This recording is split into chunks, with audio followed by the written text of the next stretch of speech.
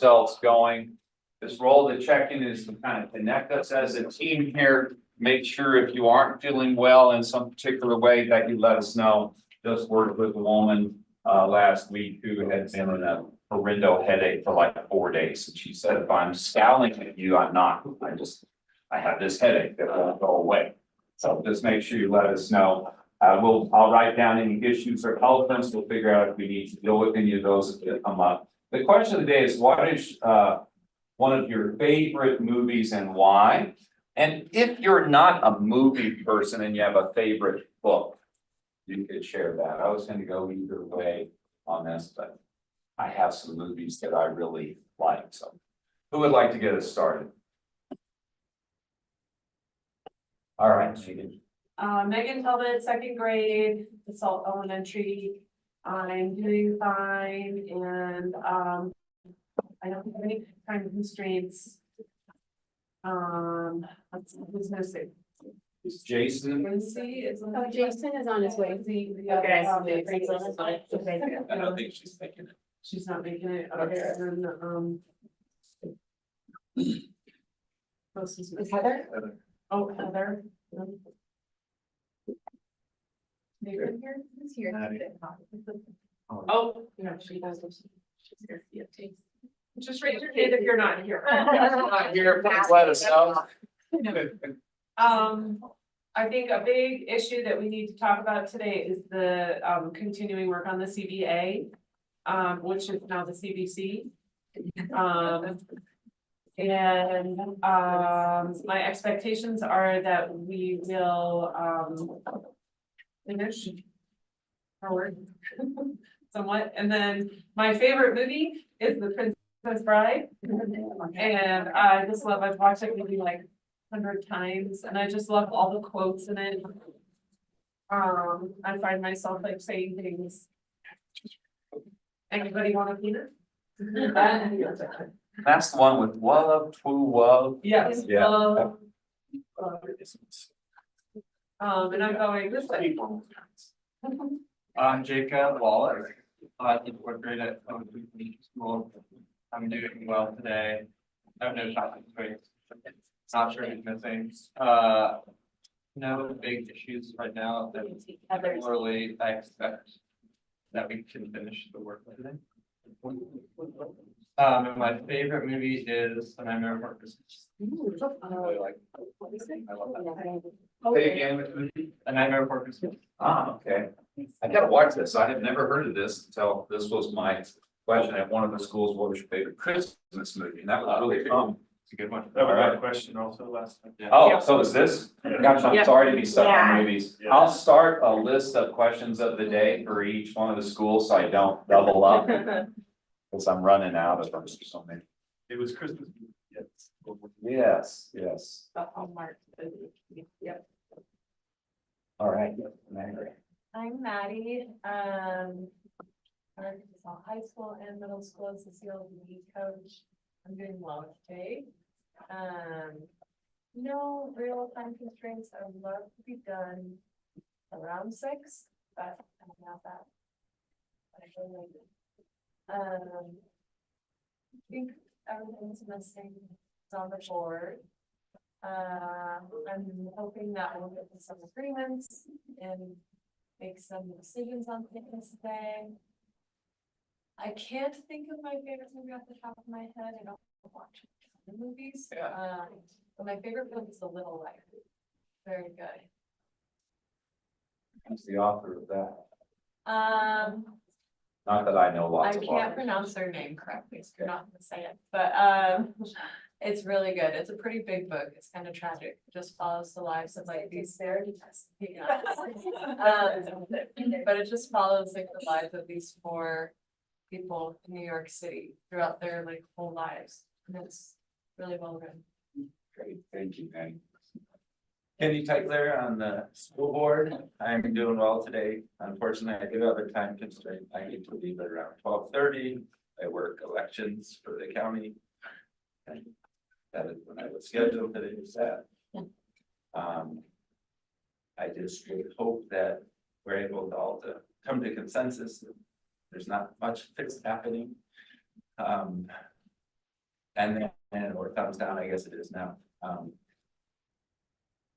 Expectations, I guess that's my expectations, and since I won't be here sort of for the wrap up, I just want to say thank you to everybody for the time that they're taking out and having lesson plans today to be here. And in addition to that, all the time on those weekly meetings that everybody was putting in, that's above and beyond, so thank you. And then I would say more of a book I liked, and it was a movie too, but Shawshank Redemption. And I'm surprised that it's a Stephen King book, actually, that, and it's a really nice little trilogy of stories in that book that he wrote. That's not his scary normal self, even though it is what is scary. But I just thought it was a nice story of maybe redemption. Great, thank you. And Miles Cook, GSHS social studies teacher. Feeling pretty good this morning. Here for the long haul. No issues, expectations, and trying to keep it real in mind. As far as movies, Untouchables. If you've seen that. Oh, yeah. And then if I had also listed a book, it would be maybe Lonesome. Great, thank you, Miles. Lindsay Henschel, I'm an assistant principal at Glen Springs High School. I feel pretty good today. And then I said million tissues, but overall, much better than last week. Time constraints, I'd love to make a class I have at 5:15, but if I need to not, I won't. Yeah, I think Jason from our group is missing, so hopefully he'll come help us. And no issues or elephants that I can think of. I'm expecting that we're gonna get to the implementation part of the agenda that I thought on there. I think that's really important. And one of my favorite movies, I don't watch a lot of movies either, but one of my favorite movies is Life is Beautiful. Because I really love kind of the contrast of the love story of it and then going through very difficult times and the parenting role. Thanks, Cindy. My name is Nathan Markham. I'm the Chief Financial Officer of the district. Doing well today. I have a child picked up at 5:30. We're done by then. No one else is missing. No issues or elephants, expectations. Just like Miles said, keep in an open mind with the solution presented, but also validate that has been done. And favorite movie, Peter Taylor Soldiers.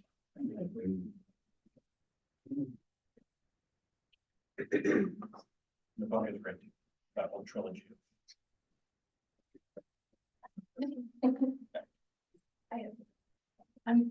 So. I'm Anna Cole, interim superintendent. I'm great today. No time constraints. We got in Lindsay DeFrady's, no issues or elephants, expectations that we get some good work done today. I like a lot of movies. I like to say my favorite would be the Birch Bark series, Birch Bark House series. Thank you.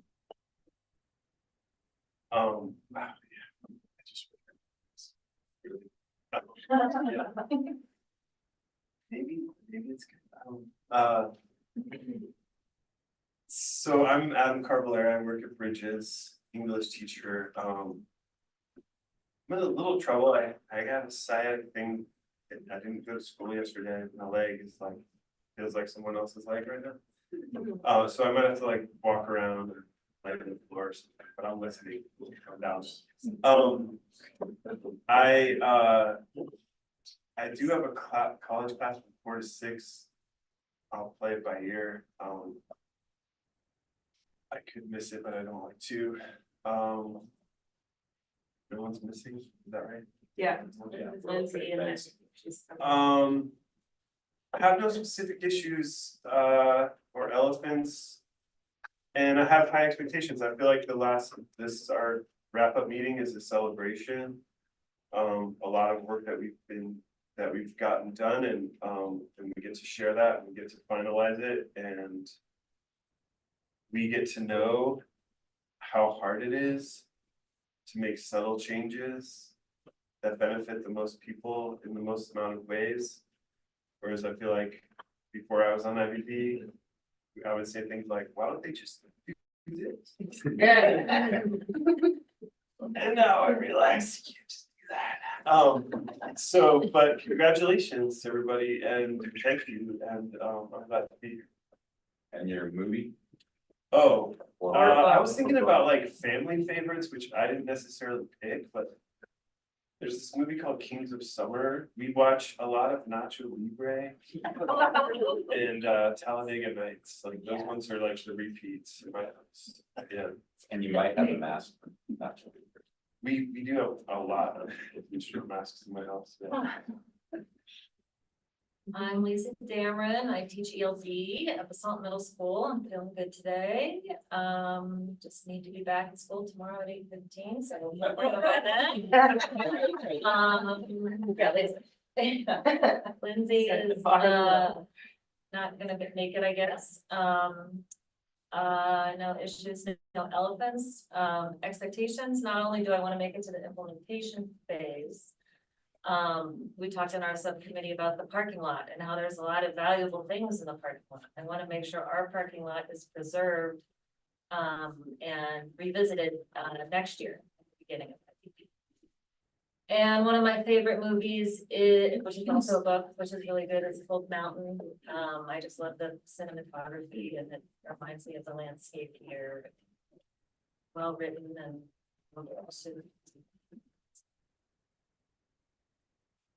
I am Heather Wilson, SSN teacher at Crystal River Elementary. I am fine today. I don't have any time constraints. It sounds like Lindsay is missing.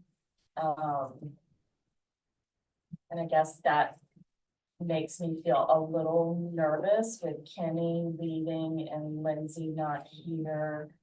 This is only my second year on IDB, but I guess I wonder about like the next step of all of this, which is presenting this to the board and like without you guys here, will that be an issue in any way? Yes. I hope not.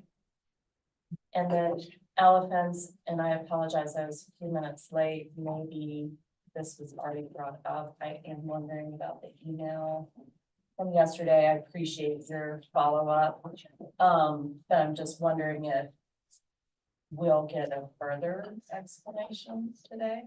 Or if anybody else wants that, because it was a pretty big deal in my building.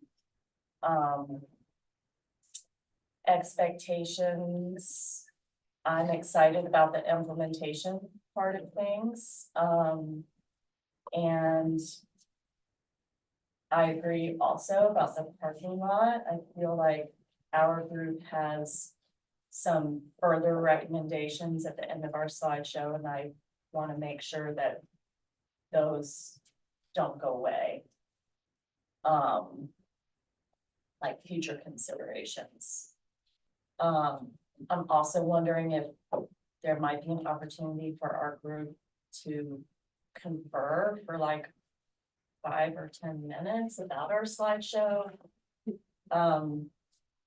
Because we haven't had a chance to review some additional things that we added. One of my favorite movies is Bridesmaids because it's just like silly and ridiculous. But I like to laugh. Laughing is really important. So yeah. And I'm happy to be here.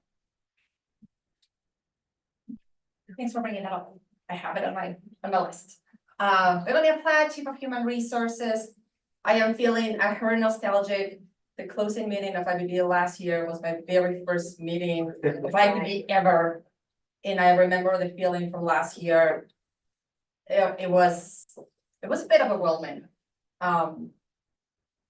So that brings me memories. No time constraints, as Lisa mentioned. I would like to be back here at 8 o'clock tomorrow. Lindsay's missing.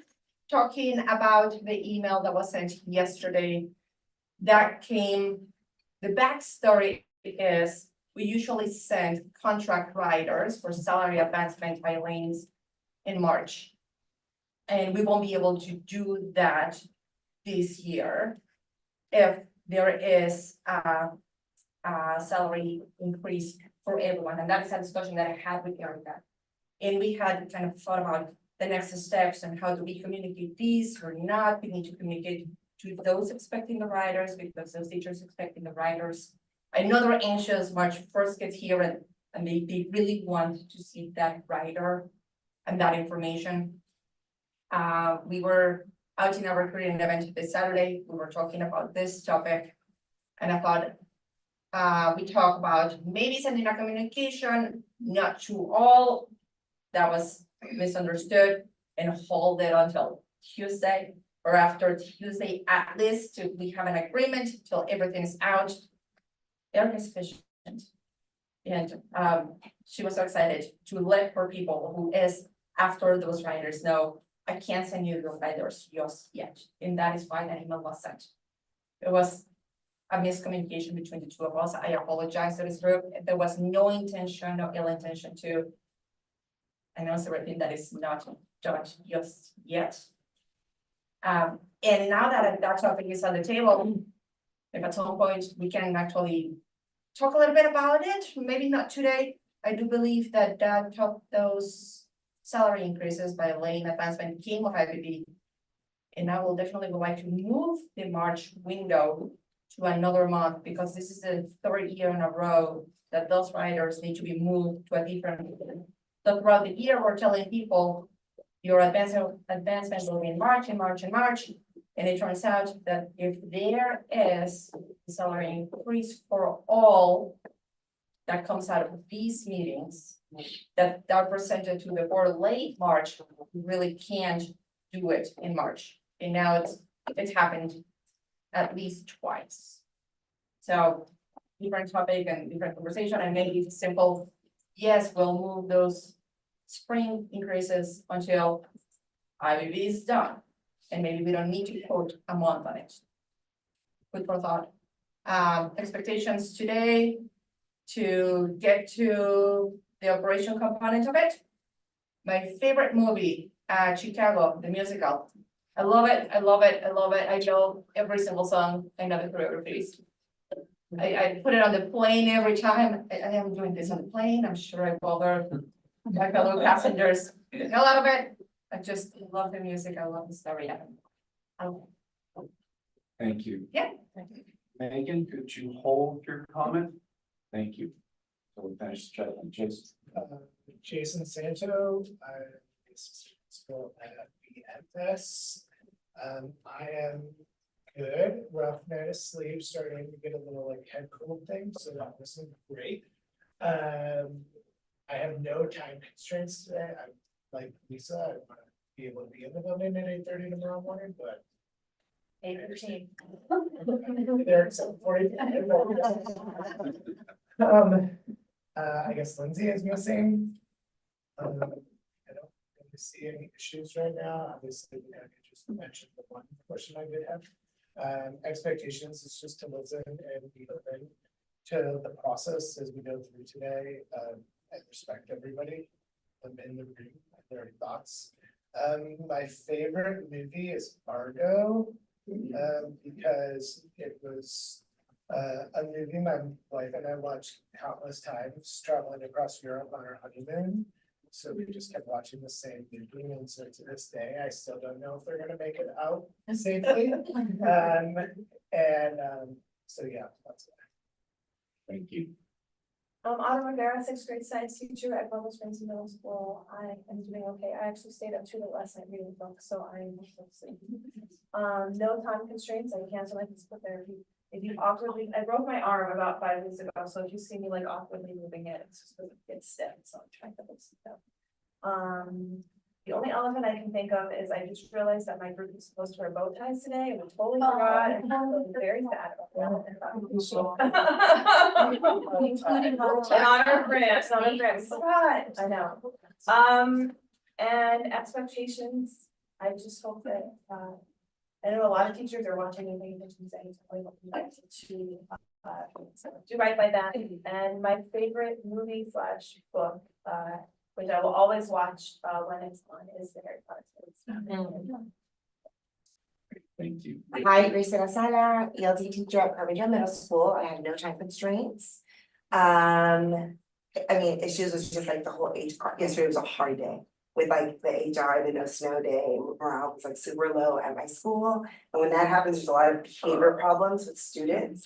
So I was like working till like 8:30 last night, dealing with stuff. And I'm like not adamant, you know? I know you guys do that all the time. Expectations, just, you know, it's like positive, everyone has best intentions, and we're all in this together, and we're all working for the same cause. So I hope everyone keeps that in mind. I mean, favorite movie, The Notebook. Can you guys tell that I just don't want to work? I want to be like swept up and like draw and like, but also, my favorite book is Account of Monte Cristo. I'm all about like justice. So. Great, thank you. Rob Norville, I teach science at Bloomwood Springs High School. Doing all right today. This week has been on my calendar for a long time. It's a busy week for me. No time constraints though. I actually have a meeting here tomorrow morning, so I really could be here as long as it takes. Issues, I think we do need to talk more about the email that went out yesterday, because it was a bad look. It really sort of undermined everything this group was supposed to be for this district. So I hope we take some time to talk more about that. Expectations for the day. I hope we get some stuff done. But I know that we might not get everything done. So there might be more work to be done. There's always more work to be done. But favorite movie, the movie's okay, but my favorite book is Catch-22. Just I like how it calls out the absurdities of our structures and people who occupy positions of power. The ridiculousness of the world that we live in sometimes. Well, thank you. Hi, I'm Alicia Grimes. I am also a science teacher in Wright Park High School here in Carbondale. I am good today, unlike the last check-in meeting where things were a little crazy. I feel much better today. Time constraints, I actually don't have any, shockingly. Who's missing? Yeah, be interesting to see if there's anything with Lindsay not being here. Any issues with that? Yes, I want to reiterate what Lisa brought up with the parking lot. In particular, just really truly honoring the, I don't know, I feel like at the very end of last year's meeting, we really had a big parking lot, and I feel like it just died there. Like, I don't know, it did not make its way back into conversations at the beginning of this year's IPB. And I'm one of the many people who didn't say anything, and it wasn't until we made a slide about, you know, like future work for our subcommittee that it was illustrated, and it just, I don't know, the issues that we'll bring up that need to be dealt with really need to be dealt with. Like, it can't just keep kicking down the road, or we'll never have any resolution with in particular PTO. So expectations, yes, I really like coming back after this meeting with some very clear messaging to my staff. In particular, in light of the email, you know, there's a lot of conversations about the things that we are doing and talking about, in particular about salary increases and how that's all gonna look. So I'm expecting that we as a group will come up with specific language around funding, salary, advancements, and all that hiding, all that.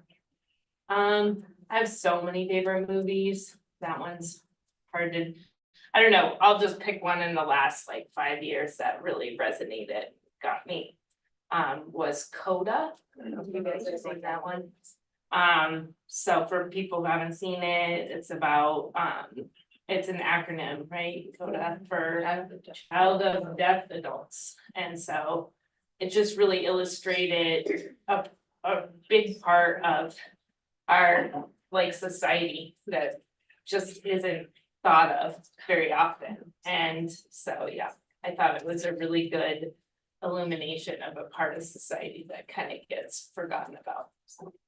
Thank you. I'm Stephanie West. I teach kindergarten at Silverstone Elementary and I'm okay today. I don't have time constraints unless my husband gets called into a meeting and then I have to pick up the high schooler at some point tonight. She'd like to go home. The elephant in the room is the email that went out yesterday and what teachers are now thinking is sitting on the table that we might not think is sitting on the table if we do other things. And how we can really make sure whatever decision we make is really explained to them. My expectation is that we have a lot of good conversation today that leads to things teachers can see and feel pretty soon, because my staff has really become addicted to watching this, and it's must-see TV tonight. They already have plans to watch it when they come from work, so I would like to walk in tomorrow morning to smiles and excitement and not disappointment. My favorite movies are one of two things. One that just makes my kids laugh so hard that I don't know what's going on in the movie. I'm just watching the two of them because that's my favorite thing. Or The Proposal with Sandra Bullock, because that's not appropriate. I can watch it by myself. I'm Anna Asher. I'm a fourth grade teacher at Riverview. I'm okay. I had to do emergency contingency plans because our sub got sick. So I'm okay now that I got some contingency and because they're gonna do a lot of worksheets today. No time constraints, no anything. Issues elephants, we talked about the big ones of the CDC and then the email yesterday. Expectations, I think I want to echo the putting together the final. I can't think of the word. I just got a proposal. Yeah, thank you. And my favorite movie is Mamma Mia. And just like Begonia, I know all the words, I know all the Love the musical. I'm gonna go call my principal because they just told me. Thank you, Stacy. Stacey Park, I'm Chief Academic Officer. I'm better today than I was for the past 7 days. I had a doctor's week. And that's what I'm saying. Time constraints. I have a lunch meeting and then a meeting at 1:15 that I need to go to, so I'm gonna pop out for a little bit and come back. Just Lindsay DeFreeze is missing. I think the issues elephants have been shared. I appreciate my group naming the parking lot, just making sure that we don't lose that, because so it doesn't, the issues don't keep lingering just with the PTO. My expectation our hopes are that get a lot of work done and that we're not spending the night here. Unless I do need to pick up my child. And movie or book? There's so many good ones that have been shared.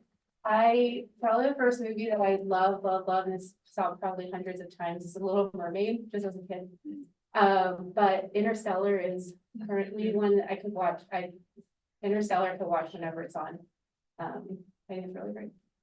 Well, thank you. My name is Grant Waller. I'm the principal at Basalt Elementary. And I'm feeling great today because I think kind of what Carb said, you know, the work we do, it's not easy, but it's very important work. And I'm excited to get Tuesday nights back. And not just the Tuesday nights, and I'm speaking for everybody here, but the work you do preparing for those students, going and checking in with people, collecting that information. So that'll be nice. And just proud to get to this point.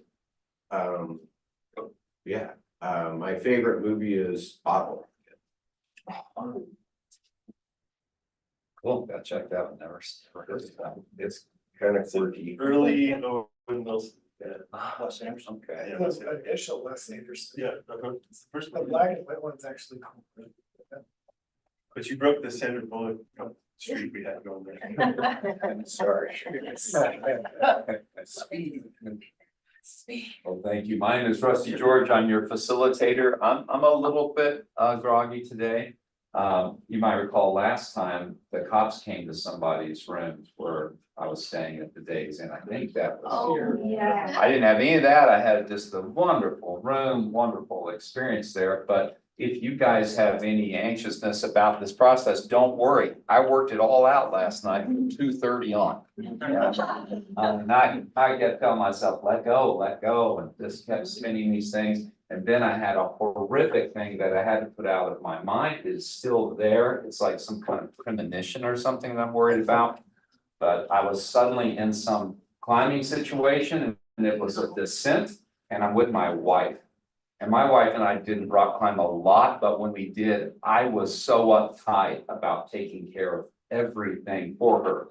And she tells the story of our first big climb ever, which was the third Flatiron in Boulder. And she was rappelling. I had her also on belay on a separate line, but I had a carabiner that the main rope that she was rappelling on set that was cross-loading, meaning instead of the carabiner being in its long axis, it had gotten spun to its crossway axis, and they're not nearly as strong that way. And I just simply yelled down to her, hey, could you find a ledge for a moment? And that's all she remembers. You know, I just said, like, so you can get your weight off the rope for a second. So she still tells that. So in my dream, we're at a descent, and I can't think of where it is, but I remember this place. And all of a sudden, my wife is slightly below me. We are not roped, and I'm telling her, wait, don't move until we figure out what we're gonna do. And she just jumps. Oh, And in my mind, she's jumping, which my wife would never jump. She's thinking it's 3 feet or 5 feet, 'cause it's not dark. And my wife disappears in the darkness, and I hear a thud. And then I'm just like, let go of this, let go of this. And wait, it's, this is your nightmare this last was night? my dream, yeah. And luckily I came out of it because I was about to go into the whole rescue thing. Yeah, oh man. And I just woke up like, let go of this, make it go away. So, sorry, that was weirdness for me. I had no time constraints, we know it's missing, I have no issues, elephants, we'll deal with those. My expectations is that you are going to have success today in building great collaborative solutions that you've worked so hard on and getting those put into implementation. And we'll make sure that the parking lot work is written down, so you deal with that next year. I have a lot of good movies, but I'm gonna go in the climbing mode movie, and maybe that's why this dream happened. But one of my favorite movies is The Eiger Sanction with Clint Eastwood.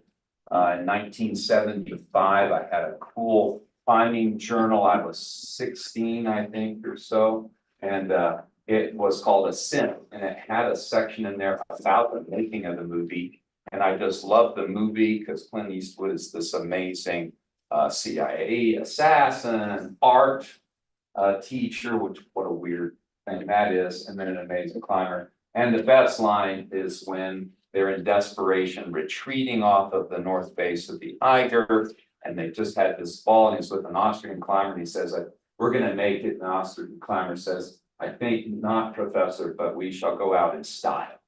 It's always like that line. So today, we're gonna walk out of here in style with success. It's gonna be good, okay? And the worst part of your day is over. Yes, the worst part is over. And I thought about texting my wife about just really pay attention driving to work today. But I thought, no, don't say anything. This is your weirdness. I used to get calls from my brother in the middle of the night. Are you okay? Are you okay? Because he would have some nightmare where the devil was after me or something, you know. So don't put your bad dreams on somebody else. Okay. So before we get to the elephants, I would like to just quickly do the little warm-up activity that I have there, not take much time at all. It's not something to share, it's just something to settle you in. So if you could advance one slide, let's first look at the agenda, make sure we're dialed in on that. So I got our warm-up next. I just want to review the norms, and I want to add one norm and just check and make sure we're good with those. Then we'll have the CBC team update. And then we'll break down our team presentations and we'll have lunch, we'll take breaks when we need them. And we moved, I had teacher time or time up here, we moved it under the SPED because there's some information from that SPED group that affects the teacher time. I'm confident that we'll work hard, trust the process, and make this 3 p.m.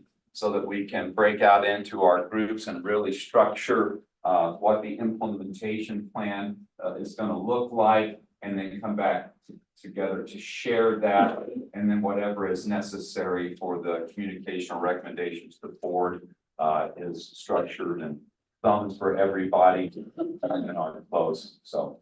And it does sound like there is a possibility of a slumber party. I would like to eliminate that. I've never had that, but we're good. We're going to do great work today. All right, next slide. I would like to just do this simple warm up to take a minute to kind of get ourselves dialed in. I did this through the night, but I'd like you to just take a moment and reflect on what is your personal goal for being here today and what you think the team goal is. Just something real simple. If you want to write it down, great. If you want to just think it in your mind so you put that thought in your head, I'll let you do that. Yes, sir, for clarification, team goal being like our small group for this whole. This whole team, this whole negotiation process today. What's a personal goal for you and what's a goal that you see for the whole team, whole process?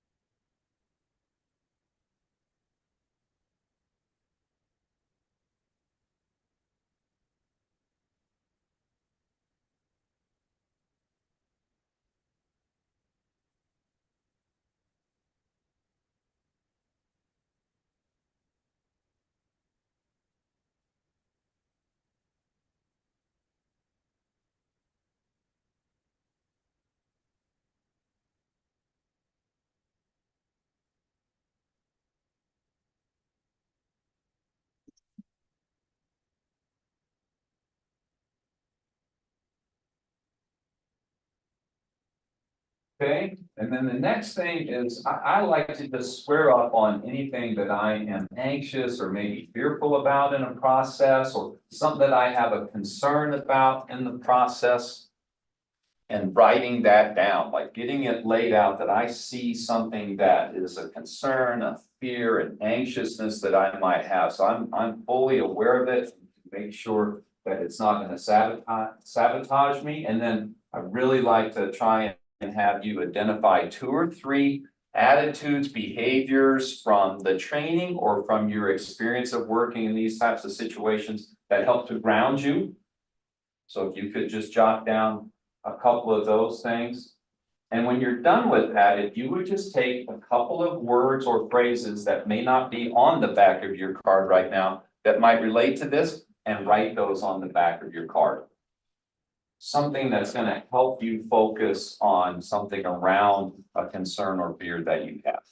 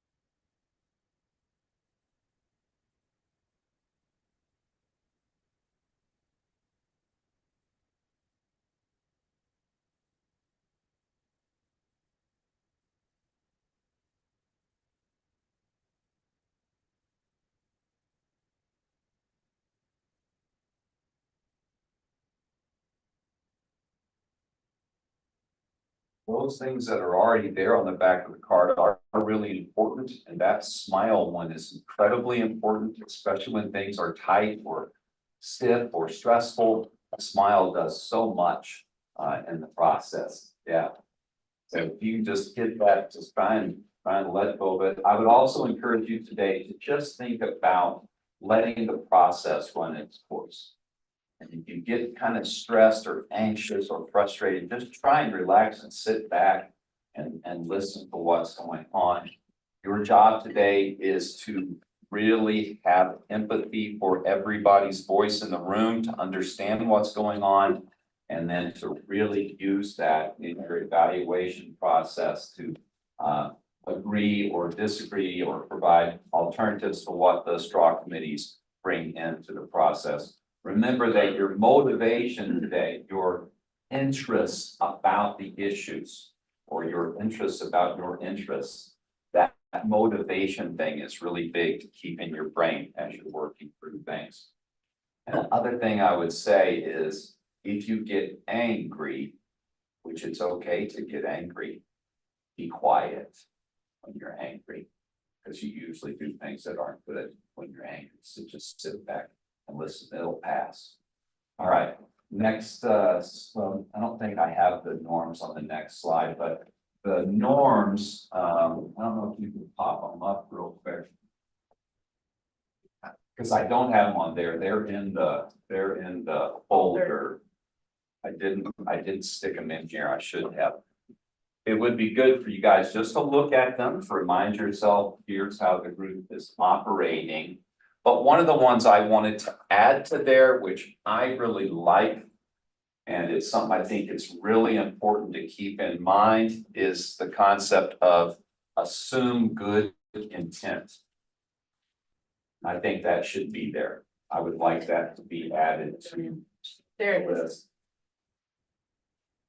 I put it in yellow, so it wasn't fully locked in yet.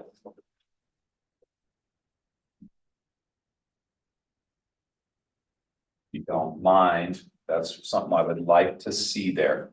Because there are times where I've seen groups and in my own groups and working where we really lost sight of this. And when time went by, we found out that there was good intent behind something that was being done that had us concerned.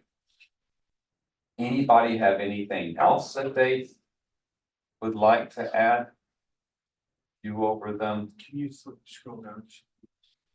Yeah, so we can go back up. Is that what you were talking about? Yeah, this way you can see them.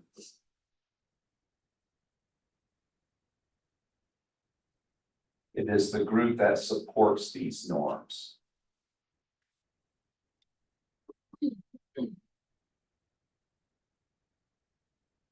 I guess the only thing I would add that, you know, we talk about every time, and I think it's worth bringing up, is just,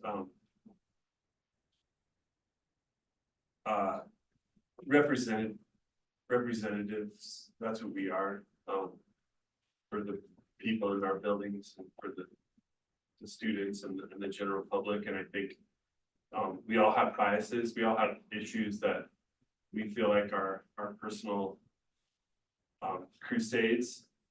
But I think that's okay. But I do think we need to just be aware of when we're making it personal, and to try to keep it professional and representative, that, you know, we're trying to do the most good for the most people. Not just our own selves or our own friends or our own students in our classes. Just to put that out there, and I don't know if it needs to go up there, but I like to remind us, but I like to remind myself that too. I think it's a good thing. Yeah. Do you want to have the representative term or do the most good for the most people? Yeah, I mean, yeah, I'm not exactly sure how to word it, but I think either of those would capture, yeah. Think about it, it's a balance of both. Yeah, You're representing Bridges, but you're also part of the community. yeah, We're looking for the greater good. yeah. And I'm not representing myself necessarily more than anyone else. Right. say more than my other colleagues. Does everybody connect on the term representative? You just leave it at that? Yeah. Okay. Good? Okay, do thumbs on this? Okay, Both of them? yeah, for both of those additional things. Awesome. Great way to start the day. If you would get rid of the yellow, we're good there. Awesome. Thank you guys very much.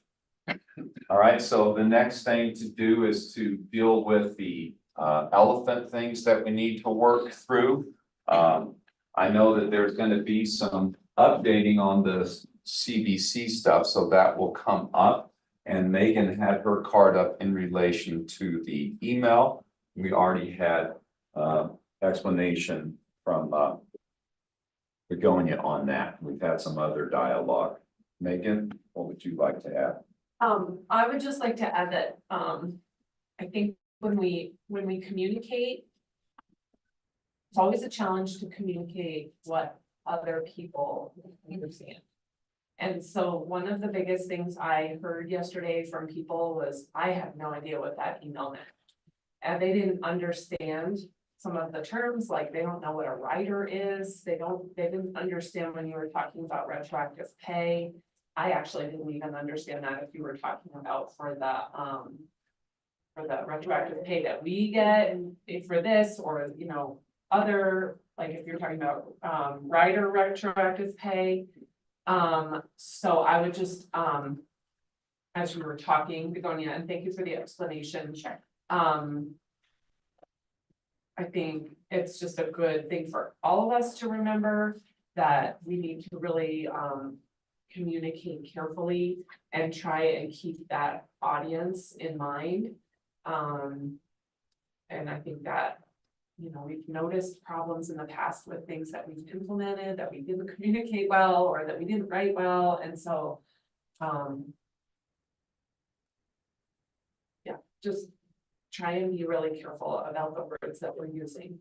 Also, I was wondering, when you were talking about changing this from a March implementation, or yeah, and I was just wondering, like, if we've always done it that way, and you mentioned that over the last couple of years, it's been a challenge, but was it done that way before you were here also, I think, or I don't know if that's changed. That's not something that has ever affected me in the March paycheck that I can remember, so I just wonder if that, like, if it used to be able to be done in March and now it can't. Or, so is there something wrong in the processing of it? Because I know we've always finished IBB, always tried to finish IBB in March. There have been a few times when we finished in April. I've never heard about this being an issue, but also, personally, I guess as long as the pay is retroactive, then I guess I don't really have a problem with it. We implement it a month later or whatever either, as long as people are still getting the same amount of money, so. I understand the process has been March from the last 3 years, whereas I've been here. And Nathan's recollection is IBB used to end actually earlier in the year. So there was no visible lack of used to end in February, so these things could be implemented in March. I have not seen it that way, and hence my suggestion. Yeah. It's just a practical matter of processing, so the educational lane shifts that happen in the spring are retroactive to January 1st. If you process those before you do the salary schedule update, the retroactive pay is correct. And the retroactive pay you would receive from the salary schedule increase would be for the full year. And your lane change only be for 6 months, so lane changes in the spring have to come out for salary schedule updates. As this group has finished later, it's pushed the lane, the education rider process later. It's always the month after the salary schedule. So the first res here we did, I think, was the earliest we've done it, and it was March when we processed the salary schedule updates for everybody on the riders. So when we say retroactive pay, it's big salary schedule update. It's not gonna happen until April, it just automatically pushes education. It's just- That's the order. Is everyone clear on that rider term? I think we are in the same. Yes, Well, maybe we are, but I think most of like the general population. yeah. Rob, So we used to, I know that this issue of when the retroactive pay takes place has come through IVB before. HR used to just, whenever people submitted, would review. And then it was brought to this group that they wanted to pick some specific months, like we will look at this in October. I'm sorry, exactly. So I think if we want to make some changes to that, it should probably go through the IBB process. We want to specify when those retroactive reviews are gonna happen. And so I don't think that can happen today. I don't think it's as simple as it's. And so I think that goes in the parking lot for next year. And then I might not be clear on what a rider is, because I found that email confusing in a lot of ways, like Megan said. Your explanation that you just gave sounds like you were talking about people who had advanced because of education credits. Correct. But the email mentioned a 5% raise, which is oddly specific for and wouldn't even really apply to that situation. So I'm kind of curious about where that 5% number came from, because that's what's out there now, and that's not what that has been in this group.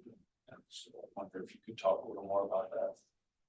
Yeah, when chatting with Erica on the reasons that how Nathan just mentioned it, that salary increases for all. I mentioned to her that we might see a range in between 5 and a larger number. Probably be thinking and believing that 5 might be starting point, and I believe that's where she took that.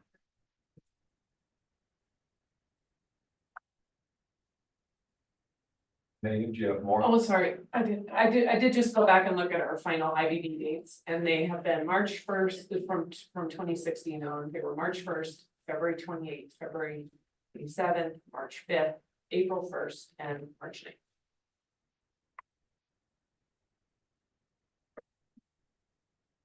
So just for clarity, Nathan, this has been a practice. Is it something that is structured in policy in some way? So for example, if you or Adon, you were both gone and new people came in, is that something that's structured somewhere?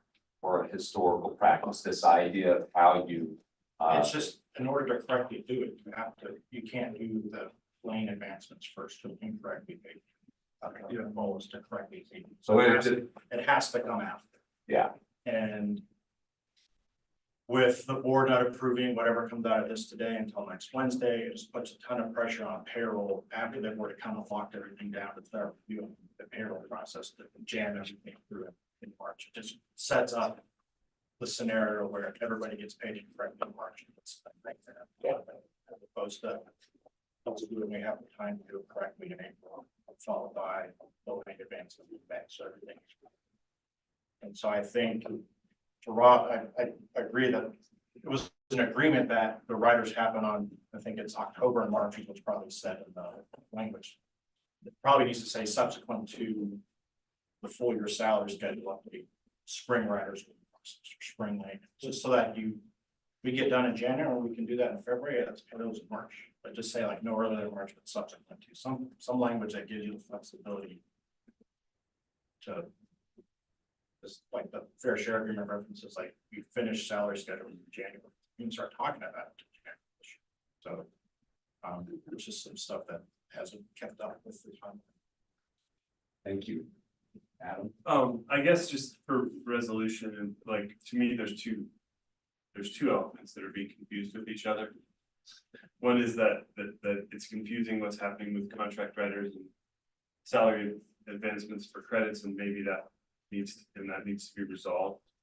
For me, the biggest issue was just that, like, I'm on the salary subcommittee and we put in a lot of hours to determine like the steps and how everything's gonna go down. And it's like one of our celebrations to be able to tell that news to everybody. And to tell it accurately, an accurate number. And so she just pulled that out from under us. And so what I understand that it was an honest mistake, and I understand that she's like zealous in her job, and all of that is fine. But what I need to hear is that your team has been educated on the due diligence that we take in this process, and that they need to be very careful about overstepping that boundary. And that will continue to happen, that anybody gets onboarded, they understand. Like, because great news, like that news was supposed to come from us. Okay, so does that make sense? Absolutely. Yeah, okay, I understand it. I agree with it. yeah. Yes, yeah, just as long as I mean, sometimes it's like, yeah, I make mistakes all the time, but I need to be told, like, you know, when they're bigger than, or when they're smaller, yes. So, that's all. And I think that the follow-up email did explain, like, it like humbly redacted, so that was good. Yeah. And if people read that one too, yeah. I just wondered though.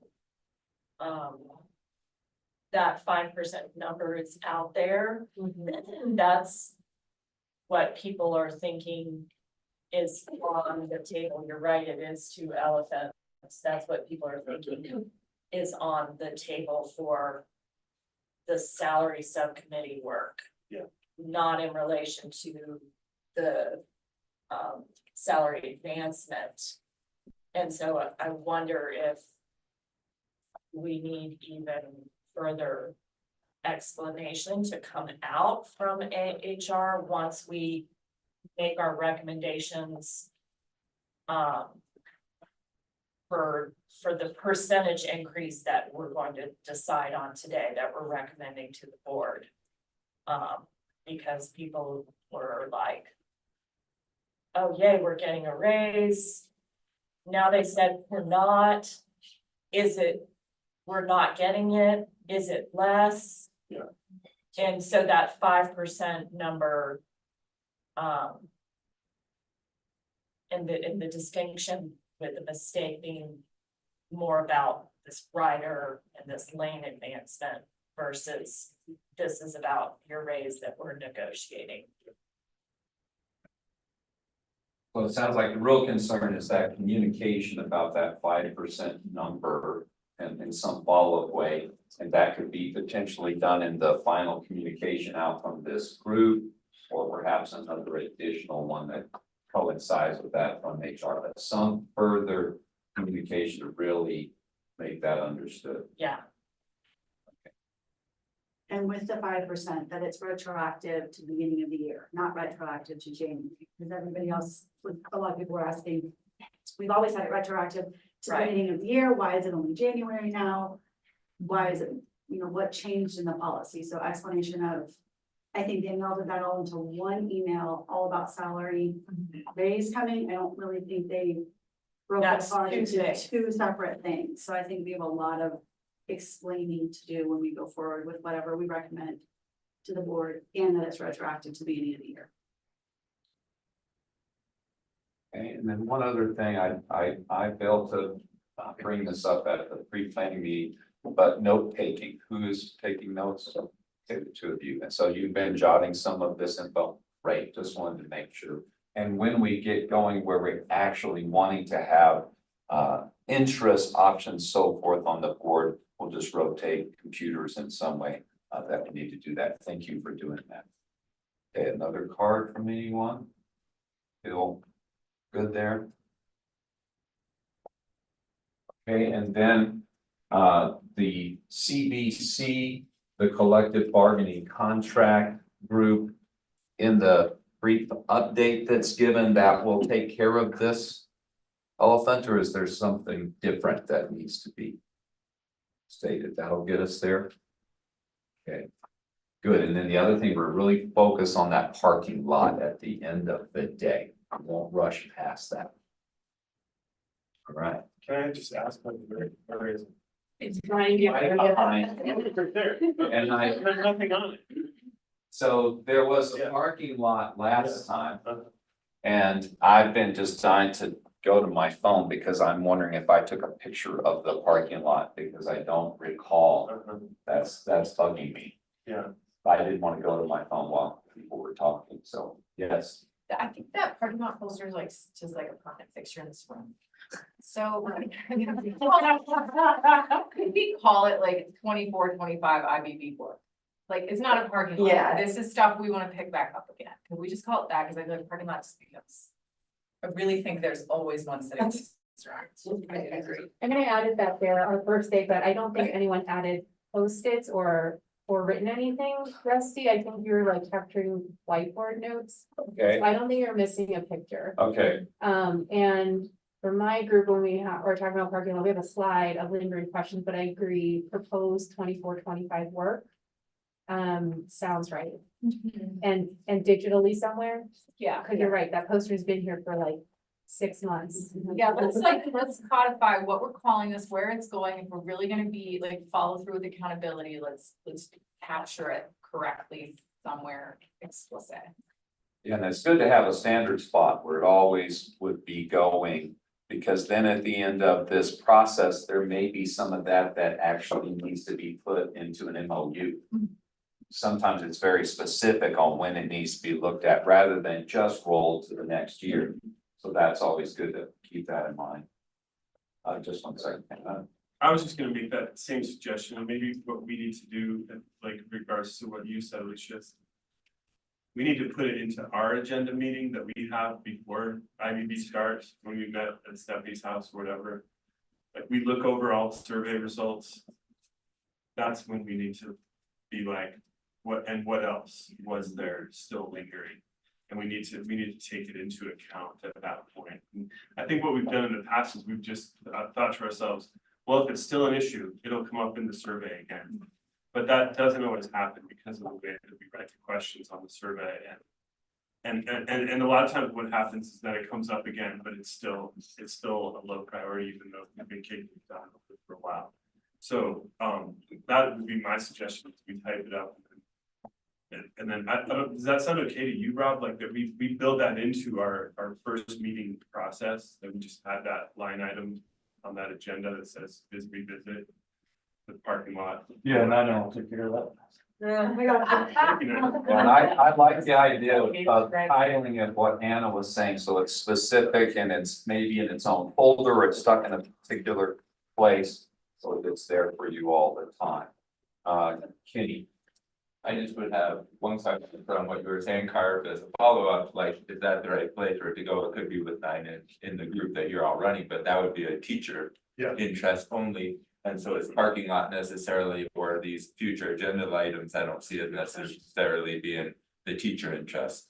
But other interests in general, so I don't know if that's the right place, or other people need to do it, or other interests. Yeah, everyone in the group could see it, yes. This is a great segue to the CDC team update. I think we're about to name a group that will own this as soon as the meeting in April.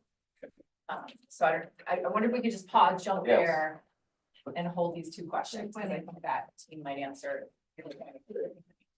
And we are starting to take the notes digitally, so if they come up during discussion, we're just gonna add them and then.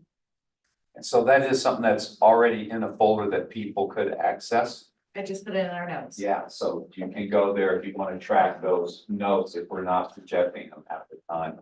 And I want to encourage you to instigate, process things that fit with the group when you see them. Don't always wait for me necessarily, in that I may not be aware of something. So I really like it when you guys do that. It's so helpful. All right, so then that would put us at the point where we're ready now to do the CBC update for whoever is going to be doing that. Is there anything that we need object from that.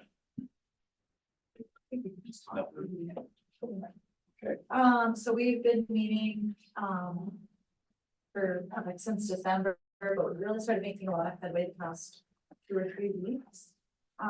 We had a lot of discussions with Catherine and the board about how the CBC marries with the policy, what that looks like, what we can negotiate on, and hammering out a lot of those details, which took up a lot of our time, but now we are actually on headway and reviewing, headlining, and putting stuff in our contract. So we're just going article by article, just having discussions, catching Hannah up to speed, because a lot of it, we just pulled it from past IBB agreements. And as we're going through, we have our own little parking lot of things that we need to either discuss with you all or get some clarity around from the board and from other stakeholder members. Do you want to talk about our working group?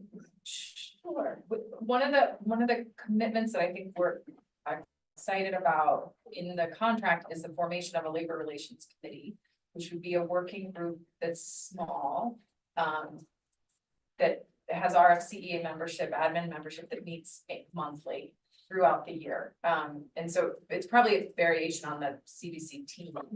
And then that team would really, I think we're delighted because it would be a team that's kind of got this, what do I want to say, consistent meeting time and space and agendas to bring up issues, to monitor implementation. I mean, when I think of the agenda for that crew, I think that like that list stays like on the left-hand side of our agenda. You know what I mean? That very much.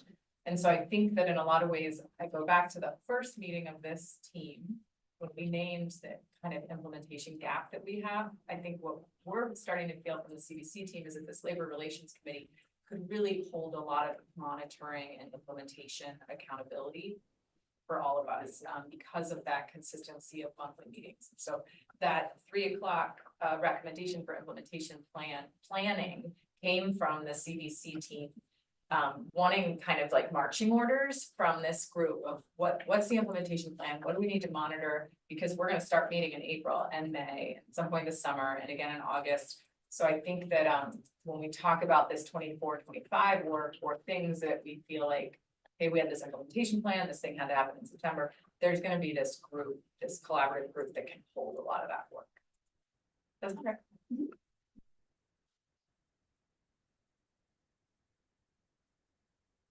How do we, if we're not already a part of the group that you just said, like, how do we communicate with you and be interested in being a member of that group moving forward?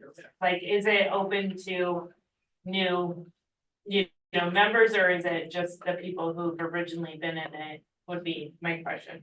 Good question. I don't remember the specifics of the language. I'm looking at it and I think we said that we are just going to designate from our bylaws, and then you guys choose your representatives, but we wanted to keep it smaller than IBB. We didn't feel the need that this entire group comes to meet. So it says the team shall consist of the superintendent designee or designee, the school board member, human resource department representative, a principal representatives, and 3 members chosen by the RFCE leadership team and the UNISERV director. And then within our bylaws, we can figure out how we want to choose those 3 people who are represented.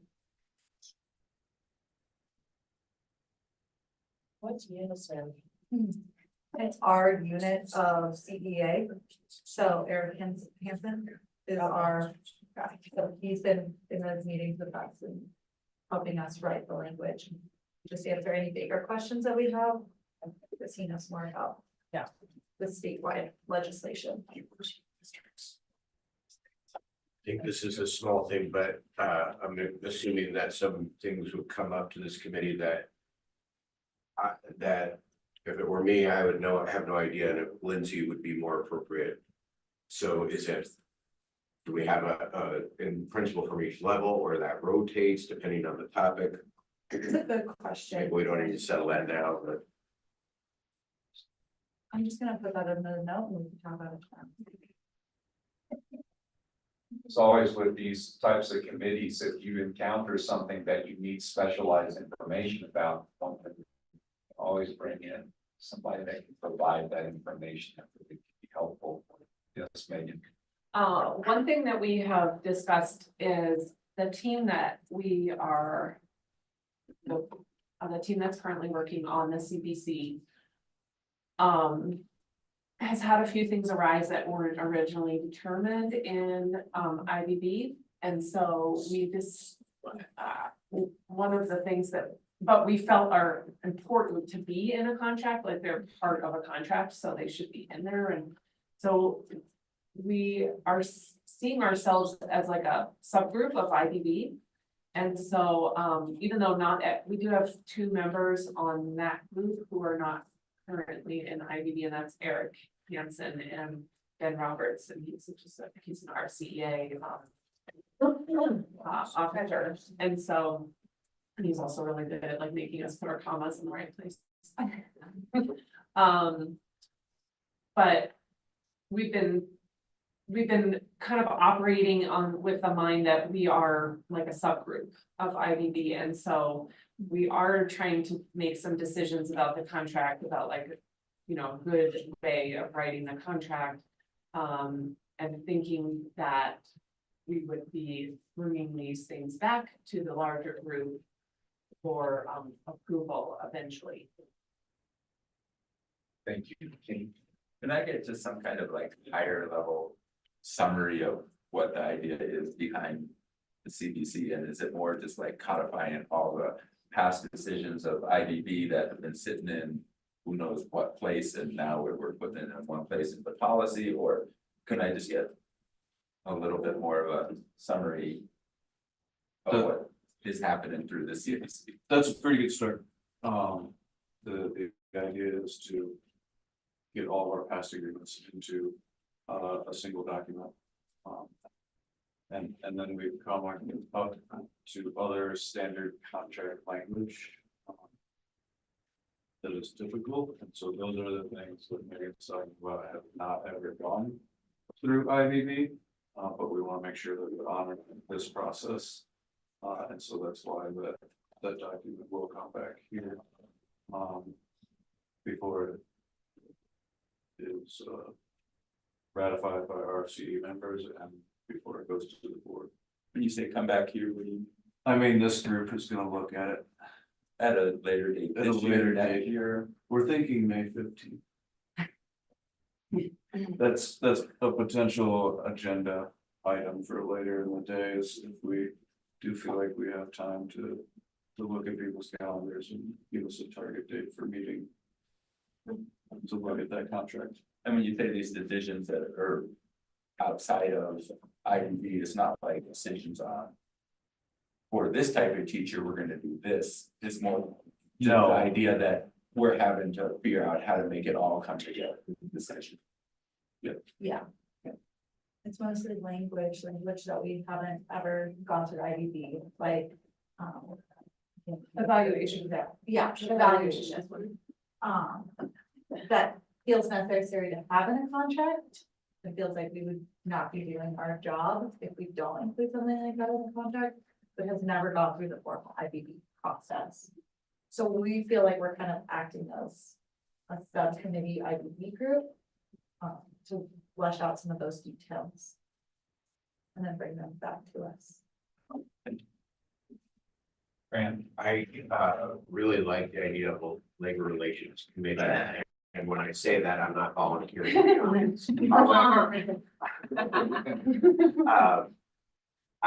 I think it will be more timely, and I can see there being some low hanging fruit issues that we can address in a more timely manner for this group. And I'm wondering if, for me personally, in the fall, I was feeling a lot of pressure as an IBB person. Grant, what the heck, we need clarity on the PTO. So I don't know if this is if PTO is too big of a thing for this committee to take on. And I guess I'm asking, and I don't need an answer now because we're just figuring this out, but what level of decisions would that committee address? In the contract, we do have language about that, and it's really not to make decisions, I think it's to recommend. So we kind of started talking about how this is the legislative branch. This labor relations would be like the executive branch. Executing, making recommendations based on what we said, but not changing policy. It's a judicial, but. Anna? Grievance. I guess so, yeah, I guess the grievance would be- Right, and like, should have their process, grievance, process, is not something we've ever. Yeah. Bargained, but it's like necessary in the contract. Type of way of making things solvable. I just wanna say thank you first to the group that's working on this. I know this was an issue that was at the end of last year that we recognized through that. And I really encourage us to try to make that May 15th date, because I know a lot of teachers, you know, it's been a year now, so I'm really great to get some work done, so thank you.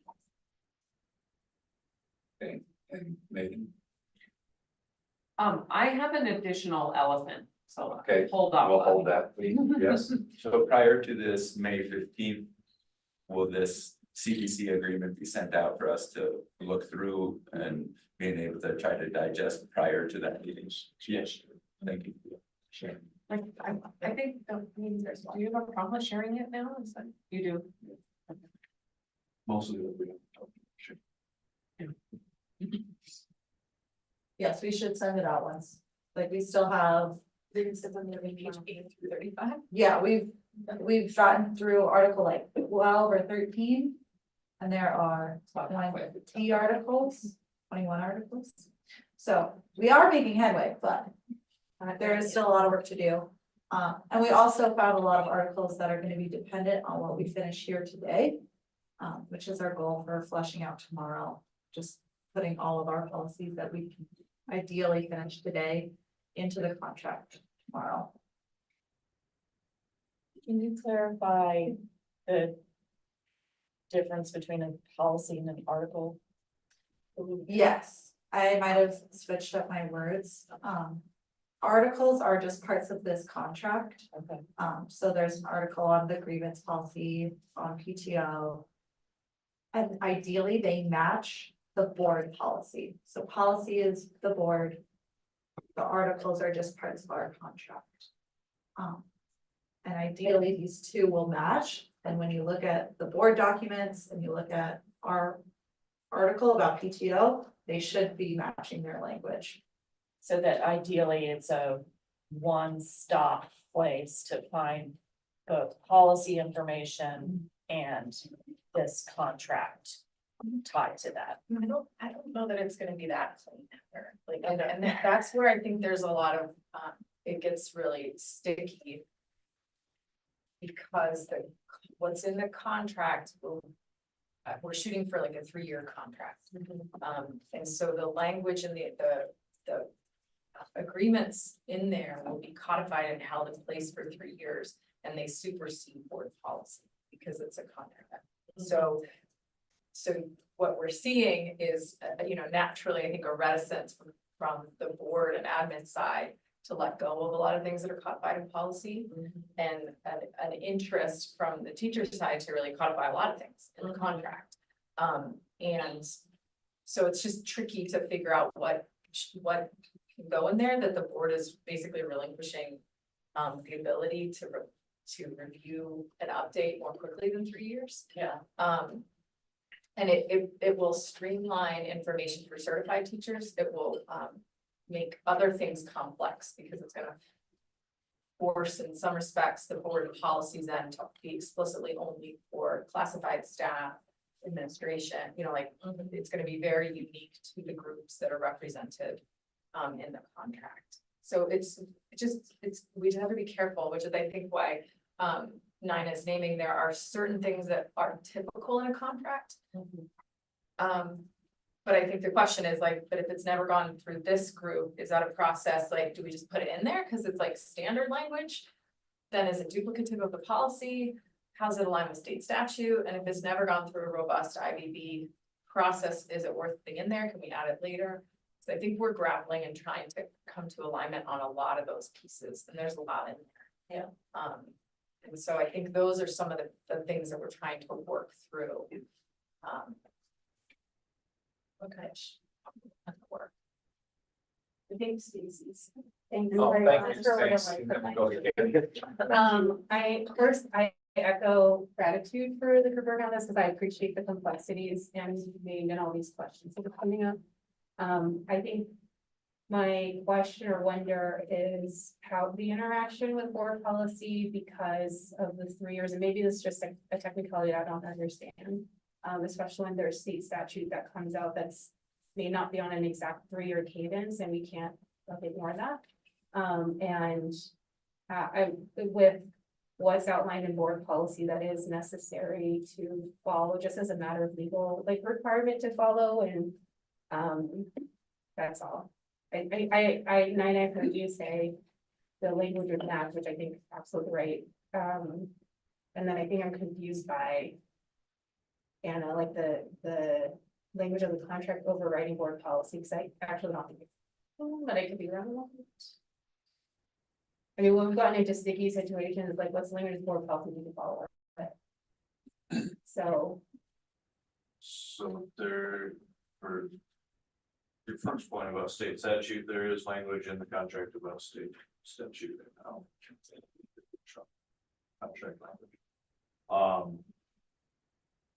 And then as far as overriding board policy, the board policy committee is currently working on writing new policy under section H, we don't currently have, that would provide some guidance about the relationship between board policy, board governance, and this contract. Thank you for the clarity. Let's go to Penny. This CBC agreement, is this something that is most other school districts have? Is it dependent upon the percentage of people in the union, on whether or not it has that, because there's some kind of percentage where it then becomes statutory that it is part of that, or can that be? Can you tell me on that? And with that being, like, are we building this on our own from scratch? Are we looking at other school districts examples who have this type of thing, and how is it being set up? I don't know off the top of my head how many districts in Colorado have a teacher contract. You know, that Aspen does, Eagle does, and Summit does, supposed to be all part of that group of 10 that we've always compared to. And then we're definitely not going from scratch. We are looking at some of those other contracts, and actually the first draft that was presented by Dr. Rodriguez was the Aspen, a lot of the Aspen contract language. So that has been kind of a reference point. And then we did have discussions about that membership number, and we've kind of come to it's a pretty fair agreement for how that would work. It depends on your contract language, what those, if you want to include those numbers to, or not. So that was a big part of our work.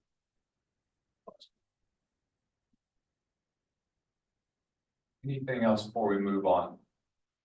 You're keeping it in the back of your mind that we will do it again if we meet May 15th or some other point.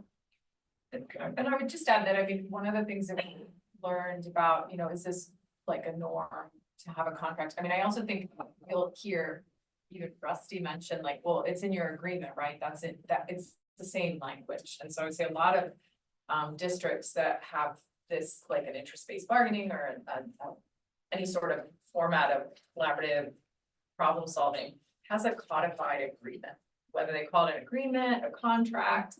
It's that thing.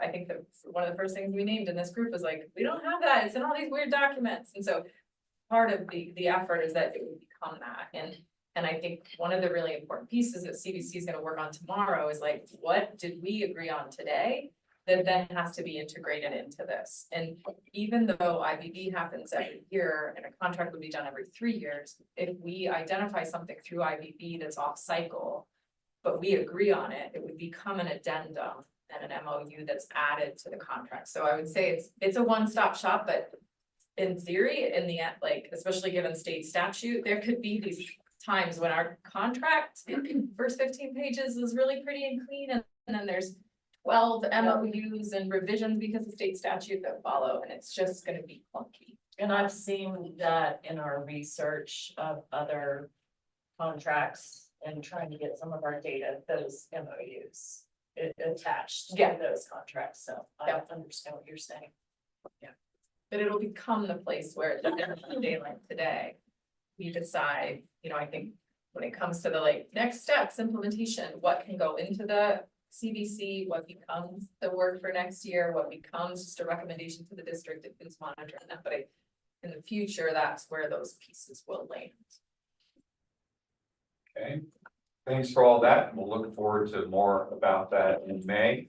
And you have another elephant that we need to talk about? Yeah, I mean, this is just something that came up this IBB season, and I guess I just wanted to put it out there, so, it was mentioned to me that, there was a feeling that sometimes the IBB process is not a collaborative process. And I don't know where that came from, and it's really kind of bothered me for a while since I've heard it, and I guess I just wanted to say, like, that might be something that's really hard to talk about. I think it is a potential really big elephant, but I wanted to say that at least I think from the point of view of who we are representing as teachers,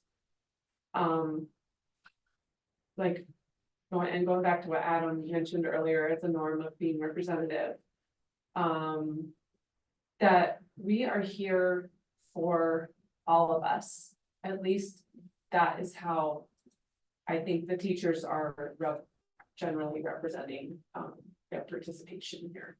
And there may be times when we don't agree on something, or when we have trouble maybe hearing each other, or yeah, and I guess I just wanted to bring that up, because if you're feeling like people are pushing back on you, or that there are things that are difficult decisions, I don't think that has to mean that we are not here collaboratively and working together to solve these problems. And I think that's actually a healthy part of the process, is like listening and hearing, and actually sort of wrote on my card today, like, listen for the truth, speak the truth, and listen for the truth, because we can't understand each other, and we can't make good decisions. We can't make good decisions if we don't understand each other. We can't understand each other if we're not thinking about being collaborative. And so, I mean, I've just been thinking about that comment for a long time. I don't know where it came from, like I said, and I don't know if it was even anybody in this group, but I'm assuming positive intent, and I think that over my years of service in IBB, like, I realized that we come to better solutions when we work together. And I mean, from my point of view, I feel like we are doing that. So I just wanted to say that, and everybody comes from their own background, but it's important to remember that. Okay, thank you. Anybody else okay? All right. So I think what we should do, because we're at about 9:30-ish, is have a break while the first group sets up to do their presentation, which is the PTO Employee Health and Safety Committee that would do that. And you said that you reordered where the SPED would present. No, SPED's in the same place, but teacher time. Pointed out to me that needed to go after SPED, because there were some things in the SPED committee that could affect that. And I guess maybe this is the opportunity for my team to also quickly do, because we needed like 10 minutes. Yeah. Before we present. And your team is SPED. SPED. Yeah. Okay. Okay. We need better. Okay, so it sounds like another group needed that too. Can we build that into the That's break? fine, why don't we take a little break and then let's say that, time wise. At, like. Just 5 before the hour or so, or 10 Yeah. before the hour, somewhere in that ballpark. We'll combine, take a bathroom break, get some to eat, and then do your meetings, and when we're ready, we'll come back. At Hopefully 9:55. Hopefully Okay. it's before the No top of the later. hour. No Yeah, later. so we can keep the movement going. Yeah.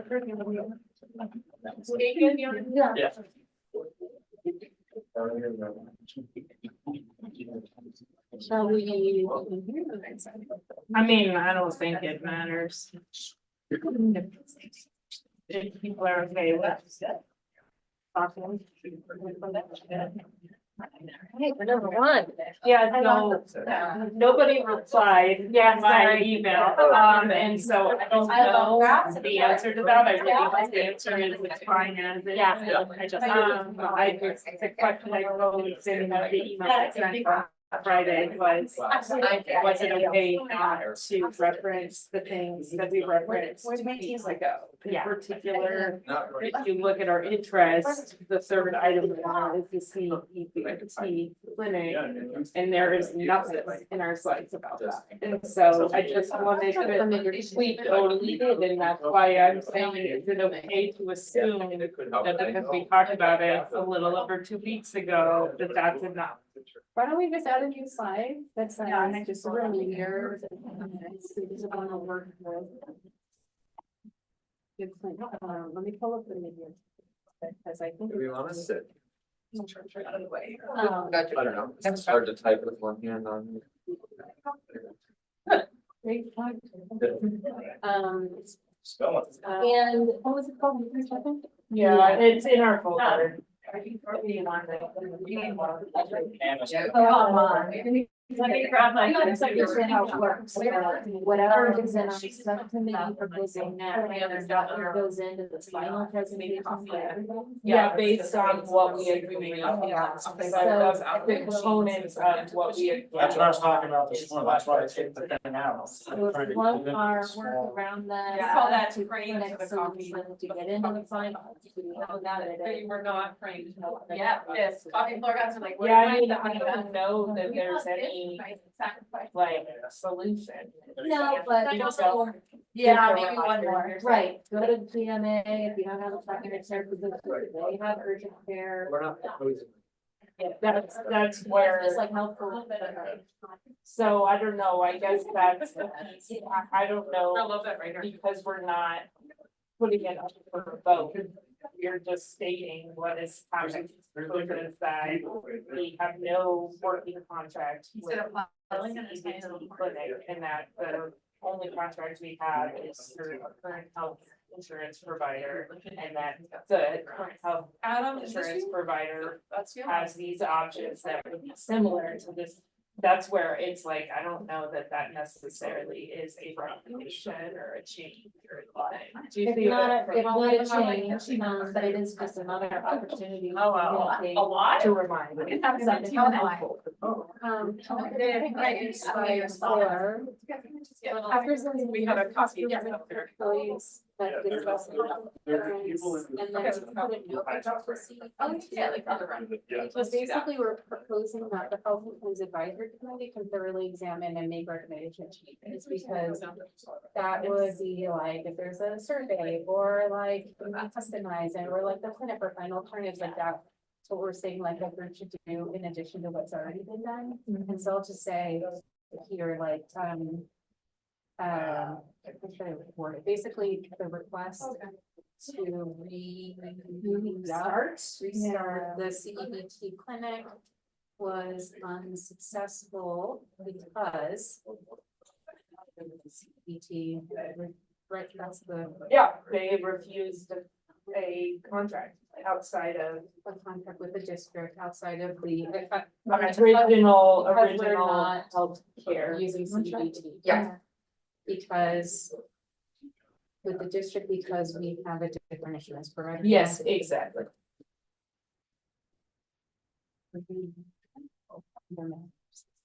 I'm just gonna wordsmith it a tiny bit. Yep. Because the run up, or we can just say it was unsuccessful, CBT refused to contract the district. Like, Jesus. Yep, great, thank you. Would you rather than CT marathon clinic, which is like. It's marathon clinic for teachers. Because we're outside of CBT, that makes, yeah.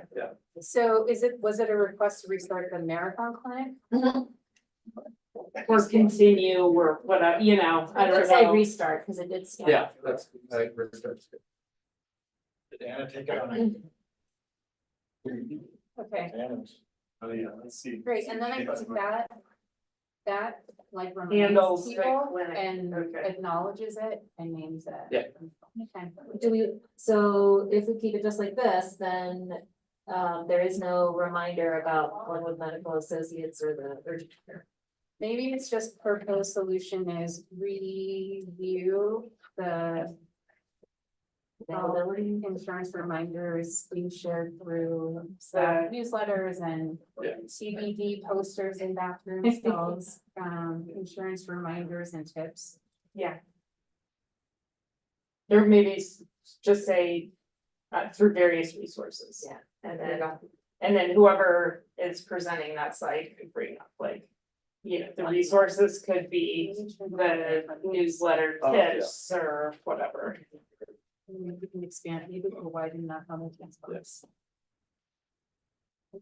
Okay. It's about 10 minutes.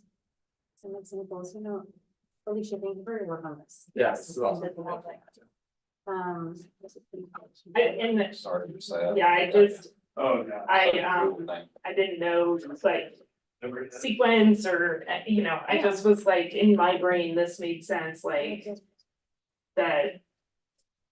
Like the reason we need an appeals process is because of the first bullet or whatever that we used to have. For something. Say that again. There was an appeals process listed for something, but was it for?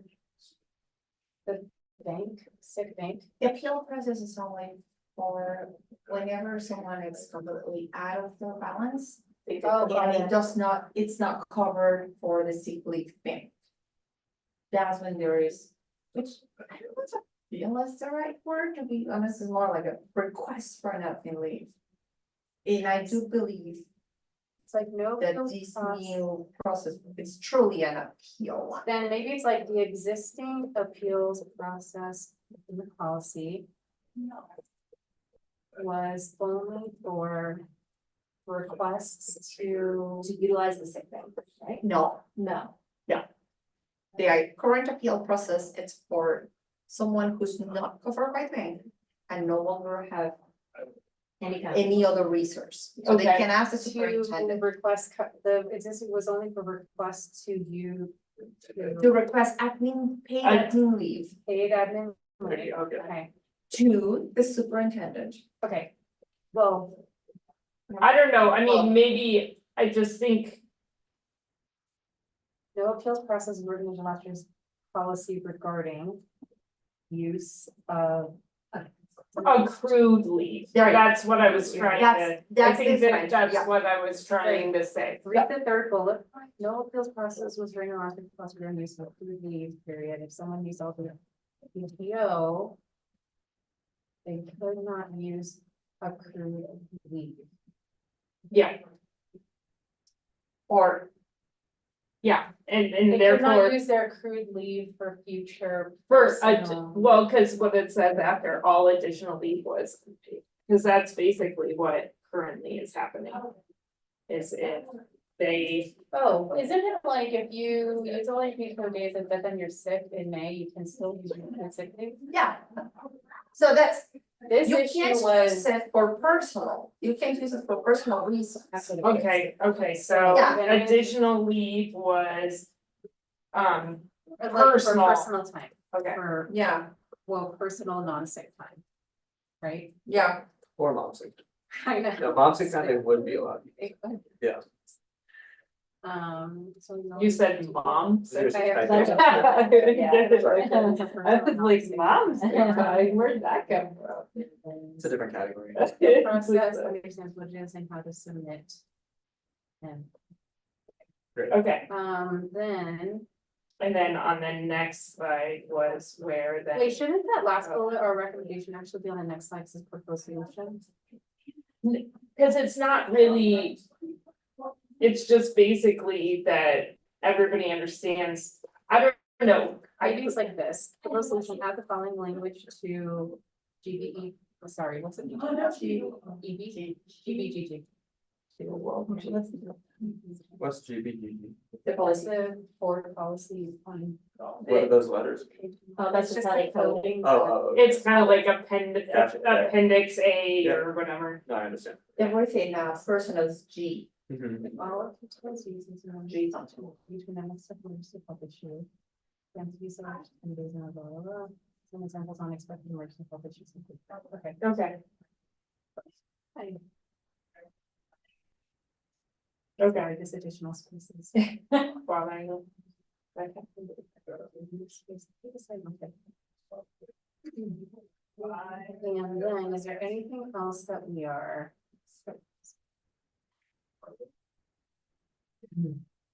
For this, no, Just the language and the committee. yeah, the committee and the language, and then just a reminder that we will not be able to restart the marathon clinic. And that we have to use the current resources we have through our current insurance provider. I haven't communicated and the staff needs better. Yes. It's actually. And we'll continue to be trying to be communicated as often as they can. Should we add to the parking lot? Though, because we talked about like a procedure for principals or assistant principals to determine how many days of PTO to grant or days off to grant. Oh, that's right, actually, right, we need to put in the proposed addition, actually, maybe slide 5. Okay. Is, it's, right, we had, has a cover, have a predictable coverage. Whatever grid. Determine what is the number of absences you're. We're not ready on recording. Do we add this to the question? Yeah. No, right off, And then maybe like, Would it actually be a a separate bullet that's like proposed solution. Most of one, my add the following list. So it's down your radius all. Radial head correction. Okay, so we're going to slide 4. Physical therapy. Yeah, any surgery or was it able to just, No, luckily no surgery. right? What do you want to call it? School based. No, I think it's a school based. Do we need to pass the video? Recommendation. Right now, we're currently streaming. Yeah, because Or can we pause the video? Critical self coverage.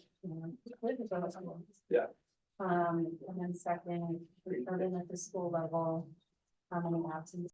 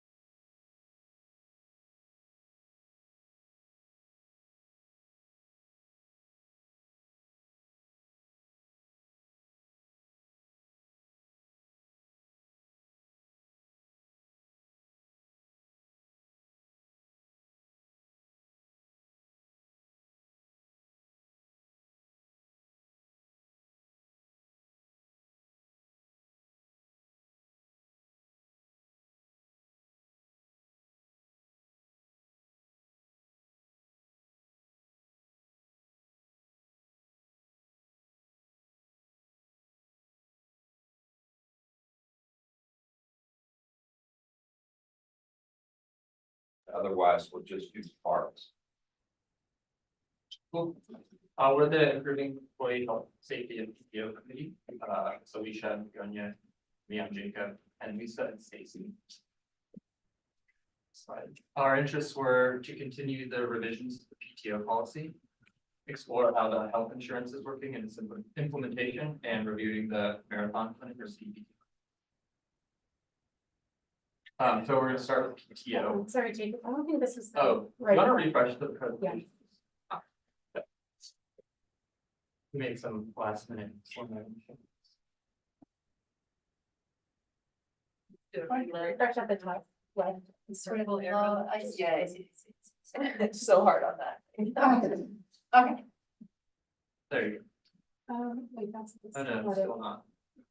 Yeah, somehow you have one that isn't Google Slides open. You wanna share the one we were just doing? Oh, you have a PowerPoint with Yeah, you have PPTX open instead of Google Slides. So if you go into the folder, I put the current one in the folder. Or I could email it.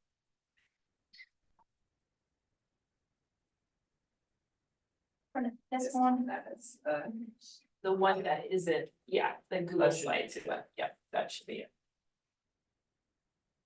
Maybe. Well,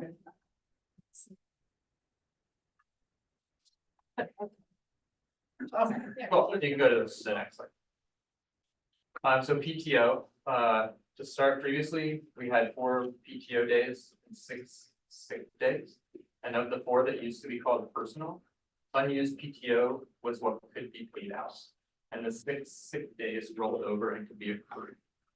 And we discussed as a group changing the language from accrued sick leave to accrued PTO to match that we now have 10 days of PTO and determined that that would add more confusion at this time. And we also talked about maybe putting that as a parking lot issue for next year, but it was complicated and confusing to change it. Go to the next slide. The existing appeals process in our policy was only for requests for paid administrative leave or administrative accepted leave to the superintendent. No appeals process was written until last year's policy regarding use of accrued leave.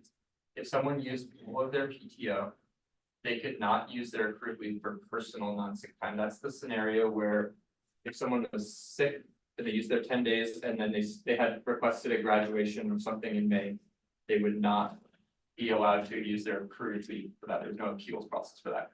So our recommendation is to ensure that everybody, certified, classified, HR, et cetera, is clear that there is an appeal process and understands what it is and how to submit an appeal.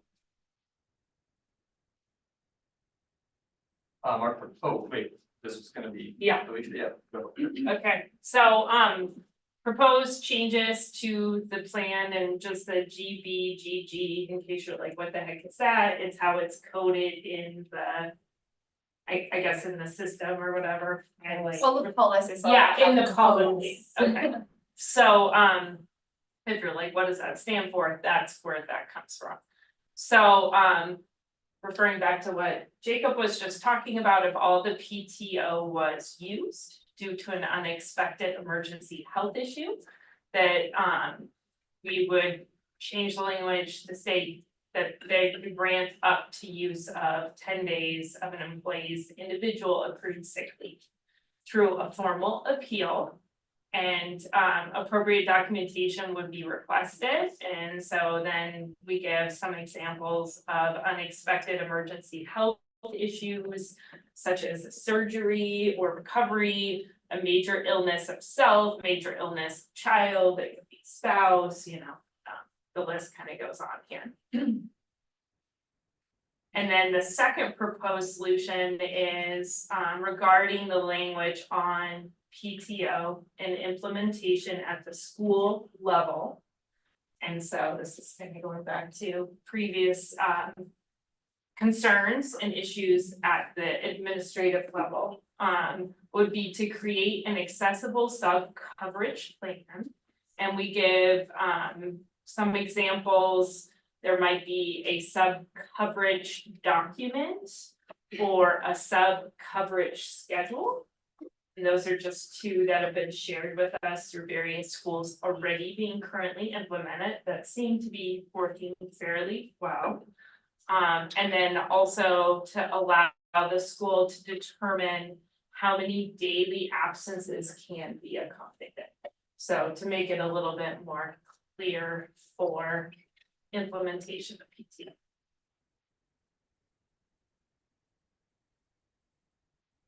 And we started thinking about whether or not the health insurance plan could be customized. Sorry, are we done with the PTO conversation? Yeah, I was gonna say, could we, let's freeze here Yeah. and let's deal with those. We'll do kind of major topic by major topic. Thank you for.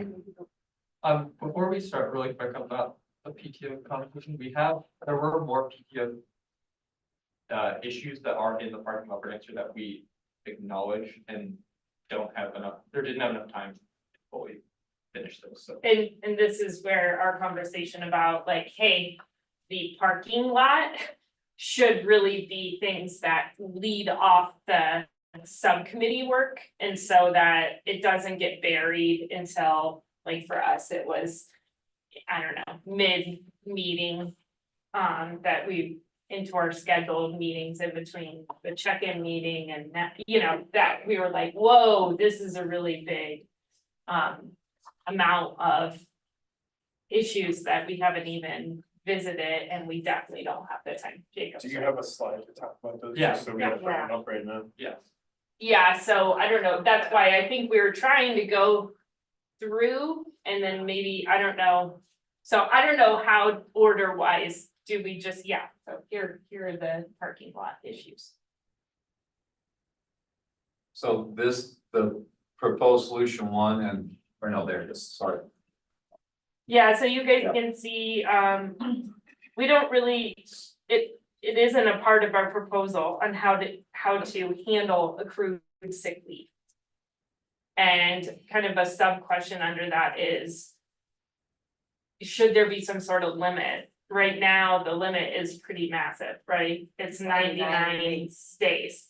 So, and then another issue on this that kind of came back is these buyback options. Should we be offering more options for accrued leave to be bought back after a certain limit? If so, where is that limit?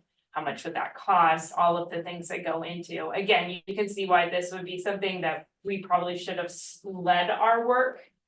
And we didn't get to with enough time to address.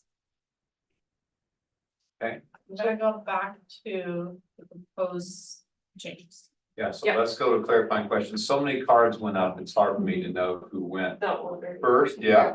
Okay. I just wanna go back one slide. When it says previous, hold on. That one? No, or was it so previously, this is not this year, you're just saying like a No. couple of years So ago. we have 10 this- days of PTO. So right now we have 10 PTO. Yes. Yes, and then, now go forward, please. But just so you know, Grace, the Yes. reason we included that, if you go back to that slide. Yeah. sorry, Lasonia. The reason we included that is because it was around this issue of us changing all of accrued sick leave Yeah. into accrued PTO. And Yeah. it was a little uncomfortable for us as a team to Yeah. make that change because in the past, it was a delineation between sick and personal, and it felt weird to just be like, oh, all of what used to be considered sick now is turning into personal. Right. It just felt like that was kind of like a strange place to be. That was a little uncomfortable. So that's why that was, yep. Okay, just for simplicity, I'm just gonna go this way. Autumn, I guess I feel like this is very complicated, and I just wonder if the group considered. Like, my thing I marked today is listen and participate, because when this came up last year, I was like done, I was tired, I was not giving 110%, and we made a big mistake with that piece, and I feel like I hold a lot of that, like I should have listened more, I should have asked more questions, and I feel like that was a mistake, I think we all agree with that piece, and I am one of the people falling into this situation right now, I have no more PTO left because of situations that have happened. But I'm feeling like this is very complicated. And I wonder if like we just go back to how it was before with the personal and the sick. And like I don't know, that just seems like a lot of work that I don't know if anyone else needs a lot of work in their lives, if they do, but.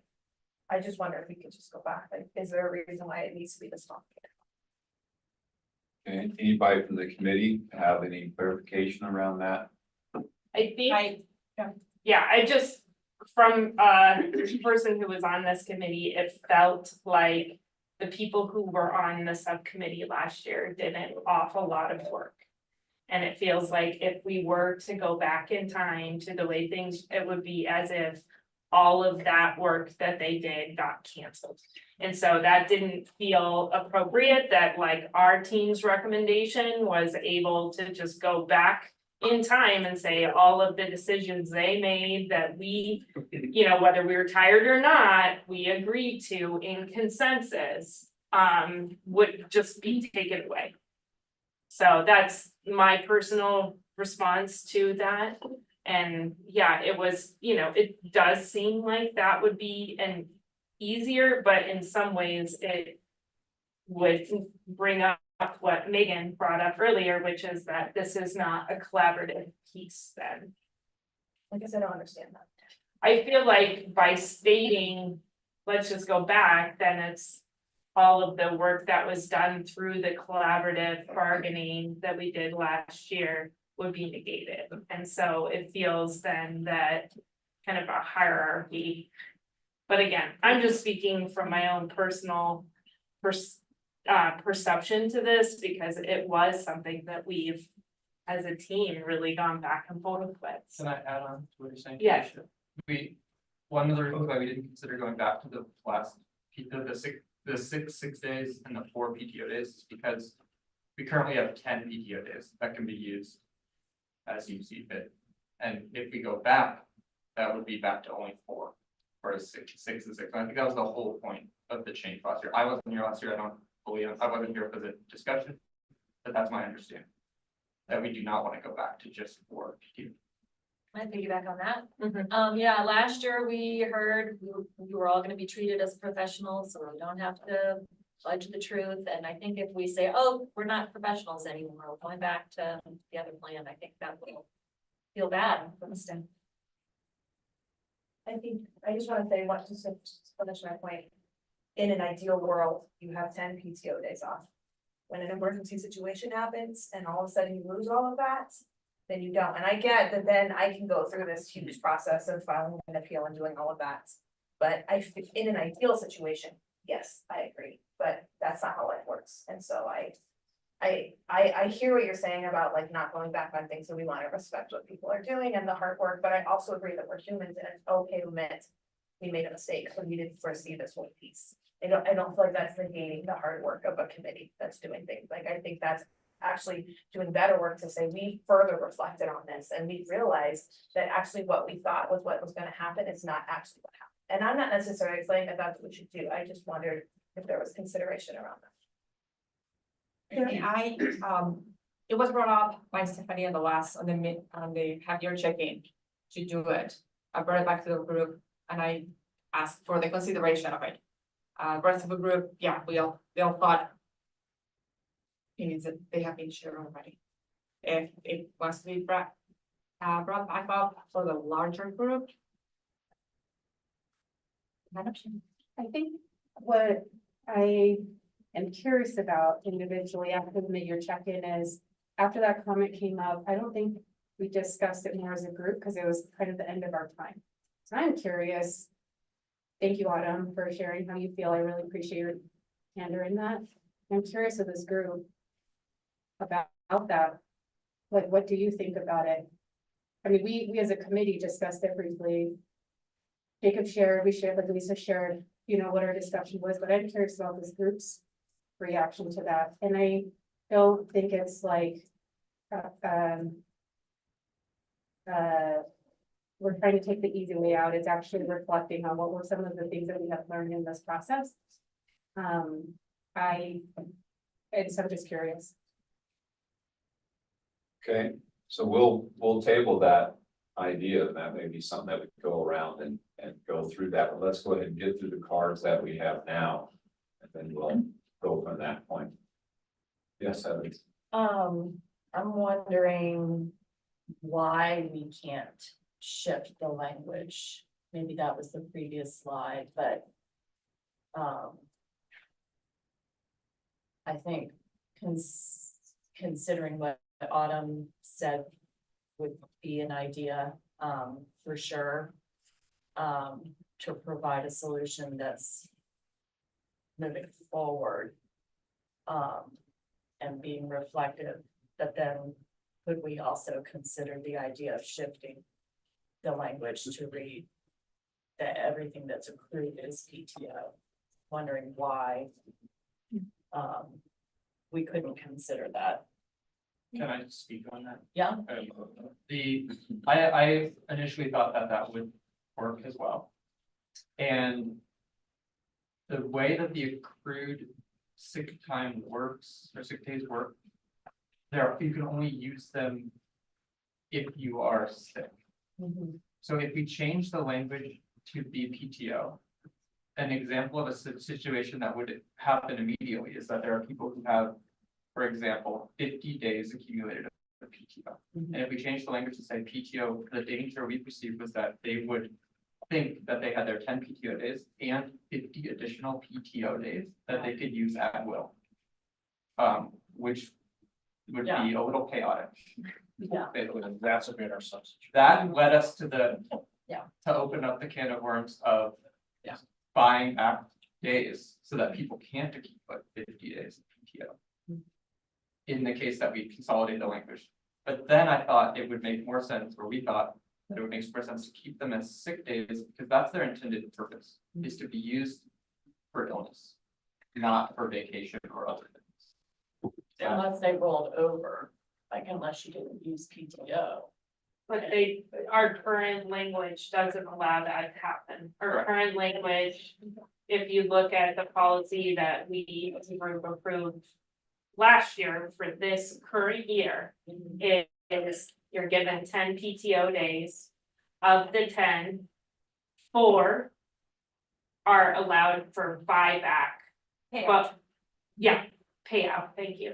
At the end of the year at $100 a day, but that's of the unused ones, and that would be unused for anything.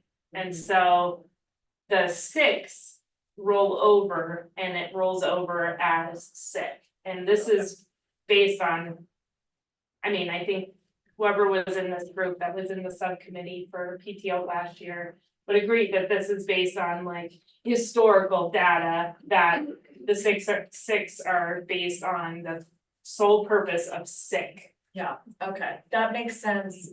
Your explanation makes sense. That could be huge.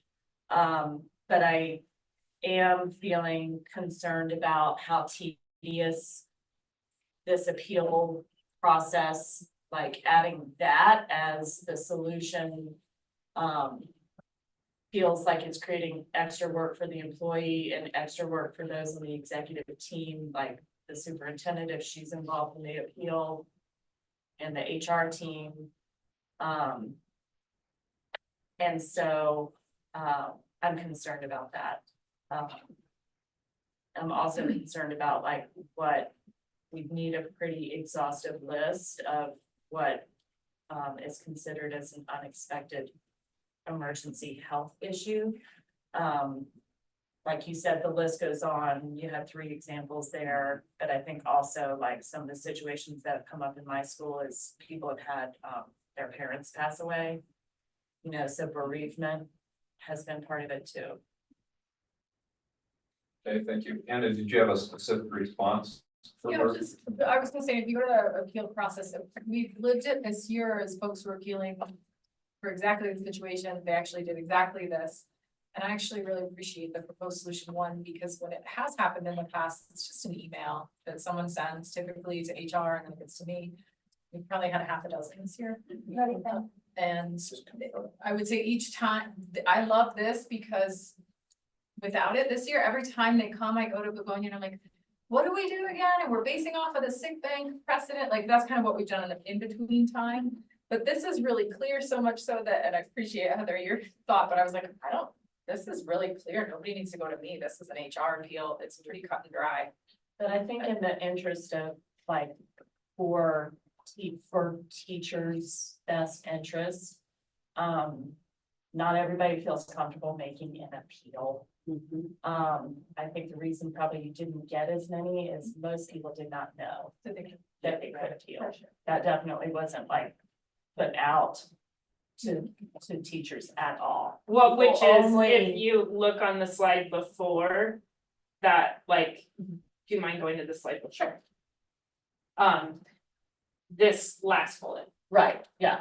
Our recommendation to is, so I think that this is part of like our messaging back to our, schools. Based on the IBB position that we hold, is this communication, like the appeals process is very simple. Right, yeah. Please And I- communicate with, HR and.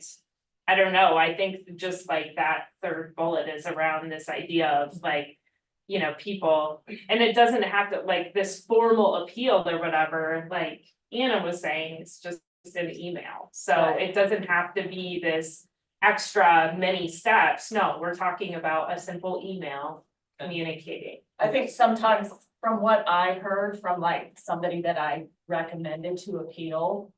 Is they felt just the idea of having to send 2 sentences to write an appeal was stressful. And felt like it was an unnecessary step. That is not in teacher interest. So I appreciate that the language would be there and I'm somebody that would feel comfortable writing an appeal. I'm just trying to speak to the feedback that I got from those in my building that went through the appeal. They felt like they didn't even wanna like have to do that in the first place, so. And just, I hear you, and it does, that is probably the reason why people are setting appeals, because something terrible has happened and it's a bad time. to be Yeah. Doing anything. But there's a limit on the PTO days, it's 10 days.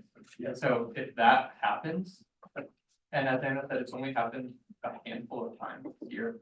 We wanna have a policy in place that is same for everyone and treats everyone equally. Yeah. That was our vision for this. I appreciate that. And clear, cause I feel like this is where things have kind of got murky this year, as we made this rapid change and then we didn't make it very clear. Cut, like, okay, so what happens when I exhaust my 10 days? We just didn't have the forethought.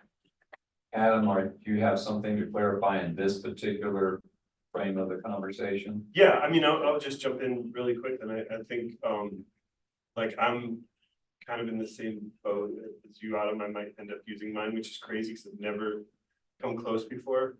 But I do think, and I appreciate your sensitivity to it, Heather, but it's rare that anybody goes over 10.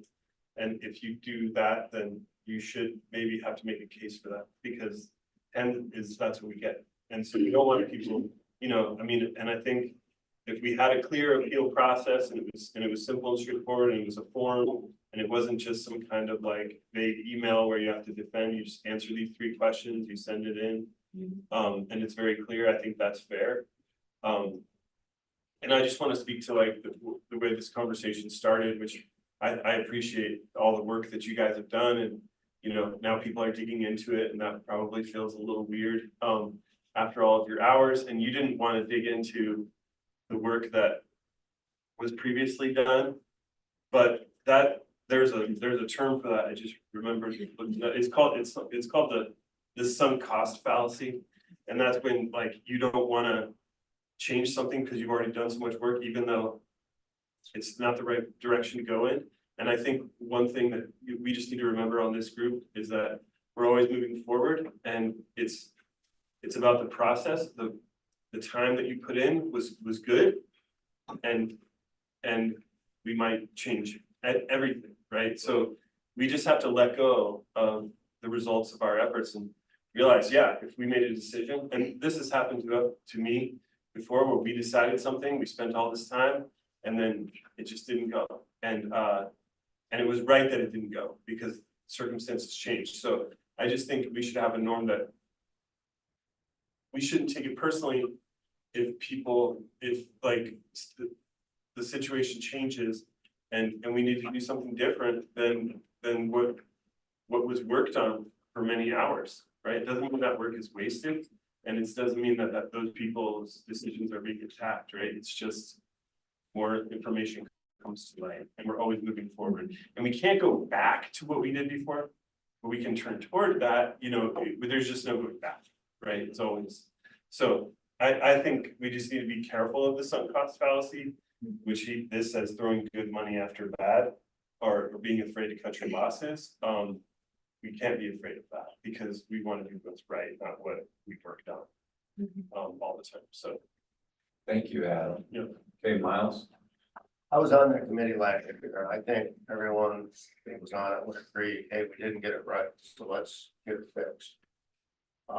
As far as the appeals process, well, if you're basically saying just appeal and we'll approve it, then why do we need to appeal? Let's just change it. Okay, and also we're potentially looking at a different superintendent next year. Are they gonna be as easy to think about it? These are days that we have, this is part of our compensation. And so we shouldn't be normalizing that people are abusing things by taking the days that they've earned. And we should be allowing people to deal with their life situations. People that have 50 or 80 or 90 days are not gonna all of a sudden decide, oh, I can take 50 days off.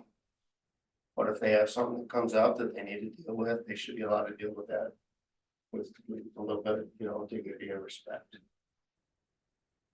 Thank you, Miles. Mm-hmm. And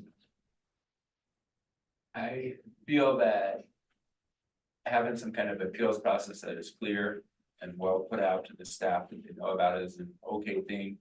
When you're in a situation, I feel, where you've used up your 10 PTO days, something happened. And just to take a little bit of time to say, this is what happened, this is why I need more, I think it's an okay process for us. It's like a little check and balance, just to say, this is what it is.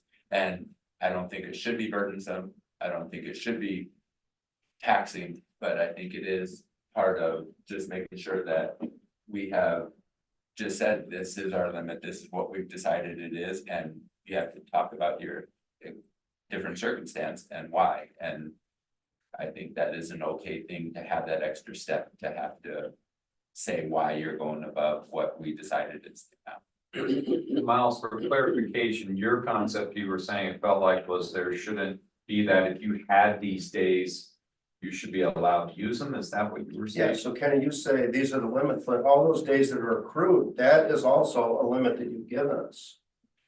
Right, but that was a So- different, but that was as a sick time versus a PTO time, and so if you're saying I need to convert my sick to the PTO that I've used, I think. But now we're saying all days are PTO, we're not assigning any sick days to anybody, so how, all but the days in the past, those still stay sick. Right. If we're saying that we value employees to the point, but we're not gonna ask you to delineate sick or PTO for the current 10 days, why should it be different for days we've accrued? We've changed the policy, let's change it all the way then. I'm saying let's delineate all accrued days as PTO days and move on. I guess the reason I say that is because I feel that we're saying for a year, you're getting 10 PTO days, and that's my understanding of it. And you used to say for a year, you only get 6 sick days, but you could still take them in the future if you needed them. Right, and we're not saying you can't take sick days in the future now. My worry is like, and I'm not saying that we should do this, but it gets to a point where people are ready to retire and they check out. They could do that now, Kenny. And they check out by just saying, I'm gonna take my days off, and I have now all these, I worked 10 years as PTO, and now I have 100 days, I'm just gonna take those last 100 days as PTO. And I think that is a danger of us doing it, and sure, you could do it now and say I'm sick, but I think some kind of documentation where you're having to say, here's why I'm appealing it, and I think it's an important part of this. So if you have a life emergency, you have to prove it to people. That's what you're saying. I think usually, yes, like you would say, this is my circumstance of what I need to do. Can I ask a clarifying question? you don't have a sick leave bank or bereavement? You have We a- do, it's totally different, yeah, it's a totally different, it's not part of this PTO. Okay, That is in regards to people who run through the. If you go to the very first bullet on the slide. The appeals process right now includes the sick bank.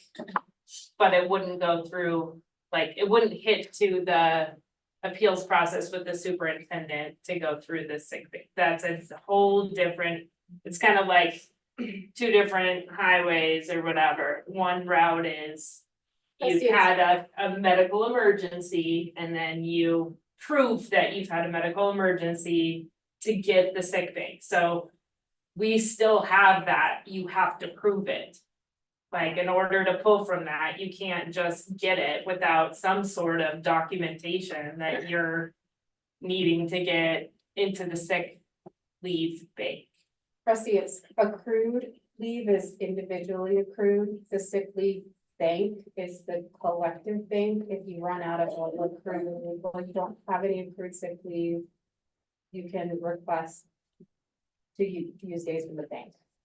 and you have that process all laid out. Yeah. Yeah. Okay, thank you. Separate from it. There are a few scenarios that the sick leave bank does not cover. Sick leave bank will cover your own health and your kids' health.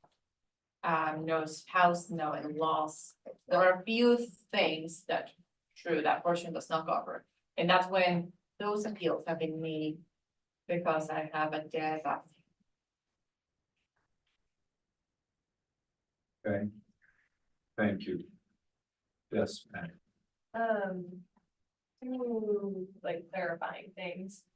I think it would be helpful to know like what all would potentially count. Or what documentation would be needed. I know. If I'm sick, I normally don't go to the doctor, even if I'm very sick. Just because I don't wanna pay or deal with going to a doctor or getting in, or you can't get in. And that might just be like a me thing, I don't know if that's. But I would want to know, like, if I need a doctor's note, then every time I am sick, that means I better be going to see a doctor to make sure that. If I use it all, I would have that documentation, or is it just documentation of like. You communicated with your admin that you were sick and you were out, I know. The sick leave COVID, bank currently asks for medical documentation, as in I had this surgery scheduled on this date and my recovery is gonna take an amount of days. right, but this isn't for sick leave bank, this is for if I use my PTO. And I wanna use my own personal like accrued sick days. You don't have to ask permission to that. It's if you use all All your of your PTO and then you want to use some of your PTO because you're sick, then you need to convert your accumulated sick to like a personal leave for a graduation or something that comes. Yeah. It's not, you don't have to ask permission to use your your. Right, but if I Sick, have sick. to, if I have to appeal it because I used them when I was sick. Prior to. Do I need, like, I guess, get I know what she's people asking. want, and I know people had COVID and the recommendation was 5 days out. I don't know many people who actually went and saw a doctor to confirm that they had COVID, even though they were gone for 5 days, like, what should they have in order to get this, or is it as simple as saying? In the email, look, I had COVID, I was out 5 days.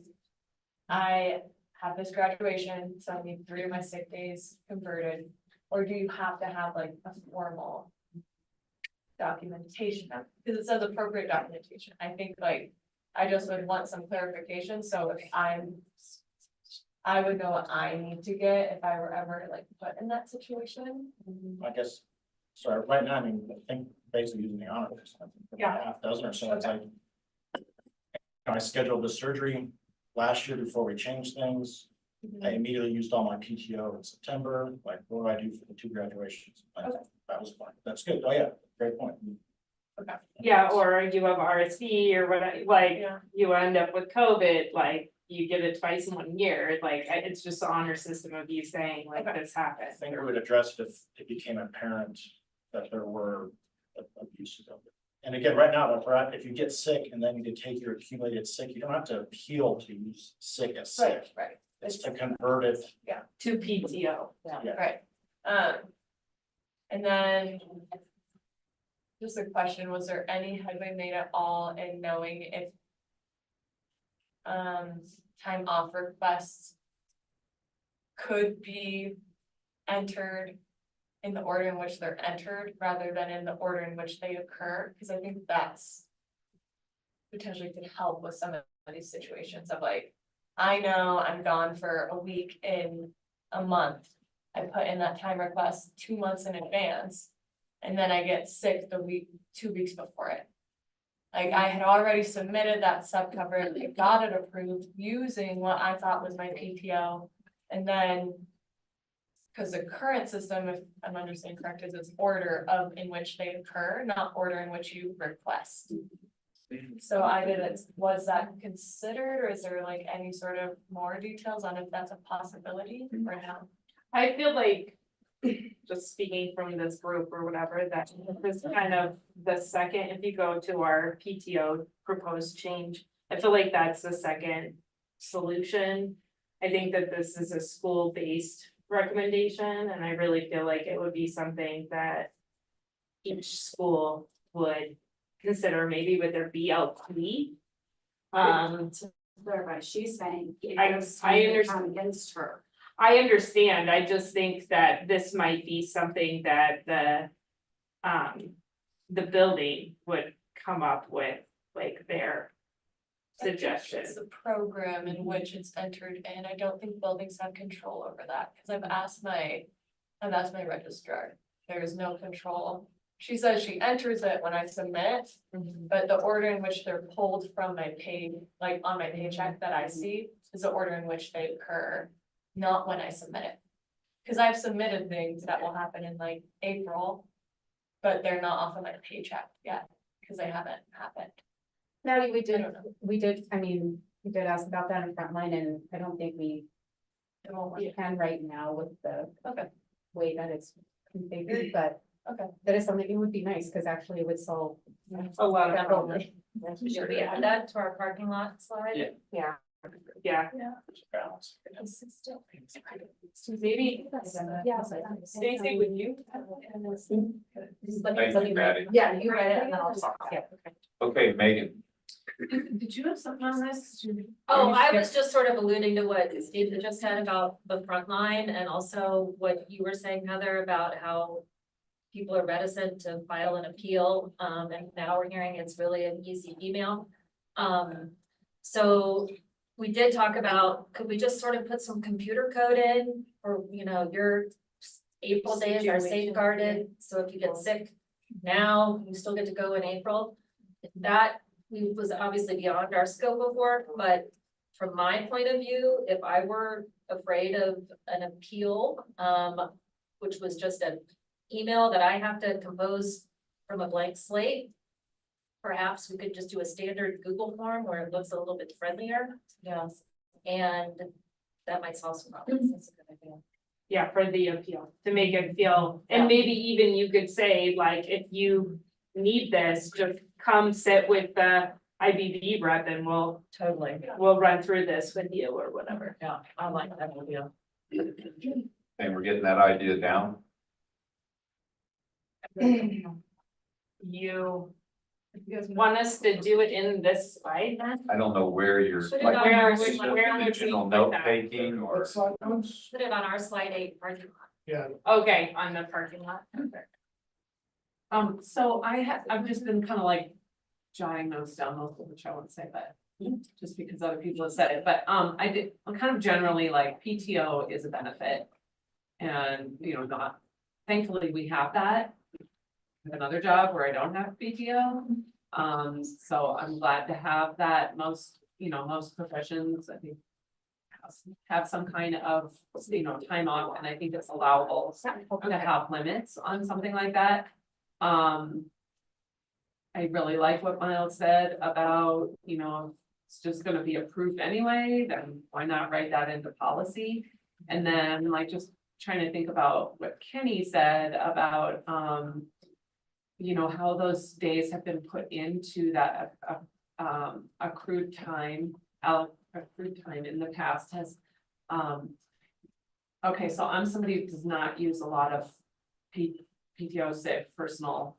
I've used a lot of time this year, but it's for IPP, but,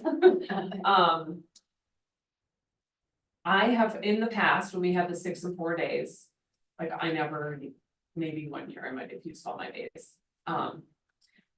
But in the past, we have always, we paid, well, the last iteration of the policy, we paid out for any unused personal days that were not used. And then the sick days, were rolled over into the sick bank, but before that iteration, we did have. The bank accrued, we have to use the right language, because it's not the bank, right? Yes, I'm talking about I'm talking about the, yes, I'm talking about the accrued time, but also before that, like, we've had several iterations since I've been in this district of personal time, which you may remember too. That there were years when we just like, say I didn't use all my personal days, they would roll into sick days. We didn't get paid for those days. So I have days in my, and I'm one of the people who has a ton of those accumulated, and I'm using that as a retirement plan. Like, that's gonna help me pay for college, hopefully, when I retire. I've talked to younger people who are like, no, it's not worth it, I'll just use my days. But I have days that are in my accumulated sit-up days that were personal days. And I did not use them as personal days because I thought it's a pain to write those days, like, I'd rather get paid for it, and I'm of a different generation, but. So I think those days that are currently in this, especially for people who've been here for, as long as the maybe 2 iterations ago, like, some of those days were my personal days, and I chose not to use them that way. Also just have, and I do support your recommendations, like, I appreciate the time that you guys have made, and that come from the conversations you have made. I wouldn't, like, at this point, I wouldn't thumbs down anything. I do think I have a question about bereavement, because it came up. Bereavement is currently covered in it's part of our or our PTO time, right? We don't have a separate policy for that. That's correct, yeah. Okay, and then also the COVID came up, and that is, you said has been changed. And so we're no longer requiring people to take the COVID time, and that was a big issue and why we brought this year. So I feel like your communication to the staff needs to say, like, I haven't heard yet from the district that that's going away. I heard something from the CDC that said they're no longer requiring, or they're having a shorter time, but I believe I heard you say, Begonia, and maybe it was somebody else in a previous meeting, that is going away, and so I think we need to communicate that to staff. That we're not requiring people to take time off for COVID anymore, if that is the case. Someone brought that, I don't think has been finalized. CDC. CDC does for this. Yeah, they Like, announced it like, while I just was last there, week. Last week? Yeah, It's, last week. it's like if you don't have symptoms and you're not required to do 5 days, but if you do, obviously you're saying, like, treat it like a cold.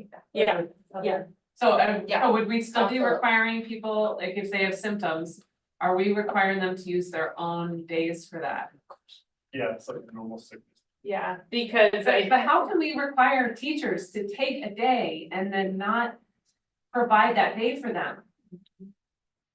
I feel really bad about that. The fact, if we're saying to teachers, you have to take a day because you have symptoms, then we have to provide that day for them.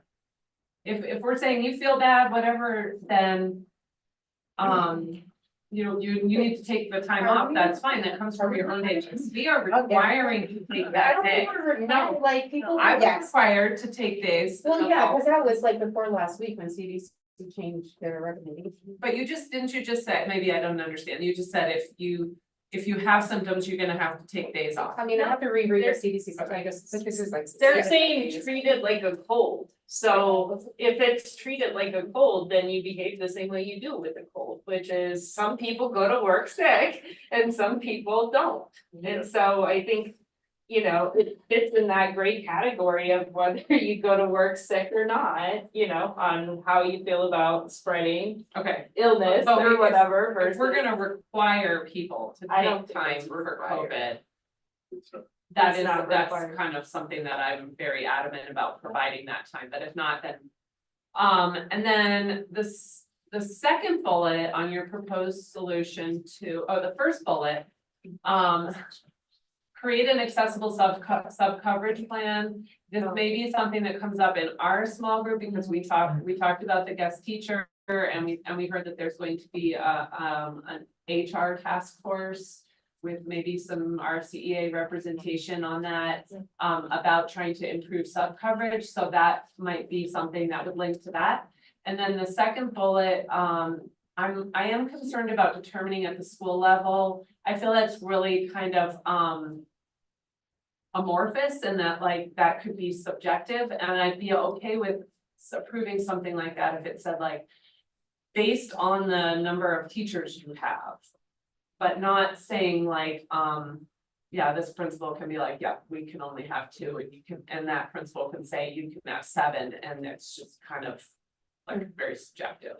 Again, that came up because when we proposed it last week, I think we proposed a particular limit, and then if you think there obviously staff sizes are different. And so, but you're right, like staff sizes, then that's one of the things, so didn't want to say everyone can only have X number. Or even a percentage, because I don't know, I feel like at the like high school level, I know like Glenwood Springs like allows certain grade levels to cancel class if the sub coverage is not available. That obviously is very different than in elementary where you can't cancel, right? And so I think for like a percentage or. I don't know, so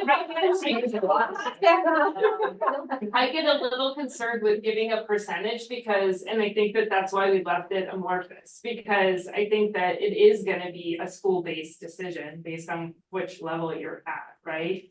And so it felt a little uncomfortable to say like certain percentage of your staff is out can be accommodated.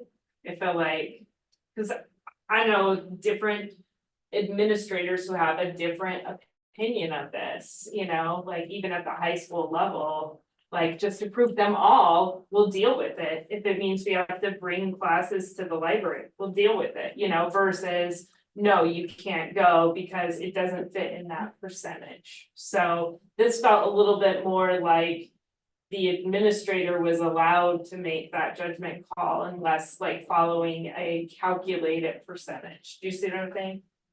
So I think that that was intentional, but you know, that's just based on the conversations we had in our group with the various levels. Thank you. Thank you for all that. Thank you. Yes, Greg.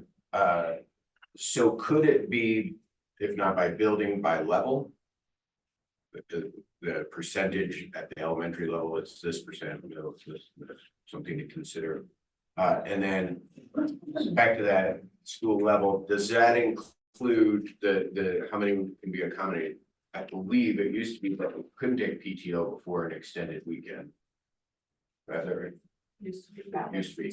So would that, where does that land now? Do we still have, that's not, I think that that's where it could be accommodated, because again, like our whole thing, I feel like a big part of what we do as IBB is like do no harm, right? Like we want, like with our health insurance, we want it, the coverage to be just as good, if not better, right? So this is the same idea, like last year's group decided to get rid of that clause that you would always be denied and that those are blackout days and you can never take those, to allowing them to be allowed by approval. So it feels, yes, and so it feels like if nobody else is taking that and you have the time, like shouldn't, but we didn't want to hold principals' hands to say, if you followed all the steps, you see that sub coverage isn't an issue, that just because it's a day before a 3-day weekend, that you wouldn't be allowed to go. Because again, it's like the honor system of professionalism or whatever. If it works, can be accommodated, then you would be allowed to do that versus just saying no. That automatically is a no. And how that segues into my next comment back to Autumn, I think that I still believe in it, the idea of this policy to treat our people like professionals and not put them in a position where they have to be dishonest. And while there's definitely been issues with it this year, my perspective is not, let's not give up on it yet. Let's give it a chance to work through some of these issues before we say, blew that one, let's go back to where it was. Okay, in relation to that dialogue, did you have something on it or something separate? Kind of just an accumulation of a couple of. Okay, well, let's go ahead and let these voices be heard and then we'll get. She was just writing something on the back of her. Yeah, I was taking notes on the back of my car. Thank you, please go ahead, Ryan. Okay. Thank you guys. Okay, I have a lot written down because I keep taking time to write and. For the.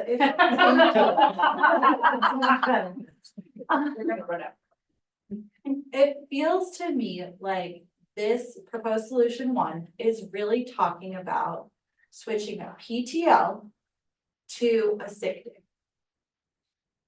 Does that sound correct? Like saying, it's not even switching it to, it feels like it's bypassing PTO to get to the sick day or to get to the accumulated sick leave. That's what I feel like needs to happen. That is the solution, but It is, it's basically converting, it's saying, I'm bypassing my PTO to get into my sick leave. And it's retroactive. And it's retroactive. of converting your accrued sick leave. to PTO. Exactly.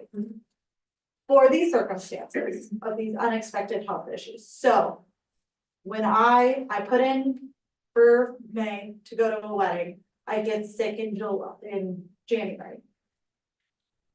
I'm saying I'm using this appeal process to bypass PTO.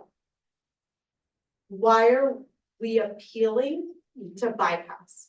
Because that's my sick leave. I should have a right to use that because I got sick. Why do I have to appeal and prove that I am sick? If I have bereavement and a family member died, why do I have to appeal to bypass my PTO? Because of the way the policy is written right now? Is that the answer? I don't know. I mean, this says that we have to appeal to The bypass. policy, current policy reads PTO needs to be used first. That was a policy, the way it was written and approved at the end of last year, IBB, all Right. PTO must be exhausted before use of sick leave, that's why there's. And so I see the difference of changing that language and saying it can be bypassed and I can access my sick leave thing. I can access my accumulated sick leave, my accrued sick leave in the circumstances of bereavement, in major illness of myself, in child illness. It does, to me, and Miles said this earlier, I don't think that it needs this appeal process. Because those are the days that I have accumulated that are mine. And just because we got rid of sick leave and we don't have them year to year, we don't have them separate, we're still calling and we can still only use our accrued leave as sick leave. I thought this was for PTO. If It you've is, used it all of is. your sick, if you've used, for whatever reason, you've used all of your 10 allocated That's what PTO I'm days. saying. Then the next, then you have that wedding, that's not Right. sick. I'm not. That's what yes. Okay. And I think I'm trying to say, why do I have to use all my 10 days before I can access the sick day? I should just be able to bypass if I'm sick. Then we're back to PTO and sick leave. It'd be too personal as But it'd be 10 PTO and accrued sick. And then when I run out of my accrued sick, then I appeal. And that makes sense. And that feels appropriate. When I run out of my days, that feels like an appropriate place to appeal.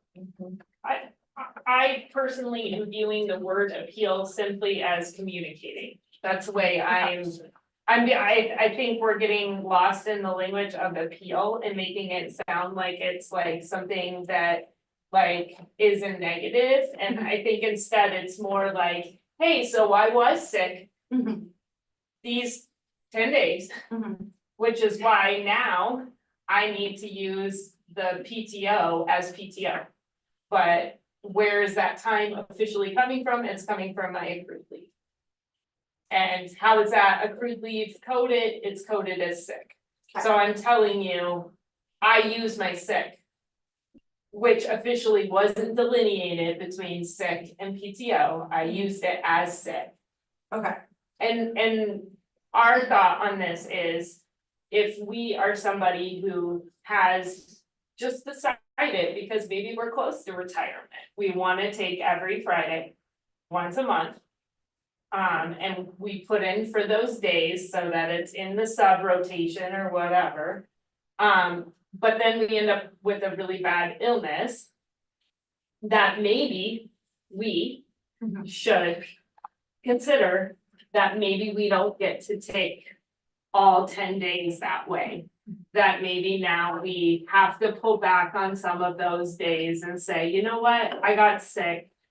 I'm gonna have to, you know, decrease the amount of time taken versus just automatically going in and saying, okay, I need to have a appeal or communication process to pull from my accrued leave for these, you know, vacation days or whatever, versus a planned event or, you know, so. But that, these are just conversations we have. Does that solve the problem though, if I put in, like Madison was saying, I put in for the wedding, but then I get sick, cause it still would go. It's just communicating to say, Okay, my. so it would say like, I got sick, but I have this wedding coming up. Now, this is just a communication to my principal that says now I'm just gonna take one of my sick days as a PTO day. Yeah, I mean, I think it's just filling out that Google form, just making, you know, having a conversation with your IDV person to say, I have accrued time for this. Which is why I should be allowed to use my PTO even though I got sick. So it feels like we're spinning a little bit here. And I, as somebody that's not in this process of what's going on here, I don't see any language about this. It seems like if we had the real language, the language would be able to handle some of these things. I'm hearing all these possible things and not knowing what is real and what is just being thought of. And it seems like we're just spinning this way. And so I don't know, is there a process thing where there was language generated or there is existing language? So that language can be clarified to deal with some frustration that it felt like Miles was having and now Nina was having, some of Maddie, but it sounded like it was trying to be all smooth together, but there wasn't the real language. Well, it sounds like what Onya said, the language written in the policy says that all PTO has to be used first. That seems to be the crux of our situation. Yeah. We've created a linear situation when it maybe still needs to be binary. There really maybe still needs to be two pots sitting there, the PTO and the accrued sick leave. For Nina's point, for Miles' point, for Megan's point, that it's days we've earned. Part of the reason we went to the PTO was to treat people like professionals, to recognize that not all families, I might not have a child, but I might have a niece, but that doesn't fall under emergency because it's not an immediate person to my family. And we're not recognizing that families don't look the same anymore with these kind of things. I don't want 52 unexpected emergency health issues to have to go through to see if I qualify for that.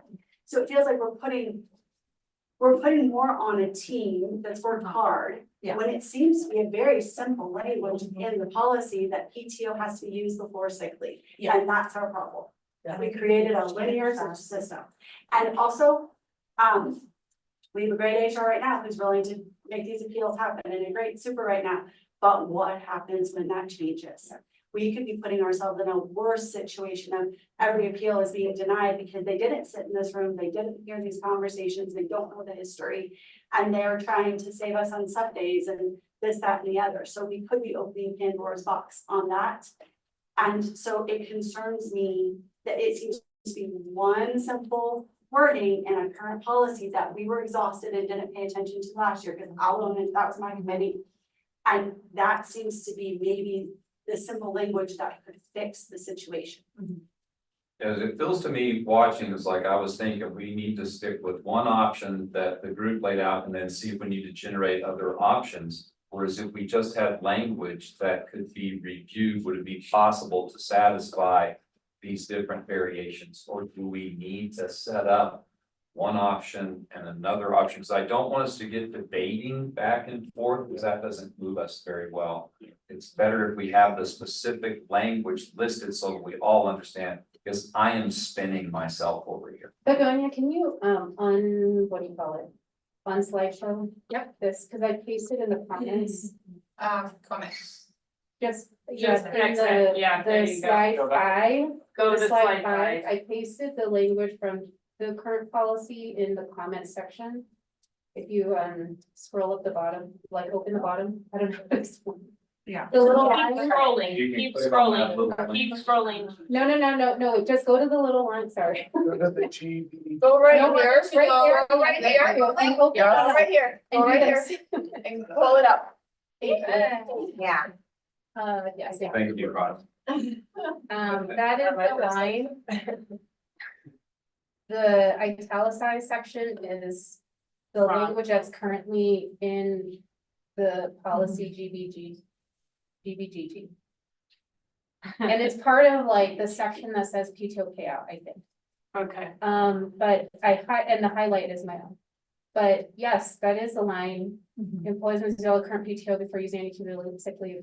I think came out of discussion last year. Probably of some, right, like deep discussion, but that was a line I added.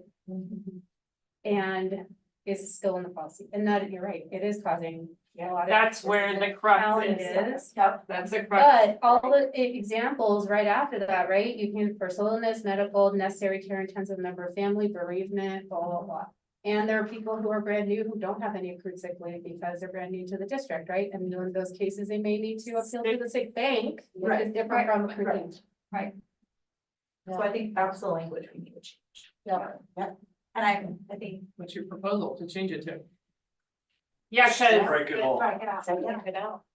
just get rid of it. Everything Use that this you new want one to get as, this is how you can access your accumulated sick leave. This is the process, thank you. I don't think you need to access it. Right, Put you're in, allowed. if you're saying you're using one of your 10 PTO days because you're going to a wedding. Right. Or you're home with COVID, it's coming out of your accrued sick leave. Is it never reverting to personal and sick? It's not, because you still have your 10 PTO that you're not having to justify for. Yeah. You still have 10 PTO that you don't have to explain to your boss why you're taking that day off, where before with personal leave you did. So it's still covering the 10 PTO and to Stacy's point, you got new employees coming in who don't have that accrued sick. This is really honoring veteran employees who've been sitting here for years, who have accrued this, who it was personal days for years that rolled into. Sick, yeah, turned into sick. Turned into sick, Yeah. and it's allowing an employee to say, I have COVID, I'm doing this first because I've been in this district long enough, I have these days. I put in the time. And don't some of these 10 PTO roll into accrued sick, so even new employees will eventually have the same. So after sitting there. 1 year, they'll have 6 So if they six. didn't use. Yeah. Use, Right. right? Up to That's- six. Up to So they're six. gonna have that accrued pot too. So it's still giving us 10 PTO, which is what we asked for, and access to our own sick days to use when we need to take care of whatever it is, without 25 lists of what counts as an emergency sick day. Okay, I got 2 cards, Lindsay and Nathan. And we saw it. Yes, I know, that was an me, but did you have something to clarify here in this? Yes, I'd like to clarify this, then under that scenario that Stephanie just listed, are we really giving 10 personal days? Yeah. PTO days? Mhm. And is that something when we look at that amount changing, like Not for new employees. Your days. but does that change for, do you? Is there, for, if you have less than X days accumulated or accrued, like I worry about 10 personal days. But would Stephanie's idea be like, not, I'm sick, it's like a big, like for me, it was my grandmother dying, I spent a week in Pittsburgh with her, taking care of her, like it would be in those extreme situations you would. Just be able to call. No, I'm saying they're your sick days. I'm saying you have a kid home with COVID or the flu or RSV, and you pull from your sick day first. I'm Old saying, stuff. old stuff, Yeah. accrued sick. I'm saying that's yours. And you know what, eventually, these new employees are gonna have that same kind of number coming down. They have the same scenario right now with 10 PTO and nothing sitting in the accrued. So I don't know why the crux of this on the new fees is a crux. I don't know how else to say that. I don't think we take away the 10, we negotiated the 10 for a reason. We're saying you can jump and appeal everything and get the sick days and PTOs back anyways. So we're just putting more work onto everybody's plate for something that belongs to the employee. So just skip the whole appeal, with just to speak, because I feel like with IBB, isn't it like, if we disagree with something that is proposed, it's your onus to propose an alternative. Yeah. And so your proposal is to strike, just because then, you know, I don't think I've ever witnessed that we've done this in the process before approval. So then changing midstream or whatever, is that part of the process, I guess, is my question to you? Can we? Straw committees, you did not bring concrete, lead, iron here, you brought So straw we here. can just go in, Yeah. so according to your proposals, just get rid of that line right there. And then in our proposed change, it's get rid of that line, and that you can go straight to accrued for sick. So we would need to uphold that we had an option presented, that option needs to stay in existence. We're putting a new option out. Then there has to be some evaluation of that, and then we can do some feeling, how's everybody feeling about things? To start to get to whether one option is stronger than another, and then to be able to go to a consistency point once we evaluate. So I think that's what's really clear, is to have some language laid out that shows, hey, here was the proposed option from the group, here's another option. Make sure we evaluate those well through all the modes that's going on in the dialogue. And have that structured, then there may be a third that comes along, and then we can do our final evaluation. And the group can decide which method we want to do for that. Okay. Okay, but I do want to keep moving through, so if somebody could perform that, that'd be great. I'd like to give So Rob. do you want me to just, I'm doing it. okay. Are you just doing it? I'm adding a new Parking slide. lot or? I'm adding a new slide. Okay. Okay, Rob. I think everybody said everything they wanted to say about this part. I do have concerns about the solution, proposed solution 2. How many absences can be accommodated, because I feel like that puts us right, puts administrators right back to denying days or approving days, whereas the policy says days can be taken at teacher's discretion. So that's my concern, proposed solution 2. How would you, just to go with what we're talking about, what would be your alternative language for I remedying guess I need that? you guys to talk more about where this is coming from. Because it sounds like we're denying days, when that's not what the current policy says. Current policy says teachers can take PTO days at their discretion. So what problem is this solving? I don't think schools can handle an unlimited number of absence requests on a given day. But the limits vary by the size of staff or the coverage, et cetera. When the mid-year check-in, we proposed, does a number make sense? Does a percentage make sense? Because and this is a relation, I think, to the time and coverage. What came out of a lot of stories was it's hard when a coverage is unexpected. It's hard when a sub, Nina, in your experience, like cancels or whatever, right? Yeah, And so there's a limit there. Unfortunately, there's a limit to how many absences can be handled at a school. And like, because there's also impact in a number of different ways for coverage on like teachers that are not sick, or in the school subs that are there, that's where we wanted to make sure it was clear to people that there was rationale And in the schools that we heard, there is a visible or communicated or predictable schedule of whether, hey, be ready this week of this month, of the quarter, you're gonna be on if someone's out. But that was much more favorable because you can plan for it.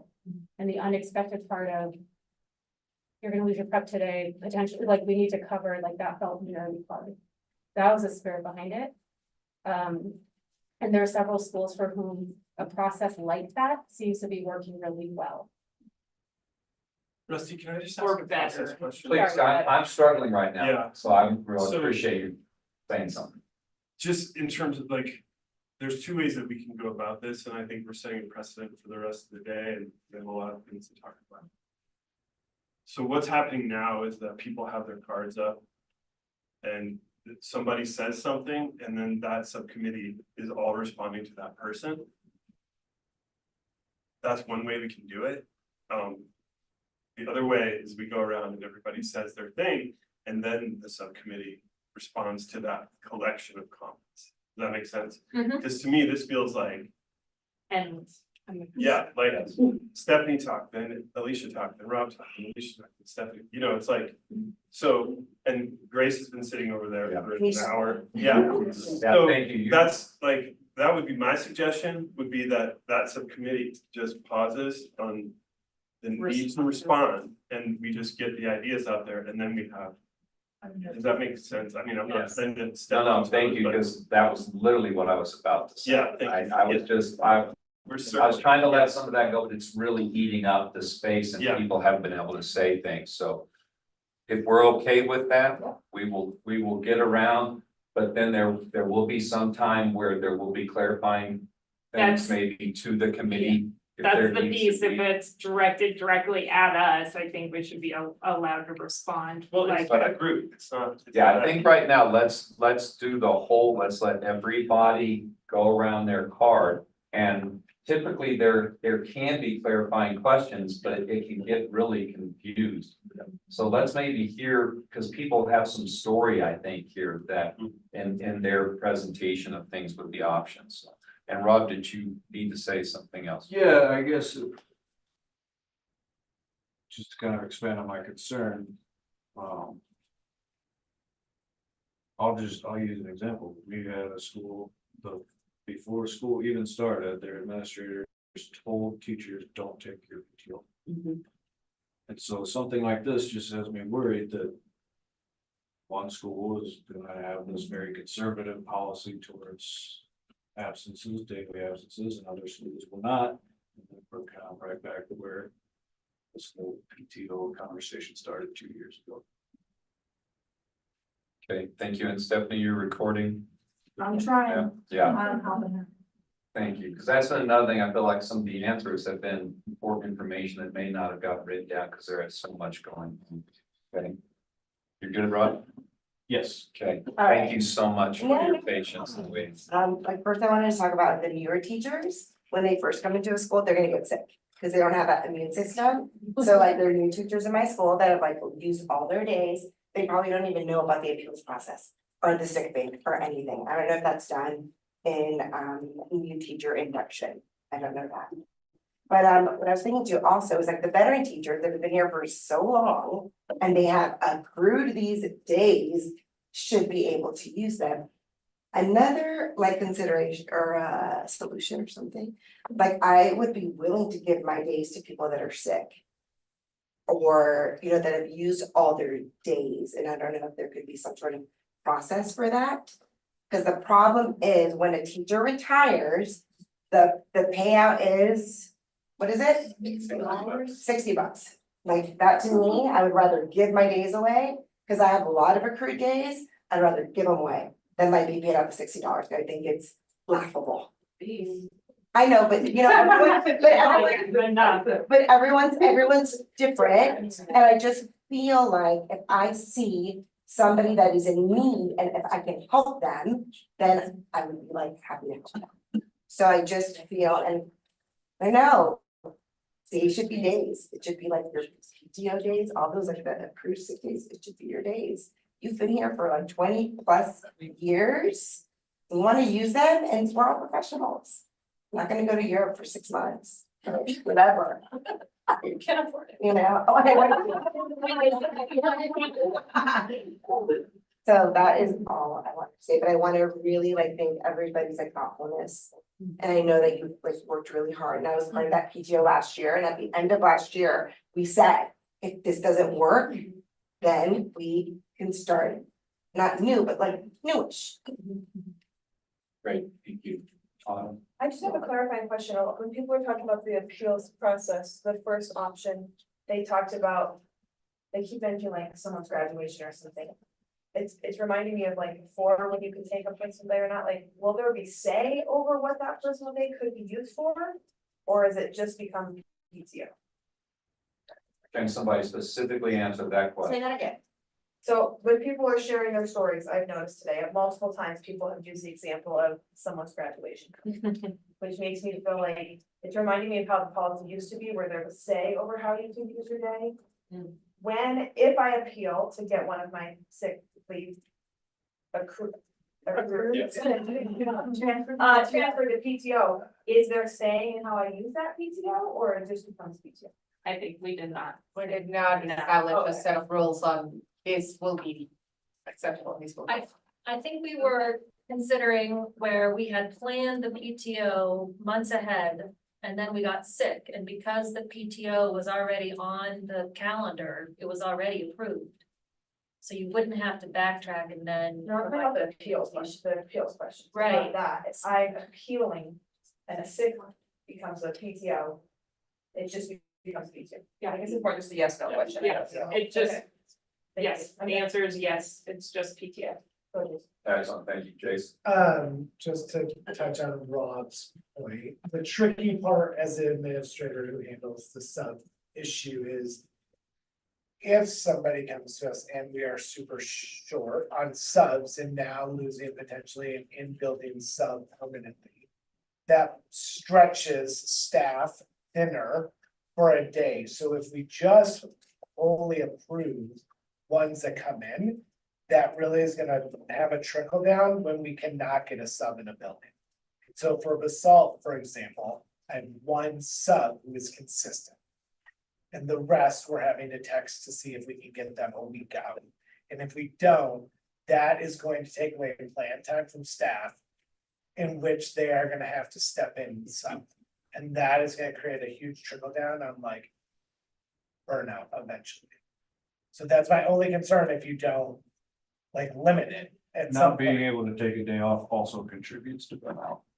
Agree, I'm not saying we haven't gone and said like, is there another day? Or we have actually gone to a teacher who's like, I've already planned this. I know there's other ones in. Our response is, and they know somebody, can you ask that person to sub? Like, can you ask a friend of yours who has sub to help us come in that day? And they've done that. So we have found workarounds. Not saying to wholly deny them, I'm saying we just have to talk about Not every building has the culture that yours does. So I think the key thing is that he's saying a piece of the story, and that's what he's saying. Okay, and then that could be another piece of the story. Right? Okay, thank you, Jason. Heather? I appreciate that we narrowed down a focus. I have the policy GG pulled up here. And, so I appreciate that we narrowed down the focus to talk about a change in language. I would say that in the couple of instances in my school where people came to me and then they found out that they could do this appeal process, that sentence that's highlighted there was exactly what they quoted, as if that could just be removed and I could be allowed to access.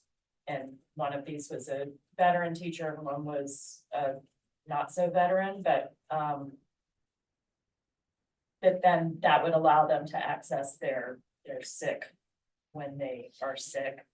The other part of language in the policy that Alicia, you were saying that if you are requesting backed up to a holiday, that if it works, then it can be accommodated in some situations. And I wonder about changing that language because I know that I think admin was confused at the beginning of the year.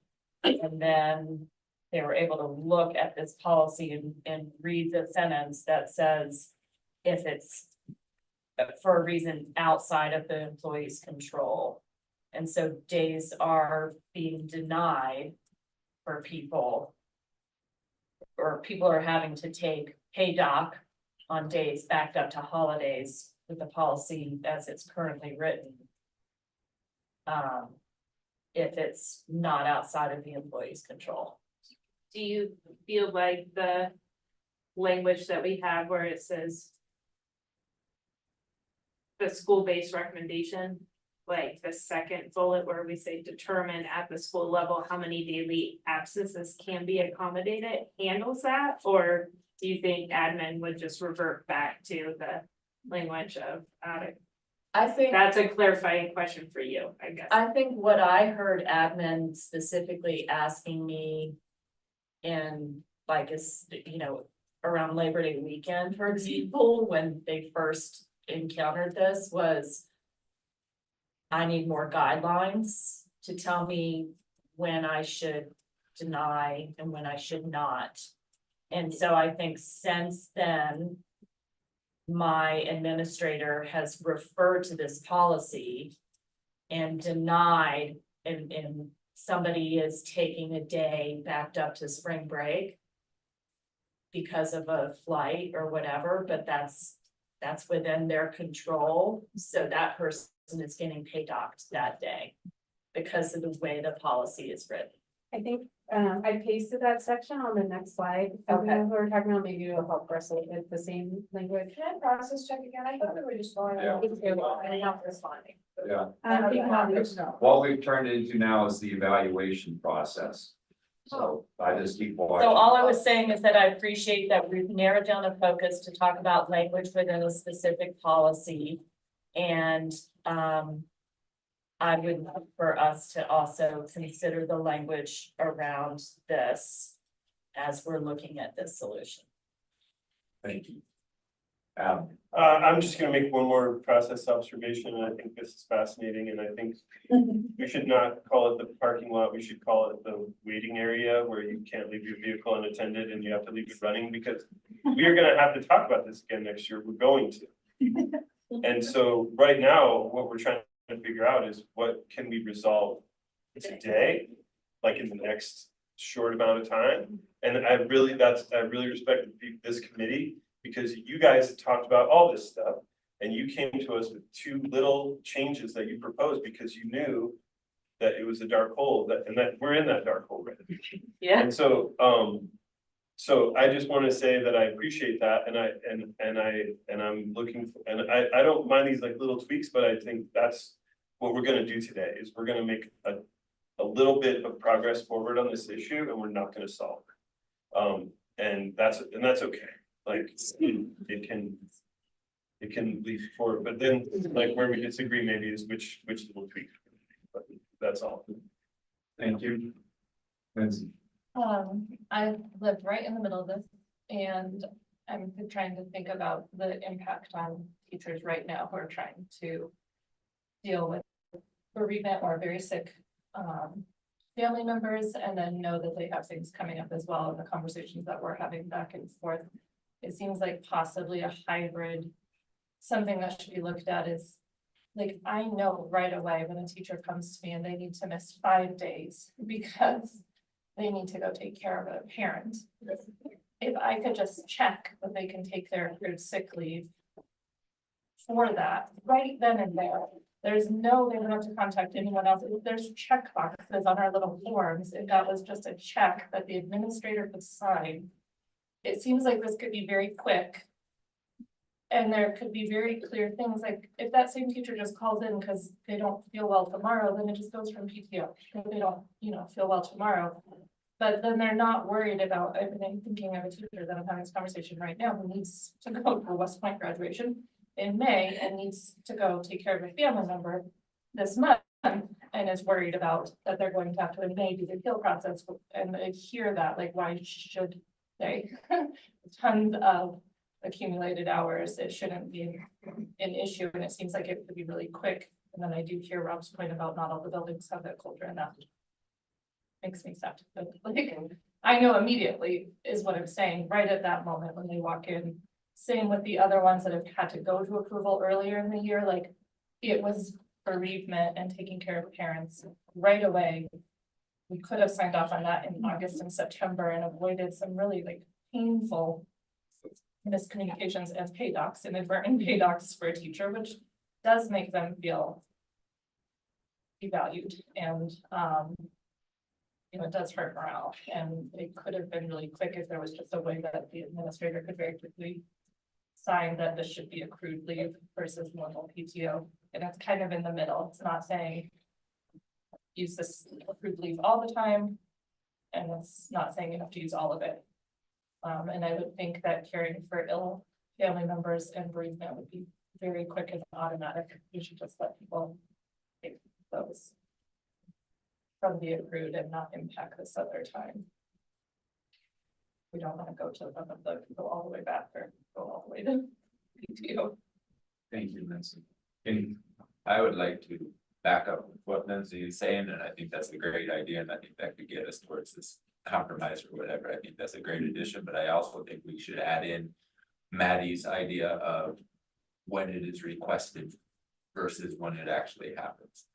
Put those two things together, I think that could help solve the problem of PTO versus sick days. But I also think we need to have the conversation or else talk about what happens if we decide to take out what was in yellow up there, that line in the policy, because that's a very drastic change that we just decided. We're now going from 4 personal days to 10 personal days in the district. And that was really never in the discussion, like that's what we decided we're doing. We're now just gonna, and to like just say right now, we're just changing from 4 personal days to 10 personal days seems like a very big jump for us to do without based on today and this discussion that we've had. And I think the ramifications of that could be extreme. And so I think we need to make sure that we're looking at that before we make that decision. Thank you, Nina. I have a clarification question / just question about, proposal 2. I gotta find it. About the school level, how many daily absences can be accommodated? My question is if 4 teachers put in that they're gonna be gone, and this is like planting, they all have the same graduation on May 10th. They all put in that day, 4 teachers are gonna be gone. On May 10th, another teacher is sick in bed throwing up. What happens to that teacher? Are they not granted that day? Do they have to take docked pay? Do they have to come into school? That's my question, which we can discuss later. Okay, thank you, Rob. I just kind of want to respond to, not really respond to Kenny, but I found your framing of that scenario interesting. That we go from 4 personal days to 10 personal days. You could also frame it as we're going from 6 sick days to 0 sick days. If that's the language that we want to use there, and that's why we got rid of sick versus personal, is because a day is a day. So it's 10 days. So currently in the language, it's just a general day. Yes. So Just PTO. so there is, so you have 10 PTOs, correct? Okay. So does that clarify, Kenny, for you, or is that still I create? think we'll just keep going around. If that's all right. Yeah, no, we're fine. This one was curious there. I can answer that later, but we can continue the process. Okay. You good, Rob? Okay, Lisa. I appreciate your line of reasoning, Kenny, with the 4 to 10, but really, if you're a first year teacher, you do have 10 days. So why should that be different if you're not a first year?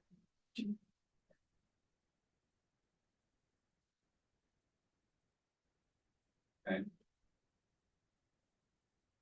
Anna? I guess I'm just curious, maybe coming back to Adam's point on process, that it feels like, and I hear you, Rusty, on that, like the straw, what's a straw committee? It feels like where we're leaning on the language feels like a pretty significant change. And I guess I'm just wondering, it has a lot of components, as we know. I share that gratitude for the team that dug into this, full well knowing all these issues when they went in, and came back with a small revision. And I just wonder, how much time do we dedicate to rebuilding a solution?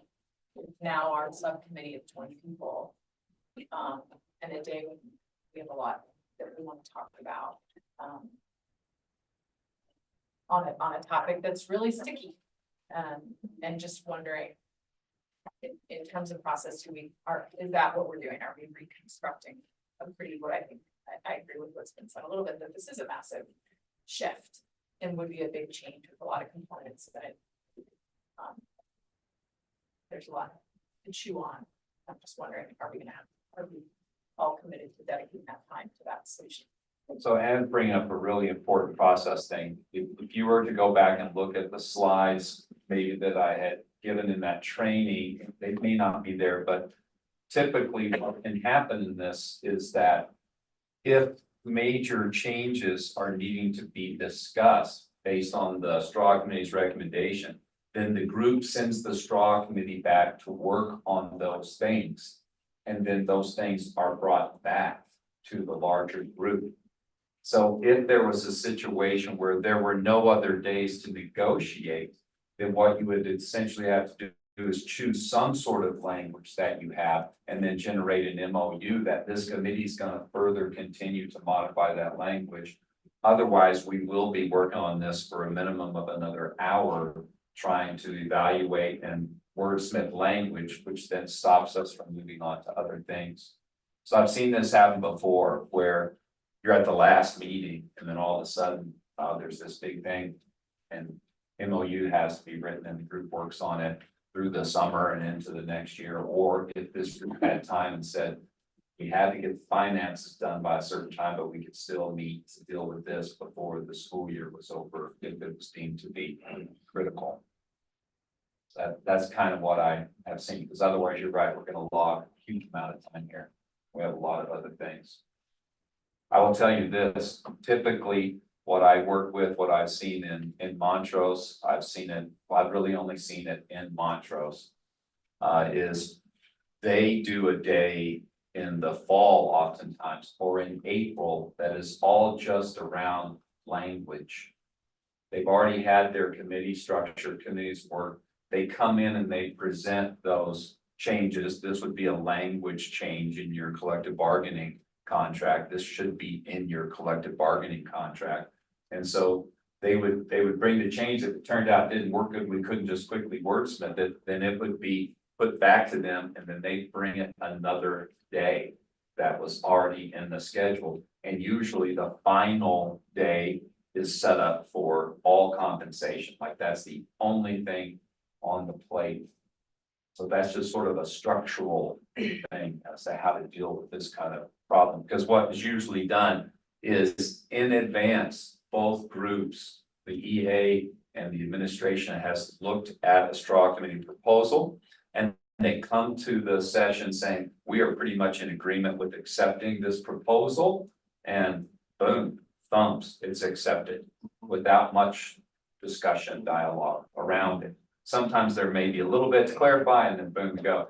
If there isn't agreement on both sides, then we run the full process on that particular issue that's going on. We tell story on it, we do interest on it, and then we look at building other options or modifying those options, and then taking that and evaluating it.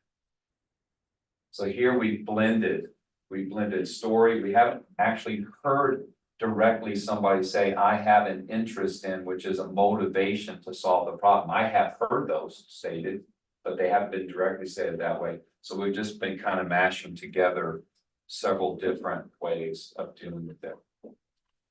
So I think that's the question right now is, can you generate something that's good for now that you could then work on, Or do you want to commit yourself to trying to really crank through generating options, evaluating them and giving thumbs and eating into the other time? It's definitely up to the group. Stephanie? I think what I was gonna say was similar to Anna and you, like, could we ask this group to continue working on this with some feedback that they got today?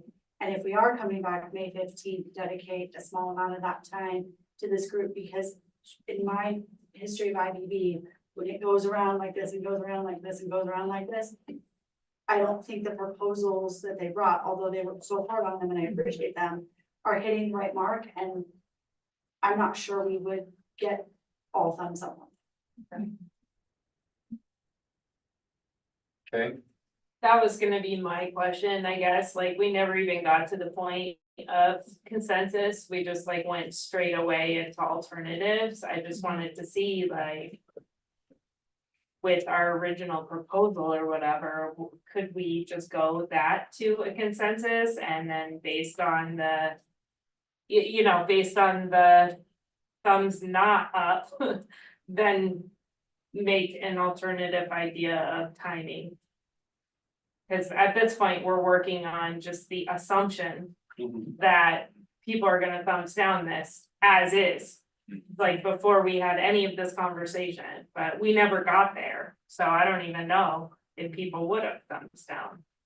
So do you see that process component where if before the meeting, each group got together and decided whether they would be thumbs or not on something, that then that could streamline a little bit? Because that's another alternative that refines it is, do we just go ahead and see what the thumbs are for the original proposal? If they are not there and there are thumbs down, then that means it goes back to them. And that option was that they would then work on it and bring it back to the meeting, potentially that's May 15th. But I think this is 100% contingent on come back to the whole group on May 15th. Because if this is something we cannot agree to that date, we can't make that work, then I don't think that that is a good solution. We've had it happen before in the years IBB that I've been, where there was things said we will bring back and then no date was picked, we were unable to come together, and basically what it meant was the entire subcommittee's work got nowhere. Like absolutely unresolved, and it just caused additional struggle. Time to come in from recess. I would recommend that there is an MOU written and signed by the representatives of both groups. It is locked out. It has a specific timeline of what's going to happen, who's doing it, and when it's coming back. Because that is a trust agreement is what that MOU is, saying that both groups agree to what is stated there, what the timeline is, and they will come back to it. Is there an agreement on May 15th, all day, half day, morning or afternoon? I think before we keep talking about this date, to actually set the date. I thought that was the purpose of that May 15th date was more for the CDC. Yes. Ideally, we would have this, I mean, this is policy that is gonna be in the CBC, we would like to have that thing before. That day. Before the CBC day. I would recommend that, I mean, we can do the thumbs to say, okay, this is okay, but we could also just. If that doesn't work for the thumbs, then the recommendation would be that committee go and work based on what the story and interests were here in this, generate a new option. Both groups look at those options prior to May 15th and say that they like them or don't like them. And because if they do like them, it's presented, it's all thumbs, we're done with it. If not, then we would have to decide, is there enough time to allocate the full process to it? If not, then there's going to need to be the MOU written to move it to the bargaining process next year. So if they do the work, everybody gets to evaluate it and give thumbs in their separate groups. When they come in, yes, we like that language. Yes, we like that language, or if a group says, no, we don't like this one part, we'd like to work on that, then maybe it's just a simple bit of wordsmithing around one element. And I'm a bit confused on everything you just said, because I feel like it is different than our. Cause like groups or whatever, you're referring to subcommittees, how is that gonna work? Is that gonna all be virtual? Is it just gonna be an email chain? Like, how does this, like, structurally, this is very different, what you're describing, than something we've ever done before. So I think the logistics of what you described sound daunting. And it also feels slightly like somebody who's on this group, like, so then we just have to continue working, like everybody else is done, but we have to continue working because we're the ones tasked with something that wasn't allowed to be voted on or whatever today. So that also feels slightly like inequitable, yeah, no, I fully, as a group. I fully So. understand what you're saying there. That's a very painful thing to hear. And it would be possible if the team wanted to pursue that, to move on, that since other recommendations could be accepted and those committees are over, others could shift work in that committee as well. But that is a very difficult thing, and to try and put a timeline on to say it has to be done by the May 15th meeting may not be possible to pull off for that group. So thank you for saying that. Yeah. Thought you were gonna stick the card up. So do we want to first do the temperature check? I like to call it, where we would do with what was presented with the original, we would do thumbs on to see if that's what we're doing. Yeah, they at least need that. They need that feedback. Kenny, Before we do thumbs, can you review thumbs again? And because I don't remember exactly, like, is my thumb either up or down? okay, so here's the deal. So can you Thumbs explain that? is you're 100% in when it's straight up. When thumbs are sideways, you're not 100%, but you also are not against it and you will not sabotage it, but you still have some little things that just don't feel right to you. And thumbs down means you cannot accept it and therefore new solutions need to be worked on. And in this case, we just have to make sure we confirm if we are multiple thumbs here or even one thumb. How does the group proceed? Because what's being said here is something that's of major concern, how much more time it would take for that group or others working in it to create this work.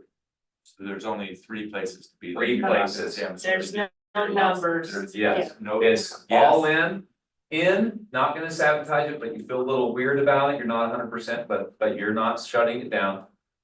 This is, you're shutting it down, and you're against it. Can we not use the word sabotage? Let me explain that concept though, Okay. because there is sabotage that does happen. If you think of the trust balloon. If we have this trust balloon, we put all this work into it, and this team, the way that the committee may feel right now, that they put all this work in it, and then we're shutting it down. If you agree here that this language is really good, and then you go out to your constituents and you say, this language is gonna be a real problem here, here, and here, and they didn't hear what I said, here, here, and here. What you are doing is sabotaging the work. You're creating harm to the trustee. That's what I mean. Yeah, I thought that we were talking about thumbs in relation to what was happening in this room. So, of course, nobody, like, if I put my thumb down, that doesn't mean that I'm gonna go out and spread it. No. He's Like, talking about if you say at some level that you can accept it, but then you go out of this room and you don't. yeah, So when I No, observed yeah. it myself negotiating and some of my team members were complaining about something we had done. yeah, And then when I have facilitated for groups, I have heard back that people went out and they said things against what was done. Yeah. That's what I mean by that sabotage, that you would, so I've gone out, I've had things I was this way on. And so I went out and I supported what the team said. That is my obligation to the group. I didn't feel 100% comfortable with it, but I am not gonna say things against it. Do you see what I mean? Because yeah. when see, people like but this, like putting a thumb down doesn't mean that you are going to. when it's thumb down, down, nothing's gonna get done. Yeah, right, Agreement-wise. and The group has to then move on to Right, figuring out how to generate a new solution. So yeah, when you're like this, you're not sabotaging anything because the team has to deal with it to get it by here or here. Right. Great question. So we're just gonna thumb the first bullet and the proposed solution 1 and proposed solution 2. Is that what we're gonna thumb? And we would thumb each one separately. Yeah. And not the proposed solution provided E group with the yellow. I think we could potentially thumb that too, because if we get a down, I feel like if anything from slide 5 gets a down, then it means we have to move on to coming up with a new draft, and so may as well just use the proposed alternative now and get a thumbs right now since we're all together, and then based on all 3 thumbs up, thumbs down, we can decide how to, like, then we know how to move, I feel like, right? Yeah. Let's do. Okay. Can I ask one ask a question about that? So if we thumbs up 1 and thumbs up 2, we're still doing 3? No, I Okay, think, that's just what I wanted. I think 3 would come in play if we get 1 thumbs down on proposal 1. Because proposal 1, then at that point, we're saying we need to come up with an alternative solution. And then one of those alternative solutions might be the stuff on slide 6. Thank you. Is the way I'm viewing it. I don't- So one of the things that's making me uncomfortable is only because I don't have the knowledge base you have. Is I just don't see enough specific language to make sure that we're all agreeing to the same thing. So I just want to make certain that everybody understands with clarity what they would be giving a thumb for. It's not me to give a thumb, so if I don't feel comfortable, that's not the problem. I just want to make sure you guys are all comfortable with what you're thumbing. Yeah, because the language there is written proposed change. So the assumption is with the way it is written is that everything besides the like bullets as is written in the current policy would be kept. So the word in that is key is the word is change. So that's the only part of the policy that would have a change or an addendum or. Now, oftentimes what I see in this is I see the existing language. And then I see a strike through on something that's being removed, and then I see the proposed language stuck in. So I see where it is. Rusty, there's no strike through, this language doesn't exist currently, so there isn't a strike. This is an addition. Yeah, that's There's nothing to be Add the removed, following language, not strike and replace. Yes. okay? I put in blue, so I think that's our group's proposal. The examples, I agree, we don't want to list 25, maybe it's more clear or broad or whatnot. Okay, so is everybody comfortable with that then? Okay, so we're gonna give a thumbs on this additional language to be added to policy GBCG. GBG. 3 Gs. If you're in favor of this, your thumbs. If you're not 100% sure, but you're still okay, you're here. And if you're not in favor, your thumbs are down. And you do not have to immediately provide an alternative because we talked about what the next steps would be. Okay, so if you would do your thumbs, please. Okay, I got 2 down, 3, 4, 5. There's 5 down. So I don't think we need to write a number of how many we have, even 1. Okay, then we don't accept this particular policy as it is written. Okay, but then we may come back to this one again, correct? Okay, so now the next proposal is what is down at the bottom. And this would also be something new that is not currently in that language. Okay, want to do thumb? Are we good to do thumbs now on that? Yeah. Okay, so thumbs up, sideways, down. Okay, got it. Multiple thumbs down. So neither one of these proposals as laid out is fully acceptable to the team. Okay, now let's go and go to the modified language that was worked on a little bit here. And see where that is.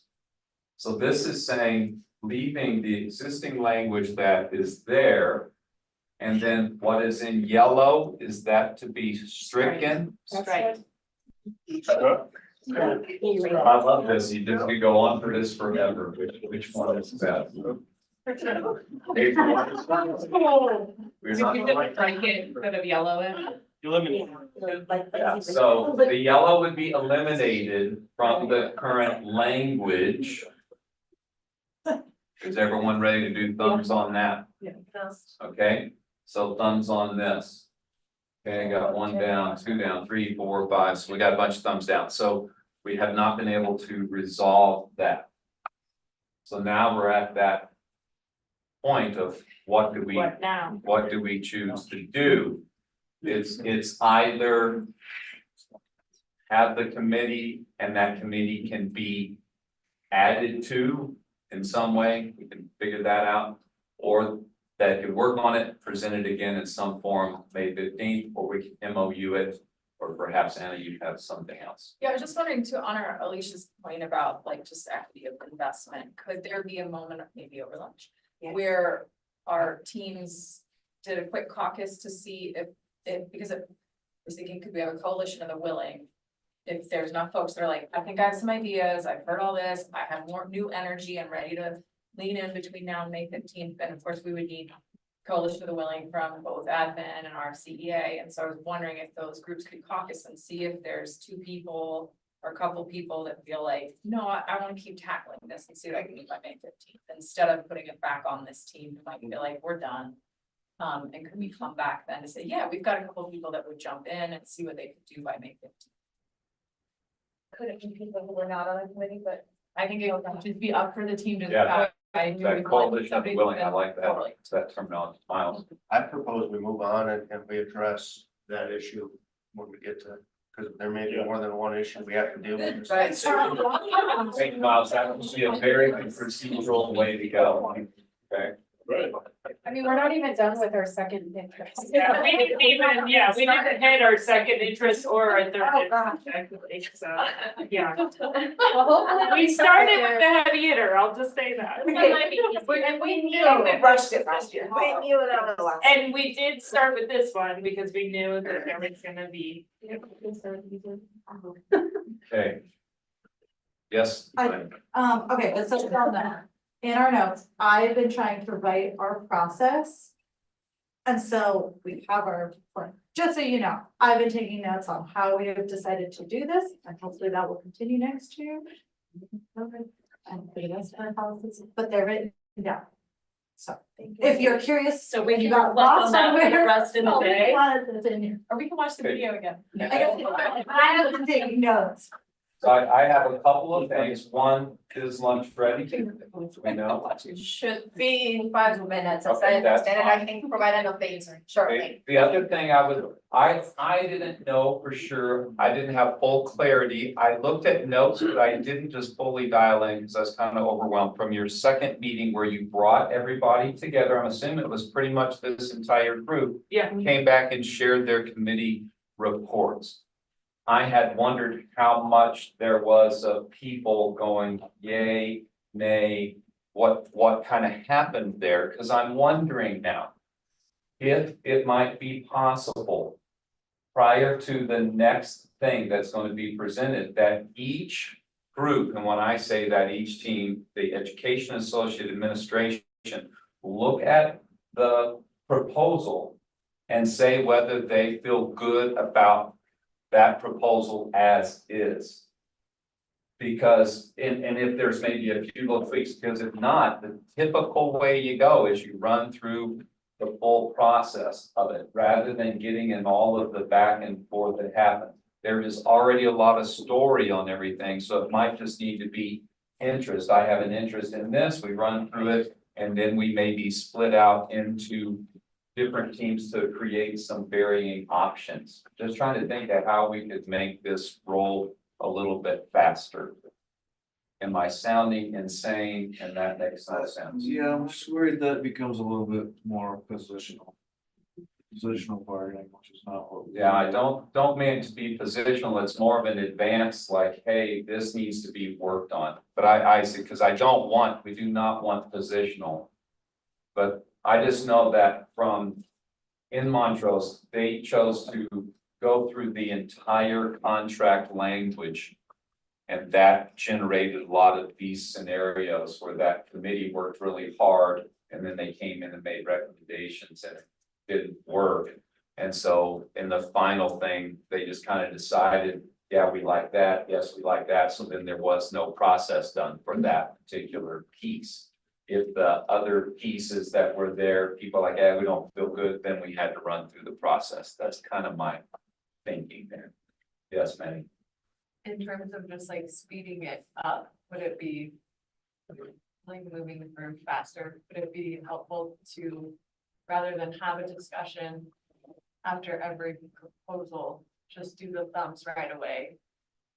If there are automatic no's, we know that there's maybe some discussion, and maybe then it's digging into some of the questions. If there's a lot of sideways but no no's, maybe it's going around and doing a quick roundabout of what questions are there. That's good. But Yeah, like. that's great. Check in of like, where are you at right after hearing this initial thoughts? And then. Yeah, because that's essentially what I'm saying in separate And ways. that's what I And wrote in our process. if we just, Yeah, How would I we think do it? if we could show like that part, or if everybody could log into the meeting notes to Yeah, see the I bullets that you've outlined, that would help us for the rest of the day. Yeah, I agree. and I would say that if we have people like this, that maybe that means they have some clarifying questions Mhm. that might need to be asked. Right. And I And wrote this that would in. mean, yeah, there's major Correct. problems with it and we need to figure out what to do. You can jump to it if you click on the little side thing. I don't know what that's called, but outline? Yeah. Yeah. So lunch is here. You I'll send to can, that. we'll take, yeah, thumbs to lunch, we'll take 30 minutes, and if in somewhere in that you have some time to read through it a little bit. And then if not, we'll take a couple of You mean minutes. the notes when you Yeah. say it. Sorry, Okay. what the proposal is, your next proposal, correct? That's what you were saying, Maddie? Oh, sorry. Oh my gosh. Maddie was saying to look at the next Or proposal. the group would like present through a proposal that they make, you stop thumbs, Yes, then move. yeah, so you're just gonna kind of give it a quick glimpse. And then they're gonna make their presentation, and then we're gonna do thumbs. We're not gonna ask clarifying questions, nothing. They're just gonna make it. Then if we have this, then that means we need to do clarifying questions. Yes. Okay, all right, thank you.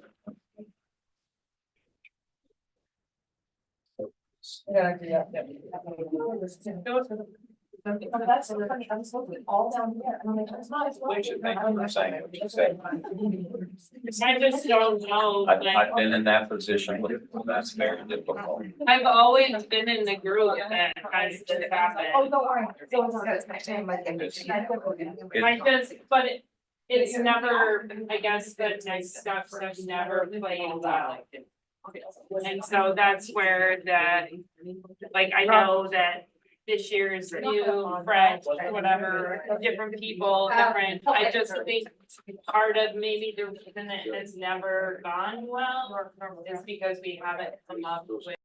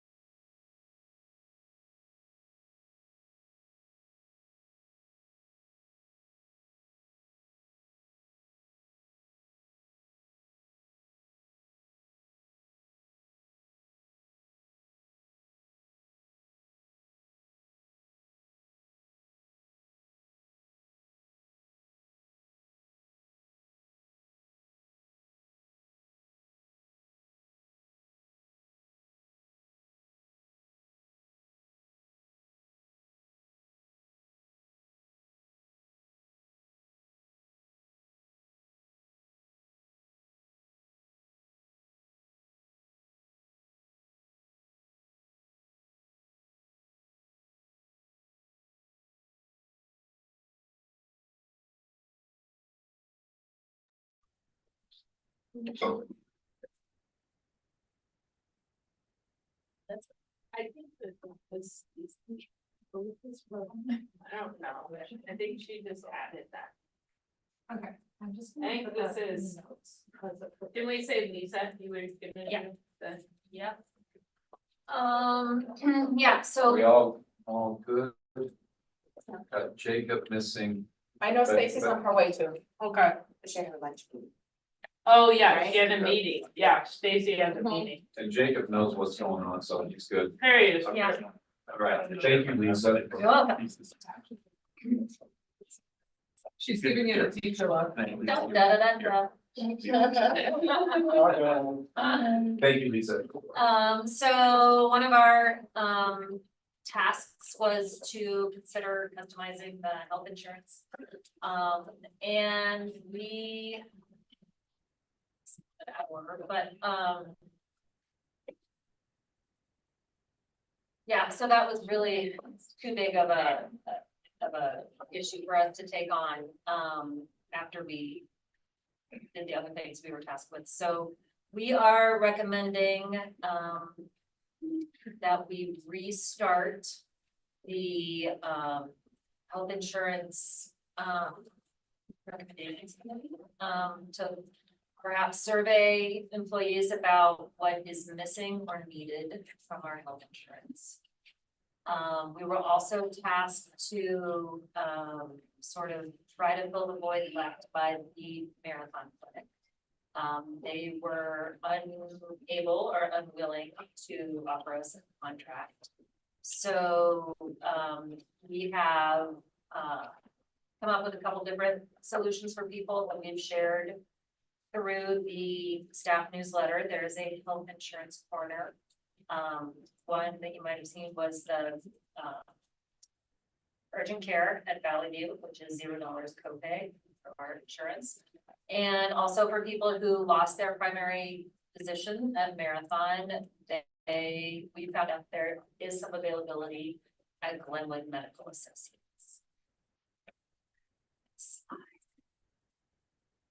So that is our solution to restart the Health Insurance Advisory Committee, to make recommendations to changes, for example, customizations. And to continue to point staff towards the health insurance corner of the staff newsletter. We did also think about creating some brochures or some flyers, about options that employees have through Lucent that may have gotten lost in the transition. And that is something that perhaps this health insurance advisory committee could create and then post around the buildings. So I suppose we would now thumbs this, right? Yeah, so what we agreed on the process now is we would thumbs this, and if we're all here, then it's just accepted. If it's here, then we need to ask some clarifying questions, and this means it's not accepted, and then there would have to be some work to move on past that. Everybody in understanding of that? That's right. Okay.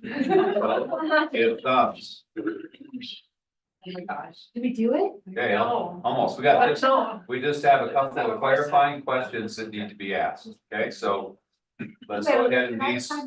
Yes, Did we please. thumbs the first bullet or the second bullet? I saw the first one, Is that what your question is? No, the First, right- Megan, or the second bullet? I just have a question.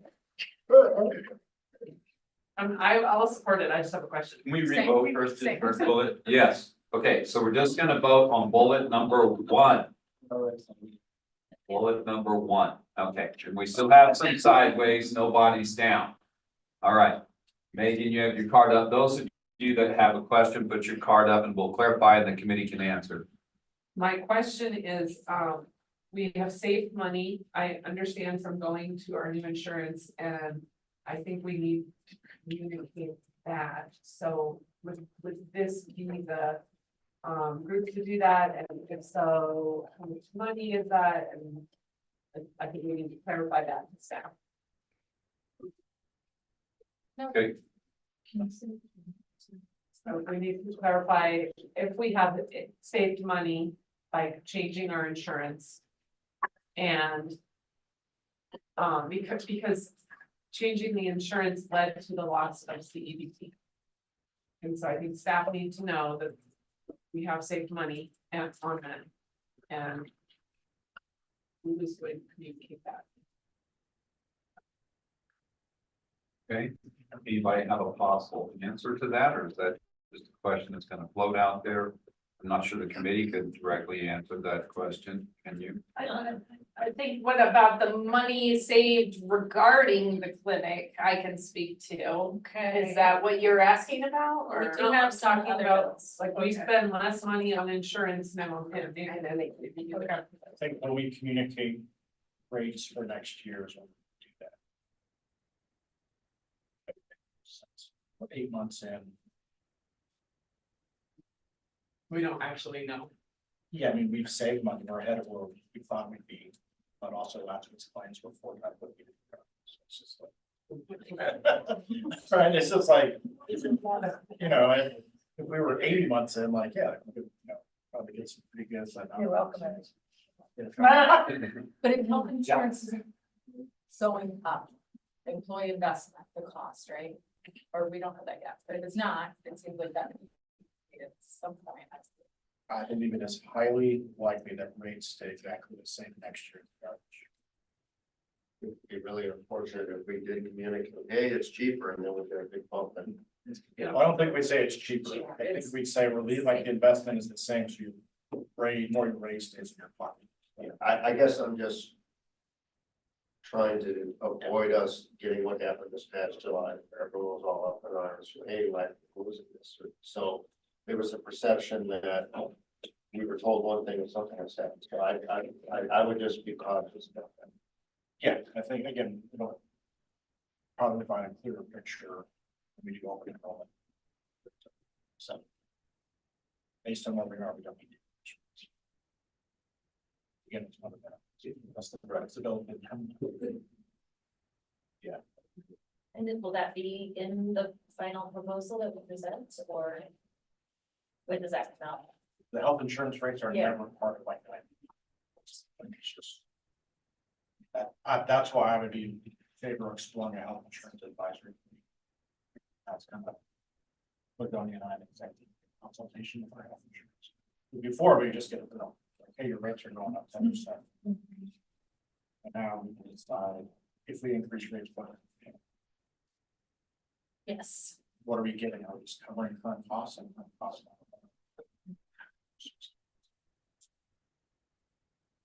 Thank you, Nathan.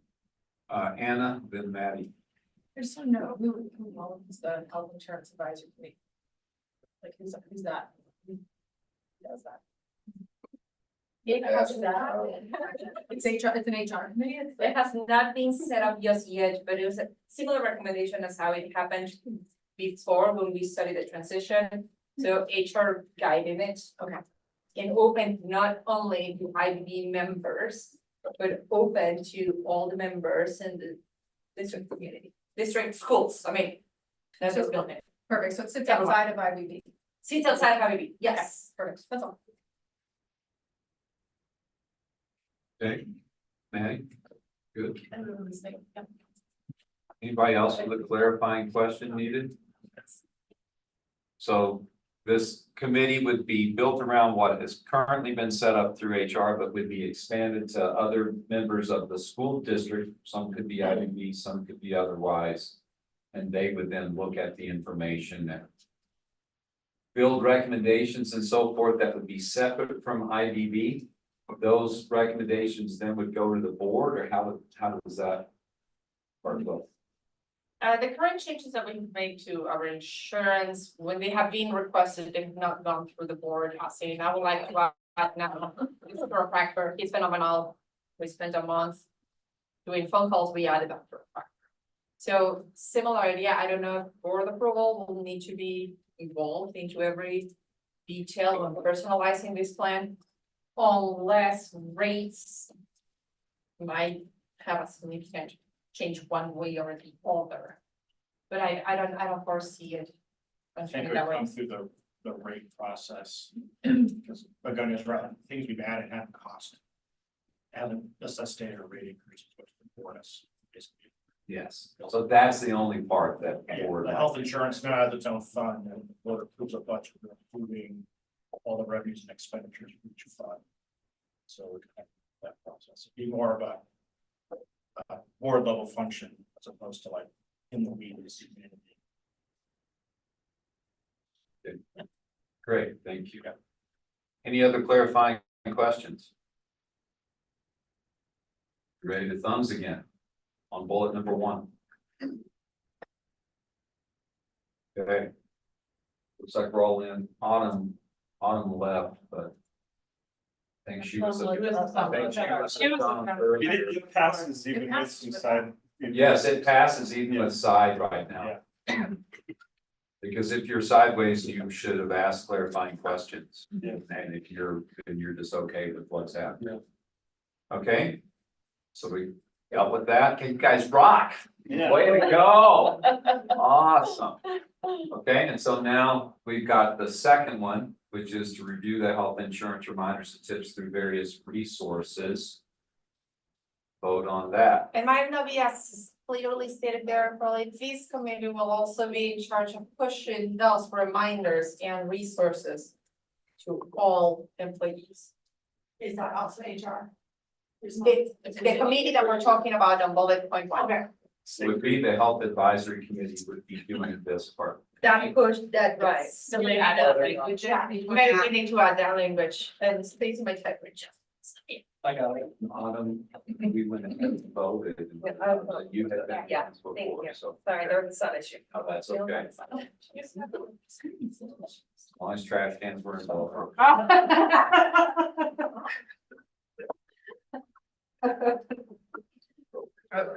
We're personal or private. I updated it. You did? Lovely, thank Yeah, so you you. can come out and then refresh. Yeah, perfect, okay. Thanks, Jacob. Okay, so thumbs on this one. Bottom. Yeah, it's the bottom one. Okay, I see all vertical thumbs. Okay, good there. Fantastic. All right. You saved that song. Okay, that then is, that stuff, there are parking lot issues. Those need to be shared, or did we hit those in our work earlier? So something else there. More than parking lots, as we mentioned, actually maybe changing the title to that, to issues to revisit. Yep. How to handle the accrued sick leave? Does that leave should have a limit? The current limit is 99 days. Should that limit be revised? Consider a buyback option for accrued leave after a certain limit, and that limit might not necessarily be the highest, the maximum accrual. And look into whether frontline or other seasons have the capacity to log sick time or PTO time in the order in which they're requested versus in the order of calendar days. Okay. Kenny's out of here. Thank you, Kenny. Thank you, Kenny. Thanks for helping the members of the community vote. Civic duty. Yeah. Sorry for guarding the chocolate. What's that? Sorry for guarding the chocolate. Wait, there were chocolate chip cookies? What's the key word?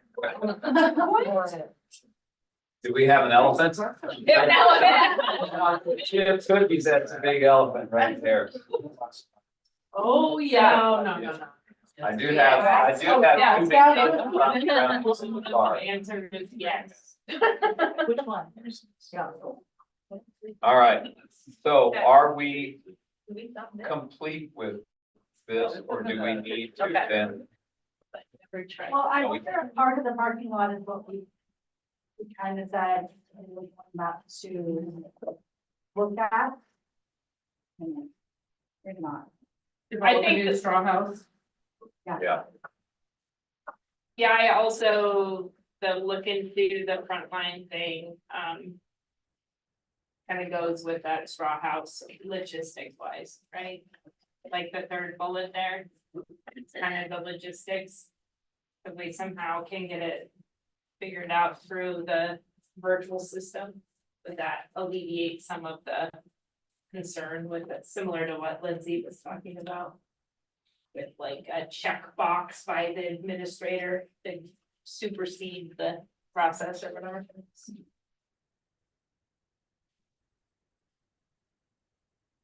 Okay, so That's possible. Right now it's grayed out. I understand from my secretary who puts it in, and it's grayed out. You can't choose the one that's not sick. So like that would be a decision that would have to be made that we will turn it on and let it be on there. And take the code of that before it goes. I understand. So we should, for clarifications, note taking, you think that the frontline system, that should be looked at this school year? It depends on how we end up dealing with the fact that none of the PTO solutions were resolved. If it becomes one of many groups that need to go back to the drawing board, that will probably be a different process than if this is the only group that has to go back to the drawing board. and so what was our agreed upon process that we had determined to do with the previous information and the going back to the draw committee? I think I also wait till the end, but there might be other committees that have some other issues. Yeah, okay, that's what I wanted to confirm before I said it, because I was kind of having some good food satiation stuff and not 100% sure on what had happened. Okay, so that's that issue, that committee. So now we're moving on to the next committee, which is SPED. Okay. And then we will follow this same process then with each committee the rest of the day. Yes. Yeah. Okay, Sure. Absolutely, the committee that's presented. I'm happy to take. I'll do it. I think that's our way. To do all of that. What is the name of your presentation? You try that with me, or is it just like the? It's a file. I think it's like IDB sped. Oh, we tried. Handouts. You're old school.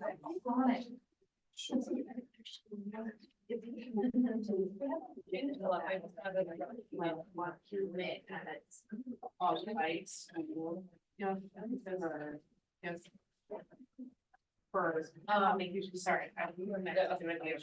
Yeah, coming from another country. thank you. So we never. I just had to be a teacher. All right, you don't have to read that handout ahead of time, but we just didn't want to put everything on this slide. We actually revised part of the handout even since making it. This subcommittee was looking specifically at the recruitment and retention of certified special education teachers. In order to make sure that we are serving all of our students with disabilities and meeting our legal obligations. The foundation, probably the committee, after we did that, this is a hard to serve in position. There's a lot of requirements that are different than a general education teacher. When we're not able to fill these positions, it increases burden on all other staff and administration and impacts their ability to do their jobs. Even though there's additional duties, these are often not able to be recognized with additional time or compensation, currently haven't been able to be recognized. When we fail to fill these positions, we underserve some of our most vulnerable kids in the system, and we can see gaps in our data with this population very clearly. And it also opens the district to legal liability, which is costly and time consuming and stressful. And then a point we put at the bottom here too in the stories that came out is just that relationships are such a core value that we have in our district and in our small communities. That when we're pushed into having to have not in person, but virtual providers or having regularly changing providers, it really interrupts that relationship and that trust that's necessary to build with our families and within our programs, and is a concern. What were kind of the root causes, so I think it's more about root causes, but housing has been a primary driver of why when we offer positions, why teachers are not taking them. The workloads are often unsustainable, so we see a higher level of burnout. It's not just the number on the caseload, but the intensity and all the extra duties. We're seeing unfilled positions, and then that workload distribution is not compensated. And then we're seeing that online positions create more work on the few people left in person. Looking at it nationally, and I shared this in our midterm, I'm not gonna go through all of it, but basically in large districts and nationally, it's very common to recognize the additional workload within special education. I've put in bold at the bottom, only a third of districts don't offer any specific incentives or compensation to special education teachers. Local data for our district right here in the last 2 years. We've got this from Patrick. We had approximately 36% turnover, which is about double other positions. This year we have 2 of our certified SPED teachers who are online because we couldn't fill those positions. That both costs more than having a teacher on site, and it's less effective in terms of the services provided, the communication. And like I said earlier, puts more burden on the in-person staff. As Begonia shared last time we met, everyone we were able to hire this year, so we did fill positions, but everyone we were able to hire was either emergency or alternative licensure. So they were coming in, but not coming in as a certified trained special education teacher, which some of them are doing great. That can be positive, but it also puts a burden on the existing staff, and it's also much harder to have effective programming when you're relying on all people learning the program. So this is the handout on the back of the handout, not the wordy side, but the teeny tiny one that you might need to do about this for. I apologize. So this is new from when we presented before, as we were trying to gather what other districts, we could not get information back from all the districts we wanted to get information back on, at least in the timeline given.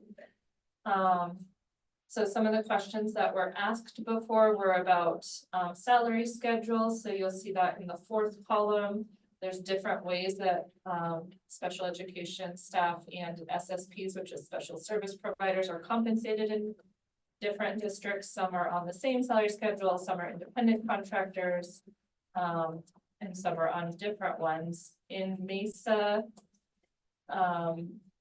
they were paid per diem, so that was just very different than the other ones. We looked at how many students on the caseload, and we looked at district office staff because of that support to buildings, because that was part of the workload piece, as people in the buildings were having to train and support paras. And then we looked at incentives. There's only 2 districts that specifically had financial incentives that we were able to find, Telluride and Eagle. Eagle has a signing bonus and is looking at providing additional pay for extra duties per year, $2,500 for mild moderate, $5,000 for SSN and AM. And then you can see in Telluride, there's additionally an extra duty stipend for all special education staff.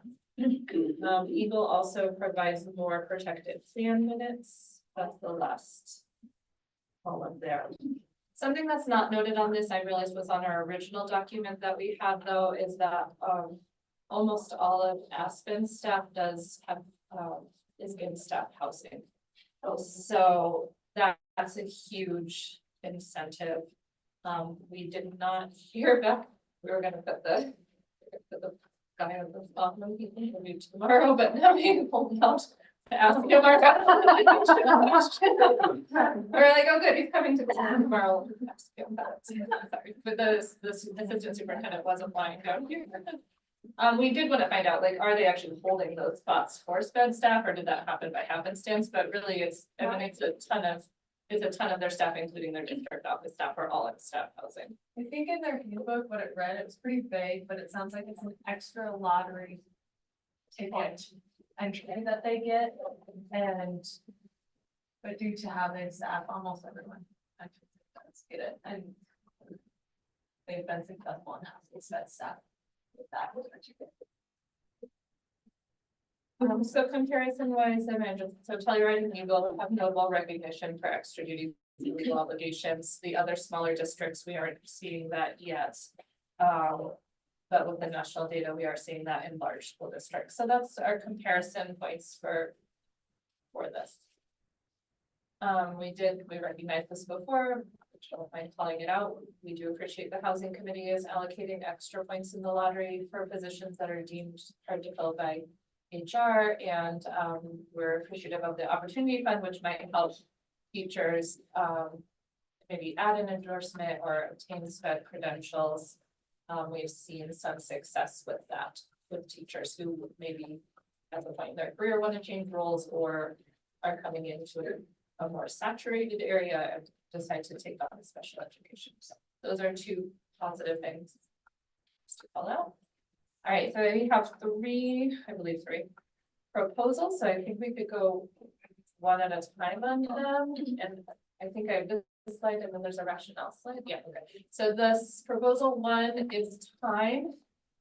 The first one is just kind of recommendation to buildings that when possible, reducing duties on special education teachers is helpful. That's not very specific. Our very specific proposal here is to provide 4 days per certified special education teacher per year. So this would be a building allocation. So for example, if you have 3 full-time certified special education staff, the building has 12 building sub days to work with that department. So it's an allocation by the number of teachers in the building. These would be release days to work on legal compliance paperwork or other requirements. An example from the high school level is all of the state accommodations for PISA, SAT, AP testing have to be entered per kid per year in the digital system. So there's certain things that are very time intensive that have to happen at certain points in the year by a deadline. The point of that release time, this is on here on the bottom part for guidelines on how to use that time. So I think it would be helpful if we take a minute and have everyone read those guidelines.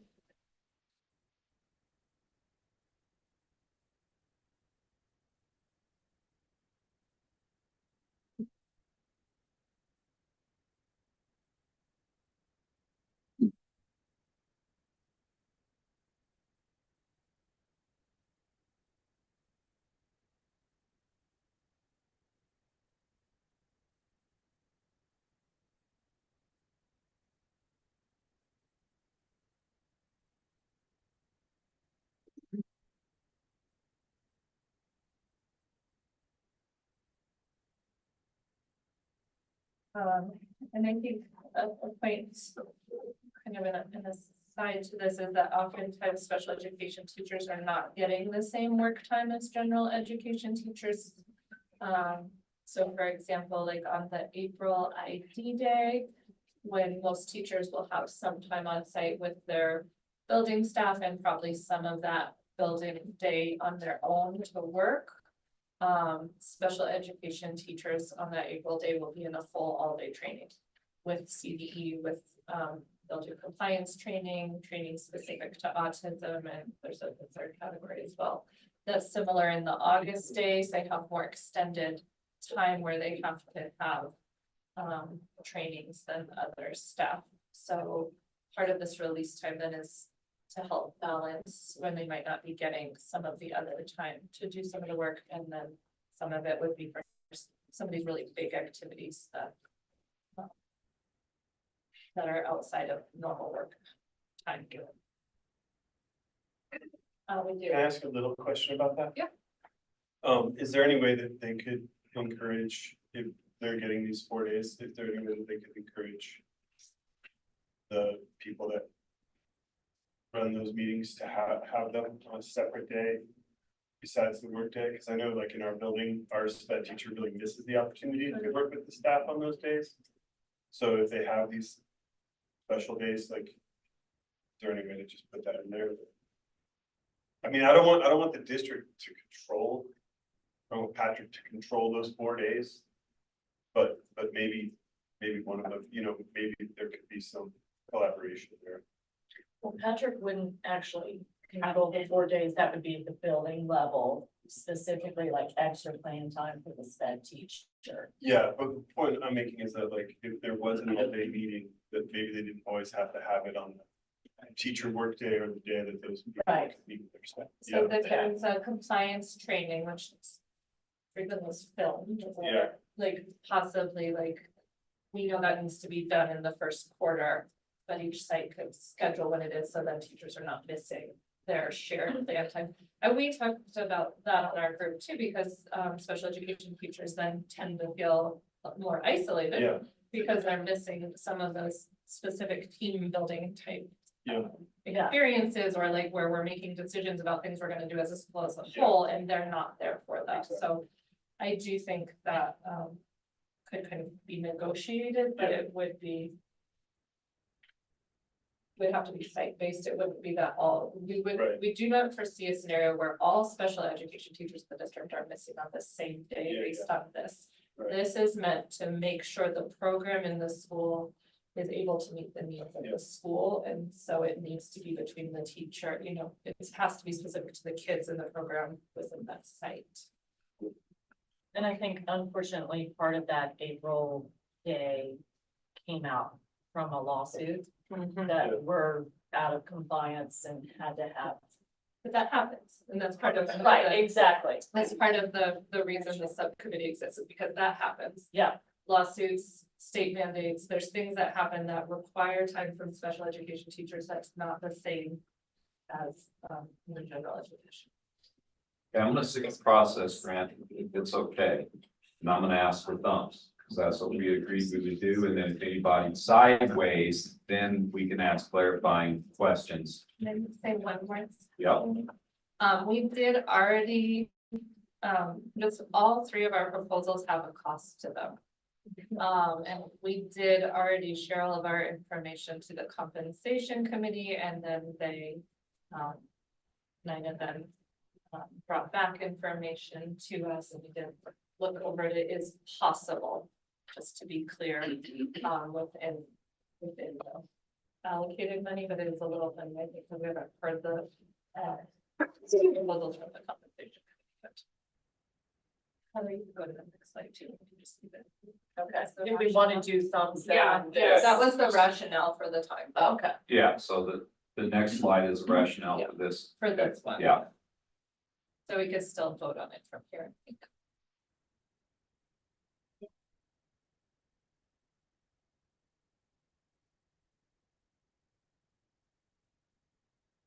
Okay, thumbs, Can we go back for the, like, thumbs, remember if we're sideways, we'll have questions. Have some dialogue there. Okay, I don't see any thumbs down. So if you've got questions, let's pop up cards. We're gonna start with Grant.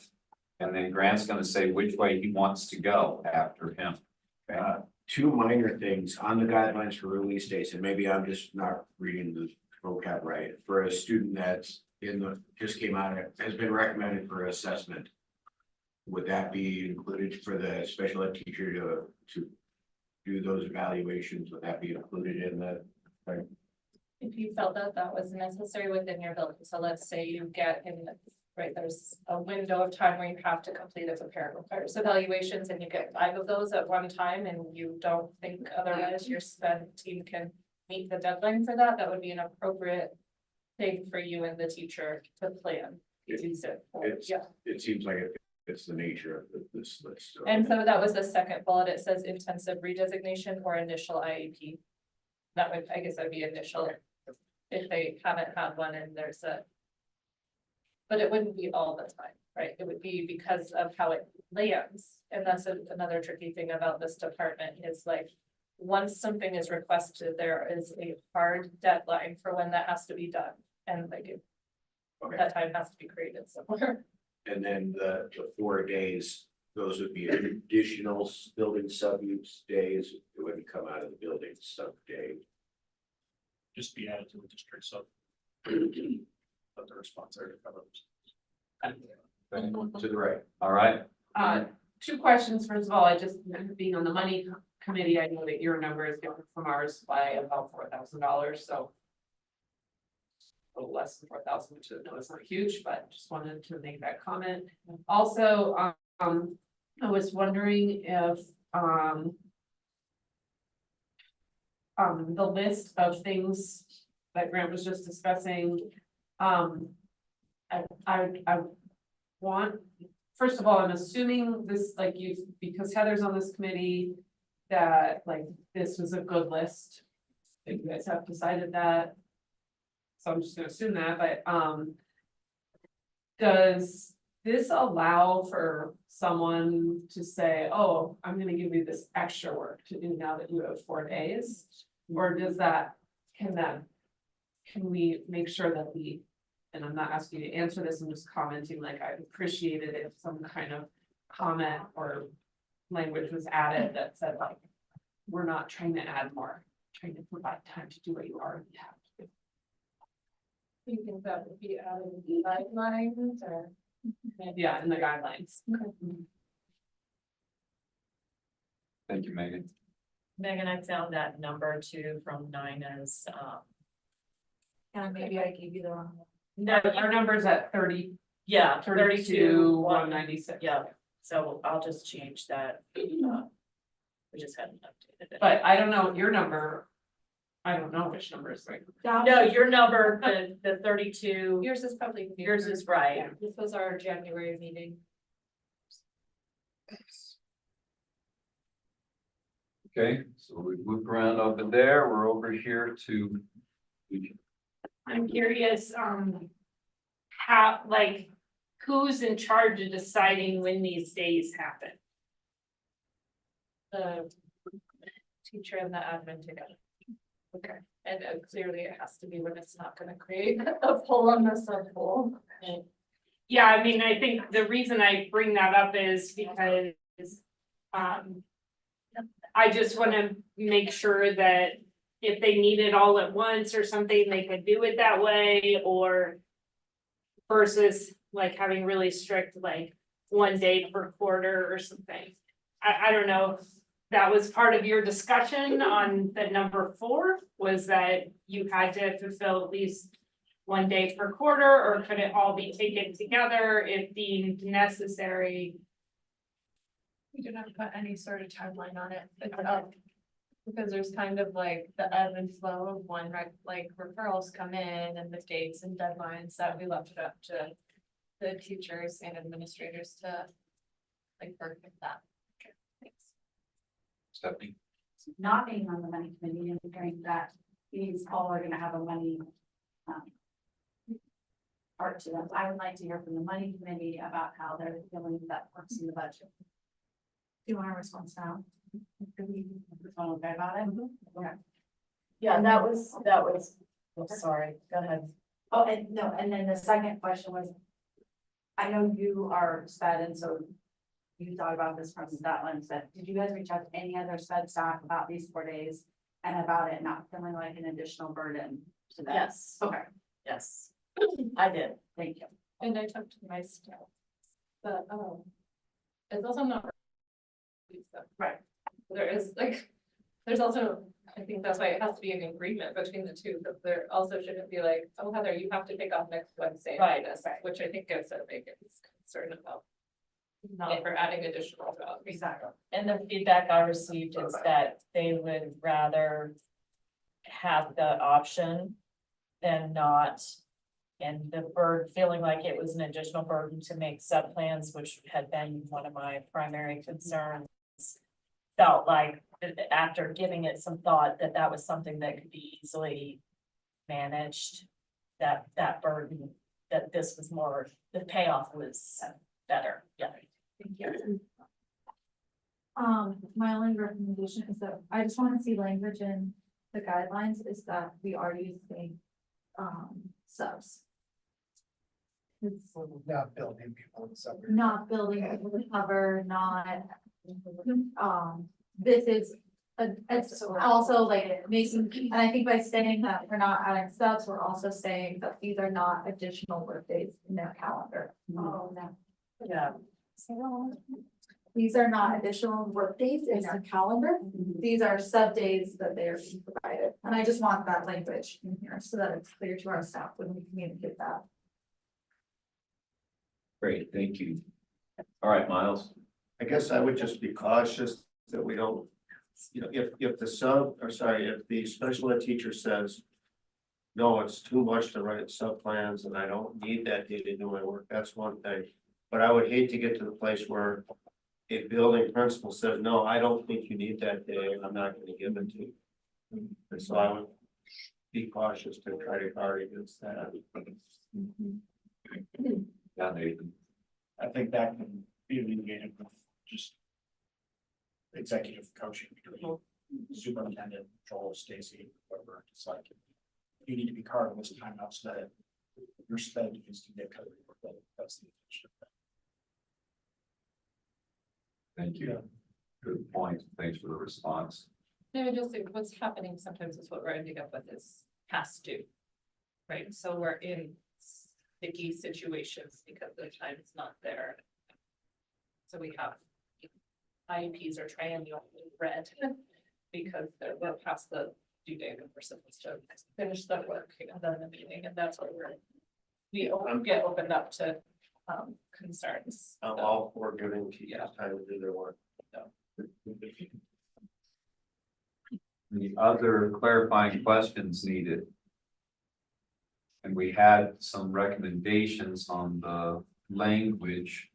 We would want to look at that before we give thumbs again. Yes, ma'am. Is there, I think,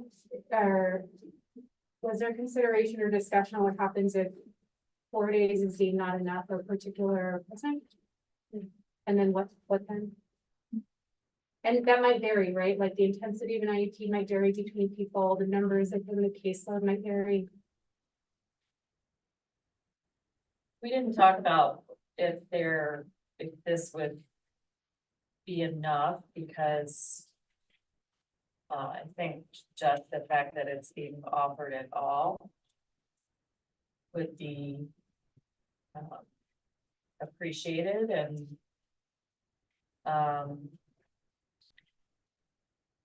I don't know, I can't imagine that. I guess anything's possible. Someone So like a coming try and back. see this year, like try this year, evaluate later. Right, yeah. I think, that I do think the way it's written, not too much, the way that it's written, the days per teacher allocated to the building, I could see a scenario where Miles decides he only needs 3 days and has a newer person on staff who might need the 5th day and could allocate it that way, because it's still 12 to the building for that department to get the department work done too. Or if they're gonna send one teacher to the middle school for the transition meetings, they're not necessarily all gonna go. That teacher might use one more day than another teacher. So I mean, it does require communication of the teachers on staff and the administrator. So I do think it opens up to the possibility that people might not manage it well and need coaching, as do most things that are complex. Rob, would you clarify my statement that I said? I heard you say something else. I did say something. Well, it sounded right. like you were calling for thumbs again, but I thought we asked it. Everybody was at least sideways. Yeah, that's true. Yeah. That's true. Yeah, so keep going. Okay, thank you very much. I did hear Rob's comment. So Rob is stating that in the process, if you were like this, you were not against it, you just needed clarifying comments. If you're against it, you're thumbs down. And that's the only way it would need to be re-voted on. Yes, Right. yes. Okay, thank you, awesome. Right, so this proposal is for the use of stipend money. And when we actually originally made the proposal, we were thinking it could be paid out of existing stipend money, and then the compensation committee figured out the actual additional money that would be needed to actually cover all of those meetings without using the existing money. So the existing money could stay for the stipends as they've been used. And we could cover payment to every certified staff member who attends an IEP meeting that's either during their planned time, so similar, like they have to give up their planned time, or it's in other outside their contract time or during protected time. Pretty much anytime you attend an IEP meeting, it falls under this this designation, unless like it happens to occur on a work day or something and you're trading time that way. Or if you're being provided a sub, which is still an option too, but if you're not being provided a sub and it's not on another day, where you have that time, then this would guarantee that all certified staff are paid for their time in attendance at IEP meetings. And, that's the second part on the document is the guidelines for meeting compensation to make sure,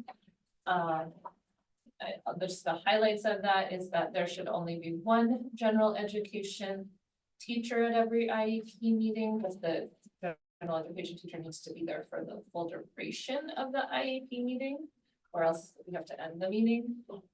That if the student is an emerging bilingual student, though, there also needs to be an ELD teacher, and in that case, both of those teachers would be paid for the IEP, and that we would assume a minimum of an hour to create consistency in the payment. And then if it goes longer, pay for the additional time. So that's the first one.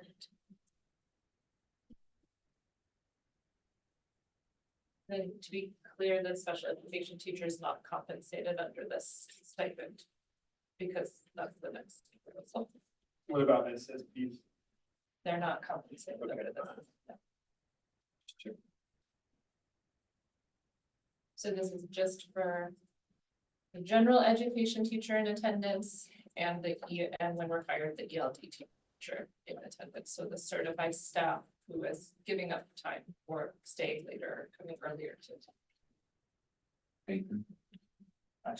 There's some misalignment between the numbers here on CAD, so we wound up doing half of the days.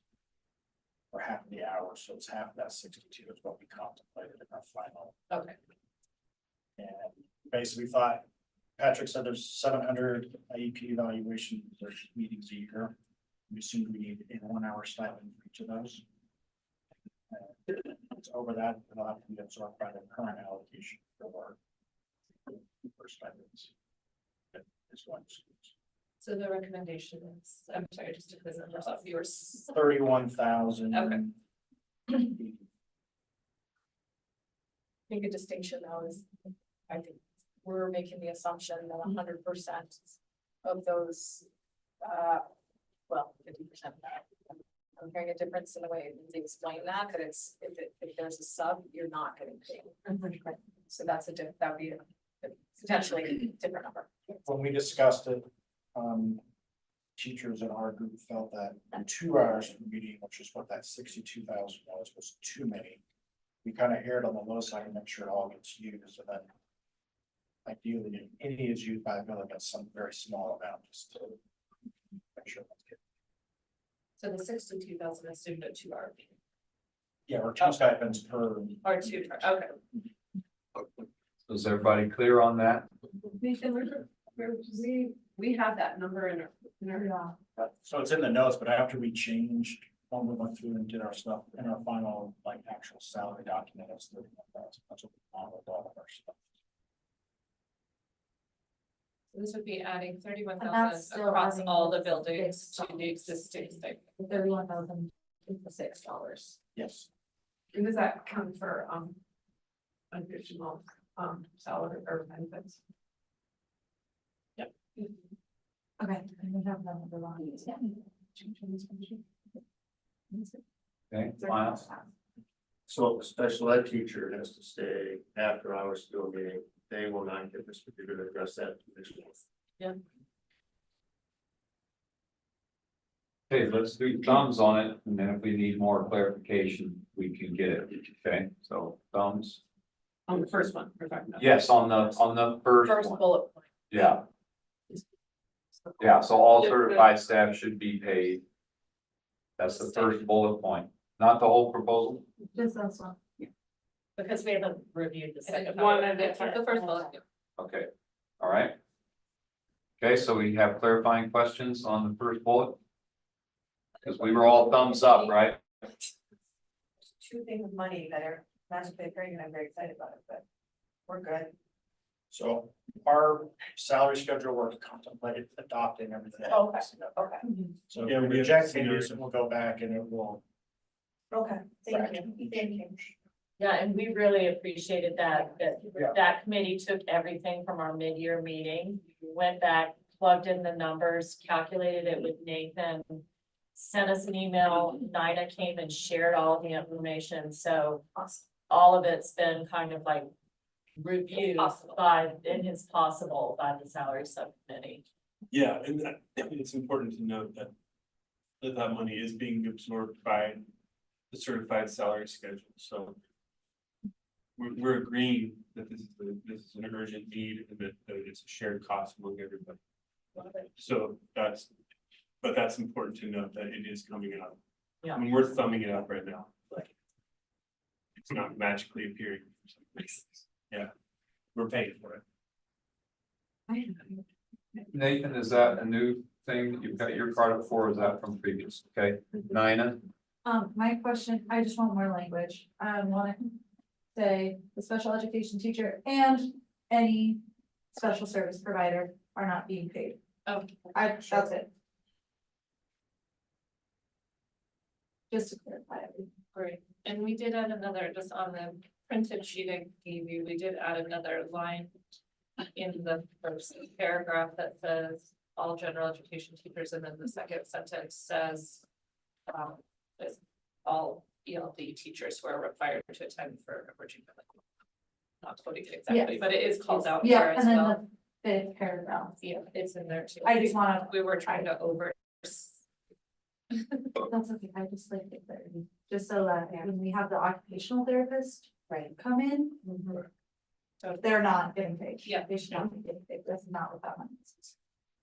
a story that came out that wasn't in our original story is that our ELT teachers, where our general ed teachers will be attending some IEP meetings during the year. A lot of our ELT teachers are maybe 15 to 20 IEP meetings a year. So a very high rate, because any student who's still on monitor still has to have that ELT teacher there.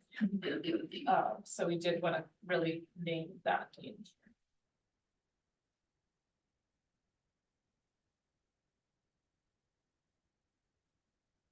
You wanna go on to the bullet point about building leaders. Oh, yeah.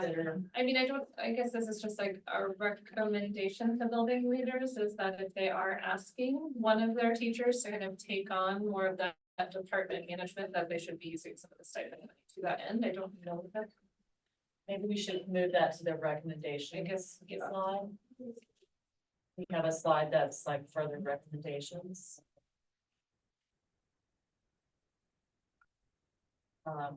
It wasn't like requiring it. Right. Yeah, I Right. don't think we need to So, vote on so I it. don't know if we need to, we might have put it in the wrong place, but it is a recommendation on how to use those stipends additionally. Yeah. If you're asking someone to take on a leadership role, you should be stipending them out of the stipend money.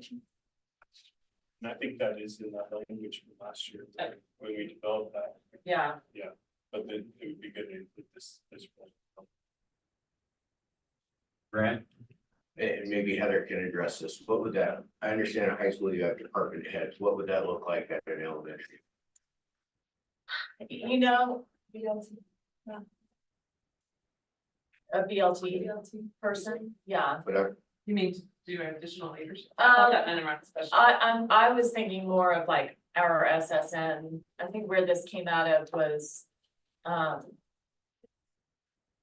I'm sometimes referred to as like the principal of my own little school within a school, or have been.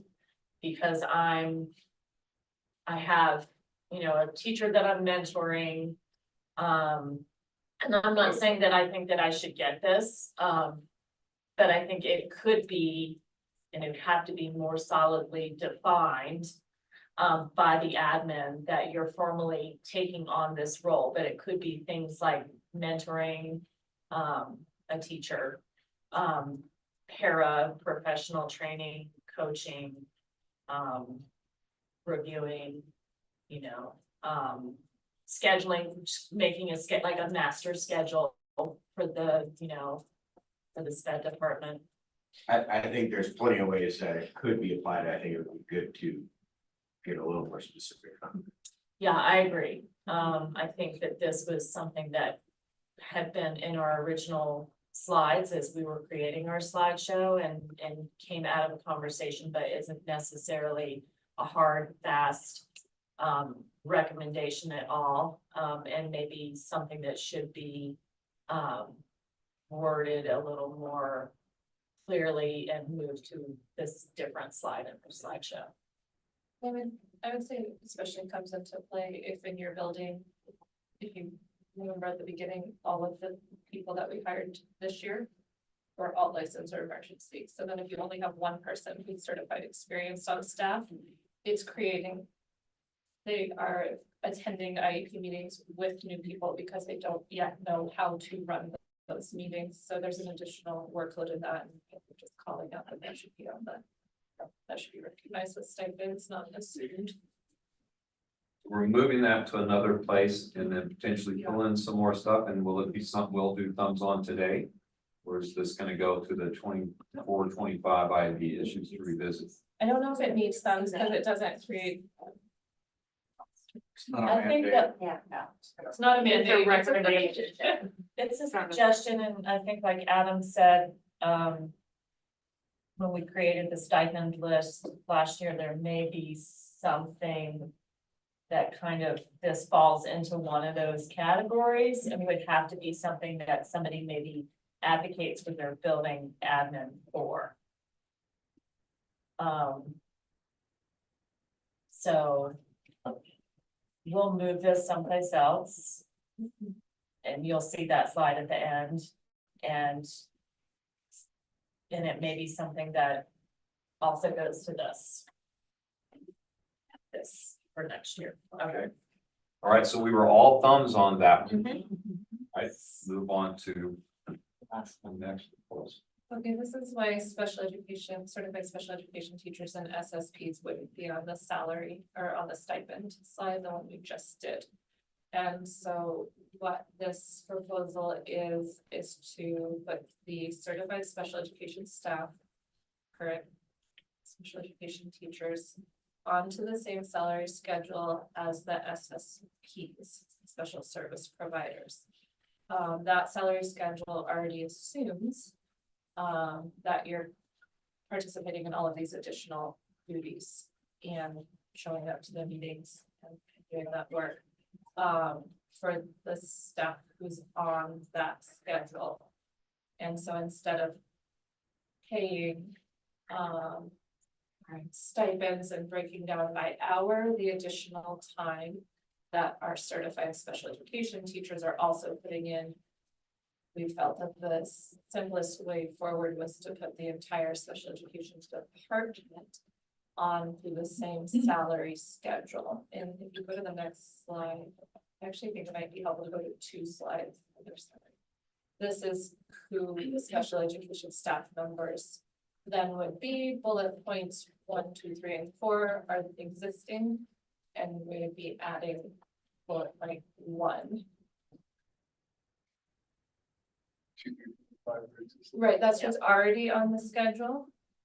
So when Nina was talking about, if they come, they're not being paid an additional stipend for those meetings, that's accurate. But that's recognized on their salary schedule that they have these additional duties and obligations.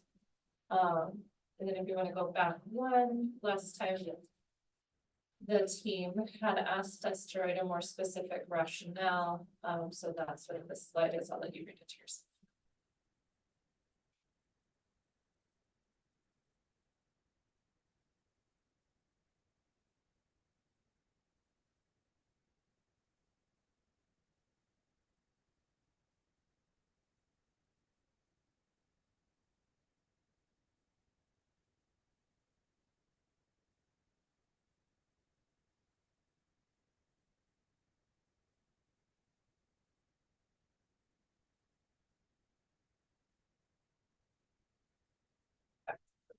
Proposal. And back forward. There we go. So this is equivalent to about $2,800 a year. So if you kind of looked at what Eagle and Telluride were doing, it puts us similar to the type of recognition that they're trying to put into place, or they do have in place actually. Eagle's working on it, probably with the same money. And Telluride already had it. And Rifle's working on it as well, on making. Right, that's coming, yeah, that's under the fourth column of salary schedules. RE2 is also similar reviewing this possibility.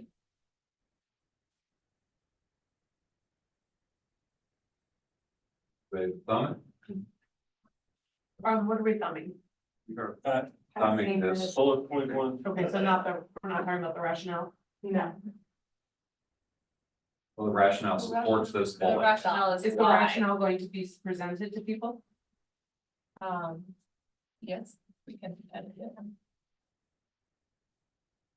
I think that maybe be under the, I think that comes under maybe the implementation planning, or what do we need to present to people and in what way? Okay, do thumbs.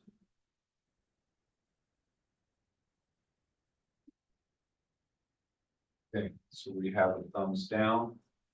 We have a lot of thumbs sideways. So yes, and I'll just give me that about sideways issues out. yeah, I think we should start with the thumb down to Okay. provide a rationale for the thumb down to see where to go. Okay, So since the check-in meeting, I've sort of been discussing this idea with teachers as I talked to.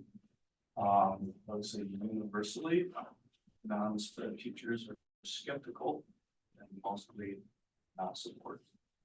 So as a representative of teachers, support the idea of essentially creating a special place amongst the teachers.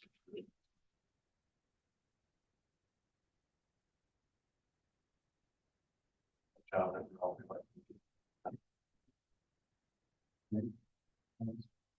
So 700 meetings. And 36 you know. How much would that cost us if we paid all the specialized teachers the same thing we're paying regular teachers? Or less than 31,000.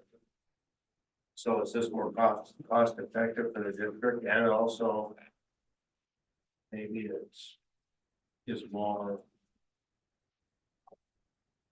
It's the teachers that are thinking about applying in our district, they see the money up front as opposed to saying, well, but you're gonna get all this extra money piecemeal, meeting by meeting. I don't know. I would ask Rob, is that a possible alternative to this? That could be an alternative solution.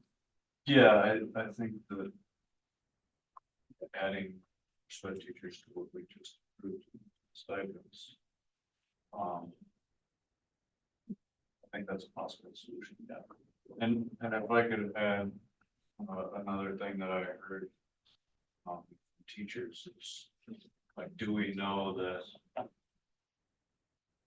Do we have data that salary is the reason why we attract the housing?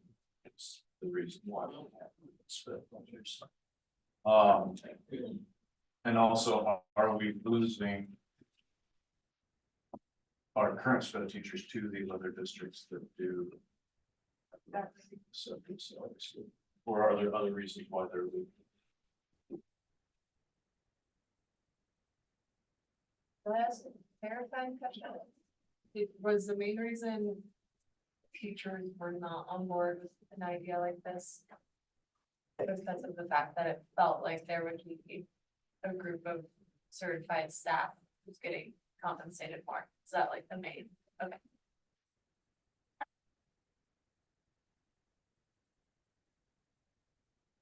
Yes, Stephanie. Anna brought this up with them in the chat about the SSPs who have different degrees and that's different. Why they started on a different salary scale and reaching out to them to see how they felt about the SPED teachers coming in on the same salary. And I'm just wondering if that was followed up. I talked to two SSPs and they were in support.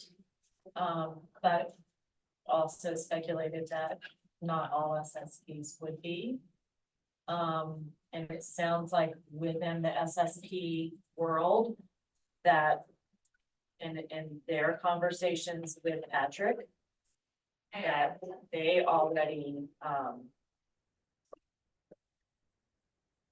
feel or maybe headed toward a negotiation, for example, in Telluride, the director was saying that they're paid as independent contractors.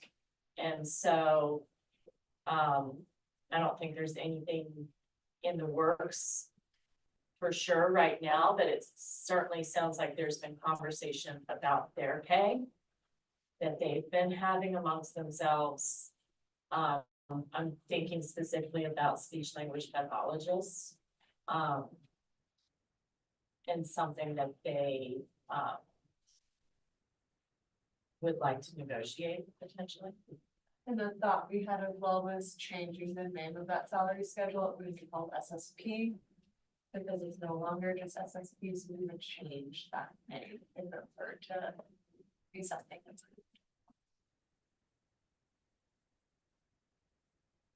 Okay, so one of those things from the thumb is to explain why provide a type of alternative.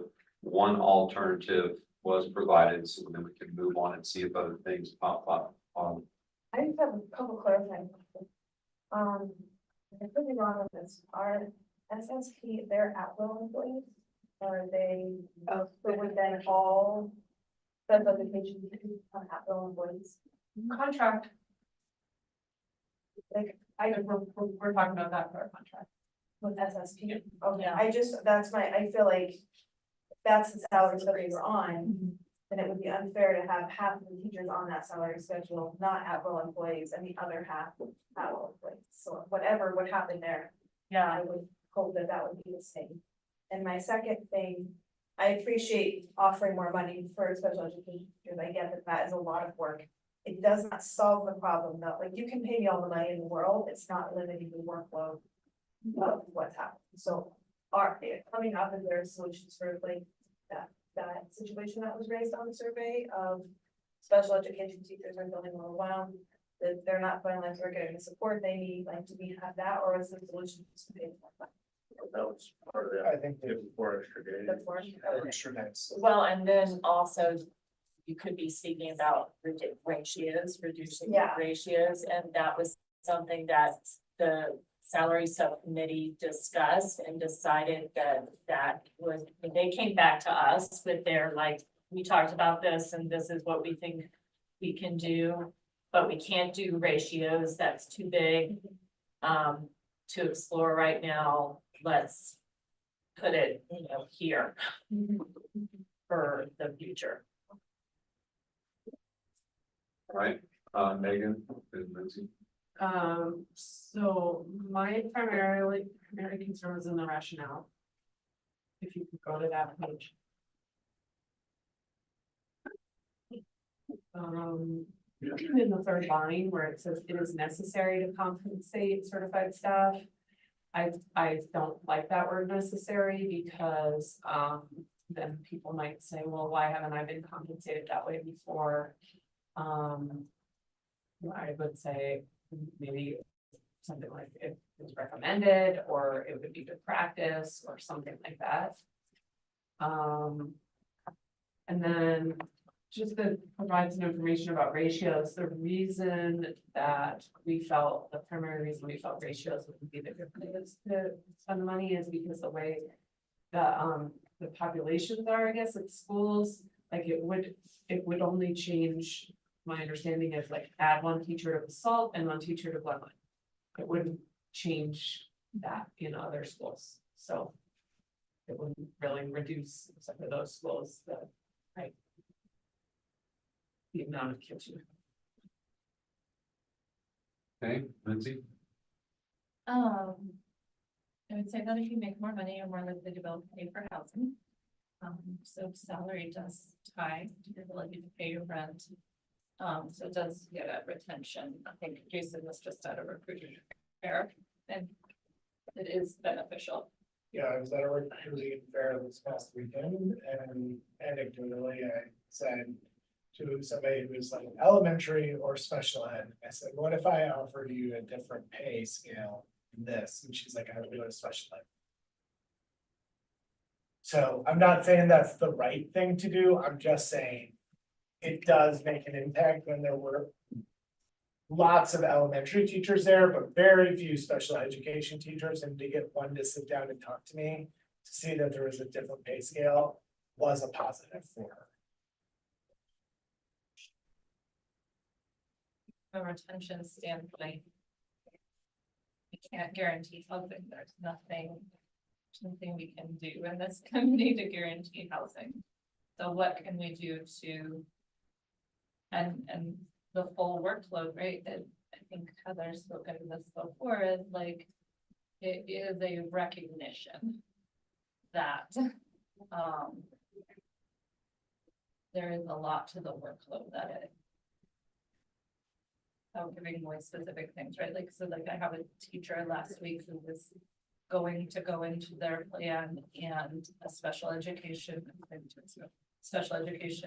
student with an emotional disability spun out in another class, and that teacher spent their entire plan de-escalating. And that's a mild moderate.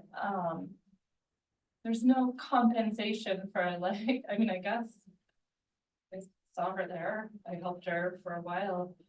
And I guess she could come to the office and I could say, okay, let's fill out sub pay for you because you just missed your time. But like, there's no predicting that. There's no like planning coverage for that. And that is a part of their daily and weekly experience of how these needs come into play, and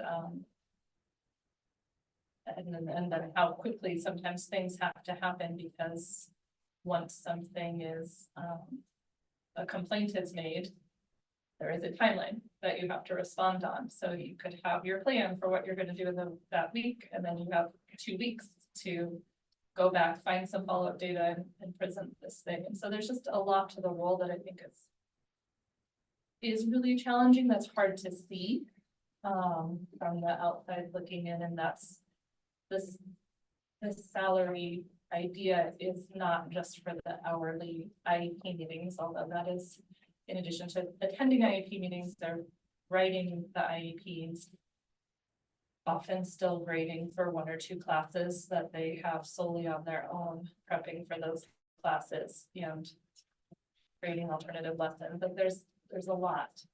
There's a lot to it that's not compensated at this moment, that this felt like one of the most straightforward ways to compensate without creating a ton of paperwork and putting them on a stipend to kind of do. I don't know if you would have something to say on it. Yeah, I mean, I would just, we did talk about the idea of creating a stipend or a bonus, and felt like we often came up against the thinking that, you know, comparing jobs, like you said, like whose misery is more miserable, whose job is harder. And I felt like we constantly talked about that, even in writing this rationale statement, and, you know, we're very careful to think about, not trying to sound like, this is, that special education teachers deserve special treatment. It's more about all of these things that you just named, the behind the scenes and kind of like unseen or sometimes seen things that are happening in a special educator's world. That they're already doing and have been doing and are leaving because of it, or not going into the profession because of it. That this felt like part of the complete package to really make a difference for special educators, both incoming and current. Thank you. We just talked about housing being like a major issue here, and I know Aspen, you said all of their SPED team is in the employee housing. I know our housing system for, you know, our school district provided housing is on a point system. You know, it could potentially be an option to have a higher point value to somebody who is gonna employ a, you know, special education role. That's already happening. It is, okay, that is already happening, Yeah. okay. And then the other thing, just speaking from a recent email from one of our SPED teachers who came from out of the country. Would be this idea of like offering more experience, even if it's international. Towards their pay, and then it wouldn't feel like they got any special treatment or anything. They're not in a separate salary schedule, you're just offering, you know, more on this. They can enter into the salary schedule at a higher point. So maybe offering more experience, you know, you get an experienced SPED teacher who gets hired in. That you honor more than what we currently honor even for just regular ed teachers. Just small little things that make it feel less like you're specifically on your own salary schedule, you're unique, you're special, you're different, but can still monetarily benefit them. We talked about offering extra steps, but then thought if you decide to go back to gen ed or, you know, ELT or something like that, do you go back on the salary schedule? No.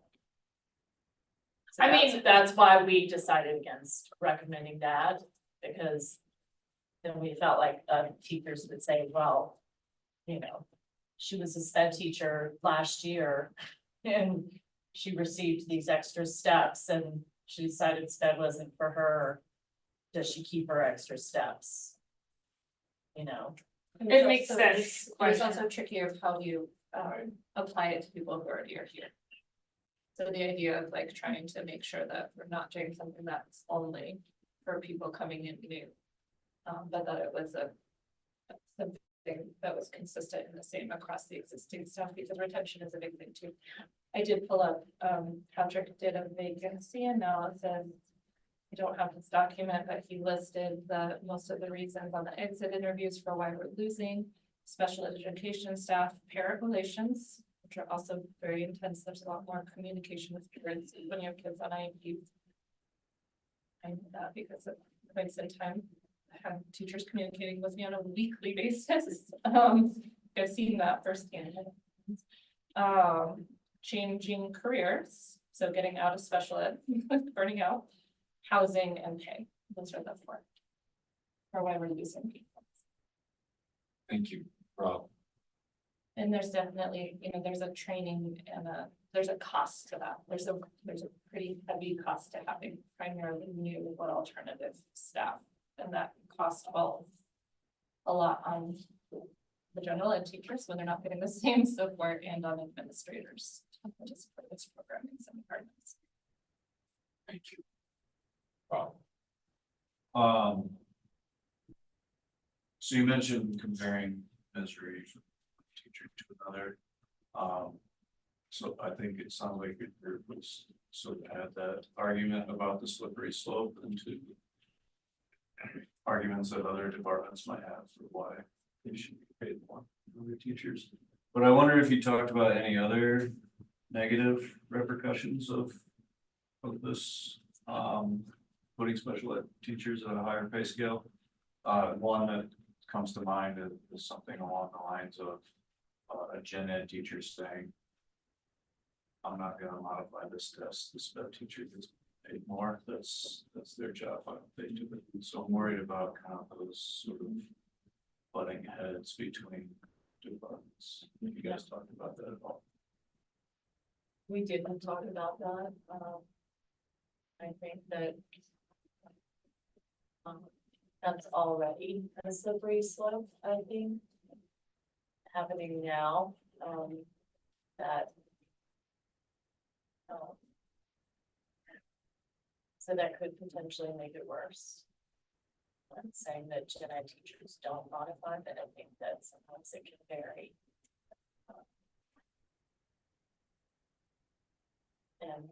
And it's really stressful for, for gen ed teachers to have to modify work, and particularly I think about like SSN students. I mean, there's no way that I would ask a gen ed teacher to modify to alternate standards, for me to be impossible for them to do that. So I do consider that part of my job.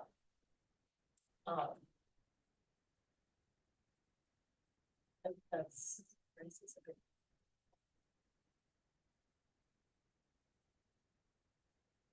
Okay. So you had one alternative proposed. Just feeling, are we stuck here? Is there some way we could do something else to alter this in some way that meets the interests of broad representation of trying to not separate amongst the certified staff? Is an interest? What else can be done there?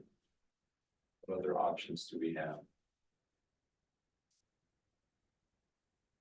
Yes, Lisa. Instead of just compensating sped teachers for participating in after contract hour IEP meetings, can we also compensate them for preparing the IEPs and then hourly rate?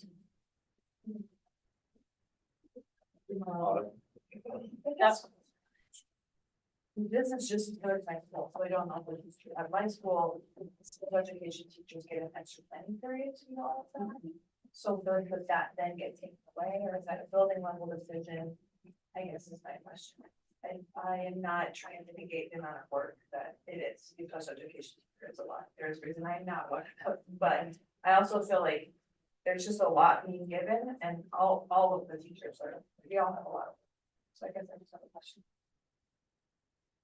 That must be specific to your building. Okay. I've heard about that in other buildings, not that it's not happening in other buildings. Must be one of those things that they negotiated for with your admin to get. I think, Lisa, you raise an important point too about the compensation for writing the IEP and the evaluation. There was another district, and I can't remember which one, that did offer compensation for IEP writing.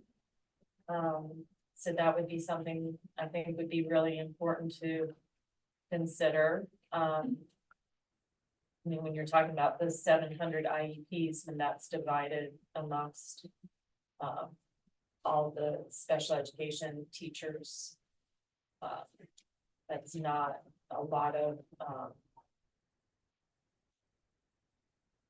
that ends up not being very much compensation for a lot of extra work. So I agree, we need to be including pay for IEP preparation as well, and evaluation. Okay, Andy? Thinking along the lines of why it wasn't approved or like, yeah, agreed upon. Is compensating for planning time something that you feel is uncomfortable? Rob, or maybe the teachers in your building might be, because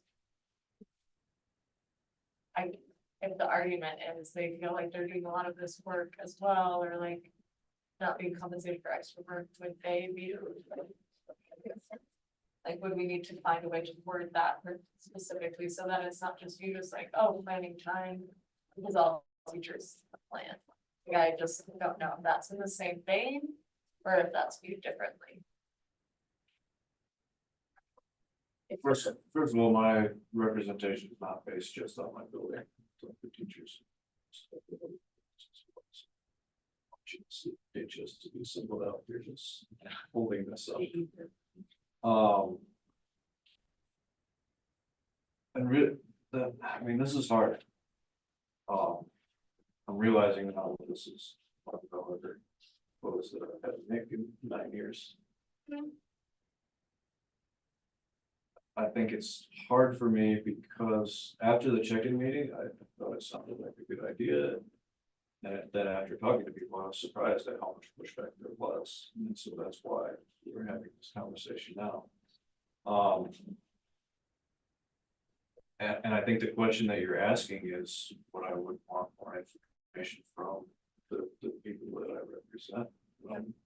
And so I kind of feel like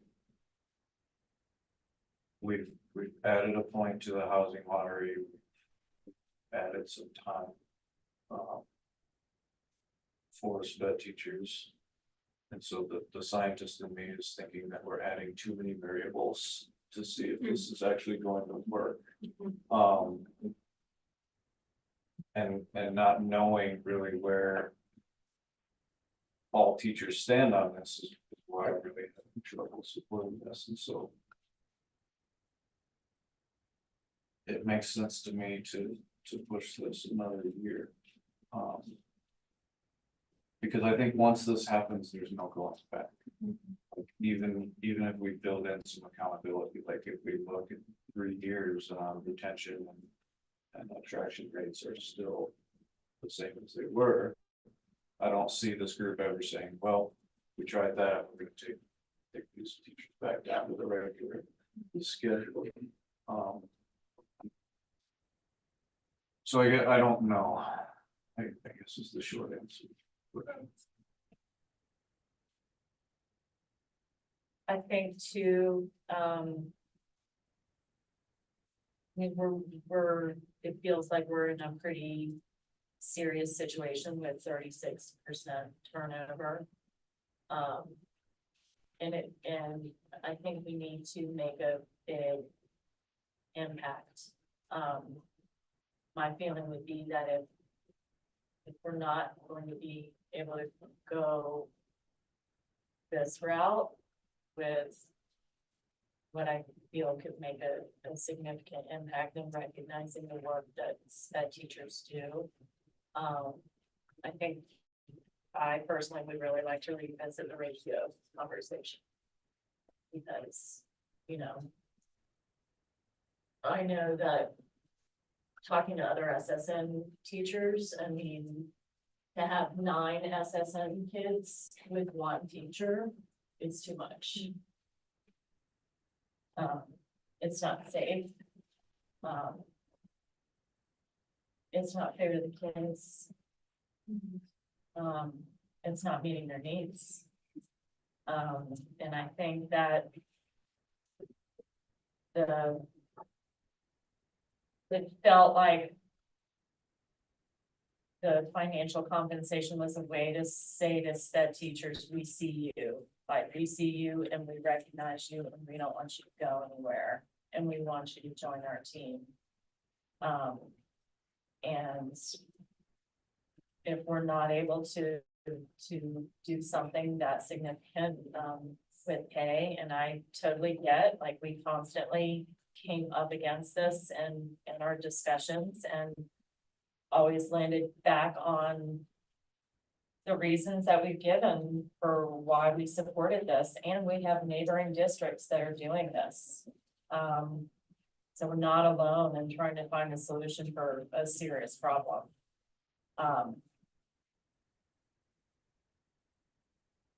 It feels like that would be a direction I would want to go.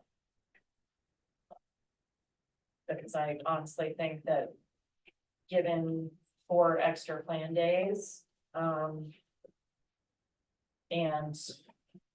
doing something which is actually more for general education teachers, which is to pay the gen ed teachers. I mean, that was something that is benefiting gen ed teachers and ELD teachers that became part of our work. And I want that. They should have that. It feels like we should reconsider the ratio conversation. Okay, I'm just gonna go Autumn in this way, because I was looking this way and missed these cards. I'm not sure what to put, so go Autumn. Just to clarify, we have already approved 4 days and, so that's it. I just have a question, when you talk about the ratio, I totally agree with you, 9 kids, it's too much. Does that ratio conversation have that in isolation, or does it affect the ratio of all classes? It would affect, like, when we talked to Nathan about it, and Nathan kind of crunched some numbers, it would affect ratios, like the guidelines for ratios for a school. But I mean, just in the SSN program or? No, it would be mild moderate too. Oh, okay. Yeah. A different set of ratios for mild moderate and SSN, and the tricky part is that it's like the average across the district. Their average ratio might be pretty great, but based on certain buildings and how they're allocated, some buildings have like, for mild moderate, maybe like 16 students to 1 mild moderate teacher, and another building might have just like 10, and another might have 20. So like, or like 26. the average comes out in a way where it's like, okay, that seems like a kind of like how class sizes are averaged in the district. So I think what we saw was when we started messing around with just the average, it only impacts like 1 building or 2. But then if we mess around with like, there's just a lot of different ways you can mess around with those ratios to make it like a building cap versus an average cap, and it felt like the impact when we initially looked at ratios wouldn't be impacting all buildings. It would mainly be impacting those places where there's a higher number of students who have IEPs. And so that kind of was a challenge that we were navigating. Yeah, it felt like we weren't making enough of an impact for the SPED department as a whole. Or in a way that might be viewed as like equitable. It's like, Right. oh, well, the bigger school, Right. is gonna get more support than maybe other ones. And it costs. Okay. Expensive. Yeah. Significant. Stephanie, Totally agree with the ratio situation, the numbers are crazy, but if we can't find sped teachers now, how does changing the ratio help? Because we're short teachers as is, and if we were able to find the teachers, would that mean we could pull some of the buildings back apart that have been joined together, which would naturally reduce the ratio, which then might not really impact the money? They were, when we combined programs, they were also allocated additional staff. Oh. So it wasn't like, take the 8 SSN kids from Salt Elementary, they all moved to CRES with no additional support. Like, all that support that's allocated also went to those kids. CRES. Okay, so then to play off of that, if we gave that staff member that went to CRES with them in the paras, if we put them back at the SALT with their home schools, are we naturally reducing then the ratios? Are we getting them back better in line instead of? It'd still be the same number of kids divided by the same number of adults. Well, and actually, like the basalt resources did not come to me, because if the basalt program had stayed and that teacher hadn't left, that teacher would have be an SSN teacher with 4 students and a para, maybe 2 paras. My building was already at 10. And so that allotted me, because of the way the ratios were, that allotted me an extra SSN teacher. So when my program absorbed those 4 students from Basalt, an additional teacher did not come from Basalt. My Allocation. Maybe just a friend, and I actually hired that. Well, I mean, my building already had 2 teachers allocated for the 10 that I was expecting to get.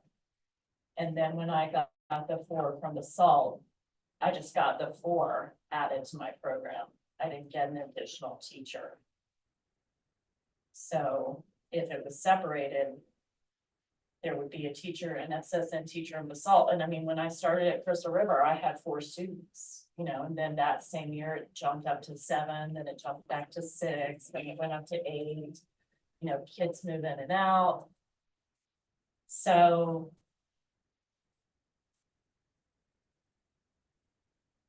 I don't know if that's the solution, I but don't know. I'm just asking. what yeah, I would do with no, I others, and understand. there was concern about how much it would cost, but these programs that had to join together because we couldn't find enough staff last year. Right. Seemed to have really exasperated. Yes. The ratio situation. And I just wonder how that could be if we separated everybody back into their own schools. Well, that would help, I think, for sure. But, you know, again, I think the issue was not being able to hire, which is part of the reason that we felt like if we could say at a job fair that special education teachers make more money, we could get some people. Thank you. Nina? I just had a quick question about the compensating teachers for IEP meetings. And like, if we were to go down that option, paying SPED teachers for preparing and evaluating IEPs, I just want to know how much time you think that that takes per student, just so we can start thinking about those. I have a suspicion it's going to be high. Patrick has given a number, and I don't know how he calculated this, but he has numbers of what he thinks it should take. So I think for an evaluation, I think he says like it might be 4 or 5 hours. And that's doing the evaluation and the test. That's for triennials, right? For a triennial, yeah. And so that's just for the evaluation part, then there's the IEP, so, you know, maybe an additional. I mean, I think all SPED teachers think that these numbers are higher than the numbers that Patrick has given us, and I could ask him kind of like what he estimates. Yeah. I would say for full evaluation and writing the IEP, it's probably 8 hours. Right in your program. In my program, and that's for an SSN student, for a mild moderate student, it might be half of that. Okay, just so that when we start, if we start going down this route, like, and we are truly thinking about a cost benefit analysis, like, is it going, just from a financial standpoint? Right. Would it be more cost effective to be paying SPED teachers for this IEP work, or would that be the same as what they would get in the salary? Right. Just thinking about it in that way. Yeah. Right, it feels like we really bogged down, and I don't want to stop the other cards here, but I'm wondering if we should think about moving this recommendation to further issue work. If there's some way we can potentially do something simple with that time allotment. I've heard the idea of paying for IEPs and the evaluation component. Is there some other way that would be simpler to compensate those people, that would give them a little bit more money to maybe meet this problem with giving them a salary increase, yet give them a little bit more money.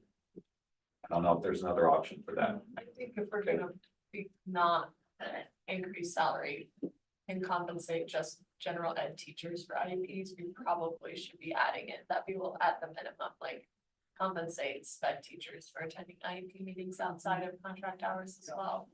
Just because, if we don't compensate that, but we're compensating everyone else for that, that feels right, messy. In terms of the planning piece, right, like those are numbers we don't know, and that would maybe look like a separate altogether recommendation and stipend, but I wonder. Yeah, immediately we could say, okay, change that number on the second recommendation to also include compensate sped staff for attending IEPs. So I would agree with Maddie on that, like if we did that, I think we would have to explore with Patrick and the special ed team, what is it? Because if I do the just rough math, we're around $2,800 if we're paying per like the writing of the IEP, the actual IEP, and we're saying that they do like 10 of them in a year, whatever, I mean, that's a low potentially, way low. But let's just say that's the number, it's 2,800. So we really have to dig into like, if we stipend them for those hours, what is that? But again, and Rob, I appreciate you asking staff and standing up for staff. It is a slippery slope if we go that stipend route, because all of a sudden we're not stipending people for planning time in their classroom. Right, and so that's another thing that I agree Autumn brought up as well, that we just have to look at if we do go that route and not just adding to a different pace. Thank you, Megan. I was wondering when I looked on the opposite side of your, like the school comparisons under Speedboat, you asked if they had the same salary schedule, and you said, yeah, they said yes, but they're on two different charts. Yeah, I can answer to that. And it's linked in our show and our things and our slides. So it's like two charts. One is certified staff, one is the SSP, or it's SSP and special ed. And it's the same amount of money, the two different charts. So why they have two different charts? they have two different charts. They have two different charts and the same amount of money. They get paid the same amount of money, but they're just calling it two different things. And I don't know what the reason is, but maybe because they didn't want to say like they're on the same schedule, but it's the same dollar amount. But they're not, so they are different. I took that question to mean that they were asking if teachers, so the non-SSP and special ed people were being paid the same amount as that. And that, I mean, the answer to me says, yes, they are being paid the same amount. They are being paid the same, but they're on two different schedules. I think it has something to do with their contract. So they are not. They are paid the same. They're paid the same, they're called two different. Oh. They're not like, they didn't put it all in one chart. But Oh, if you were to open it up, it's like the same dollar amount. Okay, because I was thinking about that as maybe a possible solution, like. But I guess that's not, I was like, how do they have two different charts?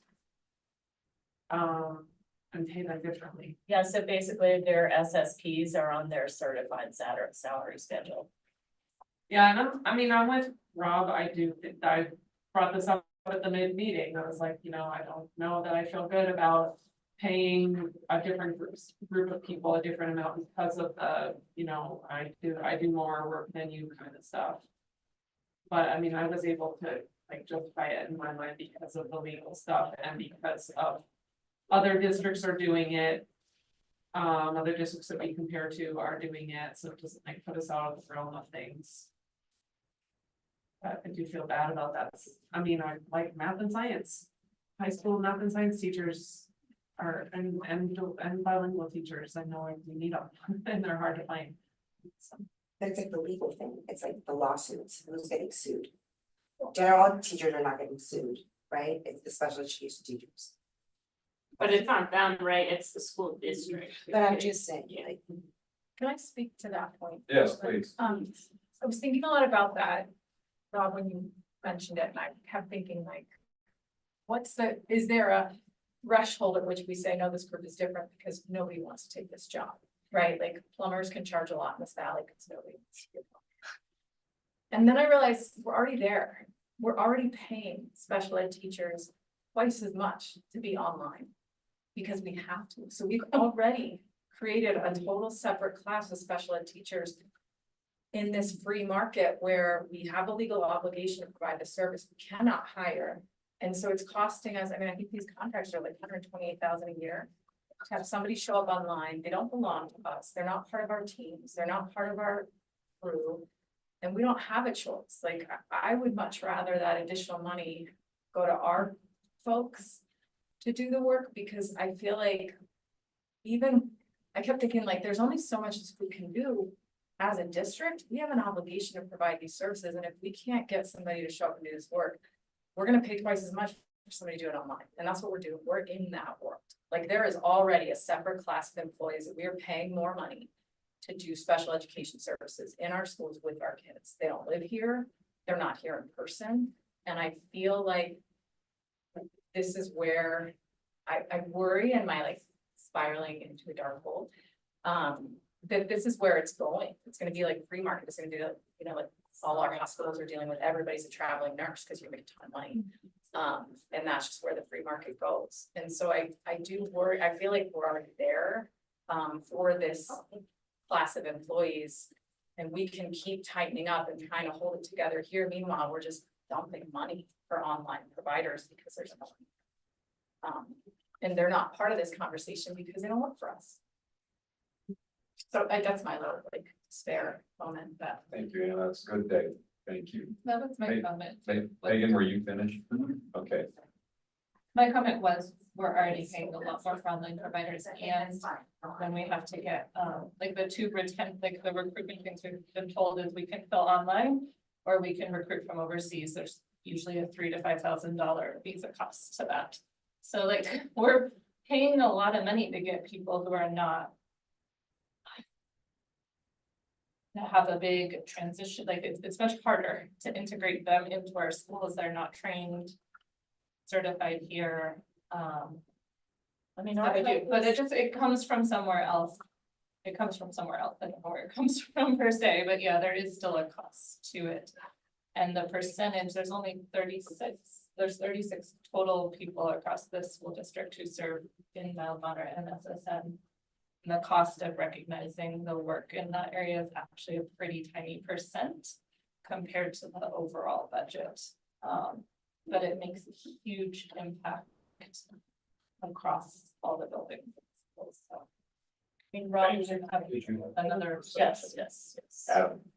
Yeah, I'll just, so as a process thing, I think historically, like when we have a situation like this, like we do the round of horn and then we vote again before we parking lot, right? And so this is our chance to do that. And you know, the only thing that I would say, I think that there's some really good points being brought up, and I think your point is good, Rob, and I think it's important that we pay attention to those voices in terms of representation. But the thing that I'm coming back to right now is that the survey was like specific data, and this was an overwhelming concern, like all the people. It was our primary interest, and it was an interest of the district, and we have an opportunity to do something about it here.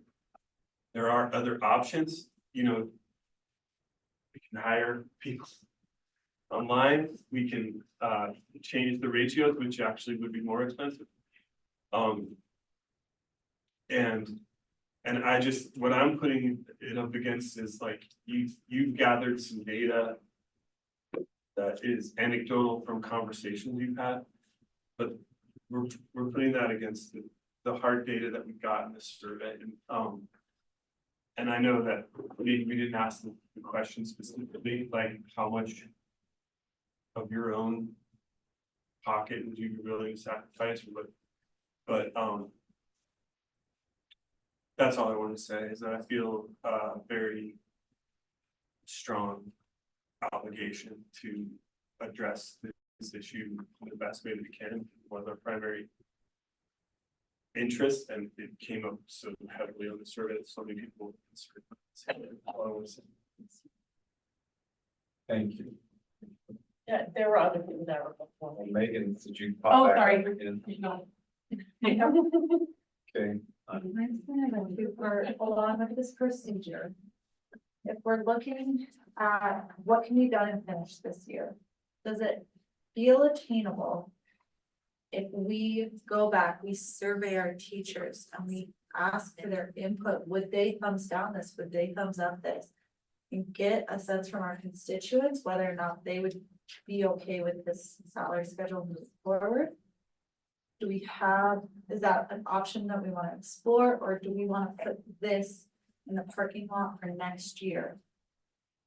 And depending on that answer, I have another concern.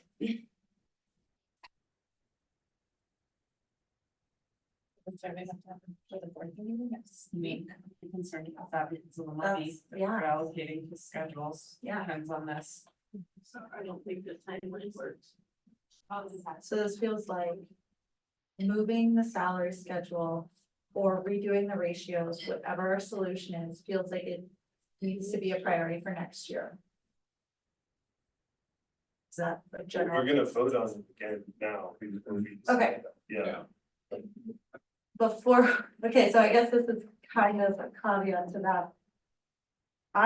If we vote no on this, then I don't feel comfortable with one of the past votes, which is the IEP meeting. And we need to go back and discuss that again.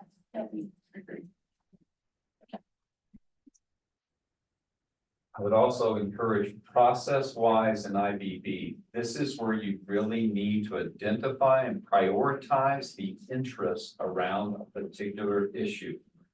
Then you also need to refer to specific criteria that you would apply to match up those interests, so that you could try to make a more data-driven way of coming up with your support or not for a particular option.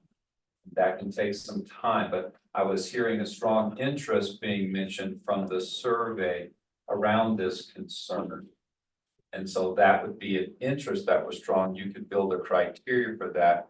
I heard a very common criteria that comes up in these meetings is something sellable? Is it sellable to the board? Is it sellable to the public? Is it sellable to the other staff members? We could look at what are other criteria that we could specify so that you would have a way to compare things to make that hard decision. That's just what I was going to say, is in our messaging, we really work on our messaging and we were able to come to consensus to move forward with this.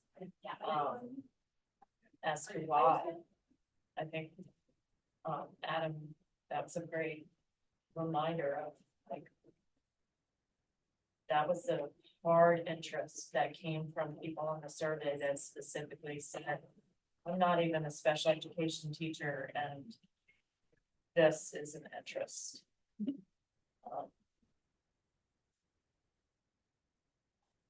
And I think some other potential solutions could be around, you know, recognizing the work and compensating with a bonus or a stipend. I think I'm repeating myself, but we were worried about using that wording, so.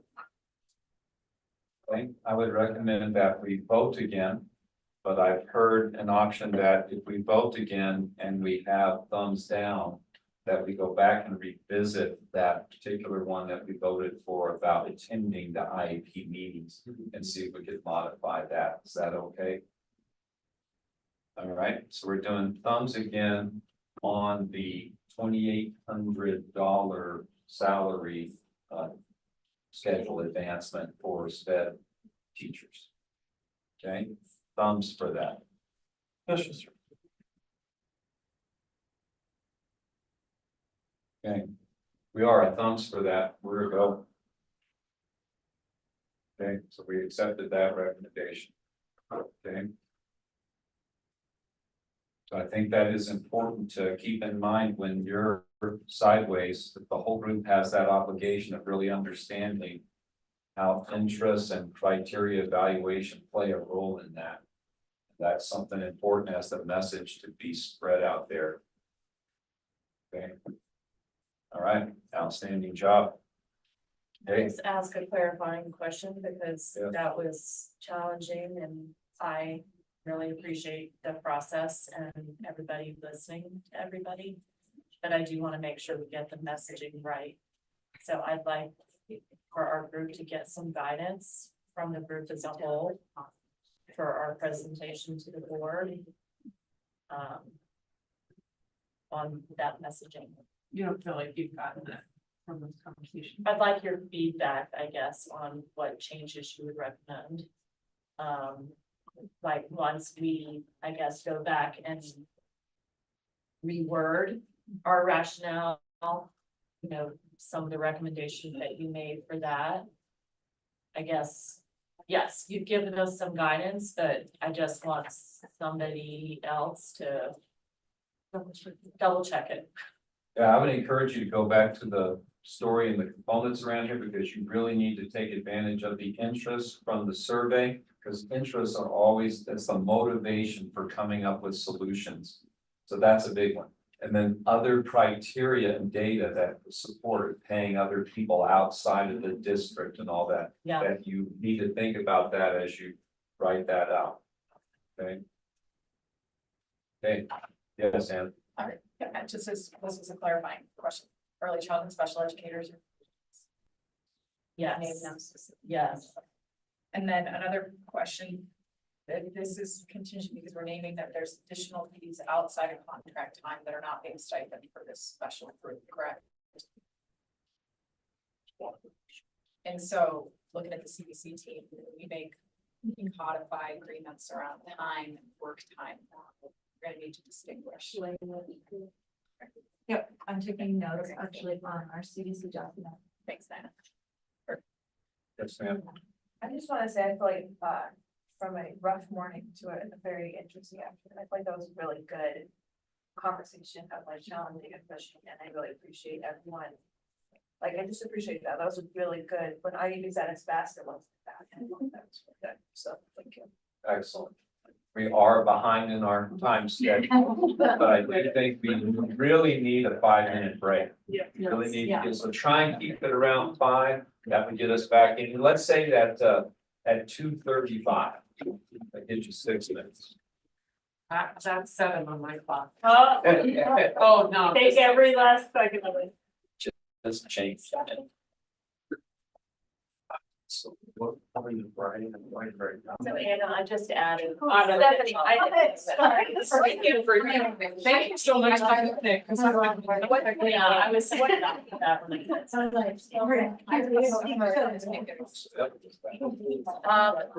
That was.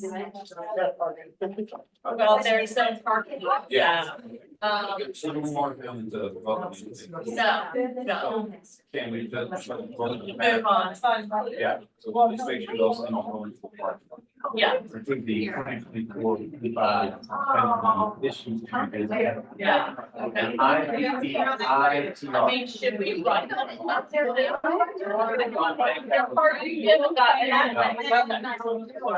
right here.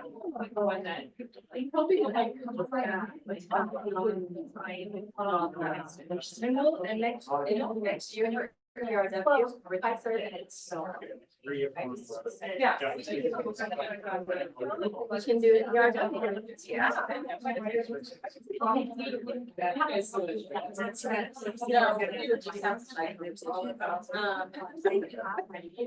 But I'm getting ready to help a fifth grade teacher with the math stuff.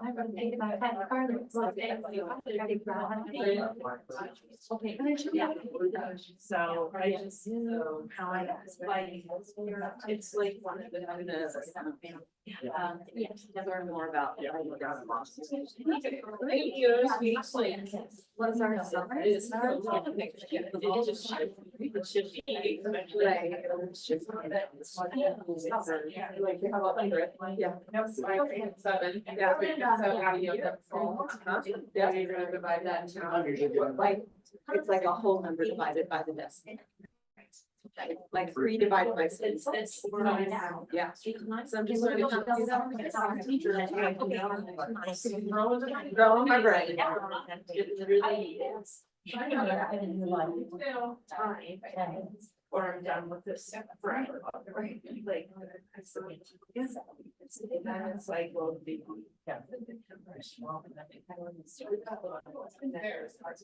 Oh, God. You know, it's just like ultimately in the end. Yeah. So, like I said, I feel like. Oh, yeah, yeah. The question is to do that. But that's what out here. And I have to stay so wide from right. Every time I and right. Right.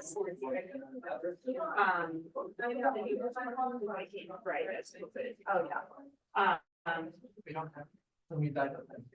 Because this is my story. Yes. Not my first rodeo. Yeah.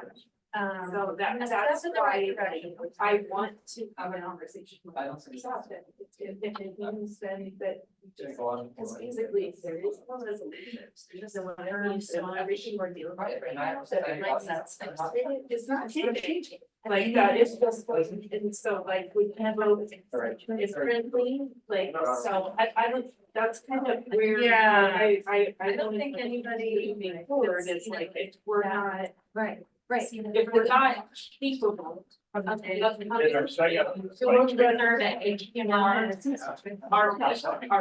think they wanted it fixed, they did. On what. Middle term. Oh, yeah. That could, like, would that change for some? That's kind of like. I can't walk around and go. Is that like just like virtual rather? So the question is, yeah, that was the way it is right there. You have some people on there that. Do you see what I'm saying? Because I think people like that. I mean, there's people that have followed me on Strava, but We they're could just. come up with an alternative, that would be.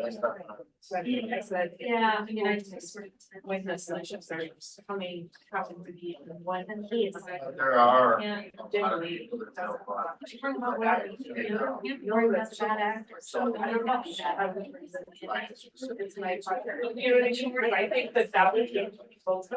Did I get one? And like, either about this Yeah. or that. Oh,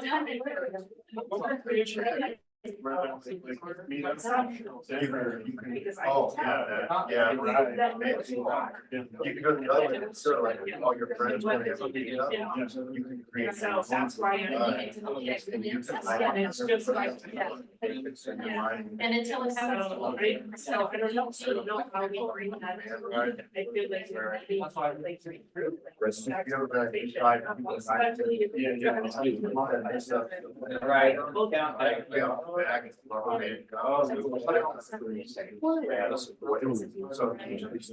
for you to talk, yes. Just kind of nice. Right. Right. Another part. Right, yeah.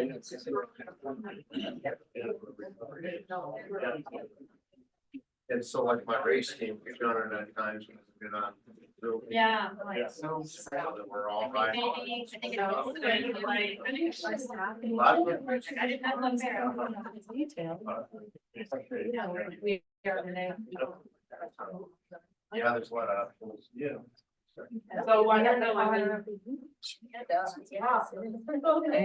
I just. I know. No, I would, I mean.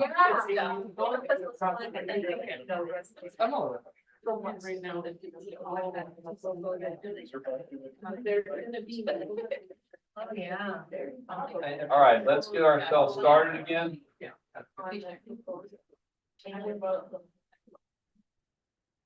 Short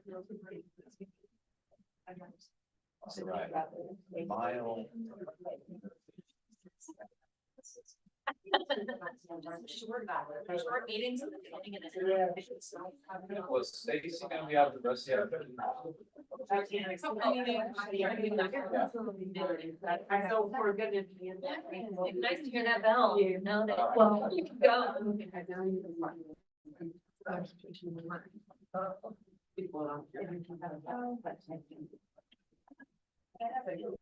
Sorry, yes. Okay, let's go ahead and get started then. So just to wrap up there, Nina, you had those recommendations that would go into that issue to revisit that was put down, so we're good there. And so the next thing now is teacher time. Time keeps on ticking, so we'll try and move through this effectively. We'll apply the same protocol that we've been doing to this. Where are you? Keep ourselves moving along. All right, so Stephanie, Grant, Miles, Stacy, and Autumn. Okay. So just as a reminder, what our interests were, we're updating the time agreement, looking at the time appeal process, including the duty section, and then review additional duty salary schedule, and then look at early release Wednesdays and how to make these even more meaningful to teachers. So starting with the time agreement, this is linked in the slide. It'll probably be easier to look at. It's in our.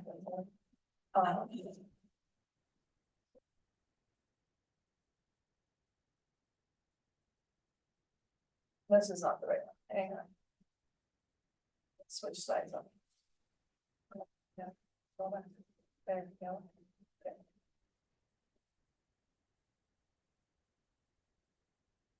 What are these under in the folder? It's in the teacher time, and the slideshow is teacher time final check-in. Okay, so it's on that. And linked in there is possible changes for the time agreement, taking the feedback that we got from our last meeting. We have just a couple of recommendations within here. We made some just like grammatical changes as well as changes since we've had it, like, for example, the early release Wednesday time was changed from 4:15 to 4, and that had never been updated as well. So we need to updated things like that. But things that we did have a question on, specifically starts with the one that's highlighted around protected plan time. A minimum average of 45 consecutive minutes per instructional time individually. This has been edited, Stephanie, since we. I'm looking at a different document. It's not the same one that's in our slideshow that you're presenting. That's weird. Okay. And I just pulled up the one that. Can you update the link in the slide? I opened the slide that you opened and the right one's in here, so I don't know what the difference is. That's the one that's linked in the slideshow on slide 3. We went to the one on slide 1. Oh, there's actually 2 documents linked on slide 3. So which was Yeah. the main one? Oh, The main one is what's the, this name? What's this other one now? Do the main one. do the big one. That's what I did. No, you did the small one, I think. Oh, I didn't mean to. Sorry, I didn't know there was a small one. Look, there's not even a small one here. I don't think it's. Oh, It's small, It's it's below. it's, yeah, blocked out by the stuff below. So, You can't see. okay, I made the slideshow and I did not have that, so good to know. Is that the one I should be clicking on? No. This link is That not the one. same. Can I just send it to you personally in your email? No, because it's connected to this. Are there 2 slideshows? Can you just update it and whatever, apparently there's a different link. I have no idea why this link is different. When you guys click on this white link, you're getting a different one than when I click on it? Yeah, it's not the Yeah. problem. It's in mine. We have all your correct line. comments So and now you can see everything. the bottom one, when you're out of slideshow. Yeah. So, Okay, that's bizarre. I can't I'm living update in a because it twilight has zone. actual right one in there. Is it the- So It's the little one that's working? My favorite one. Neither of them are working for me up here, that is bizarre to me. Right, am I going crazy? Can I just plug my computer in? Well, cause this is the right one, right, with all of the With the links on this side, when like, Right, share it with Begonia and then it'll. Share it with me and I'll. Yeah, share it and I can just get it right up here. That's really. In the spirit of time, can I start the discussion while we? Yes. If they can see it, yeah. That, so one thing that I think where we're going here was this. The original wording was a minimum average of 45 consecutive minutes. And so we had a lot of discussion about taking out the average and making it a 45 minutes every day of individually directed plan time. And so that one argument for that was good teacher practice is to reflect on your lesson, have time to reflect on your lesson daily. And have time to say, this worked well, I'm gonna make these adjustments in the future on my lesson, and I have time to prepare every day. Stephanie, did you share? And I think everybody would agree that's good practice. Well, we'll just look at that. An argument opposing that would be this limits models of planning that buildings could have. If some buildings BLT says, we really want a big chunk of time on Thursdays to attack this whatever problem or planning that we want to do, let's take our time from Wednesday and put it into Fridays, so we can have a big solid chunk of planning. So that, if I summarize the 2 points. Okay. Yes. So that's kind of where we were in, and I don't know that we ever came to resolution on a proposal. Well, we have 2 options. That was the 2 options. So you'll see them highlighted in yellow on the document that magically will show up on my computer, but not up there. That either we get rid of the word average and each teacher is given 45 minutes of consecutive individual planning time a day, which as our valued employee, 45 minutes a day individually of an 8-hour day does not seem number. But I do get that there are different schedules that people have, and so an alternative proposal is a minimum, change it from a minimum average of 45 to a minimum average of 60. We're 60 consecutive minutes of instructional plan time, 45 of which are individual teacher capacity. Those sort of 2 different options there. Hey, I think we know what's wrong with the access. He doesn't have edit access, he can't see that. So any of the suggested. Yeah, I have edit access for some reason, I can see it, so I think. It's in the, I even told them, yeah. Yeah, I don't have access. Maybe Yeah, that's, maybe the IGB folder doesn't have equal access or something. Everybody has your. Uh-oh, what a liar. So those are our 2, I don't know. if you refresh it. It should, I just moved it to our folder, so maybe that. Yeah, that works. Okay.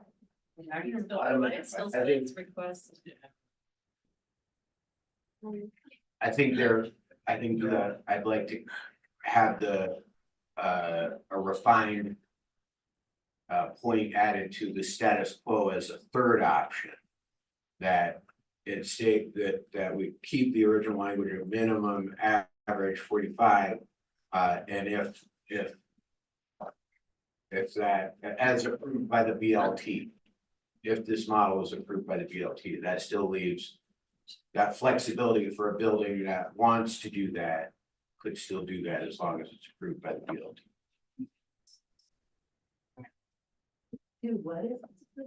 Keep it. Keep the.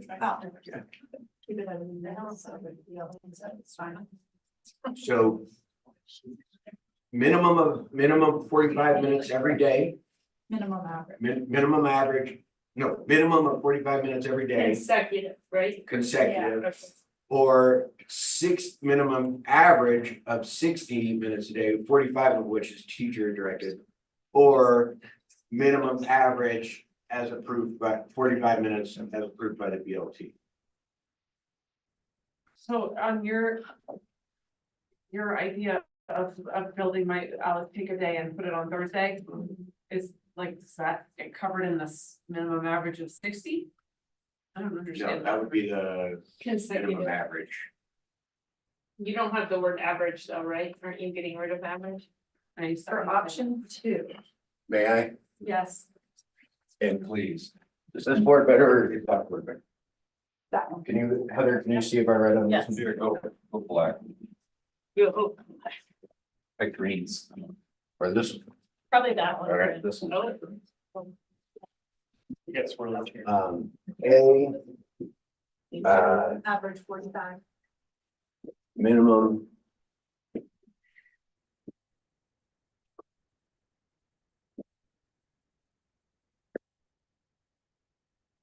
Minimum average 60.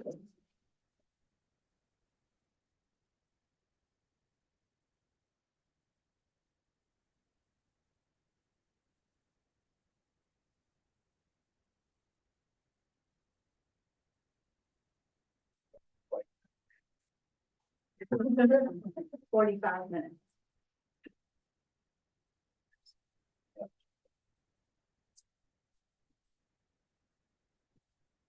I don't think it's, they can take it to.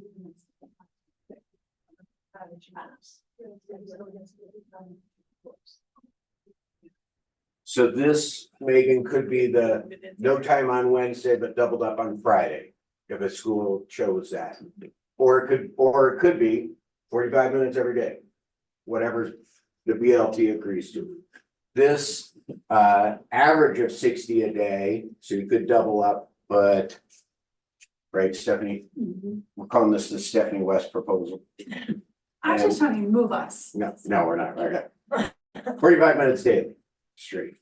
And I'm gonna put a caveat on there, when we talked about the BLT, we are making a very big assumption that BLTs are functioning well in all buildings and actually have a very strong voice. And that falls back to history of 2 years ago, when an IBB team said that Rick was going to observe BLTs, coach principals and make sure they worked well, and then Rick left. So we knew 2 years ago BLTs were not working, nothing has changed to make them work. But now we're just assuming that this is magic, they're gonna work, because BLTs are working fine. Just my caveat. I'd also like to add that I think we talked a little bit about, and we'll get to this with the RWs too, some sort of accountability that principals could be held to through the learning conditions committee that was mentioned earlier. Labor. Labor.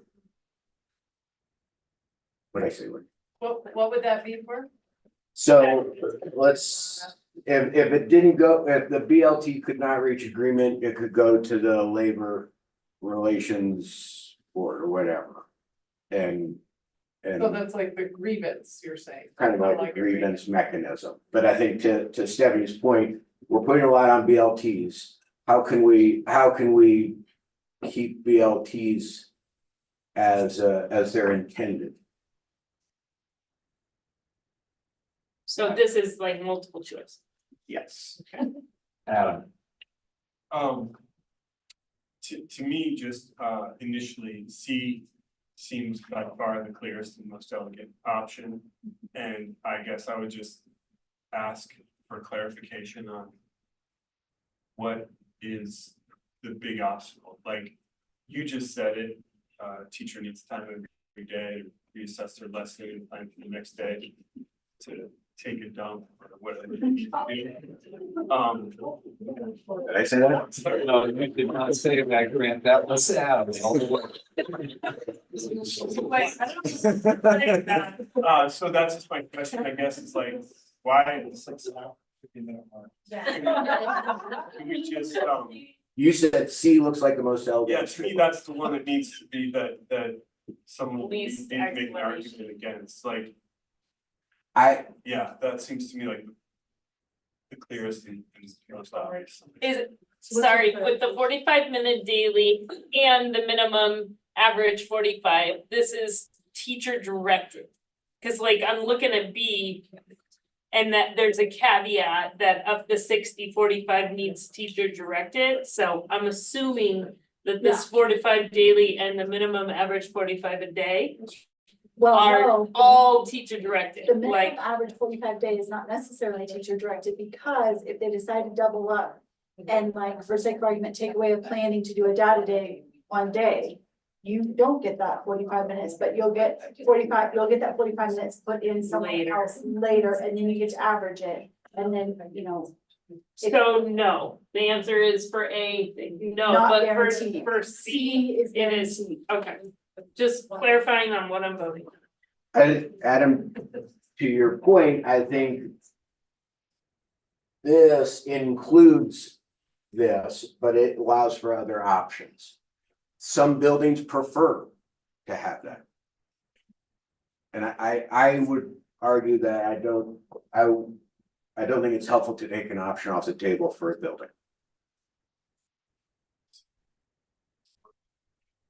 So you're saying there's a lot of teachers in the district that would prefer A to C? I'm saying there are some. Would it be if a school, like, I mean, I would hate to make a decision on an entire school district based off of one school, but if a school has something work, I mean. I feel like as long as all of those teachers came to an agreement that they knew that they were changing that, more power to them, if that was agreed through that BLT process. But for all the other schools. 45 minutes, you know. I feel like it's not a huge ask to give teachers 45 minutes a day on them. Lindsay, I have a clarifying question. I'm trying to wrap my head around this. When I taught in middle school, here, we met in this room. We had 65 minutes a day of standing time, but one day of the week we met as a full grade level team. So we didn't have that as teacher directed for that entire time. And so that would not be allowed under C. Then we would have had to either like split that meeting into different days. Is that the concern with why we went A as a possibility? Yeah. That then you couldn't have a sustained team meeting. You like.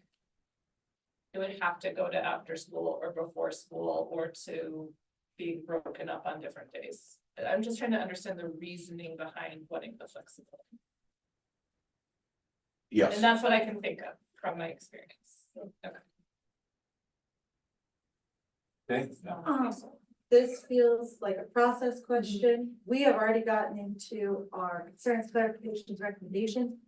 I am okay with that, so I feel like I need more clarity around these before we vote, but that's my feeling.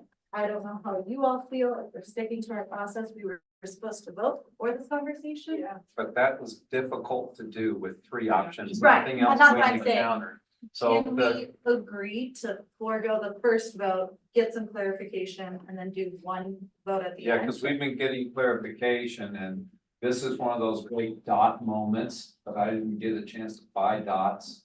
So, Oh, yeah. you know, dots are great. Yep. Another one is we would just thumb down the line. And so if you were 4A, you'd give a thumb. If you didn't want A, you'd be thumb down. And see if we made it through any of them with all thumbs up or sideways. Oh, as their number one choice. Yeah, You could vote for all three in that situation. You don't have to pick. Yeah. Or you could vote for them. Does that make sense? Yeah. If you thumb each one, you don't. If you thumb all three though, how does that help Someone's us? not- Like if somebody's everybody. not going, You're cool with any of them. Okay, okay. because typically I just give everybody one dot.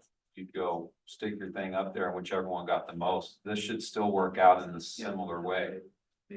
Yes, Lisa. Okay. I guess there's something I'm not understanding between A and B. Why wouldn't we just choose B because it's more planned?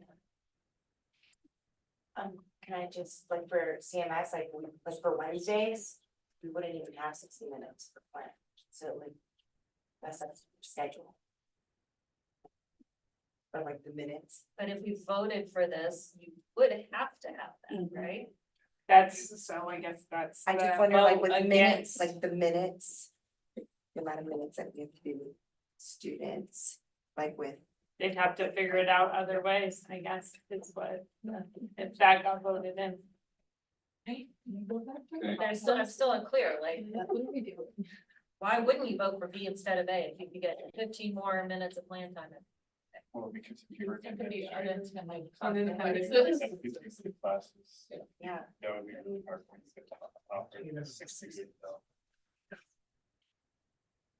Made for a teacher, yeah. Okay. Yeah, But, you're gonna look at it through yeah, other lenses. Oh, You're the one okay, building that's what it. they're I try to saying. look at. you're the one building the schedule. It's hard. I think it's something. So, question on the conversation, Grace, and then Alicia just said they'd have to figure out other ways. Is there like a chance if you pick B, it extends the school day to make sure it's still meeting the same seat? Great question. So instead of getting out at 3:10, you're getting out at 3:25 every day.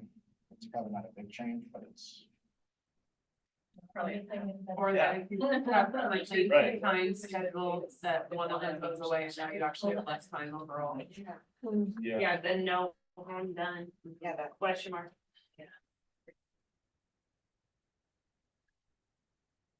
So I say we go with the vote.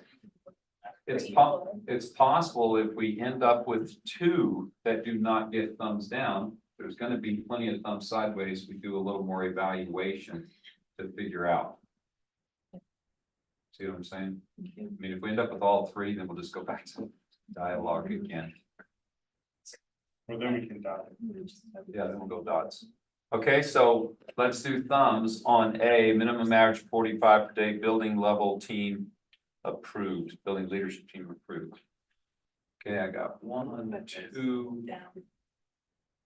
I got 2 downs, 2 downs, that's enough. 3 downs, I had 3 downs. 4 downs, sorry. 4 down. Dang, can I get a 5th? All right, so that one is out for right now. Okay, go to B, minimum average of 60 per day, 45-minute teacher directed.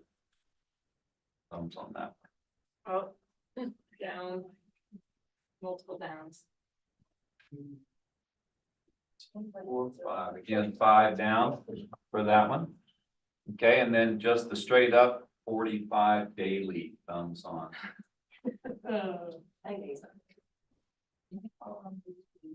All right, so we got a thumb down, so we're a thumb down on all 3. Was I the only thumb down? No, Oh, were you a thumb down too? yeah. Okay, so that's 2 thumb down. I just saw Anna's, I didn't see her thumb down. So that's thumb down on all 3. So that's a challenging thing. It does go though that the first 2 had 5 thumbs down. So if we were doing the bullet thing and giving you like 2 choices or something, Or then just one. the bottom one had less thumbs down. Yeah. So we could figure out another alternative if you have one, yeah. Well, I'm just want to clarify, weren't we already supposed to be getting 45? Are we just revisiting this? It's Because the average. average. Oh, the word average, that's right. Average. Okay. That's the only. So some people are currently getting, right, if my understanding is there's some people who are currently getting less than 45 consecutive minutes or could be getting less than 45 consecutive minutes. If they have this ability to have like a day created for them, right? That's kind of what you were But they, coming up about. can you say that again? Okay, let me see if I, no. So in some buildings, there's a planning period once a week taken away in order to do data diving or things like that. Yeah. In order to compensate for that, on other days, they're given a few extra minutes, but one day a week, they're not getting a break all day. And we're hearing a lot of teachers say it's exhausting to go all day without a break, so then after school, I'm having to reflect, or after school, I'm having to make copies, or I'm having to super early the next morning. And also, the meetings that they're having to prep for. So they're having to prep for these data meetings or these planning meetings or whatever. So you're asking me to do more work to go to a planning where I'm supposed to be able to get work done. I gotta stay afterwards, do my work. That's the situation that we're hearing. Yeah. Okay, so that's an important story. I have a process thing I'd like to do. Let's start with the C that had the least number of thumbs, and if you're a thumb, let's hear some of the rationale for where your thumb is coming from. A thumb down. Yeah, if you had a thumb down on C, if you could share some rationale, what was the concern there in relation to that one? Yes, Anna?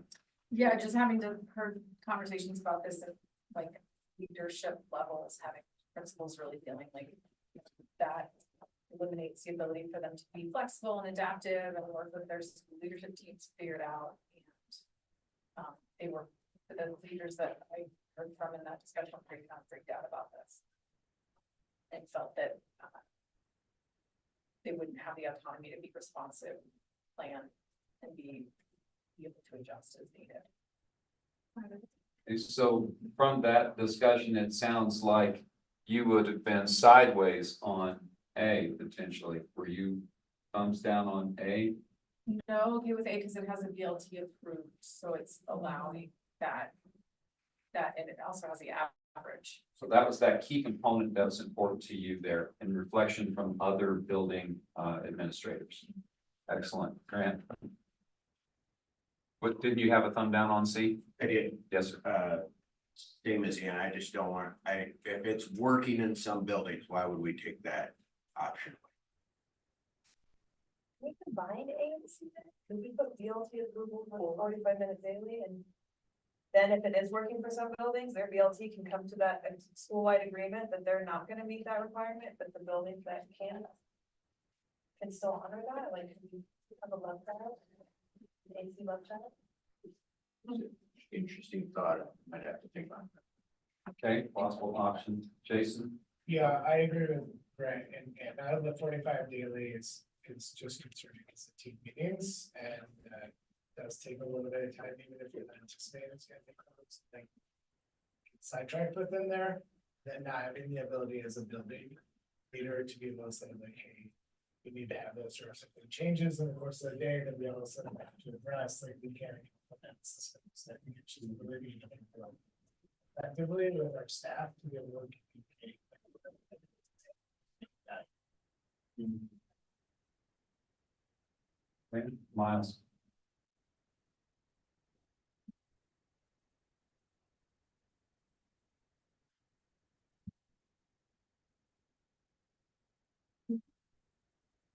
Trying to describe.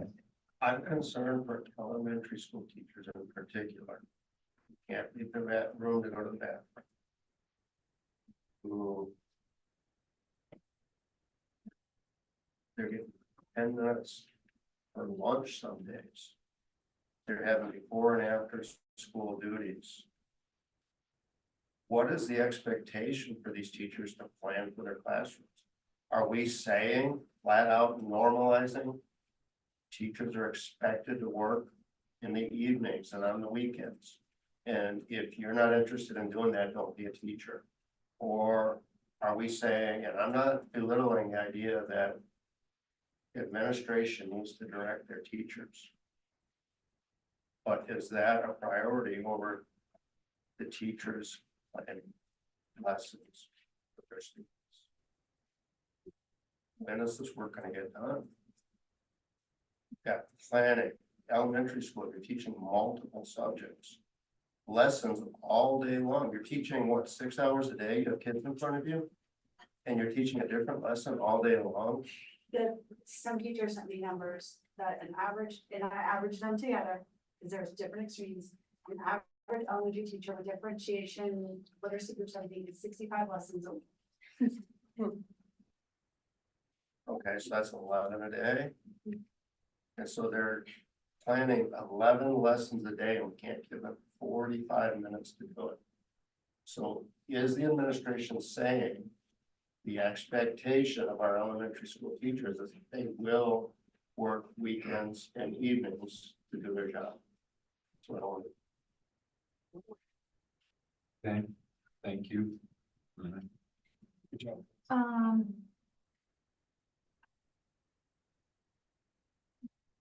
Jumping off Miles down. We don't have time to do our job already.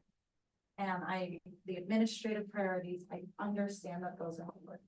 I also agree that they are important. But my time is just as important. And if the administrative, if we value doing data days and we value doing this work, which we all do, that time needs to come from somewhere else. That time needs to come from, I get a sub and I sit down with my team at a different time where I can accomplish those goals. It should not come from the time that I am expected to plan, to reteach, to differentiate, to print off my copies, and to honestly deal with the day-to-day issues that come up. I have had so many behaviors this school year, and I know teachers at my school are in the same boat, that we spend our entire planning period dealing with student issues, in addition to being expected to plan. I'm already using my personal time to plan because of issues that arise through the day. And now I'm being told I have to go to more meetings that take even more of my time. Feels very unfair. And feels like an administrative priority should not be put over my priorities as a teacher. Thank you, Lindsay. One of my concerns with some of them was actually limiting what teachers were allowed to do, like. I guess that's why I like the VLT one better. My concern was like, if the teacher teams prefer to do certain work at a common plan time versus another time, I wouldn't want to put something into place that doesn't give that option. And it actually does work better for someone, so that's my concern. Like with the, like on a Wednesday, if there's a limited time and they would rather have 90 minutes at a different time and get that work done during the day. I just don't want to make it so if the teachers prefer to do certain work during the day instead of like 3:15 to 4 o'clock. That now they don't have that option, and now there's more things scheduled at the time that's making more painful to them. But I don't understand elementary schedule super well, but that's where my concern is from my experience teaching at a time where, so what I was saying with middle school is there was days that I didn't have 45 that was at my own discretion, but it was highly valuable time to me as a professional. And I would have been upset to lose it also. And I guess the other clarifying question is if we're saying, I don't think this is necessarily effective either, if we're saying it has to be 45 consecutive daily, and the contract is 8 to 4, are we saying that someone's plan time could be 3:15 to 4? And then they actually have no time during the day, or are we saying it has to be during the instructional bell? Adding a student day. Within the student day. Okay, that's what I wanted to clarify too. This stuff. Okay. Just see it moving meetings. Thank you, Megan. Grant. Let's see, I had, first of all, I'm gonna pick on you, GSES, because I think I don't know what they're doing this year, but I know in the past they have had these long. They're called Grizzly. adventure. Sorry. I thought you had like, at one point, you had like these grizzly blocks or something like that, and then during that time, you would have like, once a month, you would have like the whole first grade, how's their planning on that day? For that, and maybe this was, okay. When I was just kind of whispering to him when we were talking about this, he was saying like, they have, maybe you tell what you have. Sure. And then, and you told me this, you were saying that you're able to have that kind of, like, let's allocate our time to another day for like a big block, but you still always have at least 45 minutes, so. So in a week, I have 45 minutes of, like that boundary is set where I do have every single day 45 minutes of plan time. And on Thursdays, that one day a week, that 45 minutes is a meeting with administration, and it's always the same time. So I know when it's gonna be in a complaint around that. And once a semester, the exploratory teachers, special teachers take all of the fourth grade students for the whole day. And my team is given that whole day, that whole Wednesday as planning time. And usually an hour or 90 minutes of that is facilitated by administration, but the rest of the time is just for our team to collaborate. And that does not take away from any of our other 45 minutes a day. So when you told me that, I was wondering if, like, does the option A, like, could you still have a BLT approved kind of flexible thing like that and still provide everybody, if, at least if you're confident Yeah. everybody in your building gets that? No. No. I'm talking about grade level classroom teachers. I mean, the other, like, language teachers and sped teachers also get that one day of semester, but I'm not saying, I don't know for sure that they have an uninterrupted 45 minute planning time. I, like, last year I did not have a 45 minute, I had 15 minutes at one point and 30. So it's just, that's how our schedule is this year. Okay.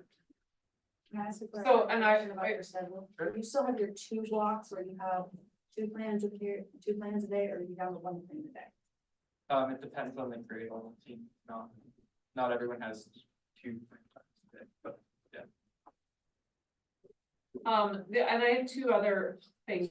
One is that, like, I can't support something that doesn't allow teachers to have time in a day. I just can't, I can't do that, like, I know that I would have people upset with me, like, I don't have time to go to the bathroom. I don't have time to eat my lunch, like, that is. I can't support that. But also. Talking, Lindsay, you mentioned, like, does it take away flexibility? And then maybe this goes back to my first comment, but I do think that, I mean, we have flexibility happening within the system. Now, the way it, like, I'll just use my team as an example, we're given 2 times during the day and our 45-minute time. Our team has chosen to use that as collaborative. Because we get a lot of, like, we are able to get a lot of good planning done during that time, and like we have chosen to only use half an hour or 40 minutes. No, for a long time. 30 minutes. That's my individual time, but like, we could have chosen to do it the other way, and that's just like our team did that, so I feel like we do have flexibility within this. I don't know why that flexibility would go away. I would be really concerned about an unintended consequence of taking away. Like, then, we don't want to do any harm. We don't So want. any of those options take away time? Well, I was thinking maybe B could take away time, because, like, I'm thinking on a Wednesday. Or in the way that our dual language schedule currently works. That if I was required to have a 60-minute block, then that might mean that we don't, like, currently I have 2 blocks. I have a long-term block and a special block. And they're shorter, but, like, if I was required to have 1 60-minute block, like, maybe we would just have specials and I would lose I would lose Longhorn block, so I might have less time. And I ask, what's the BATNA in this situation? What's the best alternative to negotiating these things? What is the status quo right now? It's average, yeah. So currently, in Miles' interest of having all teachers have planning time during the day and not be expected to work out of school, is that what is currently in effect? Yeah. But if it's average, no, because they could end up without it, right? On a day, like because they could double it on one day and get none. Because the word average is there. I think that there are probably not a ton of teachers that it happens to, that don't have a plan in a day. I don't think that's a lot of people. One day is though. I don't No. disagree, yeah. You think there are a lot of teachers who don't get a plan time one day? Yeah. Yeah. Per week. Yes. Yeah. It's not a time schedule, you're not able to take it. Their time is taken away. Because of teaching. Not important. Or like coaching Well, or. yeah, other things come up, they can't even go. In that case, of special education, there's unexpected behaviors that come up, so then they're caught up in the situation. Okay, So just process wise there as well, proposed edits to this document. And it's very important, and I guess the only thing I would add is that there's gonna be give and take, so like if I look at this from, like, I do think that teachers need uninterrupted plan time every single day. But team meetings are important, there's minimum number of contact hours for students. MTSS, some of the things like the administrators are like legally required to have. Which is tricky for them, so what I'm worried about is that we guarantee a certain number of minutes, then those admin, they're gonna be forced to put those extra meetings at the end of the day. Or at the beginning of the day, or to lengthen the school day because they have the ability to do that. So I just, as we have the conversation, I want us to all think about the multiple implications. That's all. thank you, Fran. To Nina and Miles' point, I don't think anybody's arguing that it's a hard job and there are many demands. My point would be, what if there is a building that feels that they address those demands by having an extra chunk of time on a Friday? What if that's how they choose to meet those demands? They should be allowed to have that option. And I think we have we're talking about a lot of things in one. How is that time allocated? Is it for coaching and data meetings, or is it for planning other things? I think that's a separate question. And then we also kind of talked about the BLT. We hear that some BLTs people don't feel comfortable speaking up in BLTs. And I would argue, I think that's a separate issue too. That we should do something to address that BLTs are as they're intended and effective. And how this time is spent, I think, is another discussion here too. I am advocating, let's leave the option on the table if that's how a building chooses to address the many demands of being an elementary middle teacher. And I say that because this issue came up mostly at elementary and middle. Thank you, Nina. I think I agree with you. My biggest hesitation with that is the BLT. And how they are functioning.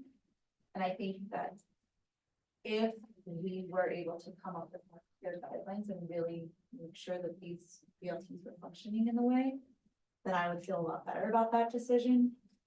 I'm just not confident at this point that all BLTs are working efficiently and effectively as they should be. Rob's had his up forever. Thank you, Rob. Sorry, Rob, I'm so sorry, I gotta turn myself more. I feel like there's it's definitely an elementary, middle school level, issue. And if this group hasn't come to, an agreement on an option, any of the three amongst the smaller group, I don't think it's likely that this larger group is gonna pull that off today.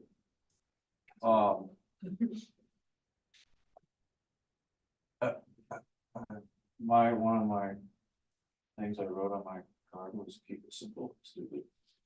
And so I'm trying to like keep this simple, and it's, I think what teachers are asking for is a guaranteed 45 minutes a day, every day, that they will have to themselves to do their work. And what elementary middle administrators are saying is that we can't do that because we need team time. And we have team time in our schedule. It's 2 hours every Wednesday. So I wonder how that's being used, because of like some, I don't understand elementary scheduling all that well. But I'm just trying to simplify that in my mind, but even with the simplification, I don't know if it's gonna happen today. So. Yeah, that's why I asked about the BATNA thing for this. Is it better to just leave it as is for now? And then continue this on in some way as a possible option to move on? But if it's such a big thing that you need to deal with it now, then we need to maybe do a caucus and let teams really run through some things and then bring back to see if we can find a space to be rather than just sort of talking back and forth for a while. Yes. I think that A is leaving it as is, but adding BLT approved.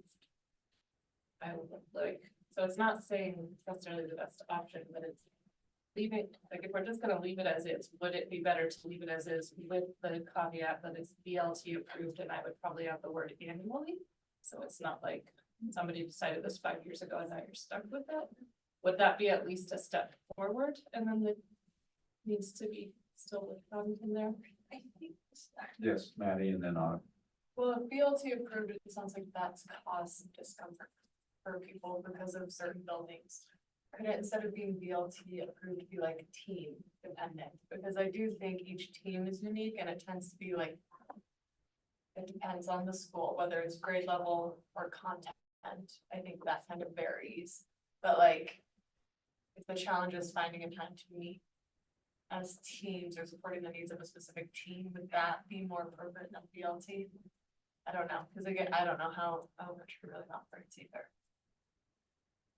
I could see that being a problem, like say, Okay. say it was like in his building with the specials. People take all of second grade kids or something like that. Special sees all the grade levels. Yeah, that's true. I feel like A already is happening the whole thing. Because BLT is supposed to approve schedules, it is supposed to be part of that, so A is already happening. I really want to reiterate, what if we move the BLT approval down to C? 45 minutes daily, if the BLT decides that they want to do something different, then a school would be allowed to do that. Because A is already happening, A is status quo. If we move BLT approval down to C, with how would people feel about that? Where schools could have time they needed to make changes.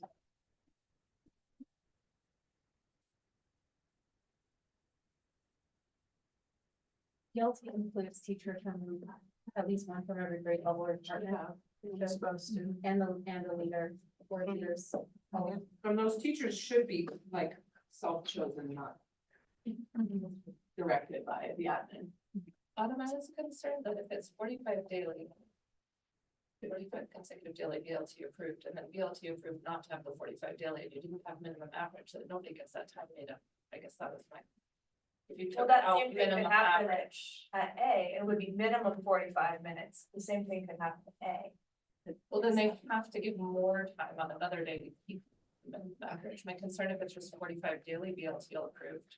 Okay, well, we approved that we'll have 50 minutes daily, except for on Wednesdays or Tuesdays, whatever. And then all of a sudden it averages out to like 35 minutes a day instead of 45. Actually. Well, it says a minimum of 45, so I feel like even with D, it's a minimum of 45 daily. So if somebody if BLT approves it at a minimum of 45, they're still gonna have to figure out a way to put it back in somewhere else. But it's guaranteed 45 every day. I don't know. So we want BLT approved. Yeah, I don't know. Great. I get what you're saying, Lindsay, it's a good point, I get what you're saying. Which then kind of makes me want to go back to B of then maybe we have the minimum average of 60 minutes. So is Keep it at that. Yeah. the 45 daily meant to be consecutive or just you get 45? Consecutive. All of them are consecutive. Right? Yeah. Consecutives in there. The only word we changed was the branch.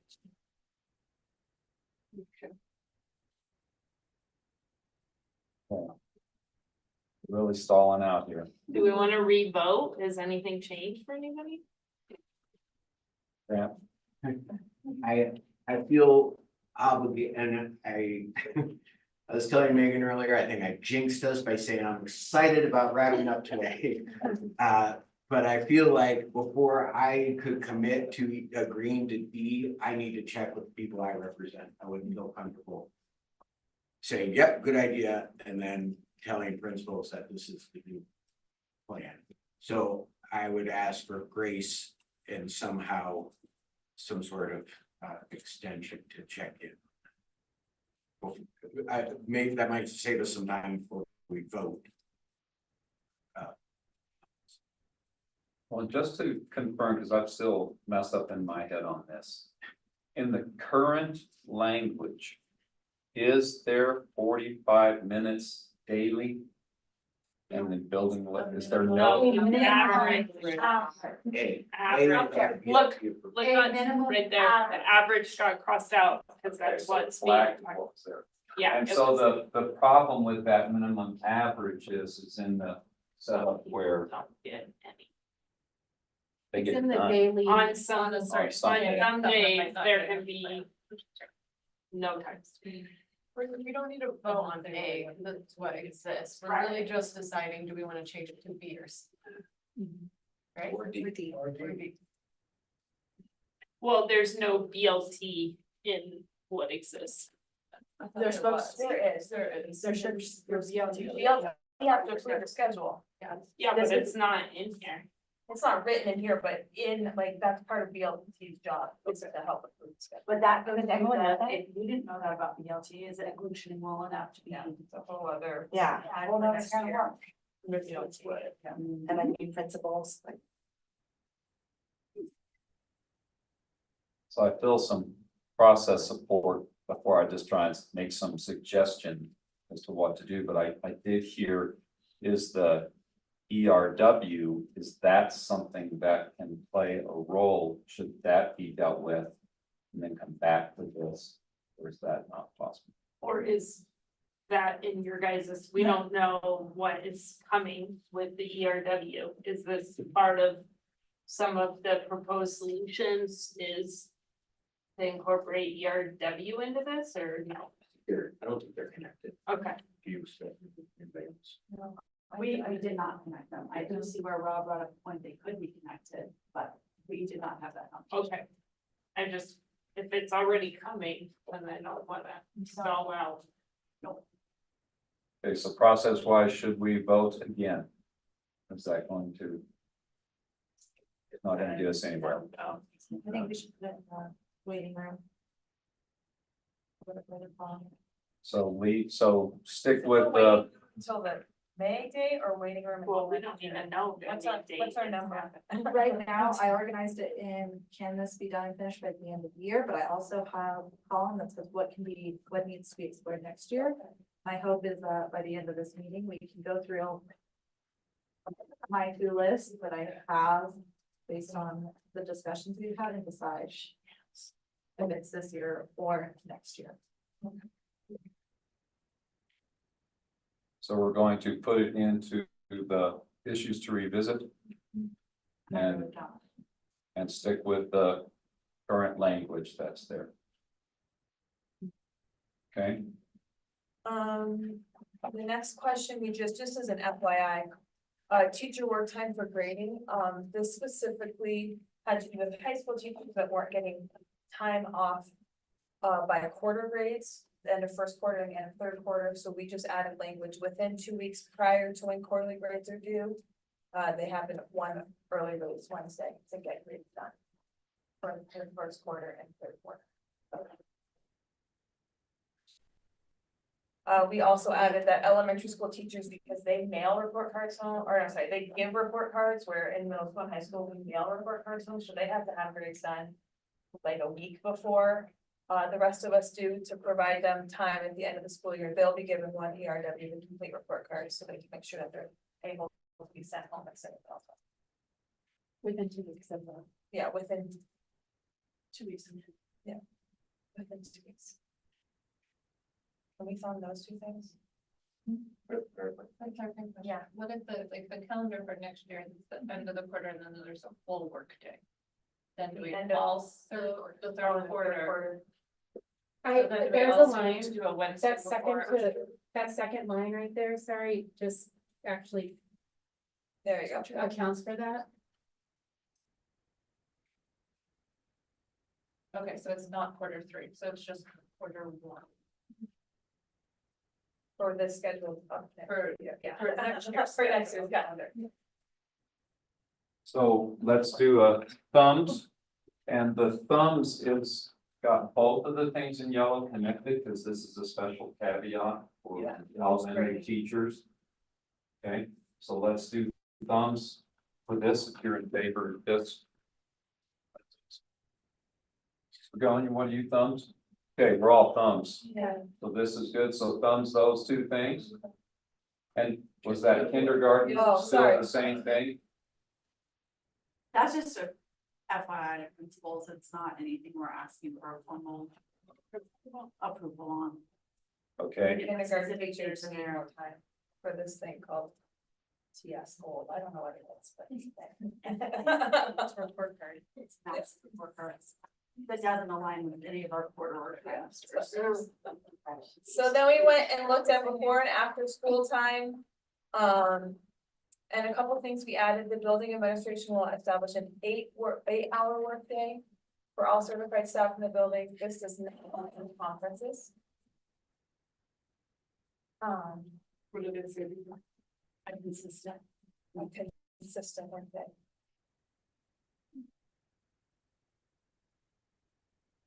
Question on that? okay, let's just vote. We'll see if we need to have some discussion, dialogue around it.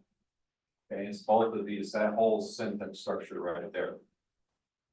And if you're not sure, go sideways, we'll do questions or whatever. I think Autumn, that second bullet point too, the teacher work day schedules that are designed with feedback from building and leadership teams annually. Well, that's the, people are wondering if your BLT is supposed to, it says it right here. I think one of the issues too is that this prime agreement, the last time it was updated was 2021, I think. Yeah. Okay, cards for questions? We had a bunch of sideways thumbs, so Lindsay, Can teachers be on a different 8-hour day? In the same building, I have a teacher who wants to, we're planning to teach from 0 hours, so we have a different start and end time. Does this? It doesn't say the same, but I guess it just. Oh, like early. Is it possible that it could have a different 8-hour days for different? Yeah, 3 instead of 8 to 4 or whatever. Maybe just a little star by it. Initially, I would say if the teacher is agreeing to it, not being scheduled, if I will, I would be. okay. Anna, So we're trying to get clear on legalities around an 8-hour workday, and within that is 30 minutes of a non-working lunch, like the duty-free non-working lunch. And I'm trying to better understand that because when it says paid lunch, when it comes to classified, we have to schedule. Not parents, I'm thinking of PCE, we schedule folks for an 8.5-hour workday. Make up for that. Because they have, they're not. Because they. we're Just certified. Right, I'm just trying to understand. I would love that. That's coming up, our lunch duty. Recommendation. Which is not, once you got money. But don't, I would love the idea of a 30-minute city lunch. In my 18 years of teaching, I have never had that. It's been an 8-hour workday. Okay. That's what. Yeah, and that lunch can be included. And we Yeah. changed this 8-hour workday in it because it's referenced throughout this other places 8-hour, and so we're just trying to make it the same all the way through, so we changed this one to 8-hour versus all the other ones to consistent. That's what this one is. Similar language. I don't know if that helps with the legality purpose of it. yeah, I mean, I guess I'm just trying to get clear on that. It's a 7.5, because you're saying because it's certified. and maybe this is where we're headed, because we're certified, it could be a 7.5 hour day, work day. Because we're advocating for 30 minute duty free lunch. But well, that doesn't. Yeah. Classified doesn't get that. Well, classified as Seems that fall, there's there's lots of soccer. different conditions for different groups. Well, and I guess my question is clarification, classified would never use this time document for any of it, right? We're saying it, just there are other. Trying to groups understand. This create equity issues amongst other groups in the same. I would wonder if currently classified has actually more lunch than certified. Cause they're supposed to take that half an hour or whatever time every day, like. I think, but you know. Yeah. They don't, they don't get. Yeah, they caught out.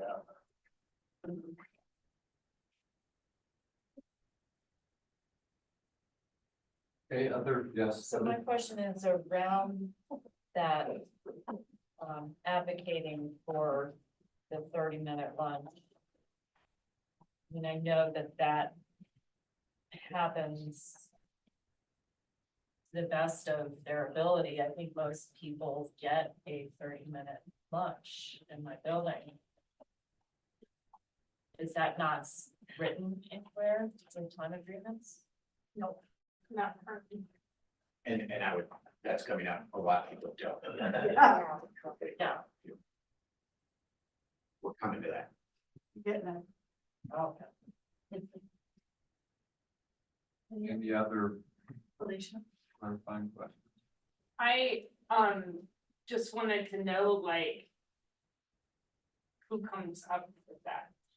Cause I know that the second caveat or whatever is like that their feedback is happening within the BLT, I guess, but I don't know, this has always kind of been a thing at Roaring Fork High School, where like who actually comes up with this, and that there does not seem to be any sort of feedback mechanism at all about this. It's just, this is how it is. So I don't know, I guess I would like some sort of formal caveat in the language that there is some sort of feedback mechanism available for the determination of this or whatever, right? If it's 7:45 for us or 8 for us, you know, and then whether it's leaving at 3:45 or leaving at 4, and I don't know, it seems to be kind of a slippery slope that comes into play with kind of opposing forces with people who have kids and people who don't. And so that there are some people who don't have to make the 8-hour day because they have kids, and the people who don't have kids have to be there, like that they're scrutinized, and that there's a difference of equity of who actually has to have the 8-hour day and who doesn't, based on whether you have children or you don't. Do you mean them like leaving early? Or coming in late, like just this whole idea of like they're rotating, that there are differences in how that 8-hour day. Like if 8-hour day is required or not, really, yeah. Okay. I'm trying to understand if this is like Lindsay's question. Around flexibility, if for somebody, hey, 7:30 to, I don't know, 7:45, or sorry, 0 period to leave an hour early works better for me, or later, or offering it or having that conversation and providing that flexibility. I didn't realize it. I agree, the question is negotiable within, and Yeah. I think what we're trying to capture is. It appears, this 8 hours appears in different parts of the document. It originally said consistent workday. Or predictable. And I'm trying to understand, Alicia, if your question is like, how do building leaders decide start and end times? We have instructional hour minimums. They're the tightest of high schools, so and then there's like transportation and stuff that involves there. So I think that it isn't about with students, that's not my question. Cause I think that, you know, that is happening universally because it's mandated by the state. I'm talking about that extra. Like wiggle time or whatever, either before school starts or after school lets out. That should add up to 8 minutes or 8 hours, but maybe is inconsistent with. Like, do you see what I'm saying? Like, it's inconsistent with how it is handled or whatever by. in practice, By administrator, just based on like. And just to be quite frank, like on, like, doing people favors or not, and, yeah. This So, be an implementation issue? yeah, I guess it kind of is, but I just, maybe the implementation piece needs to be written into the language of the policy, I don't know, but maybe not, and maybe we just deal with it if it's not working or something. I don't know the answer to that, but I do think like. It's an important point, is this person 0.75? Is this person 1.0? Is this person 1.2, right, like. In terms of FTE, and I know for every single teacher, the individual like decision, so I could look it up probably, but. I do think, what the spirit we're trying to capture here is that. For the most part. There's an established 8-hour versus consistent. And then it's going through the BLT. That there's an opportunity for review and feedback with the BLT. Okay. Thank you, Anna. No, sorry. Heather? Autumn was. Autumn? All I want to clarify is what Stephanie said again, is this is not like new language, we just been trying to be consistent throughout the whole document. So this document has been around for 8 years, had a new 8-hour workday in all areas except for this one sentence that said consistent. So we just took the 8-hour and just moved it up so that it was the whole, every time it said 8 hours. Okay, so I think we have a lot of clarifying questions, Heather, those. You were asking Alicia who makes the decision on what the 8-hour workday is. And what's the mechanism for feedback? And so it's the building admin that established the day. And Is then what it there, says. I guess the only mechanism is through BLT, is what it sounded like. I guess so, but then also in your particular situation, it sounds like that would be grievance. Yeah, okay. Okay, I'm gonna say that we move on. We have all thumbs. Remember, you're sideways, you're still for it. We're gonna move on to the next thing now. Our next piece has to do with our 2-hour after school time. And our first kind of clarifying question was around BLT, ILT, if that is considered voluntary or not voluntary. What's ILT? Instructional leadership team. Like my school has a building leadership team and an instructional leadership team. Okay. No. Yeah. Those are stipend interests. It's kind of like department chairs meeting, right? Ours are like two different, it's like two different, like BLT focuses on like day-to-day functioning of the building, and ILT focuses more on like big picture, looking at our work plan, making sure we're like with that. Yeah. Okay. So is that a language thing that's looking to be changed here, or was that just a general question? Yeah, it's a language question. It currently says non-voluntary meeting time. They are, I guess my first question, are all BLT teams, right? No. So then it would be a not. Are you volunteer to be on that position? Voluntold. Say voluntold. I mean, one person has to. Yeah. Somebody has to figure it out. Yeah. Still the divided building. Oh, it wasn't required. We asked for a FUHS last year. Did you ask them this year with the new money that was just put in? I don't think so. And it's, If it is happening outside of the. We had met after school, since we were told we wouldn't get a stipend, and we asked to switch it during lunch. Oh, So I don't know. Not at all. It's an improvement in the fact that there's an end time. There you go. Okay. Is there a, Smart. is there a review process, for the stipends that we approved last year, like, are administrators turning in the, is there any accountability for that budget? Or just bookkeeping, I think is what you're saying, right? Well, no, I'm just wondering if like every building got a budget for stipend that was required to be used. Yeah. And then if they didn't use it, it was gonna go away, right? So somebody's gotta be keeping track of. There's a specific account in everybody's budget that says you're given $20,000, 50 times 400.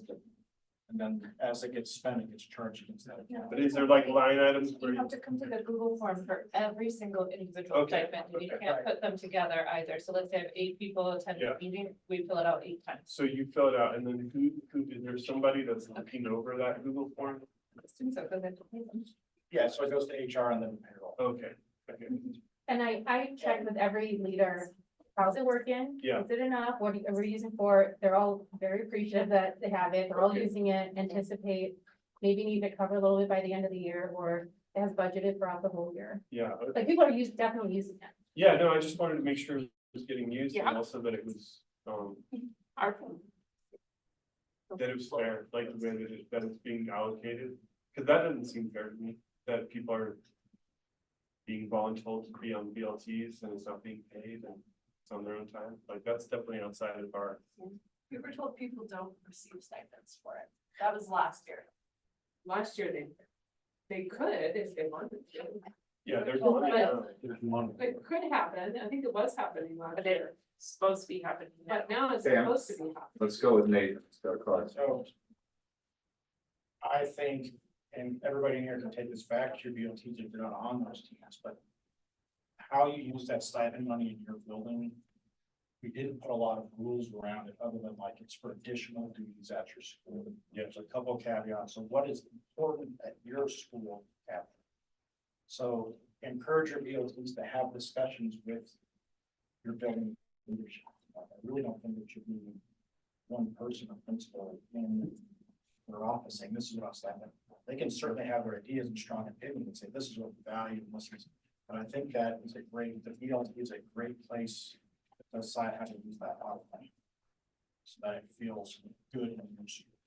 What works in your school, Bert Grace bring up, we're compensating for overnights, but the planning for overnights is not necessarily compensated. So maybe that's something that goes to BLT and to the principal at CMS is we really value those 10 hours of planning time should be, but that may not be the same at a different.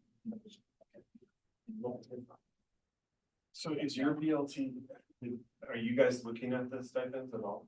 Since you're not one of them, is that coming across you? I'm on the BLT. Yeah. But do you guys look at the stipends like you just said? Stipends have never been a BLT. Okay, Or brought up. that was the hope.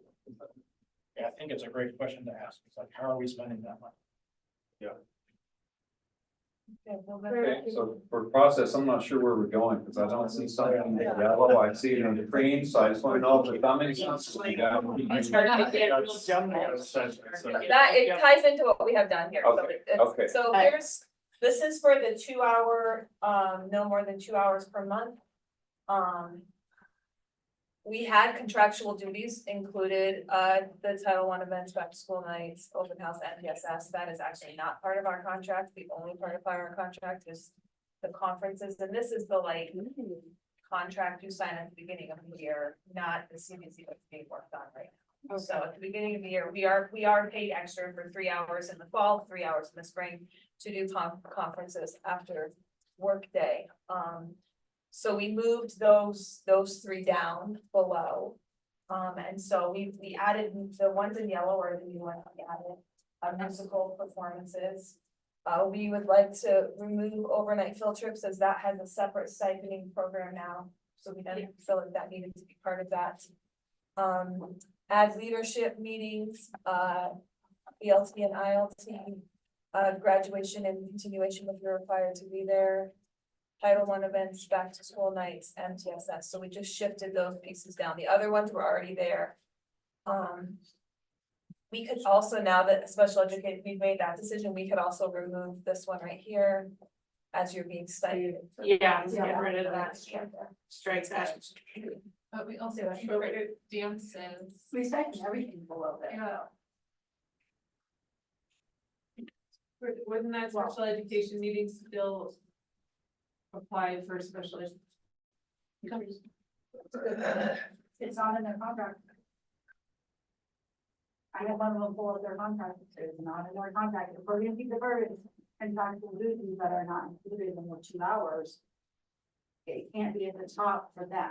It says that they are included in 2 hours. Oh, I'm sorry, you wanna keep it there, you just wanna strike that, I think. We need to keep it back Yeah. at the top. I think it needs to stay there no matter what, because we're trying to stipend everything down there. And this still covers. So the teachers who are. Well, if you keep going down, actually, it was, I think first the question is, this is a list. I'm sure we can make it more, and the adjustments are moving those 3 Title I back to school night MTSS from contractual to non-contractual. And then the other, which I think has already been, like this is, you can be reimbursed with time compensation or monetary. Yeah, so down below it says that. Yeah. So.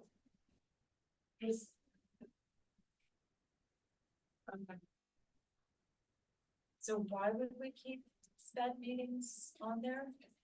Cause it talks about the compensation down below, just to make sure we capture I it. just don't understand then why you take the overnight trips off. They're- They're taking them off because they're compensated, but We're also taking them off, they're gonna go above those 2 hours every single time. the overnight trips or something. They have, totally they have a different? special compensation. I thought it was part of the stipends. All separate. Good clarification. Now I But also this implies that they can still go to 2 hours worth of sped meetings before they get paid. And we're going to get them paid from the get-go, so we should remove that. That's not your statement. You are? Well, we didn't say we were yet. This was gonna be revisited, correct? No, No, there We we know, go. we know, We passed it. we know. If you approved them all. We approved all. We approved it. Except The that, only time that was gonna be reevaluated was if we didn't approve Right, the that's sped salary. teachers being on different salary schedule, but because they Oh, were. we did do that. Yeah. Thank you. Sorry, this is the time thing starting to catch me.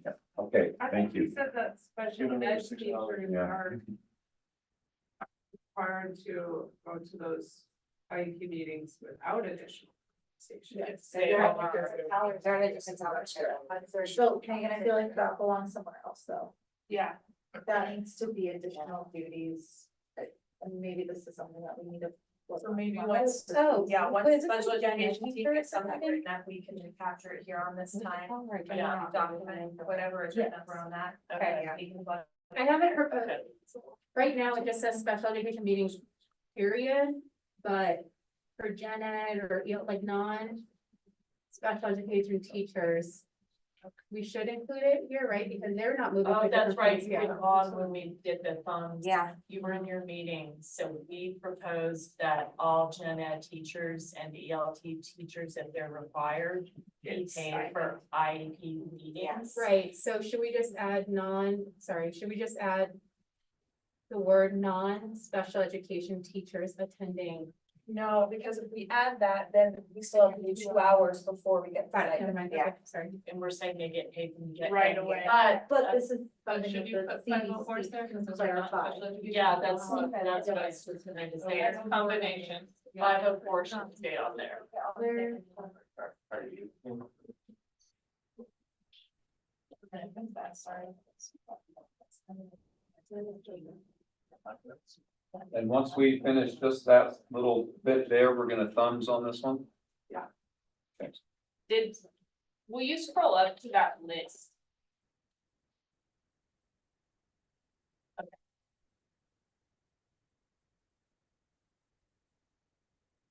So. I just have a clarifying question real quick on this. Like you guys are saying we'll get stipends if we go over the 2 hours?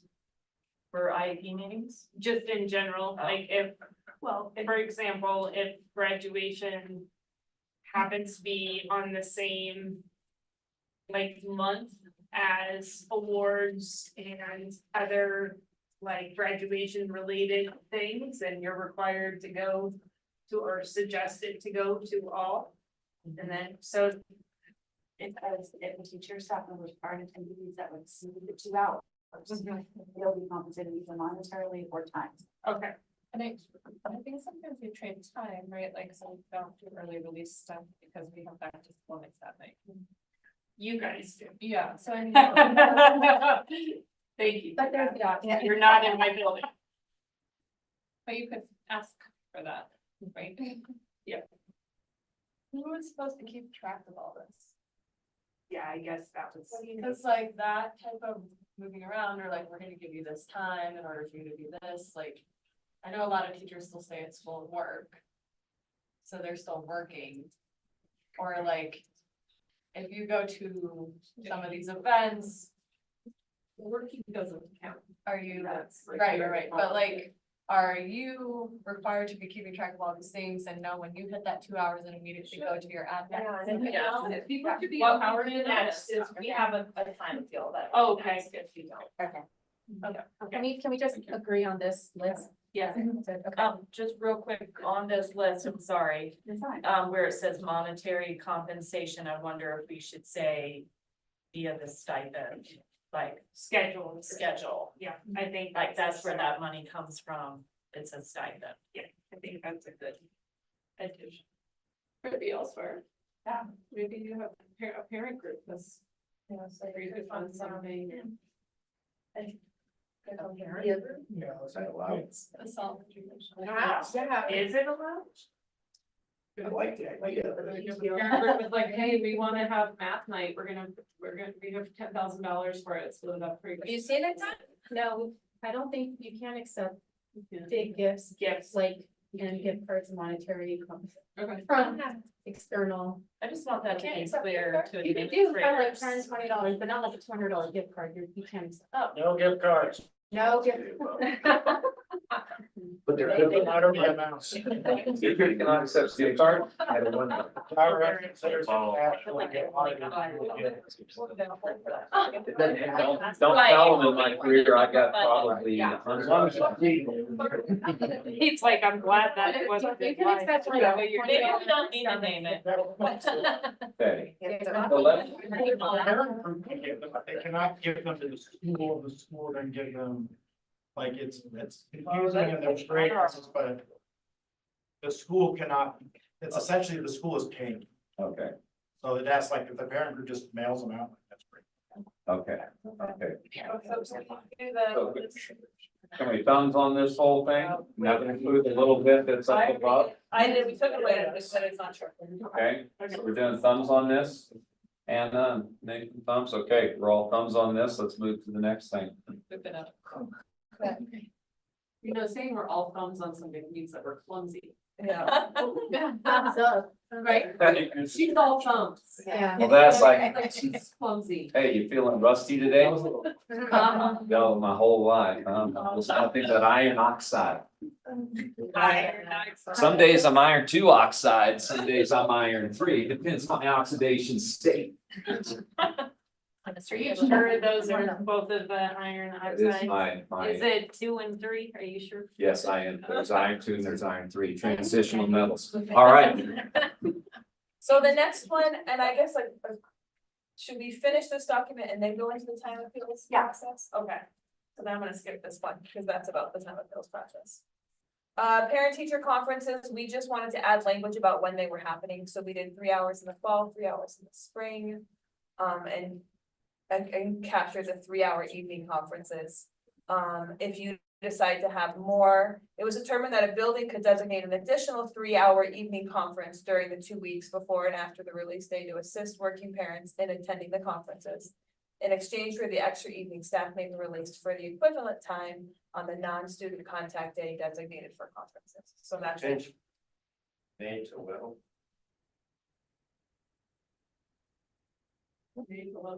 May to will. The will, instead of saying they may release them, they will release them. Right here.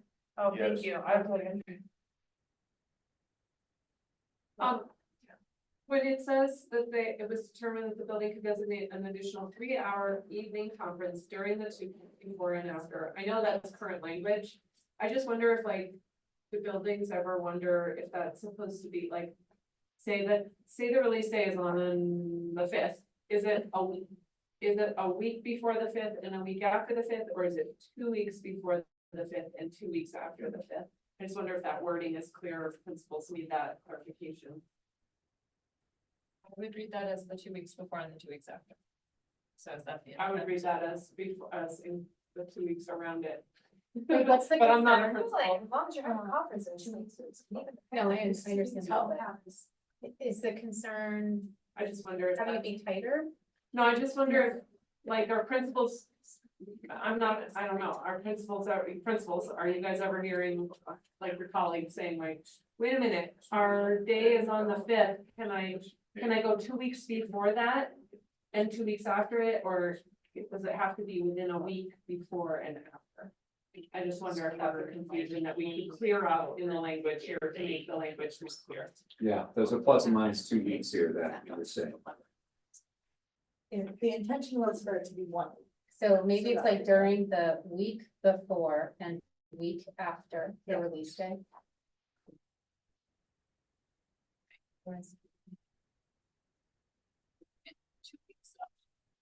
Yeah, right. Is the problem that's too big of a. A week before, a week after. I know that, I can sort of either way. Yeah, I would propose not to limit it. Right, BES is held in conferences as we speak, Yeah. because we wanted to have 1 evening, 2 evenings, and didn't want them in the same week. You know? So is it 2 weeks before and 2 weeks after? Yes. It doesn't really, I don't think it really matters, like for teachers, because we'll have still the same amount of time, I'm just thinking of clarifying the language. Does this If make, this becomes contract. does this clarify? Yeah. 2 weeks before and 2 weeks after the release day. And that's giving Grant the time that he's talking about. Thank you.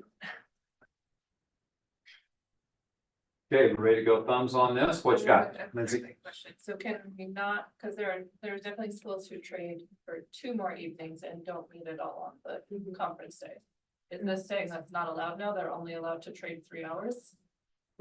We don't, but I know some schools. Yeah, I would say it's always said this wording, except for like, it said additional hours instead of 3 hours. So I would argue that those schools that are doing that were always in violation of this. I don't care if I told you, I mean, but. I think, Oh. I don't remember actually which schools doing it, but do you know that for working parents, for many working parents, it's challenging to just come in the middle of the day. So provide and attendance was very poor or number, right? And so splitting across 2 evenings actually helped achieve the purpose of having. I don't think you're understanding. I'm saying some schools do 3 evenings and no daytime. Is that not okay? There's Well, no, it's they hard take for the teachers, full because some Friday. teachers off. don't wanna do that. I know it's very hard for teachers. Some teachers don't wanna have. Or That's not. I'm asking. Can we go back to like, you're required to get in this amount of minutes? 3 hours outside the contract. And I'm gonna throw it out there, and BLT solves it. You can throw everything else on BLT, why wouldn't we throw this as well, like? Because I think each building knows what their families handle better to resolve that. So really this situation is making sure that as we are paid extra for our conferences, we are there 3 hours outside of contract time. In the fall, in the spring, and then whatever the other minutes we go up to. But I think. 8 hours plus 3 hours, so 8 hours. 11 hours. 11 We have hours. to do 11 hours of Contract, time yeah. in the 2 weeks before and after, 2 weeks after the release date as determined by the building leadership team in. I think we need to be careful to specifically say anything in addition to that 3 hours outside of school day gets compensated by time off. Yeah. Yeah, but if you're treating your day Well, yeah. of conferences as a day off, which is what Lindsay's referring to, like the Right. grade. Yeah, But we Yeah. just need to make sure absolutely. that I that's just wanna make right. sure that Which is in there. we don't just say 11 hours of conferences and then they're scheduling 11 hours after school and still expect you to Oh, be there on no. Friday. Right. Well, no, it's not, I mean, it's a non-contact based. It's a. Yeah, but I could see a world in which they do all conferences Monday, Tuesday, Wednesday, and then on Friday, we're told that we're not to come in because the language wasn't clear. Okay, so. I added the last line, adjustments, to the timing of conferences will be discussed and agreed upon with building leadership teams, but we need more specific language. Maybe something, How about- maybe, or you had an idea on it? Like 3 hours evening conferences. And up to 8 more hours of evening conferences in exchange for equal time off on the Friday designated for conferences. Or on the day. Sure. Like the. Maybe up to 7, let's make sure people get compensated. How about? Maybe actually just putting in, instead of in exchange for the extra evening, we strike that, we just put. Staff will be released. Well, it's because up higher, it says it's determined that a building could designate an additional 3-hour evening conference. Mhm. The issue there is like, it could potentially be an additional 3 hour in addition. could designate additional 3-hour evening conferences Yeah. to make up the 8. It's not just one additional, it could be 2. Or. Right, so, but I guess what if it says staff will be released for the equivalent time. Used for evening or whatever on the non-contact day, it's either gonna be a half day or the whole day, like that's what, like, just leave it as equivalent versus like 3 hours on this day.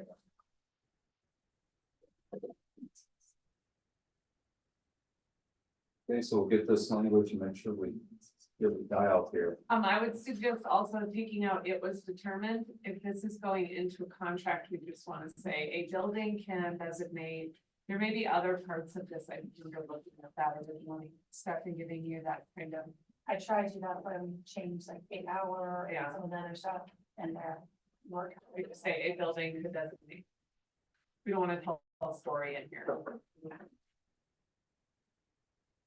I just have a quick. Yes, Heather. Question. A couple times people have said we're paid for conferences. You mean that we're paid and that it's in our contract? Yes, your salary, your funds. Yeah.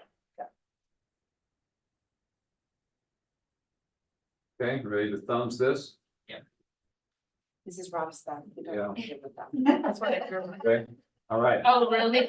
We're good here. Let's move on to the next thing. Thank you. Good work.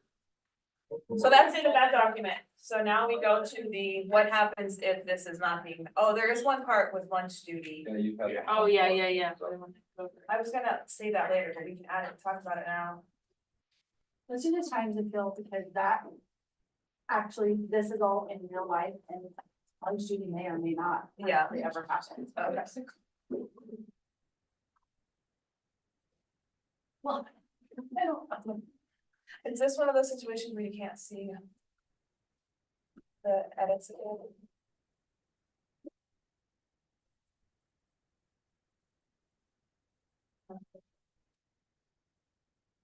Stephanie, you wanna walk us through this one? Sure, so going back to the top. Yeah. So a lot of this document hasn't been updated in quite a while. This is what happens if you feel like anything in the time agreement we just went through is not happening. This is a teacher's next step. If they've gone to their principal or they don't feel comfortable going to their principal, they can get this document, they can fill it out themselves or fill it out with an RSEA rep, whether that be an IDP person, AR, or officer. So all we really did was go through and try to relook at the documents.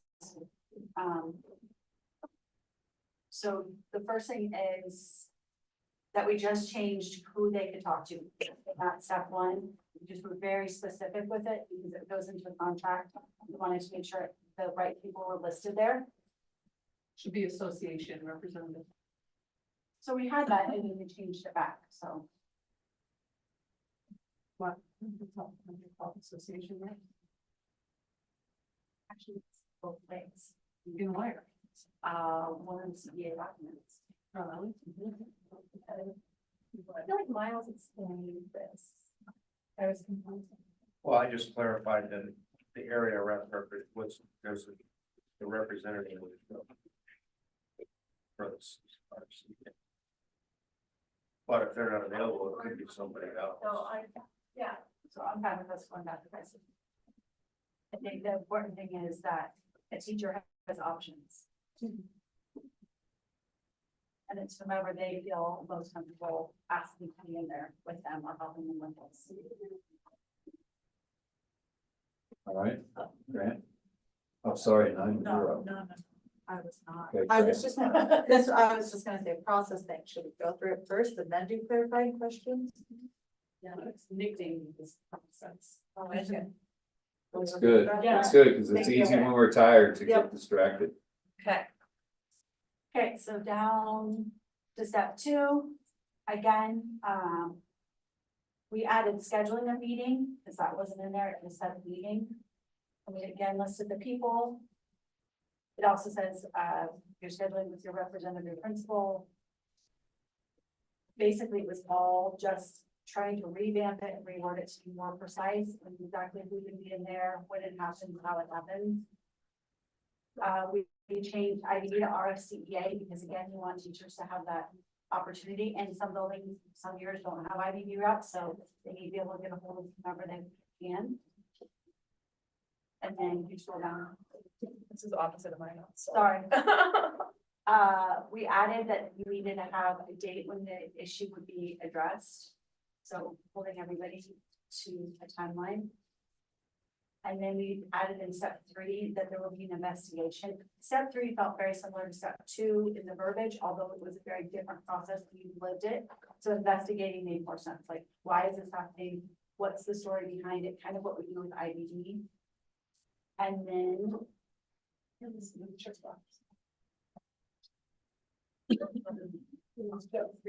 Yeah, Oh, it just says checkbox when complete, but there's no box. Also, before this had only,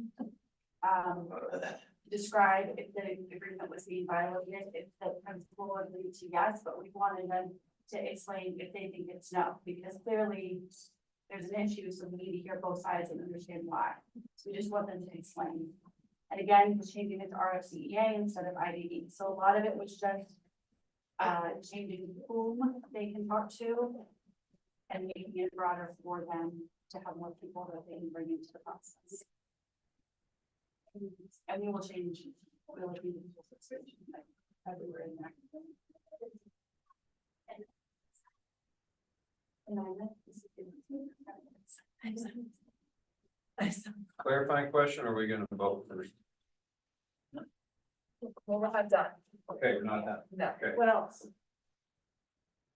that it? That's as far as mine went down. Oh, sorry. So, step six, so this was a big thing. I filled these out and I asked Stacy, who asked Bonia, and we don't know where these currently live or any previous ones live. There's no record of them. So we need to determine a process of where they go. It would make sense if this becomes more of a Google Doc, which we talked about and reformatting into, that it lives in a digital space, but where is that digital space? Who has access to it? If it's gonna say paper pencil, where is it going? How are we getting it? We need to figure out where this lives, so it, we have record of it, we can get it when we need it. Is it in people's files? It's not.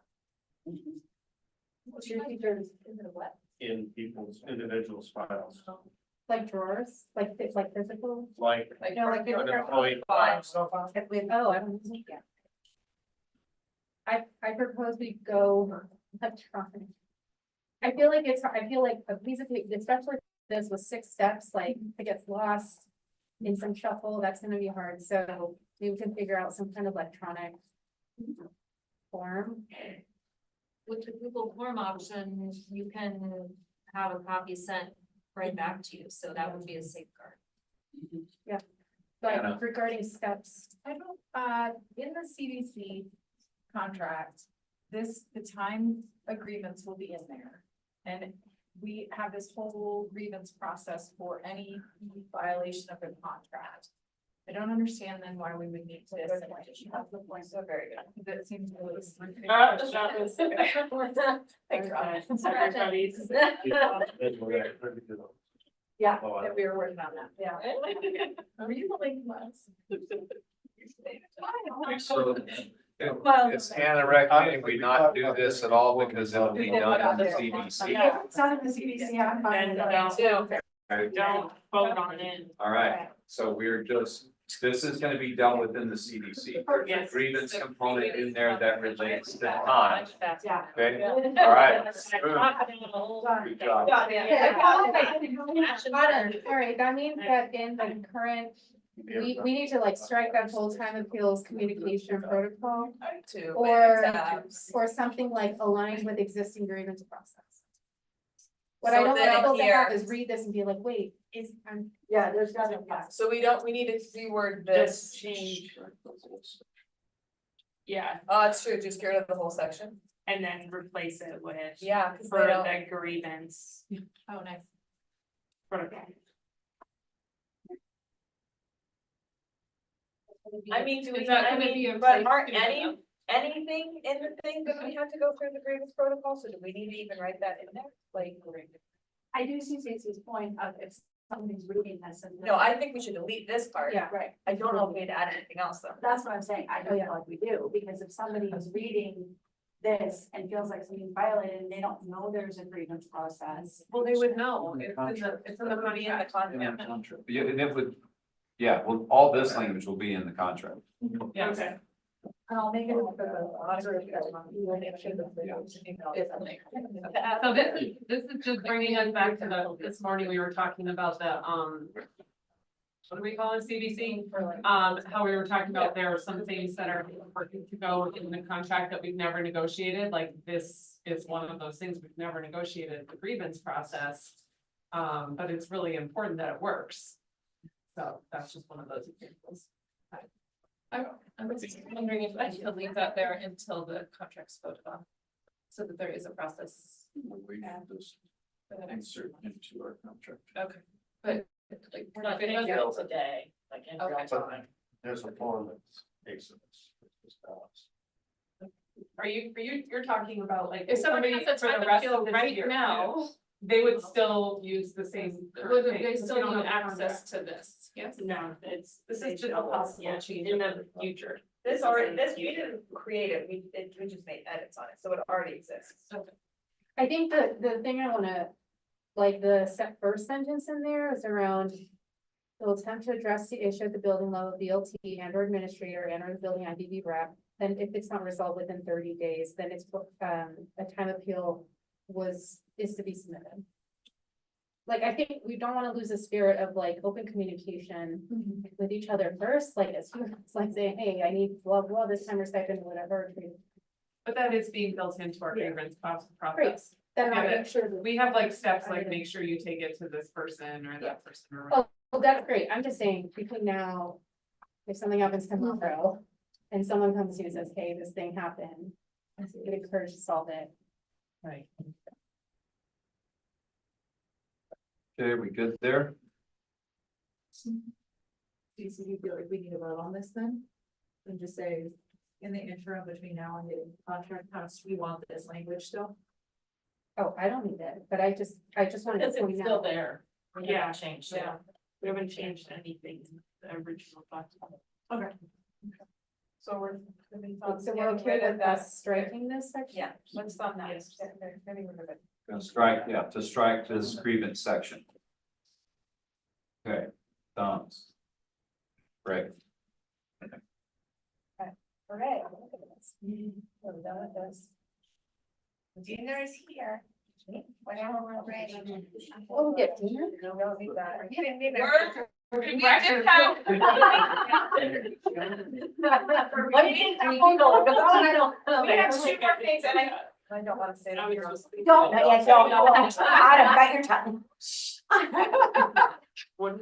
We have two more things, that's it, that's all I'm saying.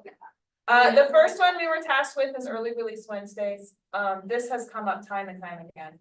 The idea that teachers do not feel like it's helpful. I think, we talked in our group that we almost think it's a symptom of teachers feeling overworked. Like, it's like teachers are so overwhelmed that this just feels like one more thing. And we want ERWs to help lessen teacher workload. We don't want it to add on to teacher workload. And so we really talked around a lot of different ideas and realized within our IBB group, we felt like we didn't have, if we can't say we are getting rid of ERWs, or we are gonna go to back to late stuff Mondays, or we're like, we didn't feel like we had control within our group to say that.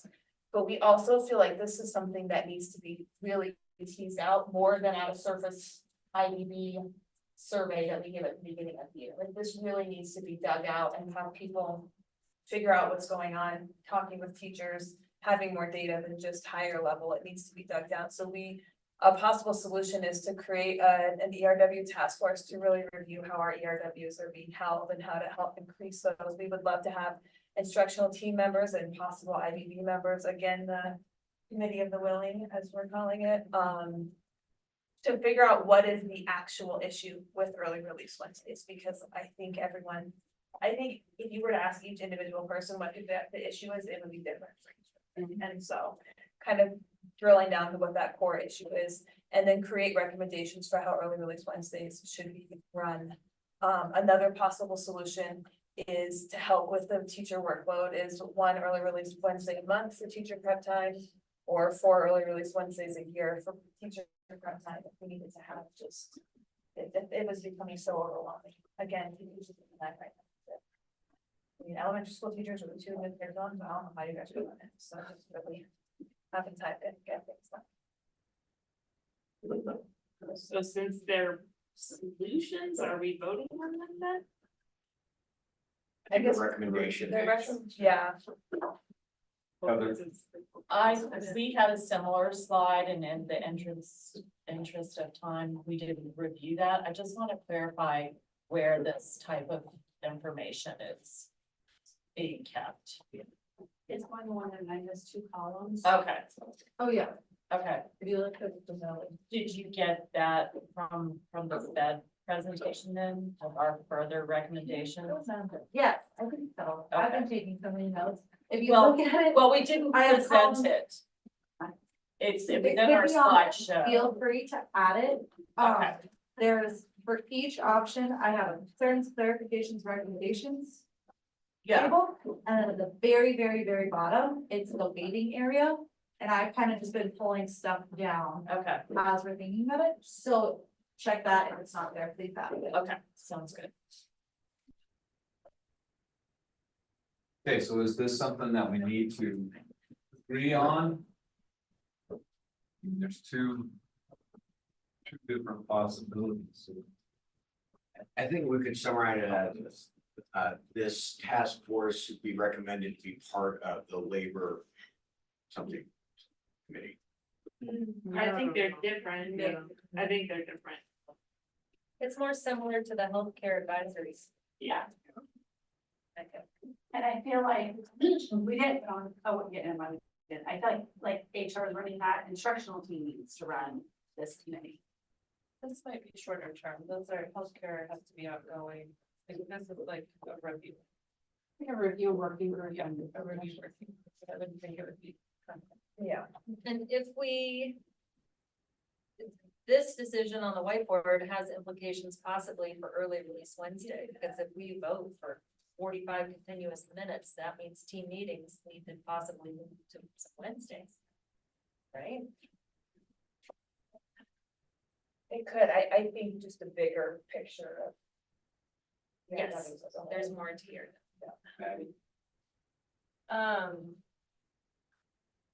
I guess just one thought, I don't know if it's necessarily negative or not. There's a lot of task forces in our district, and it seems like that's our solution for a lot of things. And I think for a valid reason, like, we want voices, we want people to work together, brainstorm. But I wonder, like, is it almost always the same group of people who are carrying all this work and doing this or being voluntold to do this and just like, I think standalone, this would be probably pretty short, and easy to kind of find a solution. Not easy, but quicker than maybe like the health. Aid.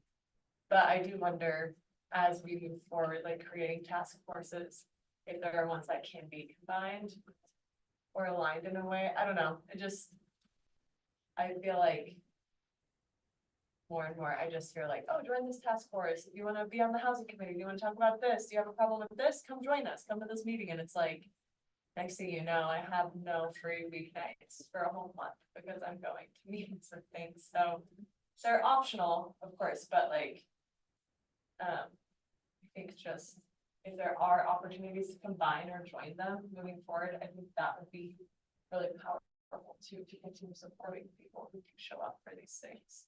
Well, ultimately, would this come back to this group? No. Did this group approve ERW, or did ERW come along as a district initiative? District. I'm looking at No, that, this group approved DRW. Yeah. Oh, so they start Monday. They start Monday originally, then DRW. It was created as a time for teachers to be able to have the professional development and planning time that they need, that we weren't able to find in regular days. So is it possible that this is just put on the continuation thing and there's a same team gathers and works on this? I guess our concern is, this has been on our possible list for like 4 years now, and I will say, the number of, I mean this with love, the number of teachers that hate ERW time is quite high, and I use the word hate literally, like, Yeah, no. like, I just got a text from a coworker who's taking a day off tomorrow, personal day, so she doesn't have to go to district ERW, like, that's where it has become right now. She's like, I don't wanna have to deal with it, I'm just taking a day off from work. So but we don't know what the specific issue is, and we keep keeping it at this high level, we're not gonna be able to figure it out. So we really need a team of people that can really drill down and figure out what the issue is, so we know how to address it, as opposed to just assuming, you know, we get the surveys that we fill out every month, but not everyone fills them out, so it's the same people that are always answering, like, we really need to spend some time doing that, and we felt like within our subcommittee, we did not have the capacity to do that. I mean, we review the feedback also every week, and I know the content leads for, like, get that feedback, and you're one. I'm curious, I'd like to know what is the issue, but I do know that there's a wide range of opinions. I can't control whether people are gonna fill out the survey or not. I hope everyone fills out the survey. It truly is anonymous. Somebody wrote, "It's really anonymous. You should, how come you haven't talked to me?" Like, cause it's anonymous. We like literally have if anyone's reading this, how come no one has talked to me about it? I'm like, if you have a picture, we have no idea. So I think we have an interest in making that time useful for sure. No one sits around being like, how am I gonna waste people's time? And so I think like we're responsive to feedback. Our elementary crew is like, hey, we need more time to plan math. Great. We're gonna like actually do the first, next for planning. And so like, I know my team is super interested in the feedback because we do want to be responsive to it. It is hard if people are not filling out the survey, number 1. 2, I'm trying to understand because I'm hearing different things like tomorrow.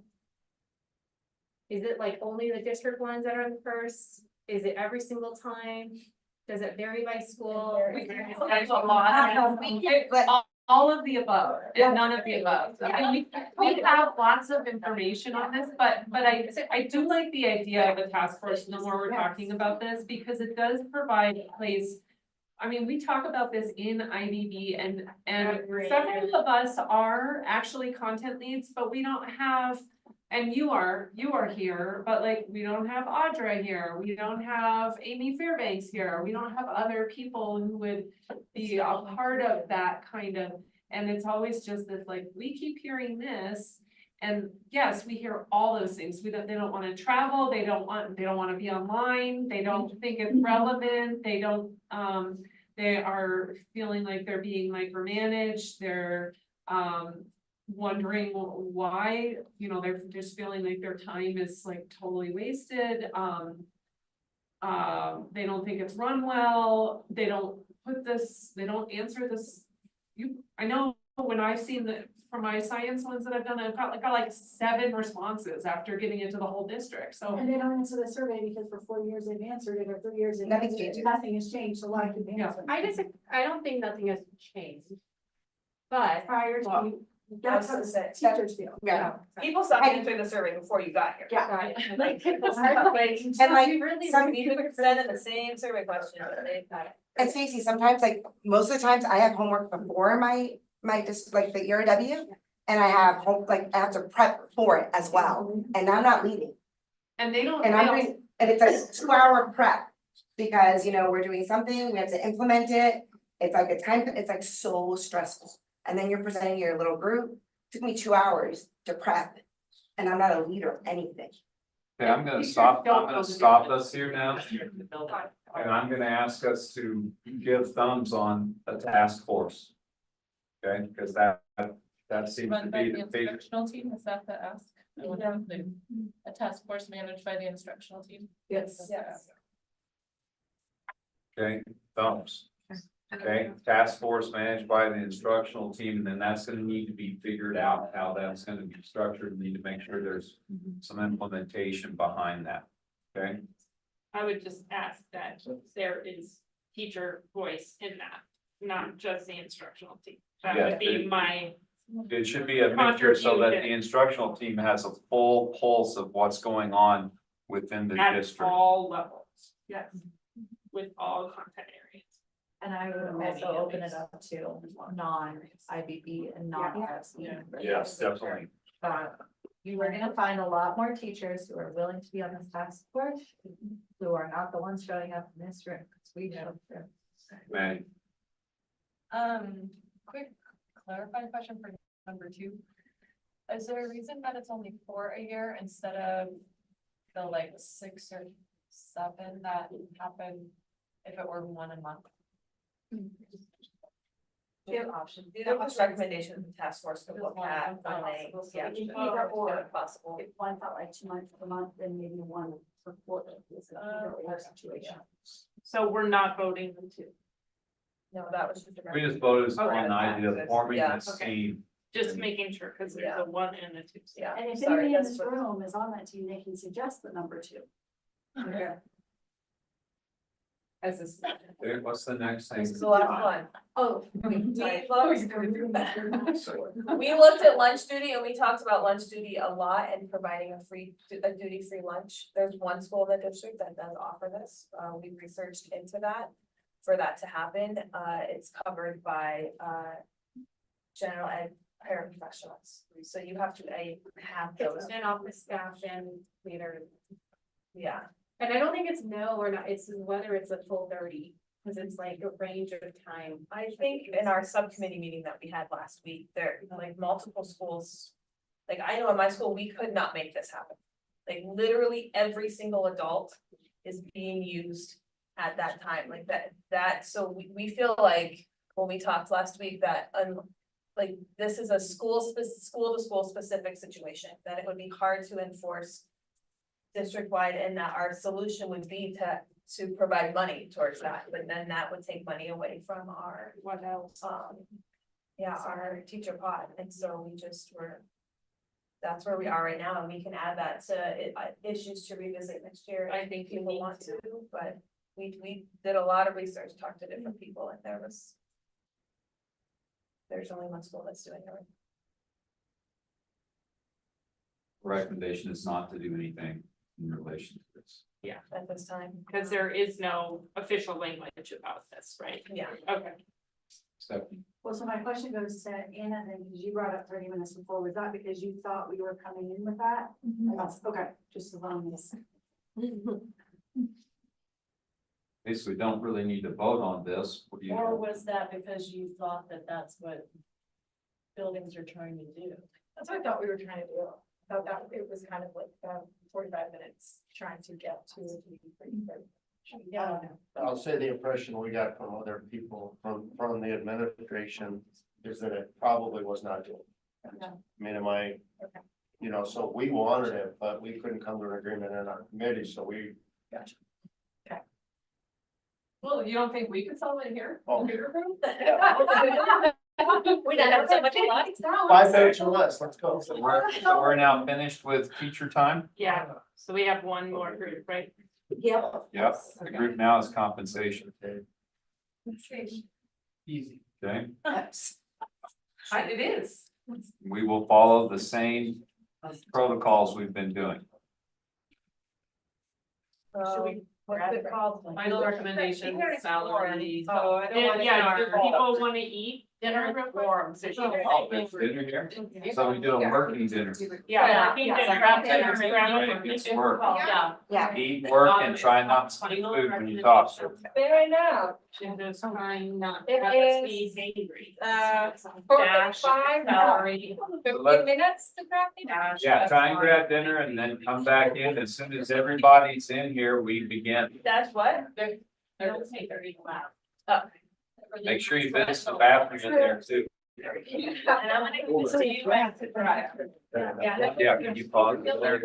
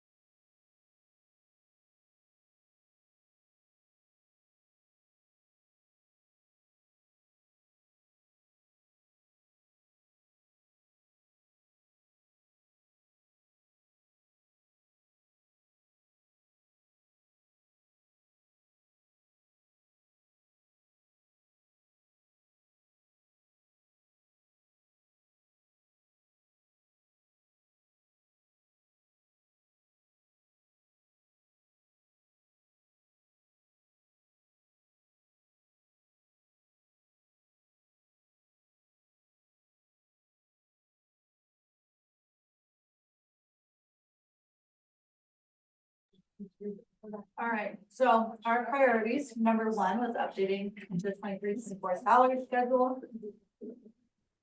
This included those sped recommendations and whatever money was left over to put into our salary schedules. The second thing we looked at and really spent the bulk of the time on was the school-based guest teachers. We've also been reviewing the strategic plan document and staffing and trying to provide clarity and communication through our staffing. And how those positions are being funded. And through that process, we've actually found a lot of other applicable areas. And the last one is the prior experience and additional duty compensation. So as the SPED group already said, we are going to do those paid IEP meetings. I think my number up here is wrong. It's not $36 an hour, it's 34, correct? Next year. 30, but next year. Okay, it will be 36, okay. So it will be $36. We've mentioned it before, this will move, per pupil allocation from $50 to $56. Total cost will be about $31,084. For supporting our SPED teachers, we want to move them to the SPED salary schedule, which will be $131,000.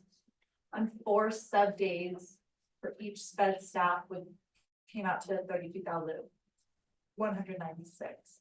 And this put us at about $194,000 of total cost. This will come from our fair share agreement, our pot of money. And we will get into how much that was, how much we are spending on SPED, and then how much is left over for salary schedules. And I don't think we need to proceed because we've already done. Yeah, we already, or whatever. Yep.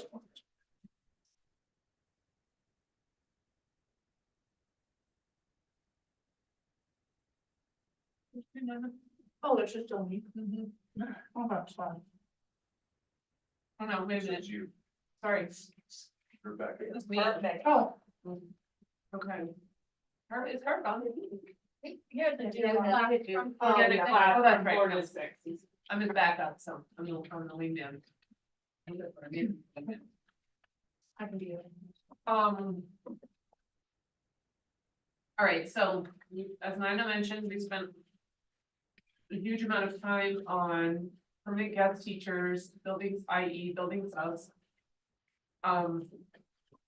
Funding them as we, so you know, they are currently not positions that are permanently funded positions. They have been funded by ESSER funding. And so if we were going to make them into long-term sub positions, they would become full-time. They would become actual positions that would be permanently funded. And to do so would cost us about $900,000 a year. That would come out of, well, we looked at it coming out of our fair share and let's see. Because it would come out of our fair share, it would impact the amount of the raise that certified staff gets. So currently our average raise is predicted to be about 7.6% plus 1.8% step raise, which is already built in. So that would decrease our raise to about 5.2% if we funded the permanent trust through the fair share. It would, on average, decrease our raises by $1,750 per person. So that means you would get $1,750 less than if we did not fund long-term or the long-term subs. All right, now at the top, funding building subs, it should say. I know I'm changing it on mine.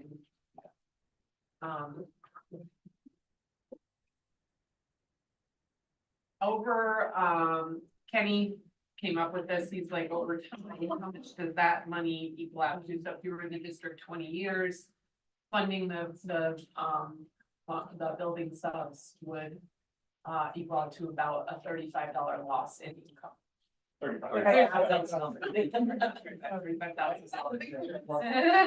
need to interrupt. I just got a text from Adam. He's gonna be watching on YouTube and the heat just went out. That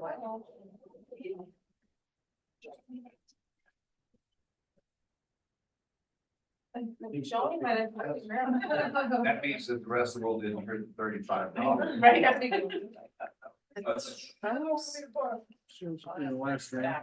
Yeah, it's like, people are like flashing. Can maybe reset and see, it seems Mine's to working. be Mine's working. I wonder if it's the. It's working. So I'm gonna start paying more attention. Let's see if I can stop. Yeah, I can hear too. Okay.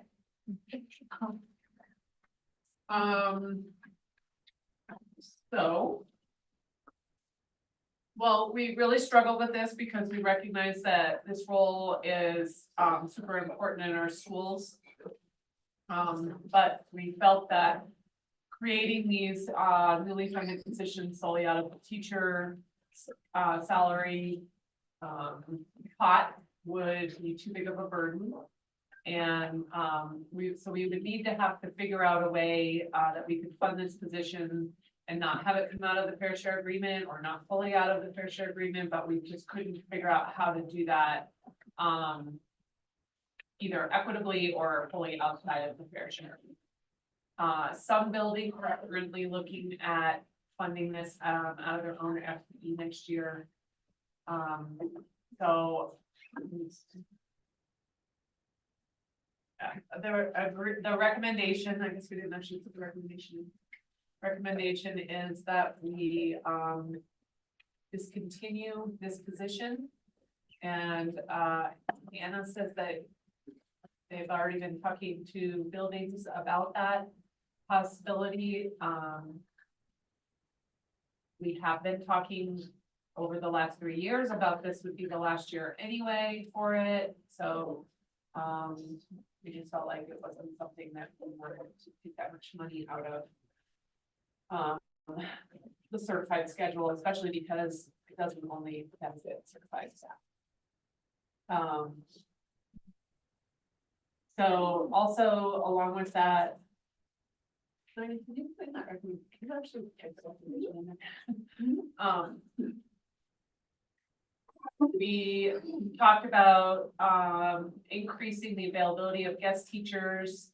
I guess HR's had some kind of feeling like they're not able to kind of fully influence this because of the way different buildings do subs, particularly if I'm saying this incorrectly. Like different buildings, I thought we had said that different buildings have different ways of kind of running their sub. Yeah, like how that building sub is used and so that no, not the building sub, sorry, the new sub, the subs who just like called in. So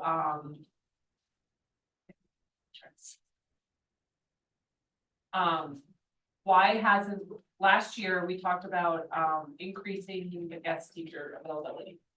And it hasn't really happened that much. And from what I believe Anna was saying was that you as an HR have kind of felt a little bit like you can't control all the different buildings and the way that they are calling subs in, and that's been hard also to recruit people. And so that hasn't, the guest teachers haven't really increased. So we would recommend that we increase the daily sub rate. I don't think we had an amount that we actually spoke for, but we did talk about not making that amount more than like a para level would pay.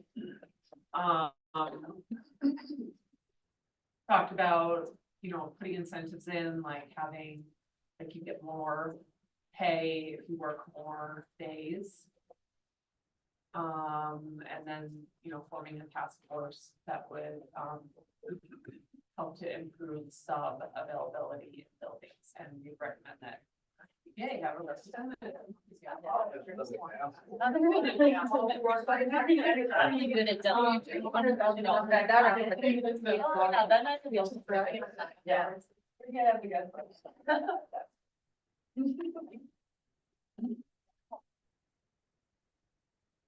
So we're gonna vote on this? We have to get out. There's not vote. Get back in, hold on. Do I have to refresh or can I just go back in? You can just go back in.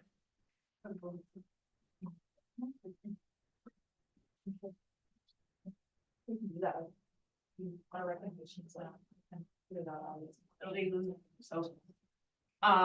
Yeah, some buildings are looking at trying to use their own funds to try and create this position. And that would be fine. Do that. Those are our recommendations. And those would be things that would be like explored by the task force. Including the buildings, how would that just gone? The increase to daily sub rate would not be a task force, that would just be something that we recommend happening, though we didn't talk about a specific amount. Also, the incentive to be paid more the more days you work, that would just be something that would happen. The task force would be like, how can we get more subs? What can we do? What other things can we do to maybe make the way different buildings, like get ideas like, oh, the Salt Elementary does this thing to try and get subs. How can other buildings start doing that thing? Or you know, this is the schedule. I think this came up in one of the earlier, which group was it that was talking about having the schedule? Oh, it was yeah, The tracker, the sub needs tracker. Yes, yes, some kind of way of like figuring out who needs it and how the subs are allocated if you don't have a sub, like you have to figure out how to collect it, things like that. That would. So I see cards. I personally, maybe it's because I was eating. Or maybe I You're thought I was confused. still eating, but I'm very confused because you talked about all the stuff at the beginning with the sped things. And then now you're talking about these permanent guest teachers. What is it that we would be thumbing? So we're not doing anything with sped. Because We already entitled it. That was all good. Yeah, Mhm. okay, good with that. I don't. Do we have to thumb anything? Because we're not, I we're don't, I not mean, being, all I'm hearing is implementing anything. information so far. we're just saying we'll be discontinuing the program. Yeah, Okay, so let's have a few clarifying questions about that. I You have something. appreciate all the work that you guys did, especially around like how much it's gonna cost each teacher. Because the number one, like this morning when I emailed my teachers, hey, I'm at IDB, if you have anything. 6 teachers emailed me about keeping the buildings up. So I just wanna make sure that, I guess my question is that the only option for money was to come from the fair share. There was no other option. And why is that? Yeah, maybe you could talk about that. Yeah, I mean, when we started to look at other sources of funding for this, what we come up against is additional strategic priorities and investments that we can make as a district. That's coming up against a loss of funding for health aides, school-based mental health, pushes on SROs, and actually, I mean, like, if we jump ahead 3 or 4 slides to that school resource allocation framework with all the pretty colors, you'll see all the different positions that we don't have fully funded, that are part of like our core model. And guest teachers, building permanent guest teachers are one of them. But we just didn't have the addition because of our commitments around the learning acceleration plan, wanting to honor some of those commitments to the positions that were really going to be driving school culture, student achievement, or that's our theory of action on those pieces. Additionally, we're really feeling that there's a priority if you're on the school resource allocation framework and you open it up, as you work it down, you'll see a section in white around wanting to rethink how we allocate funding. You kind of have to like, that's just a screenshot, but you'll see as you go down, anything in white is stuff we don't have funds for. And one of the kind of new emerging needs is around newly immigrated student supports. And especially some of our schools that are really experiencing high numbers of newly integrated students and realizing that like our typical ELD ratios to staff and support the population, that's a different need. And we really feel like that is a need that's it's deliberately, intentionally tied to our strategic goals as an organization. So building guest teachers are important, but we're trying to weigh how, you know, and frankly, we don't have 900,000 to keep that going at all.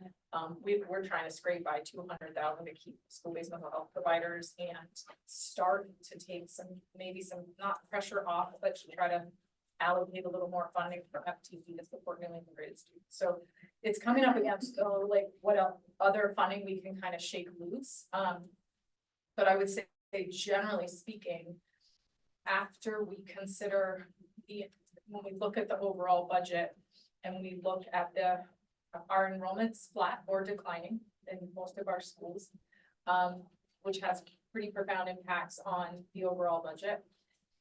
That combined with our commitment and desire to make sure we have raises, with our commitment to the learning acceleration plan at the scale of the years, means that there's just not a lot of additional money for new investments.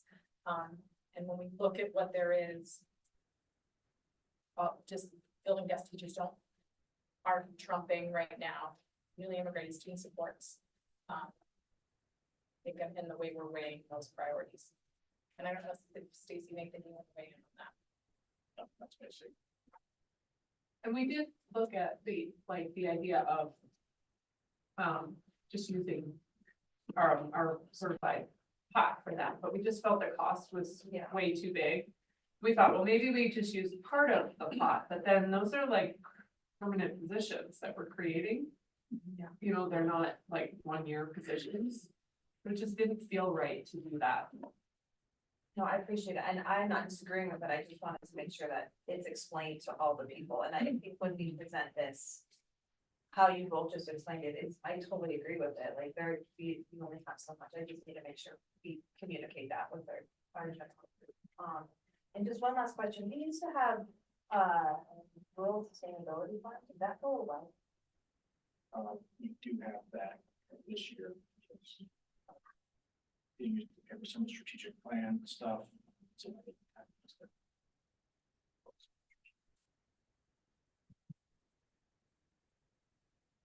Okay, thank you. We'll just go around this way, gentlemen. Do you want me to have it first? Right, have it. Was there any discussion about, and I think this came up last time, it coming out of the pool of money that would normally pay for subs, and then it's just the difference to pay the benefits for that person? Building guest teachers aren't like saving us sub days, not 100% fill. Right. Right, so instead of having a 50% fill rate, we have like that, whatever. 4%. So you're not saving that much money. So we don't budget for every single day being filled by some. We have this huge unused pool. Say last year we had a 40% fill rate. This year we estimate 5%, which I think to move it 5% a year would be amazing. And that's coming up, but so it's not like there's this huge untapped pool that's saving us all this money. When we looked at year over year, July through December 31st, those 6 months, we're actually up $133,000 in some costs this year over last year. And it's due to more than just the rate went up $5. That's just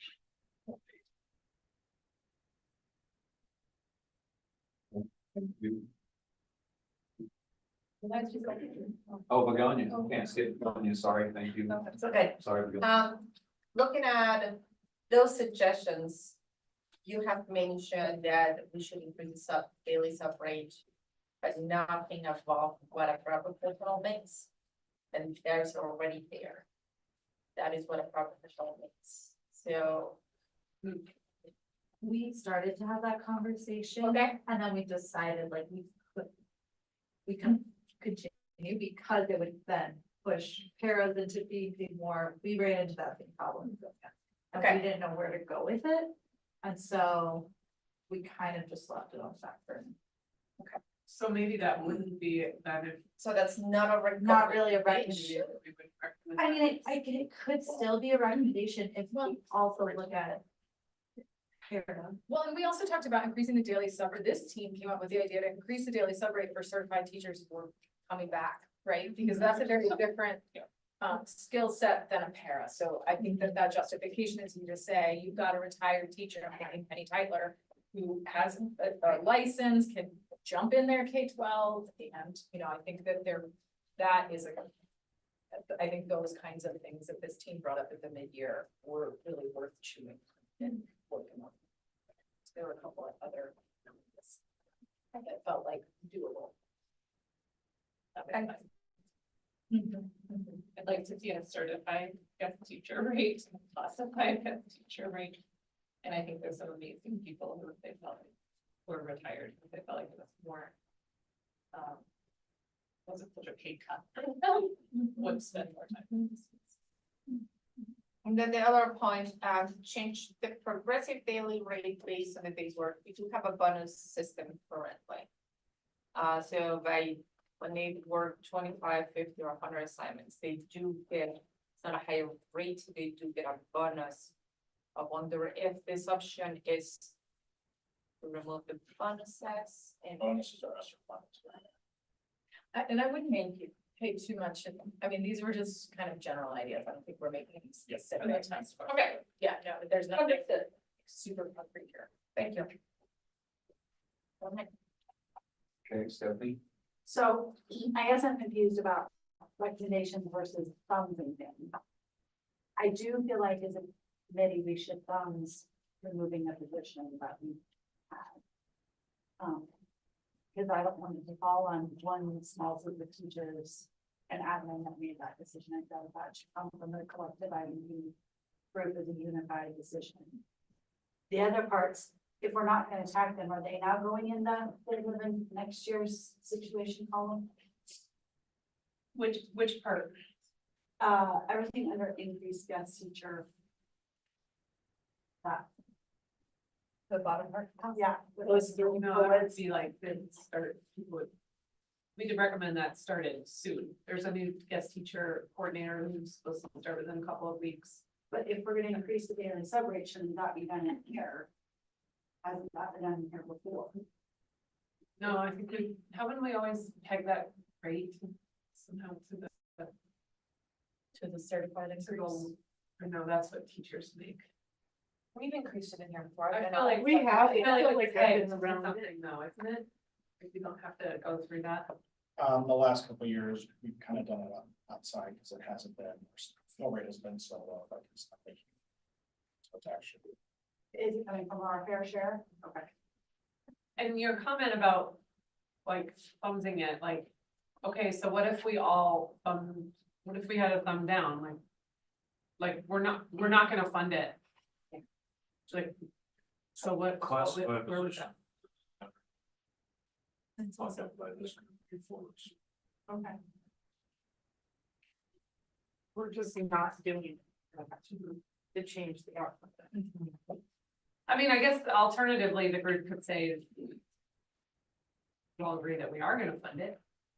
But that would come from our salary basis.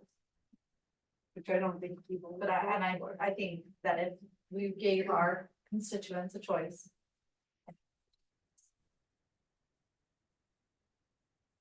Okay, Grace? I just, to this group, like, thank you for your work. I know this is like a ton of work. I bet like we really value our permanent guest teacher that does like, I think I emailed somebody, like she has a master's, she does a million things. She like gives, like she buys snacks for the kids. You know, she does like the earth team. She's doing it all. She's like covering so many like of these positions. So like a strong reason why she's there is because of the health insurance. A consideration instead of like giving the 900,000, which is so much money, like giving some school buildings or the buildings some money that can come from like a different pot. I don't understand where all these pots come from. So it's like, I know that there's like money for like the superintendent housing, right? That was a big pot of money, and it probably comes from what fund? The housing fund, and where does that money come from? But I'm just saying, like, there's money that's like, yeah, we're gonna do that, but these like that is gonna affect like one person in their family and the building, yeah, and like. But like this, our building sub, our permanent teacher, like, she does so much and she. Like, it's gonna be a hardship if she's not there, and if our building has to come up with the funds, it's gonna be a hardship for us. So is there any way to not like give the 900,000, but some money from somewhere else? I don't know the money, Nathan, but is there any pot where like a building could be given $20,000 or $10,000 or something? To help with the I'm gonna cost? fall back to what Anna said earlier, like that, let's stack up against all the other strategic initiatives that we have. Right, there's not like some magic untapped pot. So, pretty tight on our projections next year between revenue and expenditures, we're trying to squeeze things out. That's. I mean, each school gets a pot, like they get an allocation of general FTE, it's green dollars, and some schools are specifically carving out a spot for a building guest teacher, because that's the value to us. That's at that point, a building level discussion. It's like there's not a library para professional in every school, but some schools say we need someone in the library, value that, and so they. She was our librarian too, and our council person, and everything, just everything. Wanna find another one?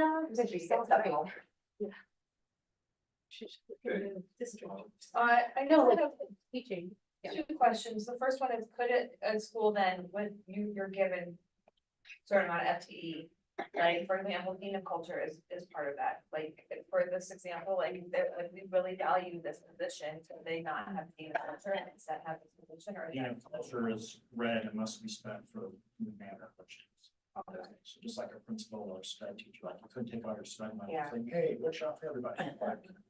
And it's, Nothing against what, yeah. but it's Yeah, sped is there for a whole Yeah. ton of reasons. So yeah. we use red, yellow, and green. Green is free at the building. Oh, yeah. Yellow is what we call targeted. We're targeting so like ELD, targeting is to support the ELD population. And red is typically grant new initiatives such as the Dean of culture, principals and APs. You could never principal say, I don't get AP. Yeah. Like, you know, all that stuff. And my second question,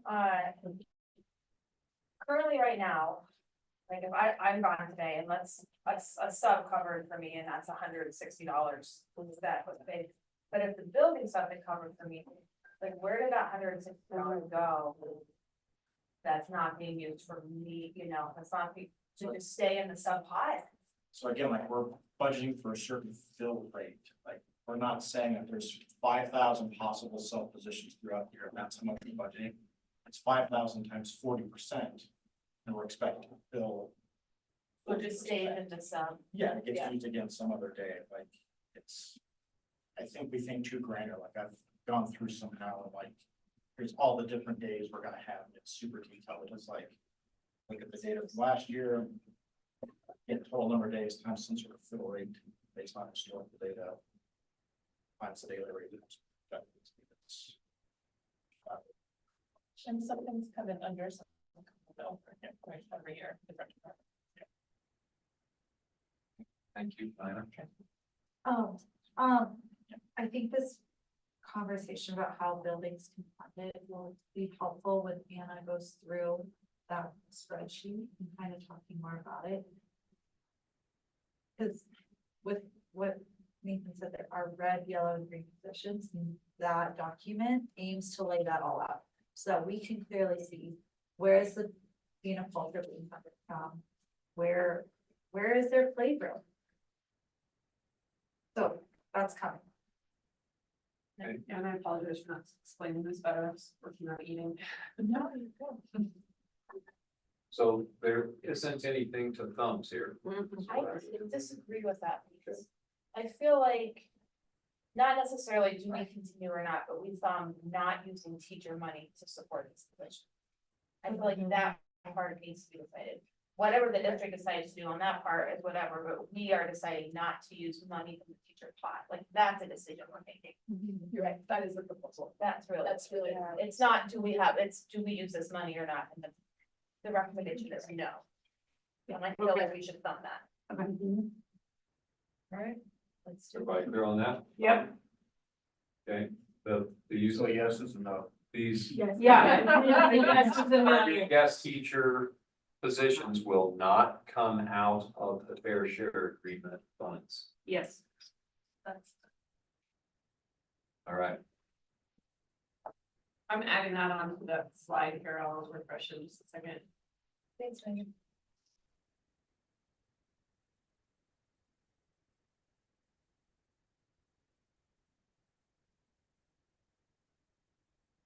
getting rid of these as a paid position from the regular fund.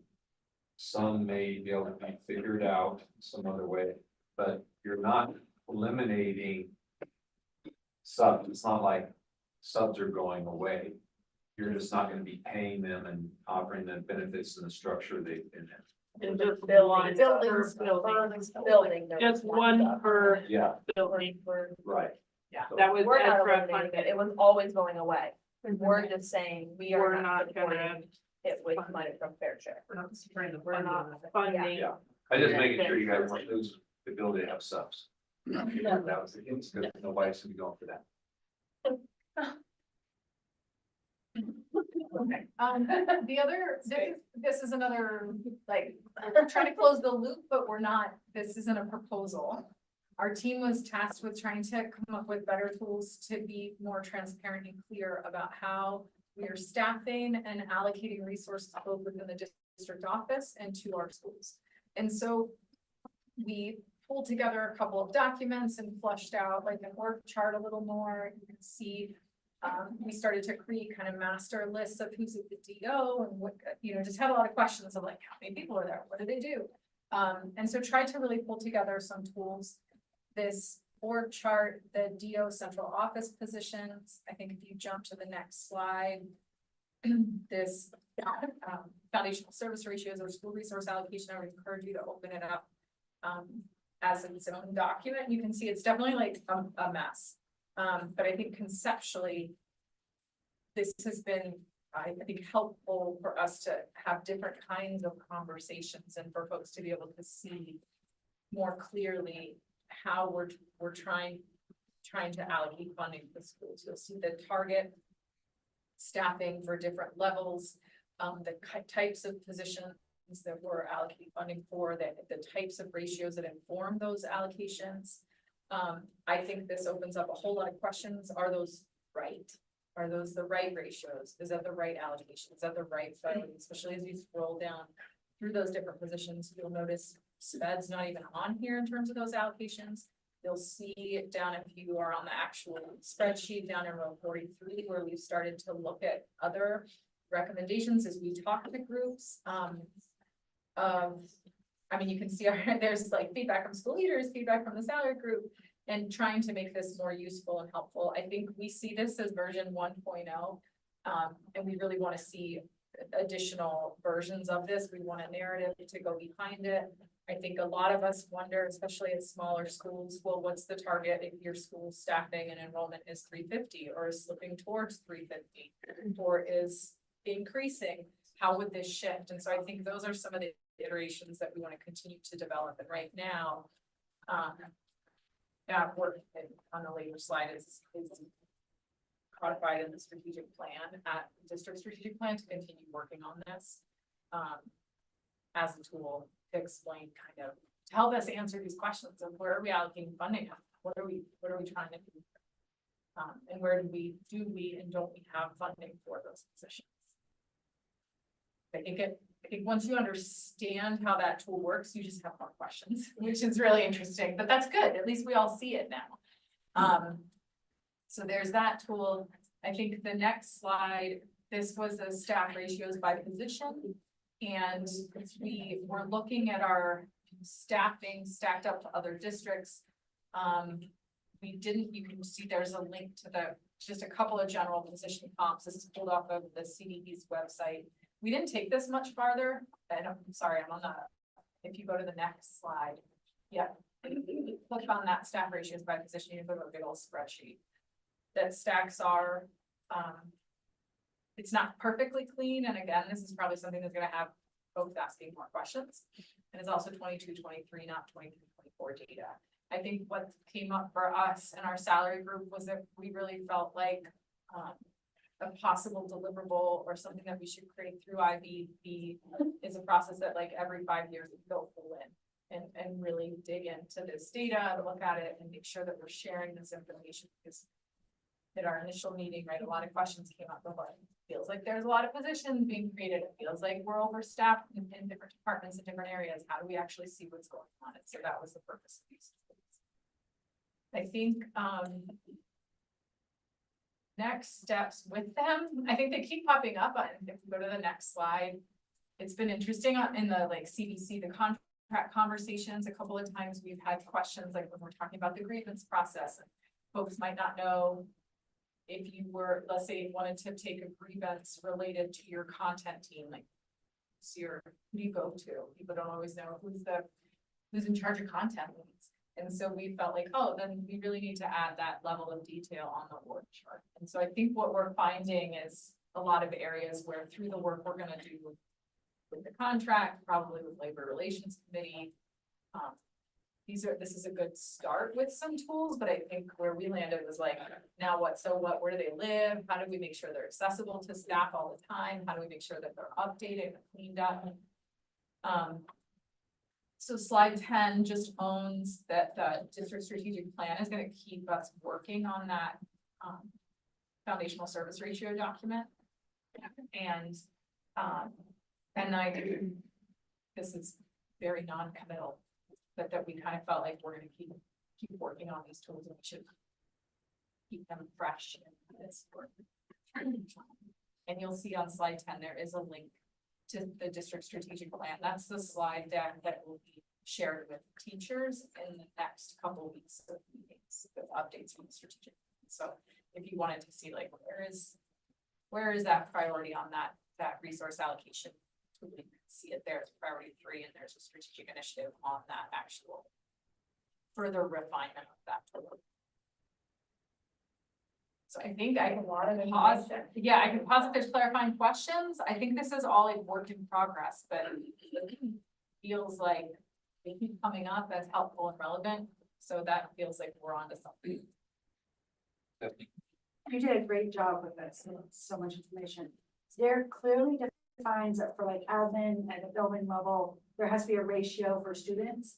Is that the same at a district level? Is there so many teachers that provides a district person? There's so many students that provides that? That's a really good question. And that actually came up as we should create a foundational service ratio for like the DO.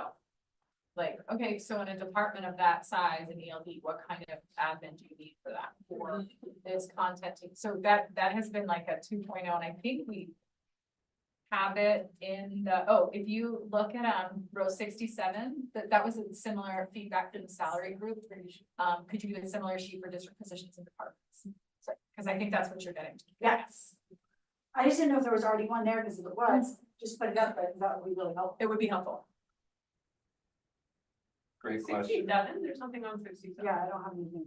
Oh, wrong one. Oh, sorry, the pretty rainbow foundational service ratio. Oh, the building of the one. That one, we keep scroll down. If you go way down, you'll see the feedback. Okay, yeah. Yeah. Could you do a similar sheet for district positions? I feel like this is all the feedback that'll help in that 2.0 version.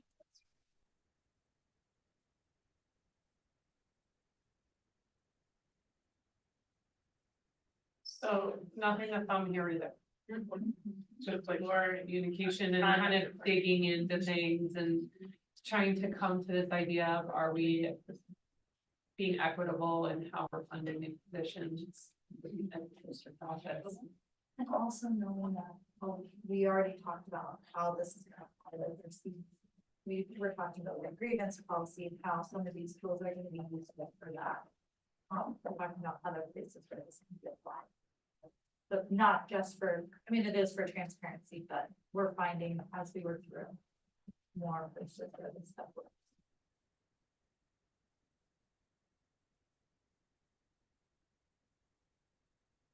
All right, so some other stuff we talked about or didn't talk about.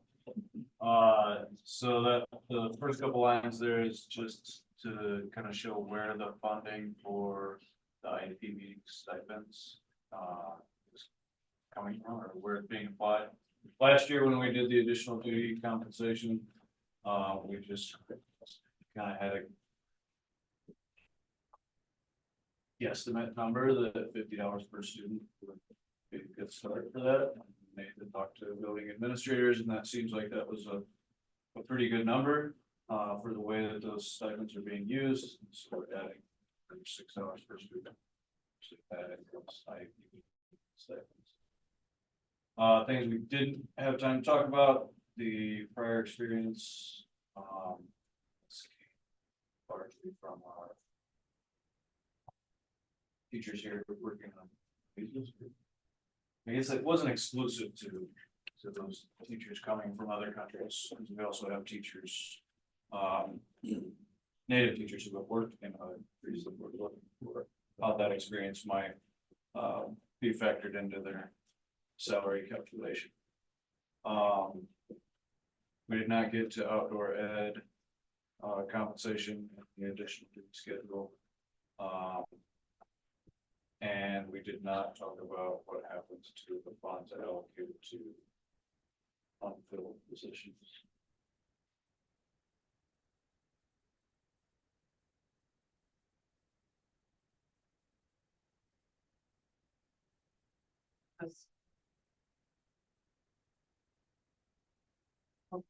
Nathan.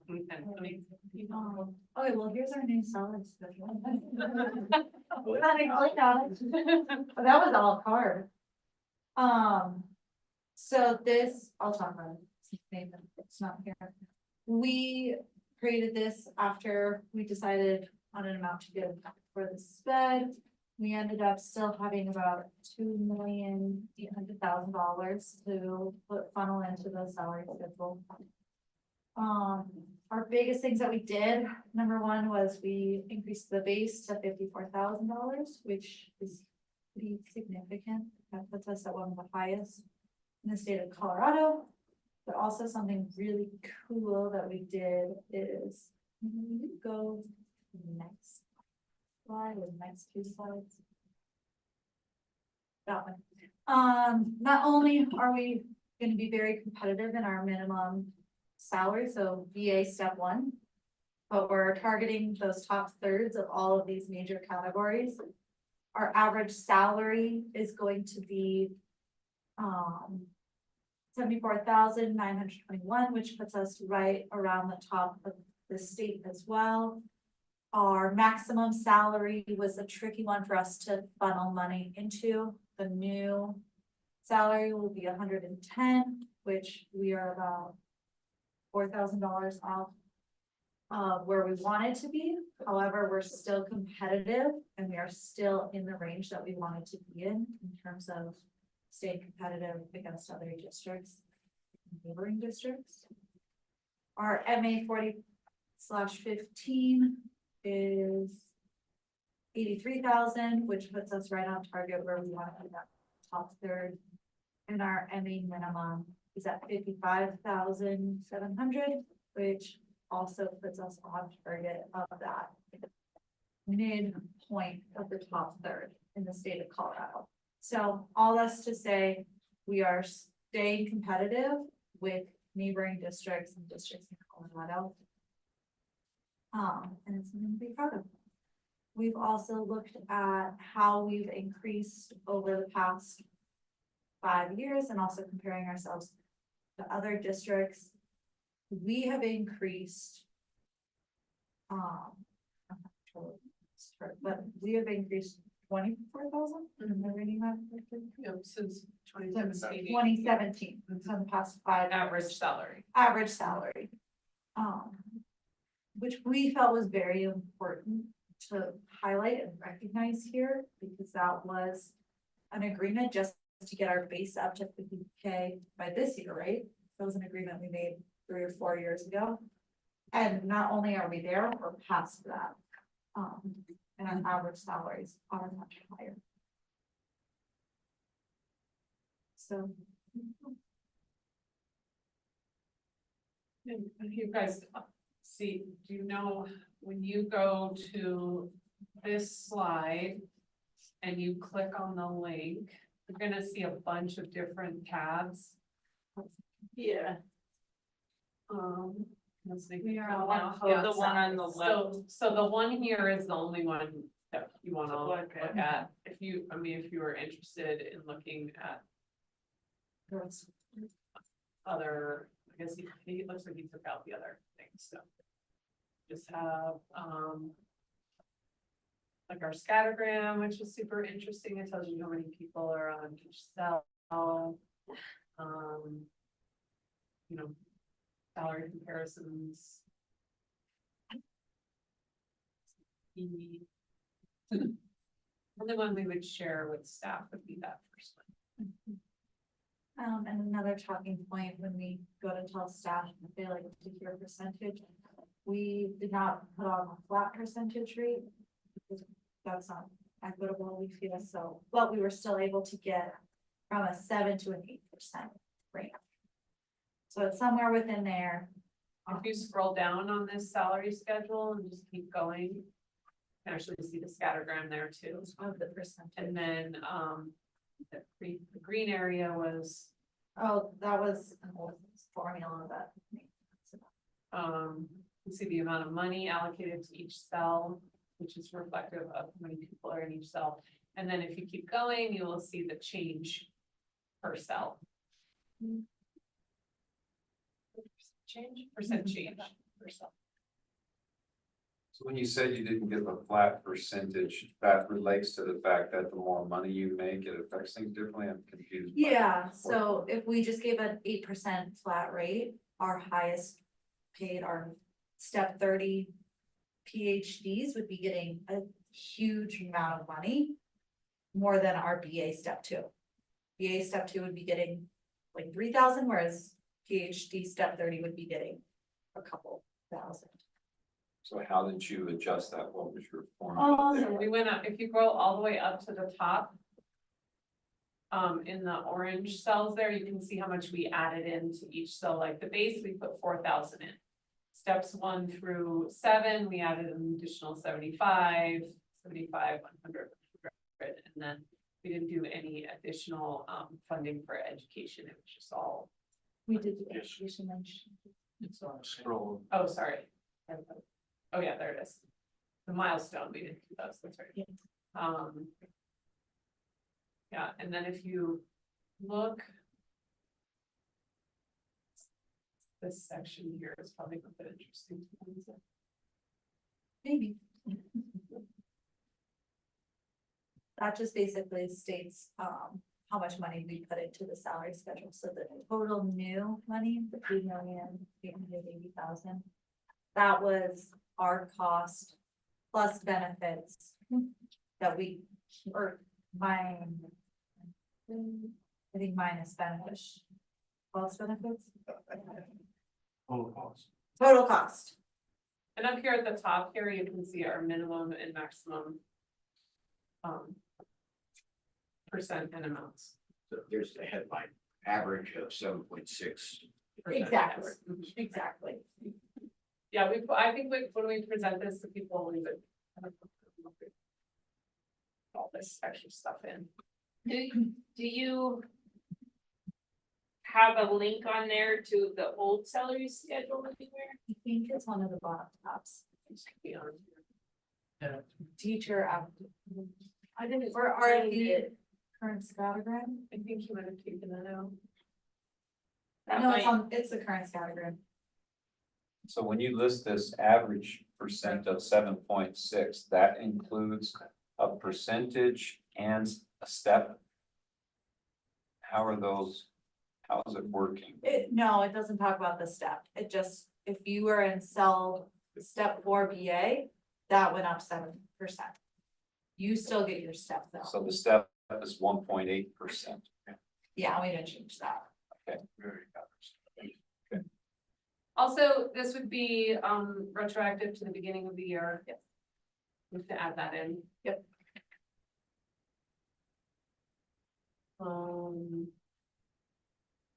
And that's because you're working with money from Current previous money. year. Yeah. Okay. I've never seen such a detailed spreadsheet my entire life. One thing that we didn't talk about, that we didn't cover, is that we did spend some time on the fair share agreement and like trying to clarify that and make that more comprehensible, and we are still not there yet, but we have. Oh, it is? I put it in. Can I ask just Oh, a I'm not- really I'm quick clarifying question? Yeah. When you say average salary, is that what the teacher is getting paid, or is that what the district is paying for that person? Is it like benefits? Oh, and- I don't know, it's Oh, what I okay. haven't paid. That's- okay. And in all of that, all the para's been figured out, all the health Yes. insurance figured out, so Yeah. that budget all fits within that realm. How does this affect classified folks since they don't negotiate theirs? It's totally separate. I mean, it gives us a target for where we hope classified can get to. So that's something that the administration deals with, the executive team figures that out. Okay, great, just wanted to know, thank you. So I think obviously we need Nathan to add a tab with that new salary schedule. It's on there. It's on there for sped, it is.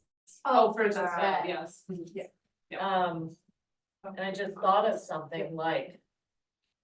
So in the past, the SSPs would get a raise based on this. This takes into account that. Okay, okay, But more money would go into that as well. okay. I just want to make sure that they're not going to feel that they'll still get the same amount of raise that they would have got. Yeah, they're like pegged to each other. Yeah, okay. So who communicates to the employee where they are in their percent increase? We sign a contract in the summer before we come back to school. It tells us what step we're on. That's correct. I've just never, I'm just new to what you've done here.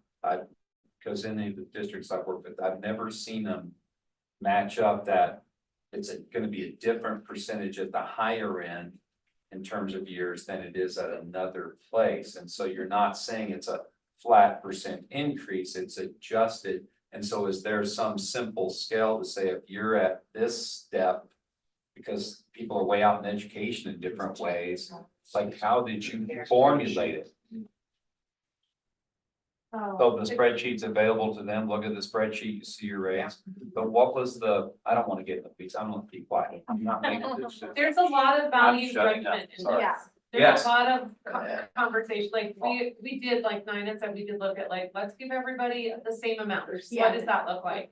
And of course, that looks really great for one part of the salary schedule and not for the other. Okay, now let's give a percentage. That looks really great for a different part of the salary schedule and not the first. We also had it reversed at one point where the highest person was getting 8% and the lowest person was getting closer to 7%. Yeah, it's so extremely detailed, it's just like amazing to me. I'm so impressed with the time and energy that you put into this. Don't tell Nathan to ask for you. Does he fit somewhere in some grid? No, because this is teacher, this is entry salary. So then are we ready to bump here? But do we, do we need to clarify anything? Let's for salary and then we have one more thing that we want to discuss. Could somebody please state in a simple way or show that one box where it shows the average what it is, because there was also the $6 per student increase to building funds to deal with the sped. We thumbed it, okay. So that money like So that comes got out, dealt with.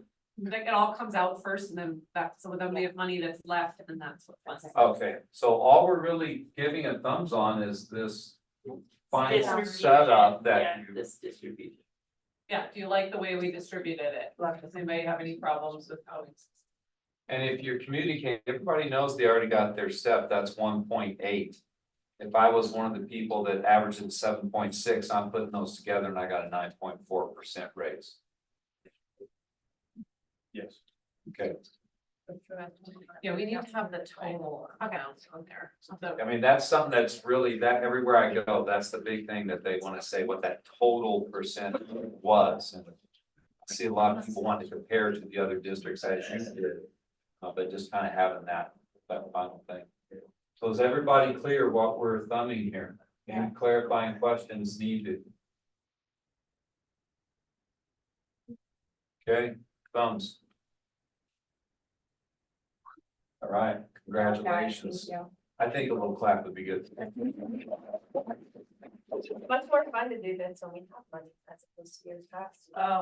with what's gonna be cut. Yeah. 2007, 2008.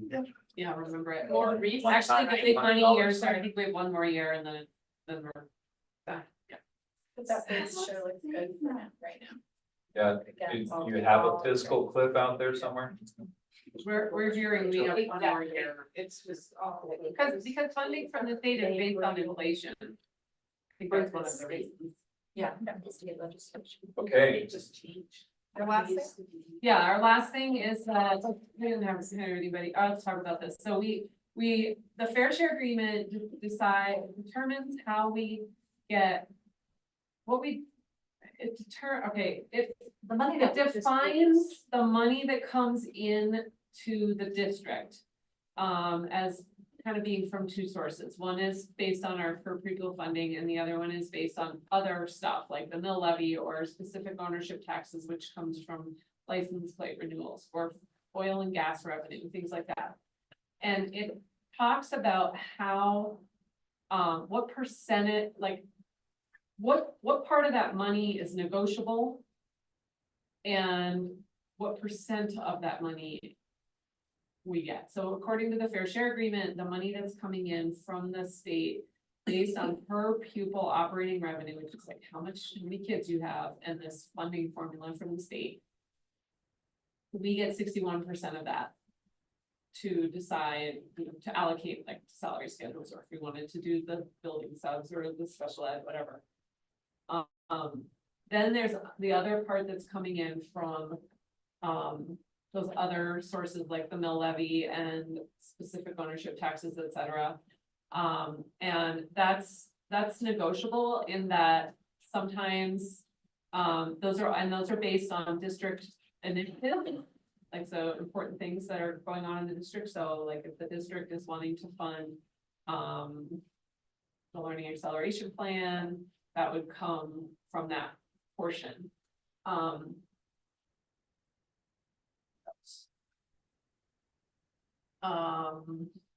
Nathan is, we're trying to rewrite or to clarify the fair share agreement by like adding language, and it took us a really long time last night to kind of work on this. We're not there yet. And so we want to continue to work on this to clarify it for our own purposes, and then, for other, like, I guess we wanted to communicate that out, but we're just not there yet. So I guess this would be something that would be in this, yeah, continuing to work on that. We also, as we were talking about it, we were thinking like, is this the right way for allocating money or not? And so we just aren't there yet. We want to continue that conversation next year. Also, I'm just in visuals, so Nathan's working on trying to make visuals to kind of make it more clear. That was awesome. We just worked hard to get to like that clarity of the team. Well, I'll forget it tomorrow. It was great. I would just add that, like, I feel like the clearer we all got on fair share, the more questions we had about this inherited practice. And I think we all were like, why is it like that? Where did that come from? Why would it be like that? And then I think with the possible changes with the way funding's happening at the state made us worry and wonder how this is gonna interact, and so I think it is a continued working group topic, because I think, again, the clearer we got, the more muddy it seemed. I have just one process question. I thought I heard at an earlier meeting that the process of working in retro action is going to come to an end. No, Retroaction. you're just gonna continue, well, May 10th, long bill, or 11th, whatever, long bill's gonna come out with the funding for next year. You're funding next year off of this past year. Will you ever catch up? See what I'm saying? We have, We're ever funding since, this year off of this year. So what we just approved as raises is retroactive, so everybody in March or April gets a really big paycheck. Correct. But my understanding was that you were working from the numbers given for the 23-24 school year from the state. Did I misunderstand that? No, I mean, I think what you're getting at is, we talked about this, we ran through some numbers last night, is that when enrollment goes down, it then actually means that the next, like, we're banking off the numbers we have right now. And if next year we lose enrollment significantly, it means that then we kind of hold harmless teacher salaries, which means, this is very, very confusing, y'all help me out, that then the fair share actually becomes larger to honor the previous commitments. So there is this weird thing, if enrollment trends down, then the fair share actually goes up. But at the same time, the funding for district initiatives goes in. Yeah. Because of that. For other Right, initiatives. totally, but then it eventually, but we have not proposed to shift any of these timing things at this time. Thank you. I apologize for slowing us down. Okay, so we've done that. That was our last thing to deal with in terms of the negotiation, correct? Or was there something else? I believe that's it. So we had talked about having each group come together and build their white pages. There's been some discussion that maybe that might not be necessary to do at this point, and that we maybe try to push that back to that potential May 15th date, or that there is enough stuff that's been done by each committee to be able to generate that as one team and not have to have every team do that. But the one thing that was agreed is that we needed to just figure out the communication process of writing all of this up, literally extracting it from all the notes that have been done, how to go about doing that. That seemed like the most immediate priority. Stephanie? Well, I think there's the elephant in the room with PTO. We never came back Ah, to, if we're gonna Thank you. ask that group to continue. Thank you. And for that matter, if we're gonna ask the time group to continue with that, sorry. Yeah, my apologies. I was jumping there. Is that what you were gonna? And it's kind of process as well. I think we need to go back to that. I think that if we start talking about white pages, it needs to be done before the 15th, because that's when we want to present the contract to you all. So for us, I think it would feel better if maybe the committees meet one more time, in the interest of not being here until midnight. The committees meet one more time within the next week and send us their white pages, the CDC group, and then we can put that into our CDC. I don't know that it would, I mean, I think that the implementation plans were trying to capture like the task forces. And who's gonna make sure that the BLT is doing its job, and like, so I wonder if. But there was also a lot of language that we wanted cleaned up. I have a ton of notes in our what can be done and finished this year of review the language, change this.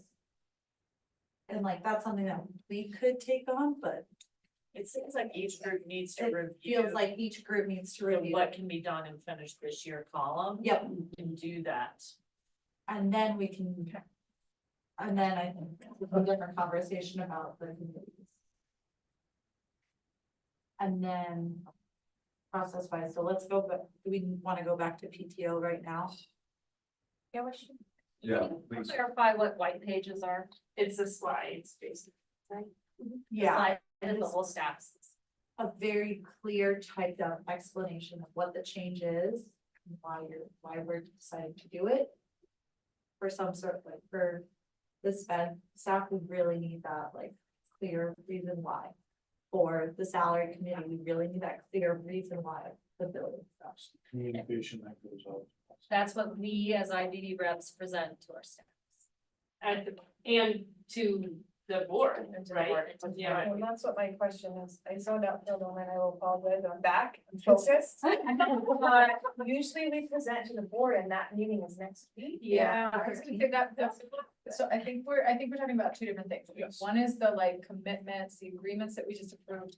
Yes, we need that communication and it has to be in the board pack by Friday. So that's like a Friday, probably 4 o'clock. Of everything we agreed on. And then I think then there's this other piece of all those other like recommendations and we want a task force to work on, and I think that like. The Labor Relations Committee just needs all that stuff. And if you feel comfortable that you got it, then I think we don't need anything. Like, I think I got yeah, because I think when we put that down, right, like when you're putting that hour into the agenda.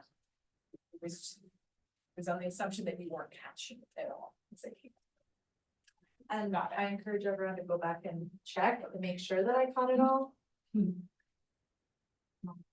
Yeah, thanks for It's doing those that. last two columns, what needs to explore, revisited next year, and then topics to be delegated and checked in on by the labor management committee. So there's two. And I tried to organize it the best I could.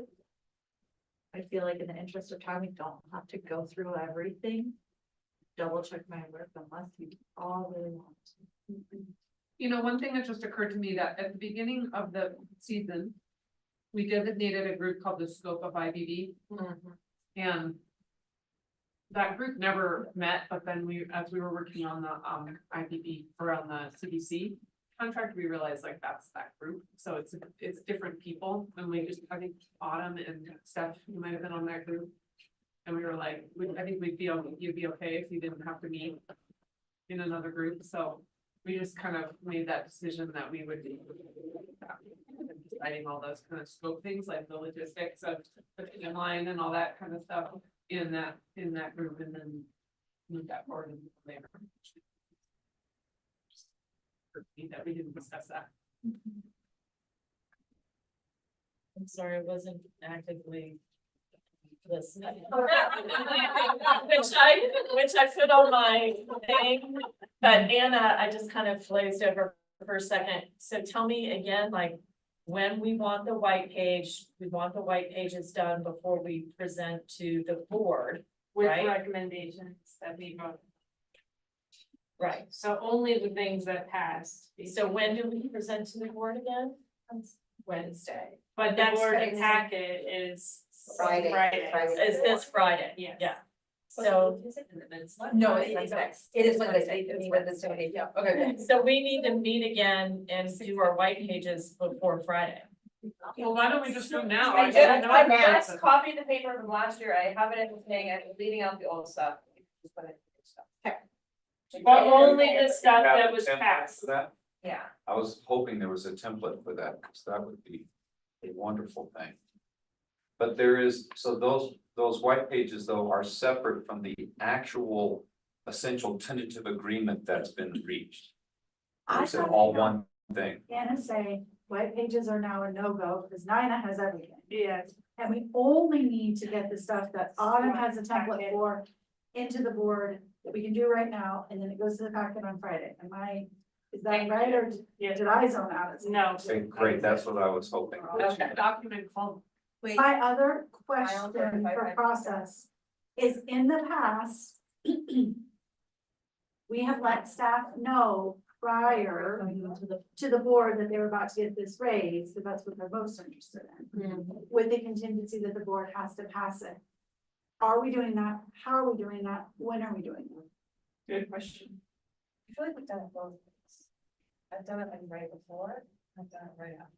It feels like it's coming up so soon that like, we'll know next Wednesday. Well, I just wonder after the email stuff. Yes. If this year is important that maybe get it out Yeah. earlier as like a, just to kind of close the deal on that situation. This is where we had some concern about Kenny not being here and Lindsay not being here. Is there any chance the board rejects this? We've always had a contingency. We've always said they could do it. That's always been us. I think we have to say that, but I think that I agree with this process, I don't. And this board's general support for the work. I don't. And yeah, I was gonna say, he was on the salary committee, right? Kenny was in on the slides. But is it somehow a food paw if it were to be sent, if the staff was sent to correct that one email, hey, here's what the actual percentage is? Is that a bad thing before the board approves it? I think It's as long out as there it says. already. just say- Yeah, that's what I was gonna say. I know it's all been recorded right there and it's just gonna get spread all around. Which is a relatively new thing for this group. Yeah, so which is why I think the timeliness is fine. Could do it sooner than later. And it would be stated as the recommendation from the compensation committee was this amount. It's And not. Somebody write that sucker up right now. Send an email. With the link to the spreadsheet. Yes, but then are we talking about communicating that via email and then having another, like, scheduling our time with our buildings within the next X number of weeks For all. to do of our these. presentation for everything? Yeah. You know what we're talking Yeah, about? as far as it is for DRWs, we can't take time, but. Yeah, next Wednesday would be too late. Well, next, and yeah, next will be So we the do it- conferences. Before the board, the board does that, before the board meeting. Normally, we present everything to the staff before it goes to the board. Yep. But if we did that this time, we have two choices. We either have to make staff stay late Like on a Friday. to go and look at, to come to the meeting, because we try and make it something that's required. And so we put it in staff time so that everybody gets the same message. The other option would be we don't actually present it at the board meeting next week and it's put off till April, the next board meeting after that. Well, break gets in between. or the third option is, not when you've done option or maybe feeling very comfortable, but since it has been recorded and people can go back and look at it. Is we send an email out with the salary and the slideshow that we're working on right now. And then talk about it in a couple weeks after that, give people time to go through it, digest it, and come back with questions. Instead of hitting them in a meeting with all of this where then afterwards they're coming back with questions because they haven't had time to process it. Yeah, or they don't even have mental space right now because their life is so busy with conferences to even digest what we're gonna present to them, so. We might have them there in person, but not in mental space to deal with what we said.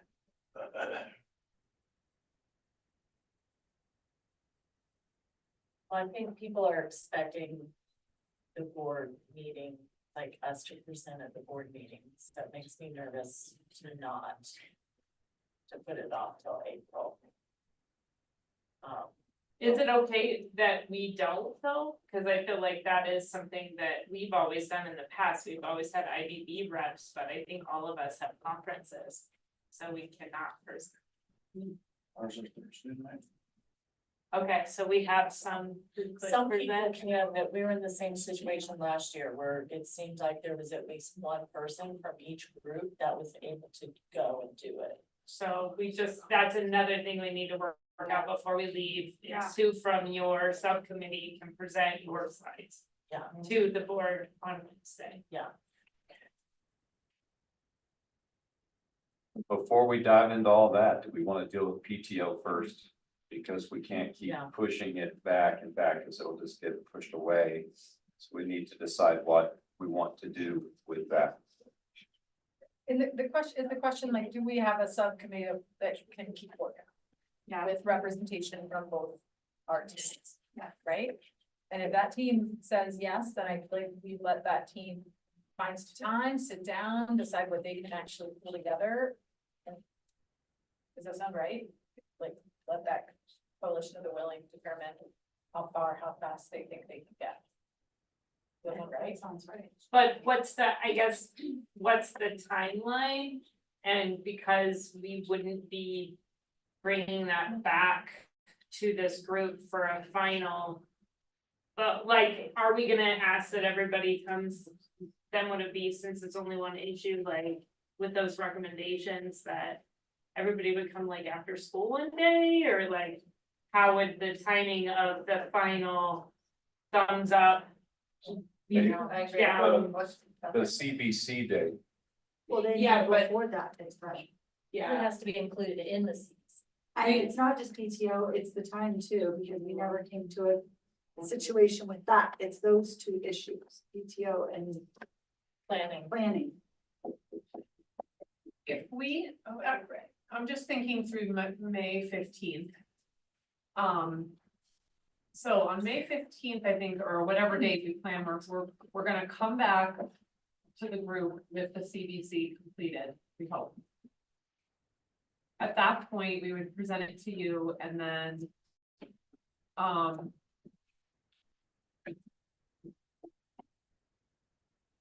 and then after that, the board and the RFCEA has to ratify it. And so is there a board meeting after that and before school is over? There are, well, there's one May 22nd, June 12th, and June 26th.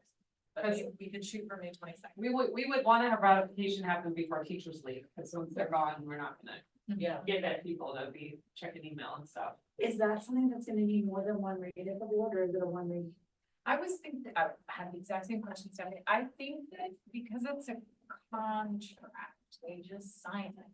But I do think they're gonna need more than like, if we agree to it the 15th, they would have to get it by the 17th to have in their board packet to sign on the 22nd. I think, and I think they're gonna need to see it a lot sooner, even if it's not. Just like I think we're gonna be consulting with teachers and admin, even if we're only 60% of the way done, 70%. So I think that probably the May 15th, ideally would not be the first time this crew has seen it. Or should have seen it. I feel like we all should have eyes on it by May 1st. We're still hammering down some stuff. And I can process the question for you, are we ratifying the staff before the board sees it or after the board sees it? I don't know how that works actually. We have to ratify before we.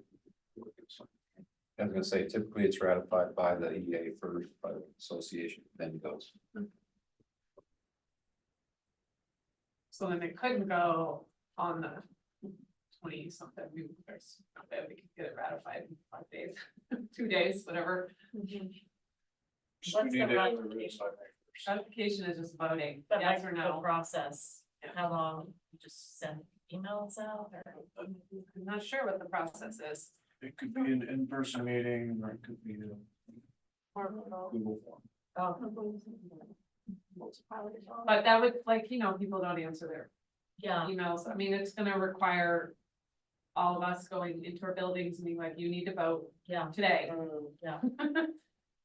But 2 days is probably That's not not gonna realistic, yeah.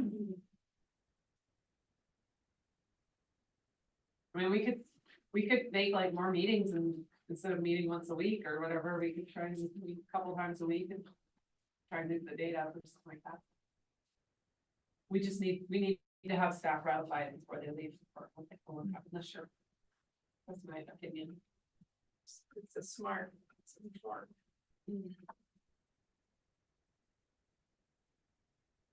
I gotta step away real quick. Right back.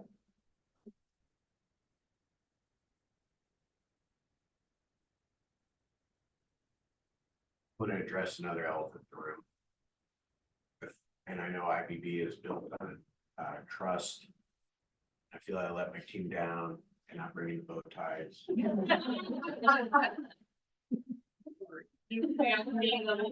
just really glad you brought that up, because it was really easy.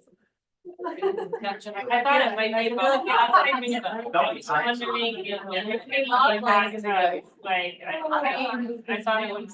We were starting at 12 already, there was it's okay, it was that. They're gonna meet with the flag roll. Robert's back. We've just been waiting. He knows he was voting on changes. Last night showed up to our salary meeting after saying he wasn't gonna be able to be there because he had another commitment. And we were still meeting and he actually like came here from the other meeting to see if we were still finished, if we were finished. Somebody else's leg. We just go. Oh, yeah, you said his leg, oh, yeah, that's right, yeah, with somebody else's leg. Did you get a chance to lie down and No, with the leg? that was like, I know, I was just wondering if the class could equal no, feeling with the walking leg. is good though, but We're working on. So should we just like, Well, I think in our groups and like. We go sign back- up real quick? oh, wait, But no, we gotta we go have back a to the couple- PTO and yeah. that. Oh, yeah. I'm thinking to finish or not, because that really impacts what goes on the slideshow. Yes. Yeah. Yes. Well, I am willing to keep going, but I would like some participation from some people with other viewpoints so that we can finish. Could we look at combining those two? Yep. Into one subcommittee? Yep, which ones? A large subcommittee, maybe? Yep. Larger. A special working group? Didn't you guys call this the leftovers committee last year? Potpourri. That's I think that's named Lisa. like Jeopardy. Oh, wait, she didn't commit. Did you I commit? can, I will commit, you know, but there were some people that had some strong feelings, and if they could join us on the committee, that might be helpful. I agree, I would second that, I would join if, especially like some of the ideas, alternatives that were suggested today by this group that got thumbed down. If the people who thumbed down could participate, I think that that would help us.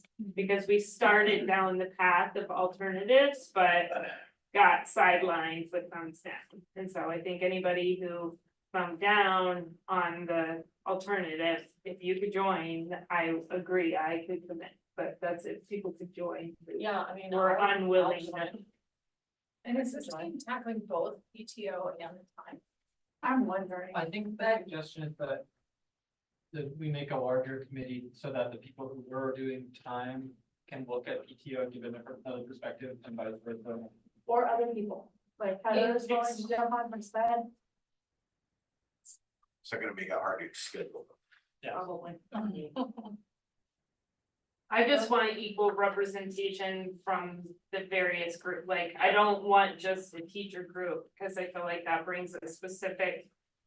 You know, lens, like, I feel like it should be equal representation from all parties, just like we have here. From district admin and from, leadership, like, district.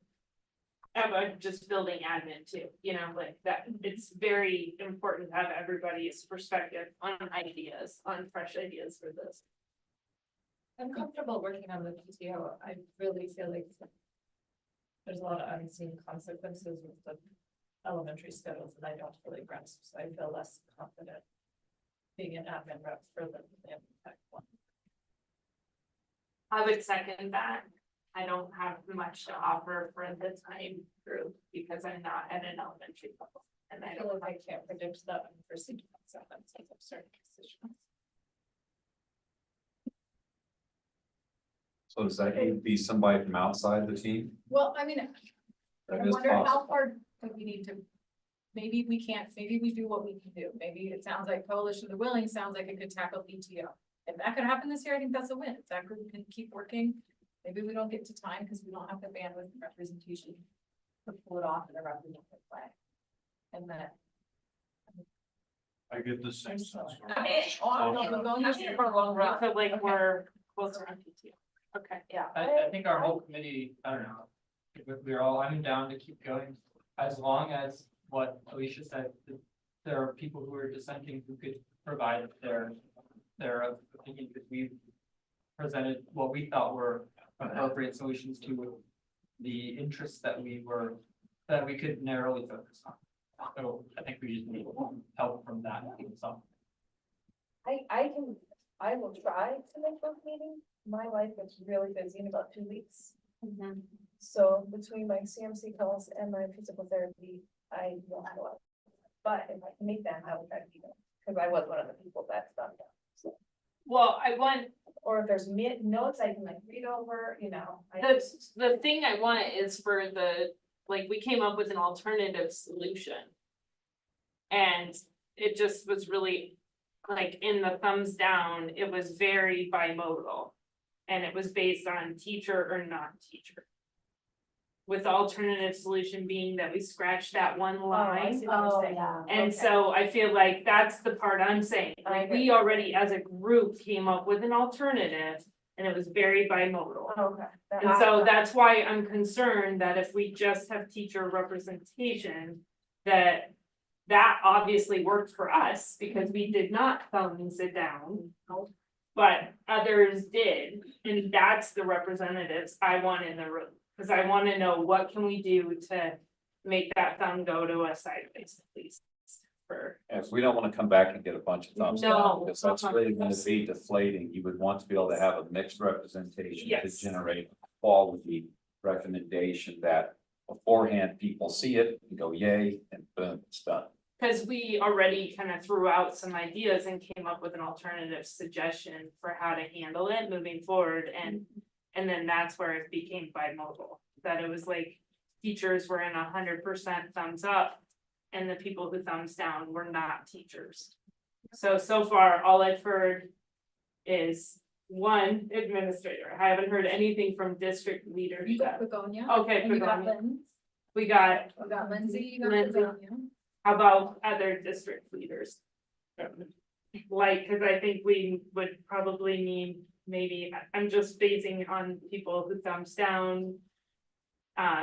Nathan was, you know, Kenny was one. knows the story of last year's too. You can ask. Okay. And maybe I just like one of the in the district. In addition to Begonia, just because Begonia was in our group originally, that it's kind of like we've hashed our thing, and so we're looking for additional voices, so we don't end up in the exact same situation that you just described, that we go through all this work and then we bring it back to the whole group and then we get thumbs down. That would be terrible, I think. Why don't we, I don't know that I'm the committee yet, so I'm rusty. I think I would love to see if Penny would give it a shot. Are you next? Okay, I just. Yeah, Stacy was, And but so- again, I feel like Stacy and Begonia gave their you know what I mean? Like, we already cracked it kind of with that, I'm looking for people outside of our original group to offer their contribution, in particular, people who thumbs down. Yes. Okay, that's What it. about elementary people? The elementary people. Jacob said he wanted to. Yeah, he'll continue. And an elementary, yeah, so you got that. So do we- up there? I have Lisa, Begonia, Lindsay, Jacob, Ken. That's it. Lisa, Begonia. We still don't have Jacob. an elementary admin. You know, I am so. Again.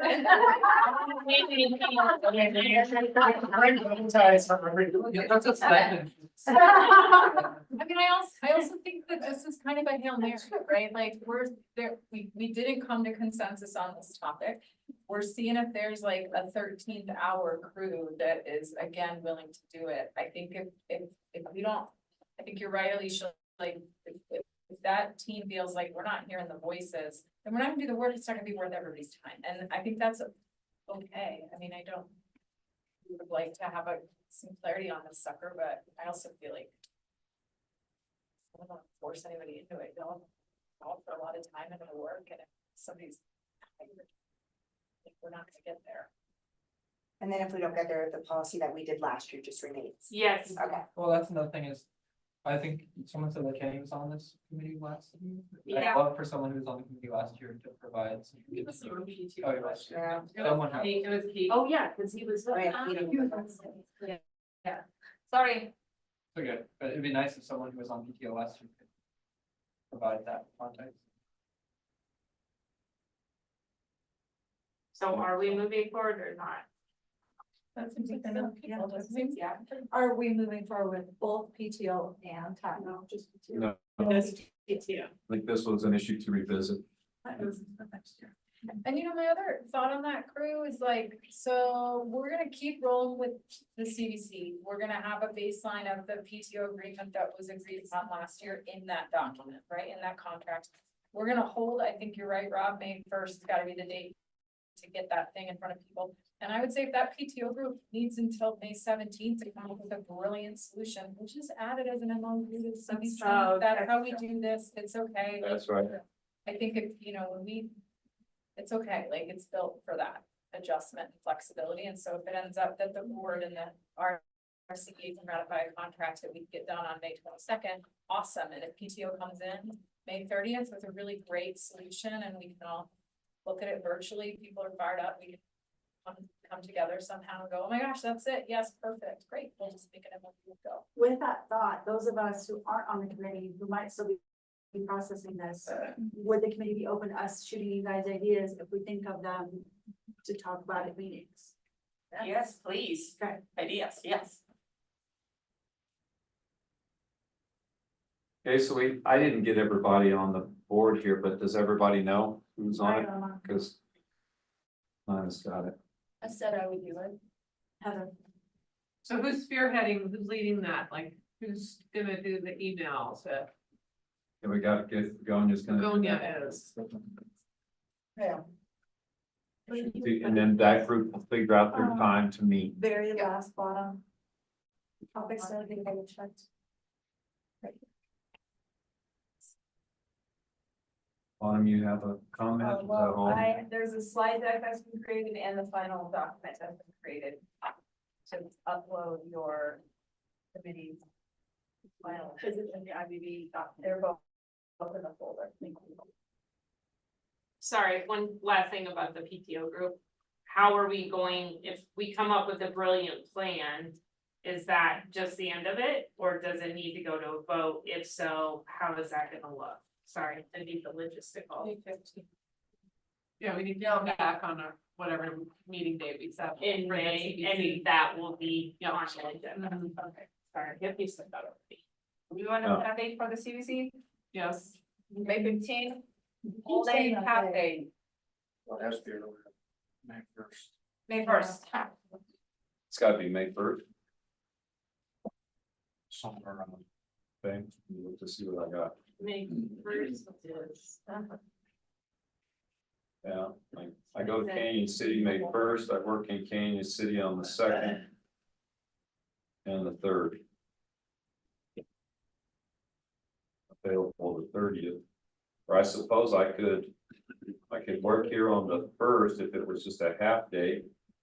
And then drive to Canyon City, I just go through the canyon. Can we do the 30th? Huh? Was it 30th? Yeah, can we do the 30th, so that's 8 hours? isn't so rough for you? Yeah, the All of 30th us? would be better. On it. All days April. too. Sure. April, up my. On it. Luckily, it's just Greg Waters' 63rd birthday. I hate how this does that. I need those birthdays off. I'm good. 30th. So we're doing an all day on the 30th? Yes. To review, request your subs. Correct. It doesn't mean anything. To review the CBC and finish the PTO.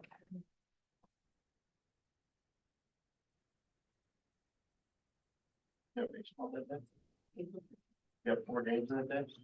Make up the spring. Yeah. We're starting at 8 AM. It's meant to be a full day. That's right. Okay. April 35 on Tuesday. Yeah. Yeah, goes until it's done. That'll be 4. We'll deal with that issue. We will deal with that issue. Okay, so now it's the group the committees are then focusing on. The slides for the Yeah, so let's focus on the slideshow so we can get that in, see it, thumb it. Say adios. Where are we building a slideshow? Already in the folder. We're Grant, a little I- special. Say something. Certified IBB Sorry, document. Grant. And then final proposal slides, that's right there. Final. Yeah, but please look at it. And also make sure everyone's correct on the front slide, I tried my best, but people flat and. What is it? For the, It's in the IBB 23-24. Final slide, final proposal slide deck. You're fine. And final certified IBB document. Grant. for the, are we doing a separate? We are doing a follow-up task force on the time planning, right? No, that's moved to next year. Oh, well, then I can't be on PTO. Okay. I was. Let's see. You had. It's all about the pacing, Grant. Is that meeting, Miles. to be recorded and broadcast as well? I think so, I I think it's so. It's a negative. I was talking about the CDC on the, Oh. I'm sorry. April on 30th. video. The April 30th. Yeah. That's a regular full IBB meeting. I don't. Because we could, yeah, that's a regular. Yeah, I meeting, think so. that we really want them, that to be, I mean. That's gonna be a great way for us to communicate with everybody about like, hey, here's whoever. Start listening, cause here's what we're gonna ask you to vote on very soon. Okay, so we've got committees are loading their stuff in. If you need to move somewhere, great. If not, just snuggle up somewhere. And then we'll, I can do it. Okay. We're just doing. Thumbs down. these are the components that were thumbed today that are changes from your committee. New things.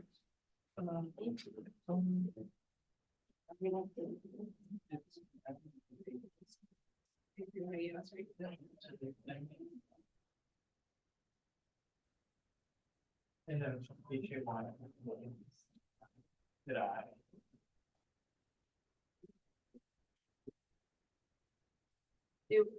For our group, do you want slide 5 also? I just imported 2. Do you want 5 and 6 or just 6? From our group, yeah, if you go to the final deck. That Autumn put together, I imported 2 slides and I'm wondering if I need Alright, the flag it's like really. I knew somebody spoke. Yeah. Go to where we were. Slide, right, this, Yeah. I know, you can see that email me. I did. Already got that to me. Oh, amazing. He said he'll add it later tonight. Okay, perfect. Yeah. Where is it standing down? So that's it, right? That's all these have. Nothing about like people in the events process, right?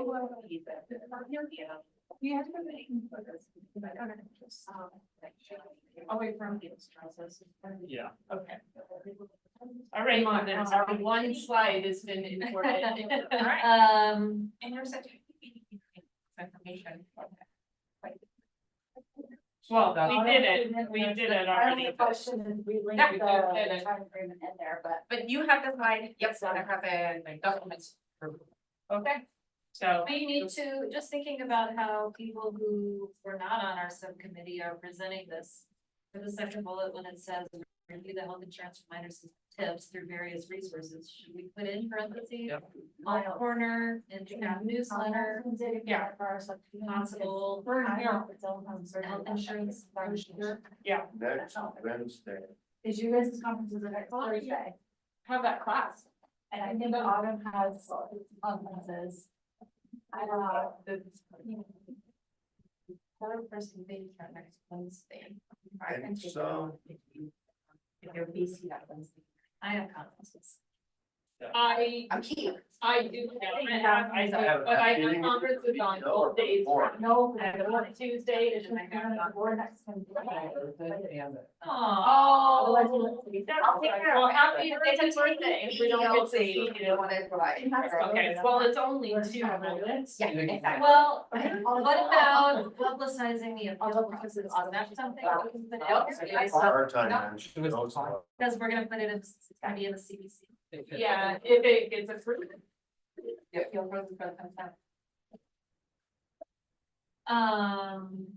Okay, but there is currently the appeal process, but that's only for the. Double check. Yeah. So I There is a, not in policy, but in I'm practice, wrapping your busy enough. process that have been going on.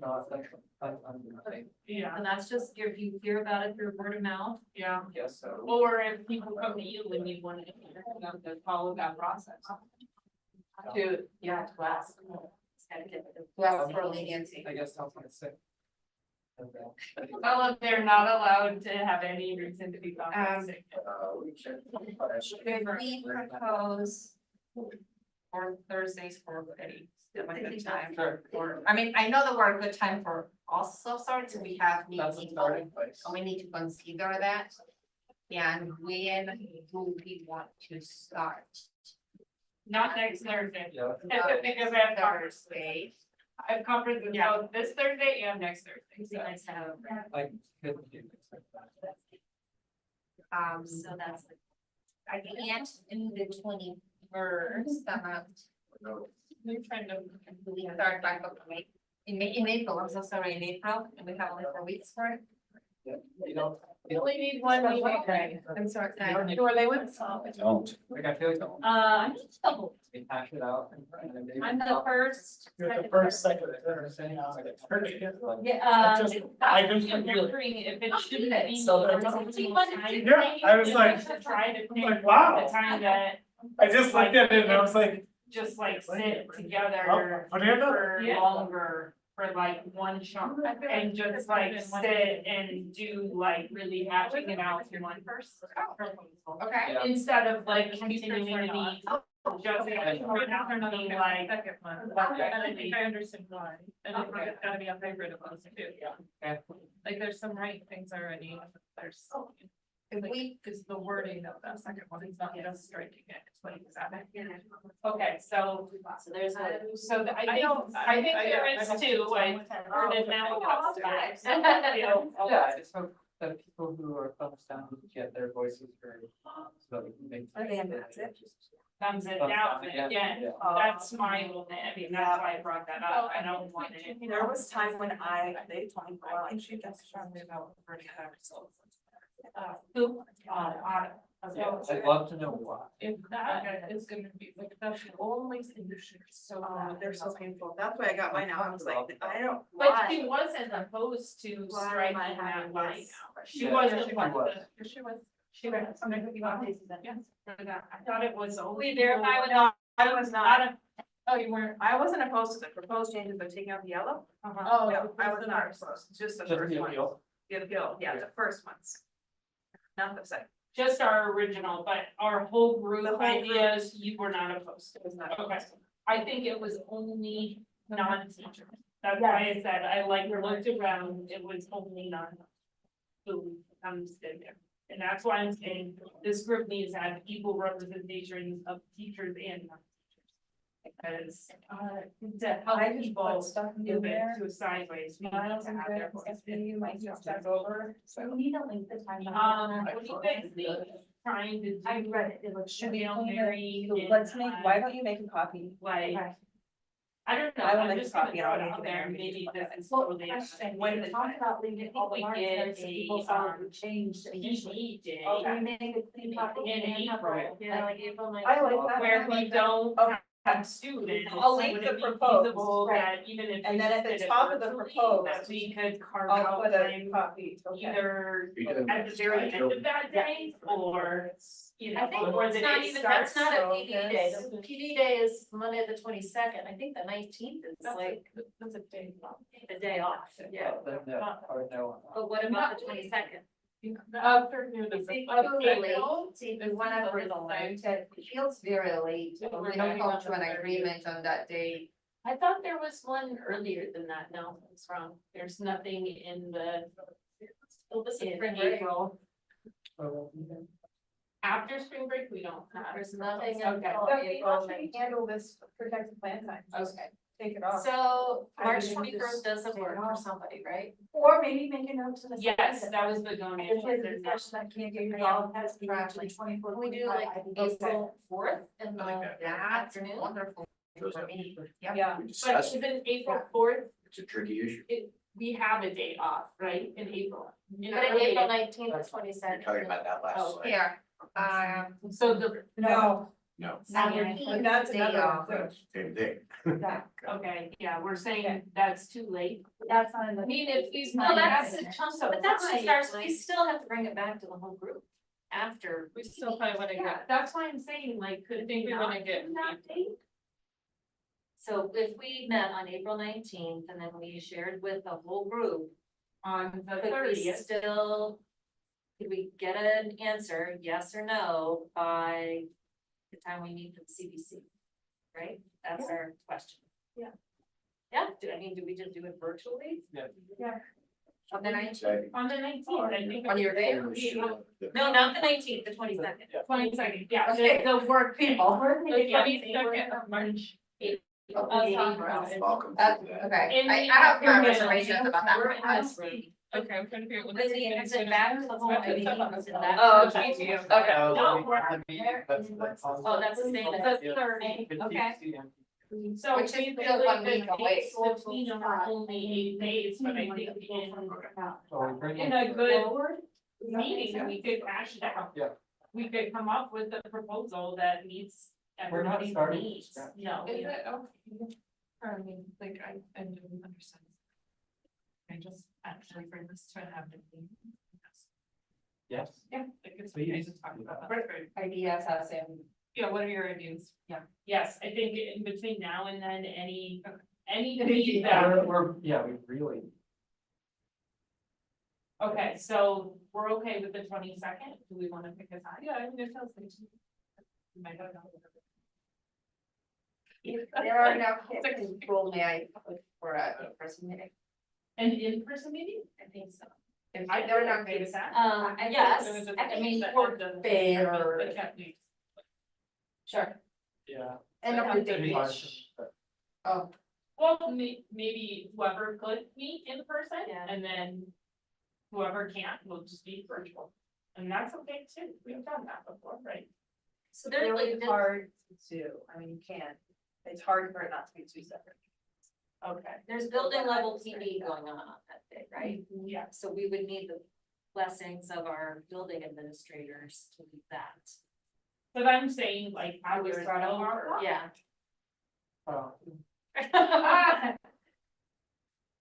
What if we like try for 3? 3 to 6? Cool.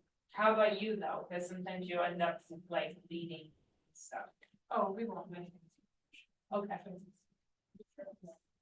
Okay, and but I should be, okay, I should be there to work. with the teacher. Yes. So 3 Three sounds sounds doable, reasonable. okay, and would you say we should keep it all virtual or try to keep it more?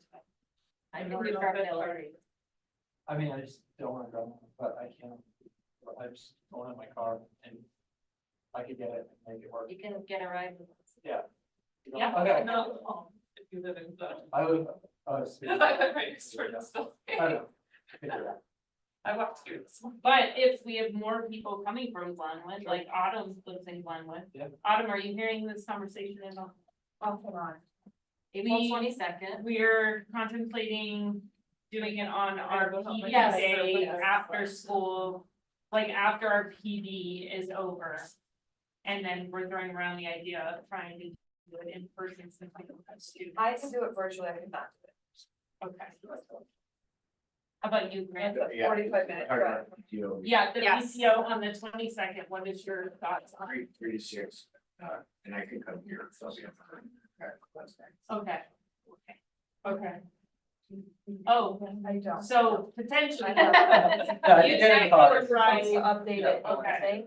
you could get a I ride have confidence. in myself, so From- I can't. I'm not right. from Lindsay, Someone. and then you get a ride. But I can send it to you. Okay. Or, yeah. Yeah.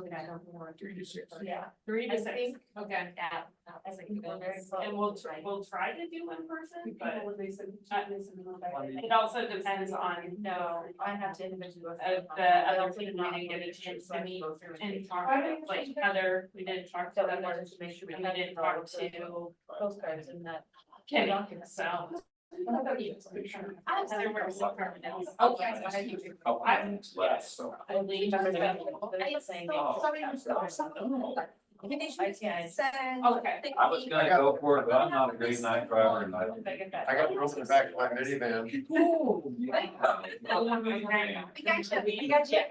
Are we all coming back together or are we dismissed? We're not dismissed. Oh, okay. I'm just getting a room booked so that I make sure I have a room to stay in. Okay. No. Or there's no police outside. But basically, we want everybody to come back together, we'd like to project that whole thing, and whether it's all good. Yeah, do you wanna see if this group's ready? Well, I know Autumn's still working. I think we're ready, yeah, I'm just making final changes on this.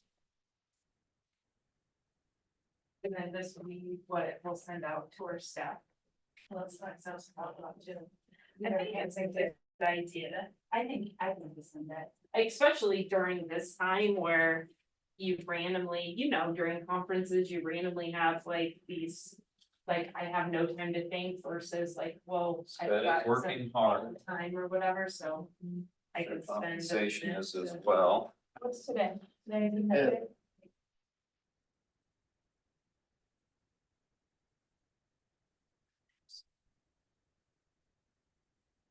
Tony, you ready to get back here at 8:30 in the morning? People downstairs. We start at 8:30, right?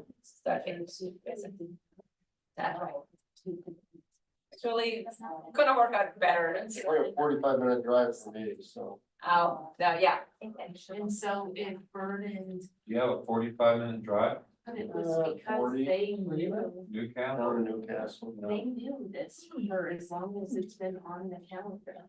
And Yeah, so well, they say this they- time, maybe I can go at Make a 30. decision on Yeah, you won't have the big teachers. traffic scene, that's Goodness. nuts getting through Glen. And I think that that's where it was. But I'm kind of scared to drive, cause I could go over a McClure.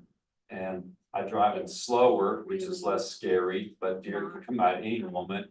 Or I could drive on the interstate and go 75 and elk and stuff could fly across the road. still I have no. Yeah, I mean, I've seen so much carnage when I first started going to Rockwell, I'm like, I do not wanna drive on this in the dark. Yeah. You're getting a room for? Yeah, I'm tonight? gonna spend the night. Yeah. Cause I wanna go home, but I'm not a great night driver and I'm having some motion issues and I don't think it'd be safe. Maybe the dream about my wife was a reflection on me, so. Yeah. I should be No, safe. You I should should be. be safe. always better to be. I can get up at 6, eat breakfast and drive home. Yeah. I just wanna work on my camper. Are you staying in Carbondale then? I'll stay here at the Days Inn. Yeah, cause I thought about getting a room booked in Rifle, but it doesn't matter. I go You- right here at You Days Inn. prefer We it have a room in somewhere Redstone. lower, somewhere closer? No, I just soon not drive Just- anywhere. not driving anywhere. Yeah, I just soon just stay here. The Days Inn is awesome. They're booked. Yep. Thank you. And I don't have to stress. I Don't would not stress. be a good I don't homeless wanna person. stress facilitator, please don't. I do have a sleeping bag in my truck, but it's not really rated for the temps that we get down. Is it supposed to get cold? Colder than my old 20-degree bag, which is really not that great at 40, so. We park you in the bus barn, you can go crawl into the back of a bus. There's a shower in the bathroom. Used to be so versatile and I just did not, now I'm like the biggest wimp. My I wife's think trying that to you book, have one of those sketchy situations and then that's it. That was for me. I could drive over anything, go anywhere. And then one time I was driving up Eisenhower and I was like a whiteout. I was trying to get the snow off my windshield wiper and it snapped off of my hand going up Eisenhower. Oh, It was wet, couldn't. what see did anything. you do? I made it through the tunnel following the car in front of me and then pulled off and was able to get the passenger windshield wiper and put it on the driver. Because it was more important for you to be able to see than the Yeah, there passenger was, yeah, side, there yeah. was no one in the passenger side. It was just- Well, I used to hand scrape the window with my VW bus. I just lean way out, scrape my little hole. Shoot, with an old VW bus, you probably had to do the inside too. Heck, yeah. Oh, baby. It does the fogging up on the inside and then it freezes. With the brand, I mean, 2019, but still, Yeah, it's like, that's oh, The it's little so annoying. heater boxes in the back of the tubes, external to the bus with like the teeniest tiny amount of insulation. Yep. They're just tin cans. We Oh. have to. I had to commute to work for quite a while and that thing down from Estes Park to Pinedale. And I'd have all the heavy clothes on, I'd have a blanket all around me, I'd scrape it in and scrape it out. Oh my god. I love the bus though, What a God, I love mess. that VW bus, so much fun in that thing. We had a teacher that drives Bunch of one money to suck. school. Yeah. That Oh would my God, eventually sorry. kill it, You're yeah. gonna have to put it $2,000 a year. It sat out in front of the house finally in wasp nests and stuff, and my wife's like, you gotta get rid of it. So I sold it to an older guy and his son with old man's fishing rig for $200. I'd sell that thing for six, Was it seven. running? No. After I just spent a bunch of money to get something done to it, and the guy says, oh, I probably should have done this. I said, you had the engine out. Yeah, you should have done that. Cause it was not drivable. Ours has a Subaru engine. Oh, yeah, cool. I've known a lot of people to do exactly that with the Subaru, but with the exact Subaru engine. But I had a friend in Santa Cruz who did it for like, he had a whole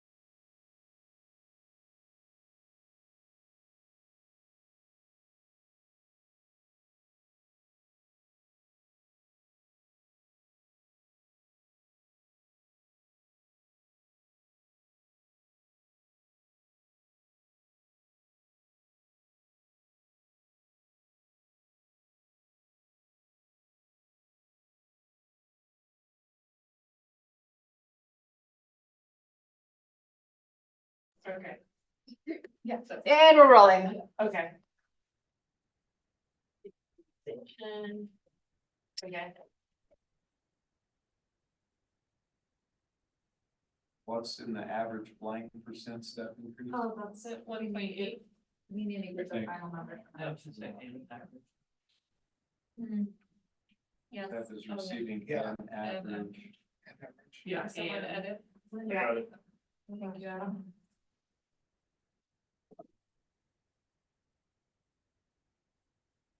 I I think, think just on the very end. yeah, I think we just go through each thing, so we know we're fixing there. Okay, we've We got gotta that do slide. some more data. You gotta run through. Okay. Okay. Should we put in the 1.8 or we not? Yeah, we need to, I just need the number from Nate. I don't know if that's the right number. So we're not certain 1.8 is the number. Yeah, I wanna. Okay. I wanna be. Okay, so that number will get fixed for that. Okay, so nobody's sending Under- anything tonight. We've got it, but that may be changed from 1.8. Yeah, okay. Is this still linked to Nathan? Yeah. Begonia, can you answer that other question about the in the April? I am so sorry, what was the question? With this, we said this pay increase will be retroactive to the August 2023. To That August one, 2023, very and all last staff will bullet. receive the retroactive pay in the what paycheck, April or May? April. The April. Given that it's from 24 again. So The next meeting. when you say April paycheck, you mean April 20th? Yeah. Right, the end of that. Just because I know that the pay gets actually, like, April's pay is actually. April's days and Yeah, consider yes. April paycheck, Okay. April 20. Yeah. Okay. Didn't we move our contract start to July, so That's wouldn't what I it be was- retroactive to July? Our first No, paycheck is in. Paycheck, first paycheck is in August. Okay. The first paycheck used to be in September. We moved it to August. Okay.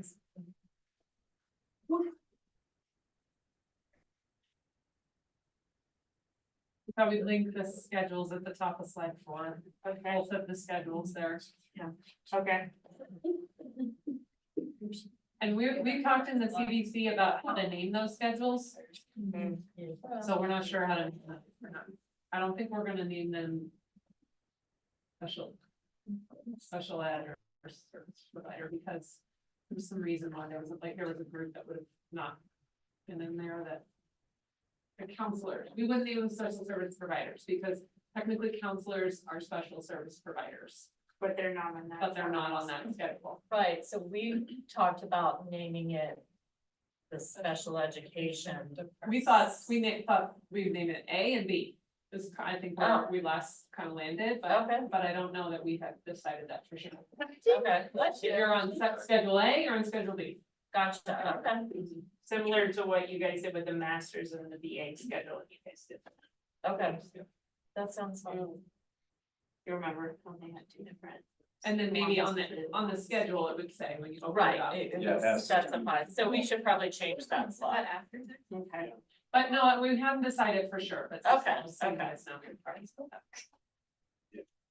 Somebody's. Okay.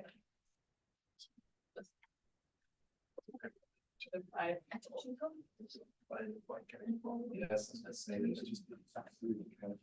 I happen to know about it. What's that happens?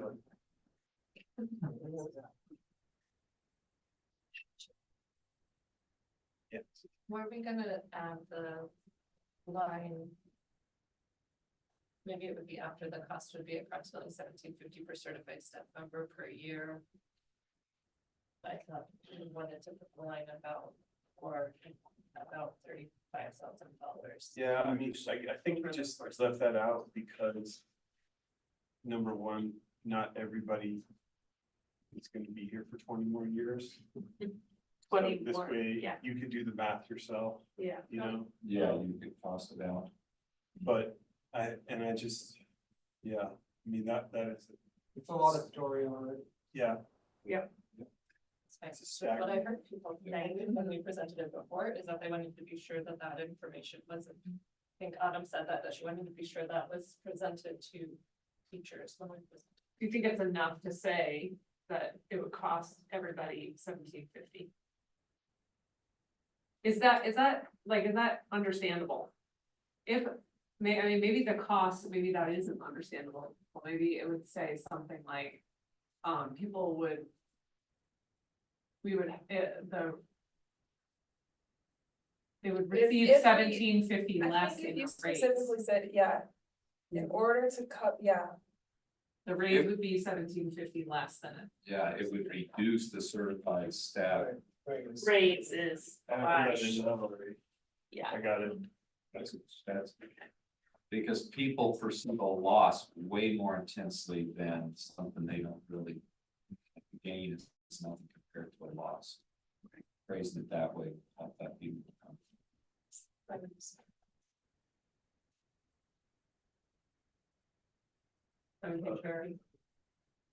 I like the way you were. Okay. Certified staff raised by 7.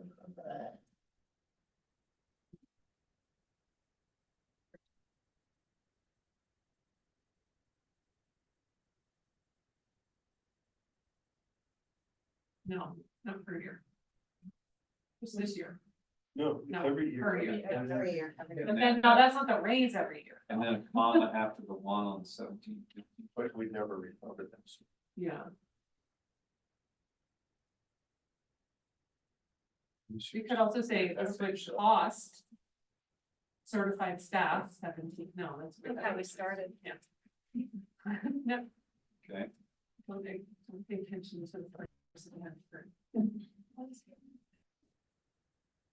What do you say that's not a raise of the salary? Well, because actually, Certified salary, we're by $17.50 per teacher per year. yeah. You'll have a raise this year and then. It that- wouldn't reduce our salary by that, it would reduce the additional amount we could get. But it wouldn't reduce that raise every year, it would Not the reduce. raise, but that money. you That would money lose that money carries every through. year. How about that? Compounding every year, that's what I would. Okay, yeah. Would reduce the certified staff raise by $17.50 per teacher, compounding every. Okay, So if we want to give that 35,000 example in our own presentations. we could. Say it. So the first thing, for our, oh, sorry, we're gonna go ahead. I had a note, on the very last line, we also recommend raising the levels of pay, especially for experienced teachers.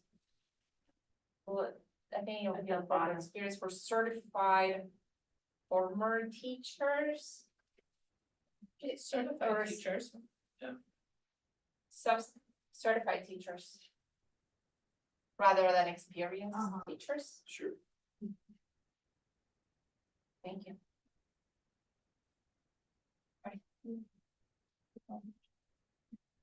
Can we take paid time off? Work in progress. What did mention is still a You work could in say progress. paid time on will continue to meet and post out, check those lists now. Okay. Yeah, I mean, in the end, it's fine.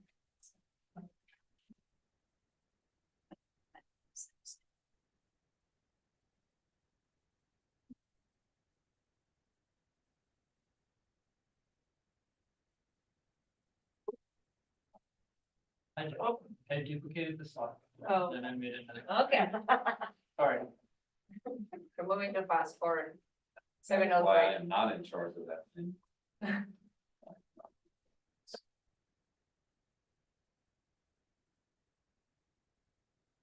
Like that. Yeah. Maybe after April 30th. I don't think we need to. Or we could. Well, this year. Later, yeah. So people are thinking, oh, next year they're gonna deal with it. Back to the health.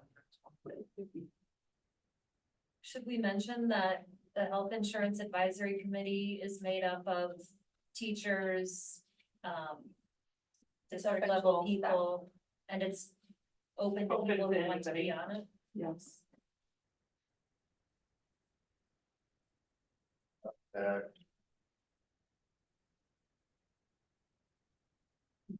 It's open to All stuff. all staff. Interested. All interested. Now, I noticed that special ed later on, on their like title slide. Had like a little blurb about. This, if there's the IBB survey concerns about the function and well-being of the district was. Primary interest area for staff, so like explaining why we did this work. Do you think that the other groups should have like a little thing on their title slide that says like, you know, like our primary focus or something was, or an additional slide that says what we were. Do we see their example? Yeah, will you go to their example so we can see? Where is it? It's like toward the end. Number 13. Right, No, no, Friday Northern. Oh, that one. they put it right there on that one, we could. Put it there, or you could create your own or something, but just some, like, cause I'm wondering if they looked at the health insurance, you'd be like, okay, why were you working on this? Sure. You know, it's a big concern about the CEBT clinic being closed and like, are things being covered? Like, are we covering everything we wanna cover? Mentioning our. Why past. is it in? Yes, yeah. What picture you added there, think of? I did not do it. I love his card. Who has it? Alicia, do you wanna? Dinah.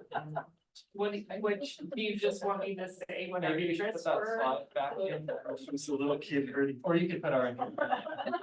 Yes. And I think it'd be brief.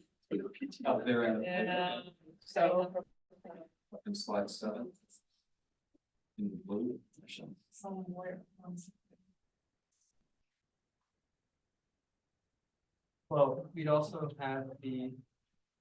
We had a slide in there about the CDP. We took it out, but you would put it back in. I don't know. We didn't like.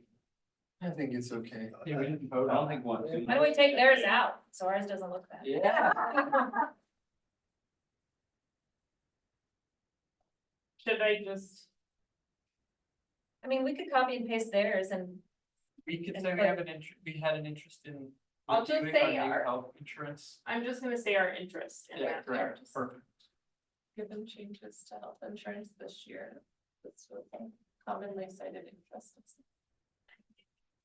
Yeah. But our, by the interest that said. Earlier. Just what? Text or. What, that's why I think if you just copy and paste it, and we Duplicate the edit. slide.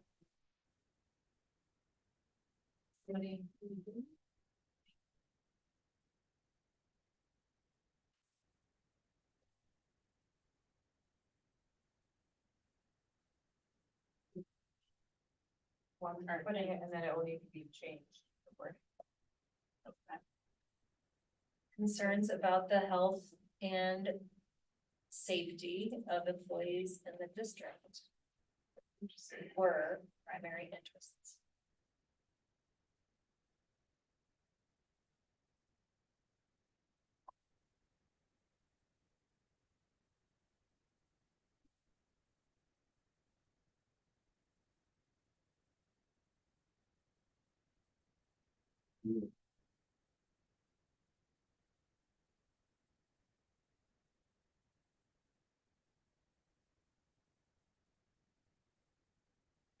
Somebody else wanna go? I'm not with this.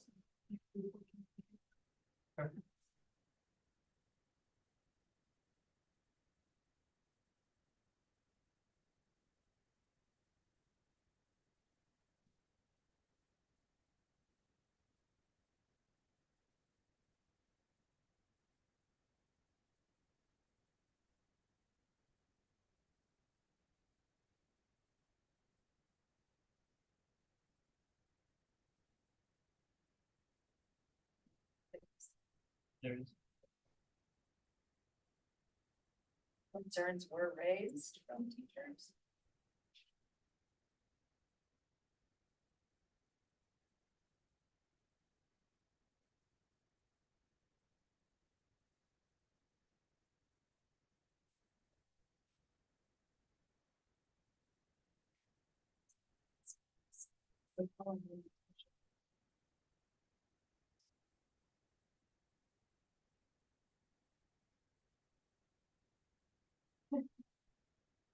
You trying to move it to the white?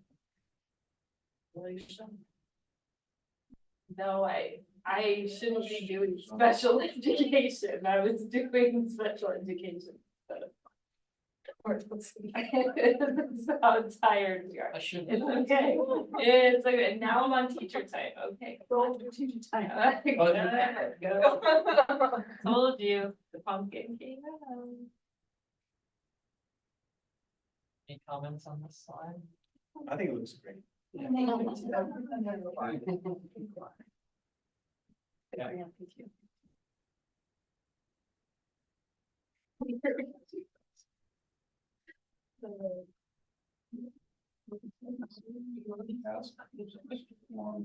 Edited by the instructional. So we're on things.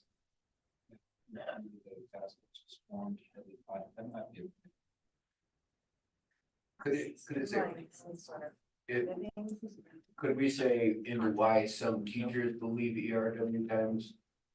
Feel like that's a pretty, that makes it sound like Everybody. no believes. ERW time is supporting professional development needs. Feels kind of strong. Could it be, I don't. Why? How to better. Inconsistently supporting. Inconsistently supporting.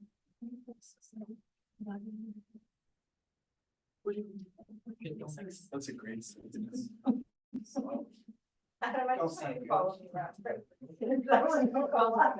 That you were showing me. No, I didn't. Well, but maybe I did originally. Is it Alex? We need. Great job, you. I didn't know about it. I'm not late. I just took on you with the same way before I messed with it. Well, it says inconsistently, our teachers, I think. we're supporting this or not. Little guys. Yes. Inconsistently supporting our teachers' professional development needs. That sounds better. Is that better? Too many shots. Okay.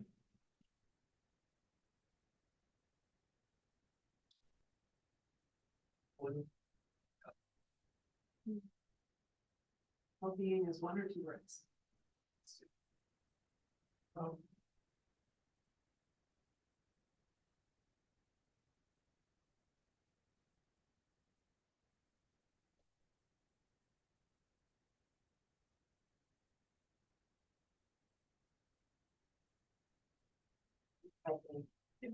Did you?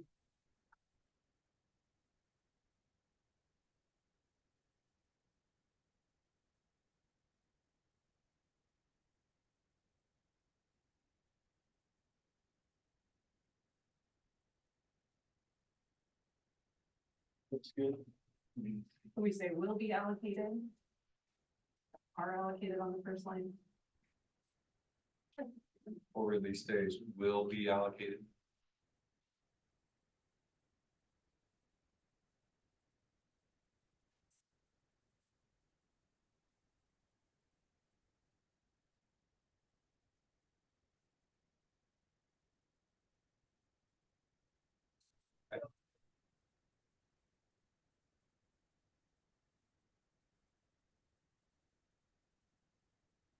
Do we need the updated duty?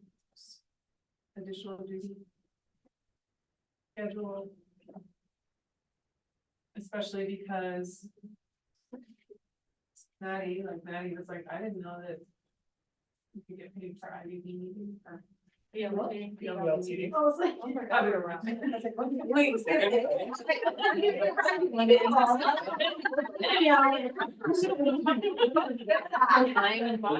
It's linked up to. Good morning again. But it's a link. What's there? Linked where? On our side. Slide 11. Slide 11. It's linked in the assignment agreement? Yeah, that's where it's at. And I'm representing. The extra duty salary schedule is. No, the list of things you can. No, I'm get. talking about the actual salary schedule, which will be updated, but That's not. I'll get it. not The actually, additional. additional duty, yeah, okay. I think That's on okay. there that actually doesn't specifically state BLT. That's right here, I got it. We have it, we just. Yeah. We're just updating. Yeah, like, should we include it in this presentation, even though? Yes. It's not from this year, but because we did add a thing to it, and also we heard from at least one person that maybe things aren't being paid. Yeah, that'd be cool. Oh, no, that's fantastic. Where would In fairness, in our situation, things weren't being paid last year, then they moved into lunch, but they couldn't benefit pay. Right, yeah, So, but maybe they moved to lunch because they didn't realize they could get paid. yeah, I think from last year, that's why Where do we you want me voted with to, that. it's forever the one is for stipend. Okay, I guess it moved to 16, I thought it was. well, so that was your decision. I was on the LT group that decided. like- But we're not This is adding it slide to our 16. area.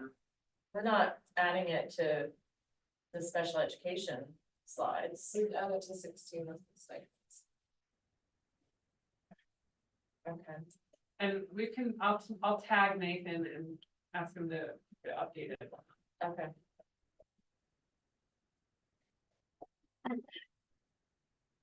Sorry, I was confused. Additional duties stipend. Yeah, it's called, Additional belong management. yeah, Additional duties, salary schedule, services. nice. Should bring it.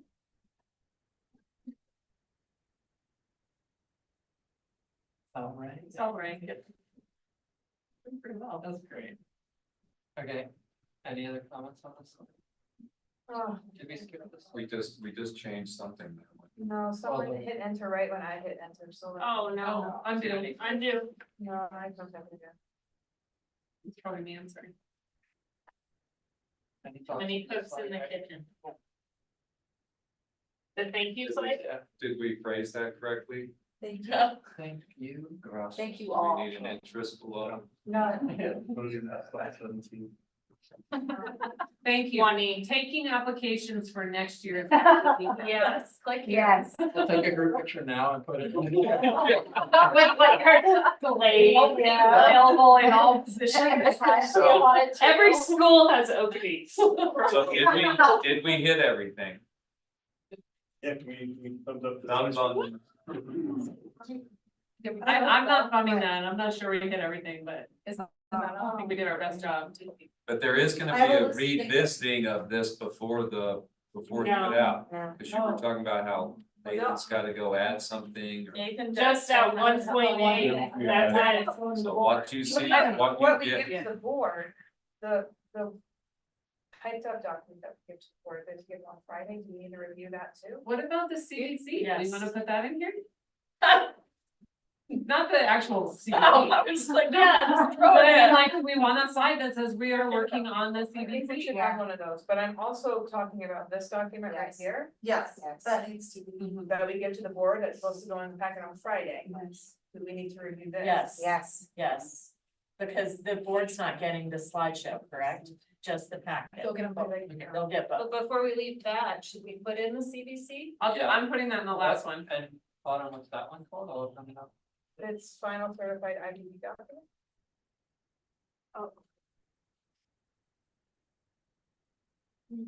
So close the slides. What's the date on it? 'Cause it's- 23, 24.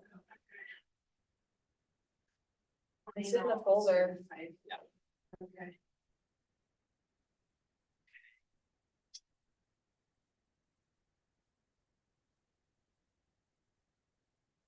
As a team, we put in 250 hours today to the max. Wow, Good job, everyone. impressive. Do we, in this board packet for our team, do we want to add that we're continuing to work on PPO or no? Not in this. Okay, because the board packet is just things for approval. Yeah. Right, okay. Just verifying, that okay, then we're good. Who just typed all this?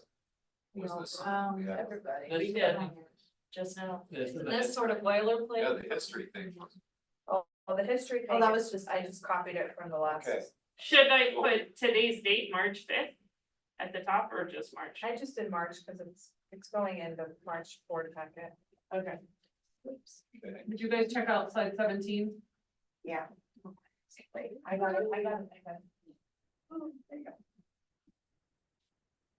Can we do the herding chicken picture on that slide? Yeah. What everything? It's gonna be a long board meeting. We need to explain how it changed from CDA to a CDC or. They're probably waiting. Oh, it does say collective bargaining agreement up top. Oh, yeah, So you can shipping see that contract. well. That's where it's. Good on. I thought that was on purpose, so they knew what was on. Beautiful. Okay. Okay. That goes down. Yeah, scroll down, because that all's been there before.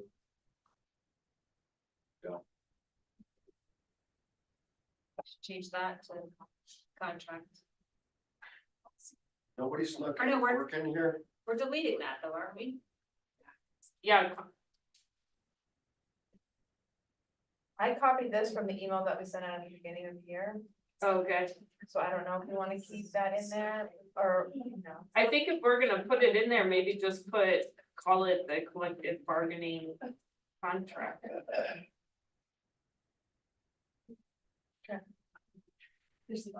I mean, there's a slide for it at the very end, why not? That's actually maybe it's $1. Yes.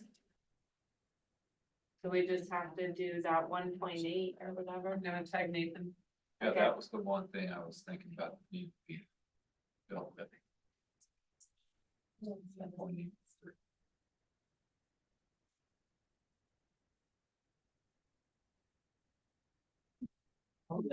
You guys, if we're gonna link the additional duty salary schedule, should we add the IEPs as a line item? Yeah. like that? Yeah. Yeah. Is there Nathan not- has it, Nathan has it, that's why we had to tag it, there's an updated one.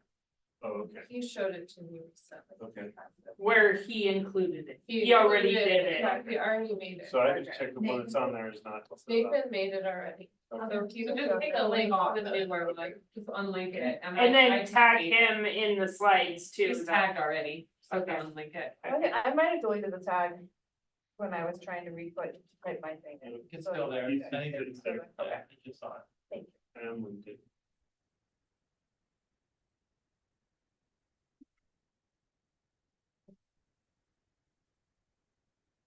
Nice.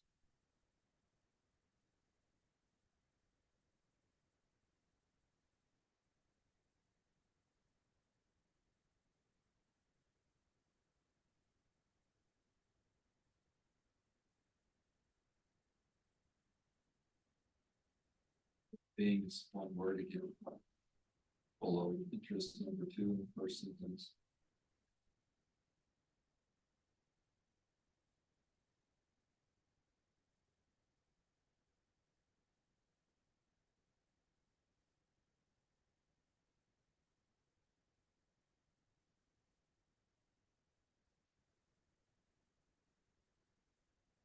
How are we doing so far?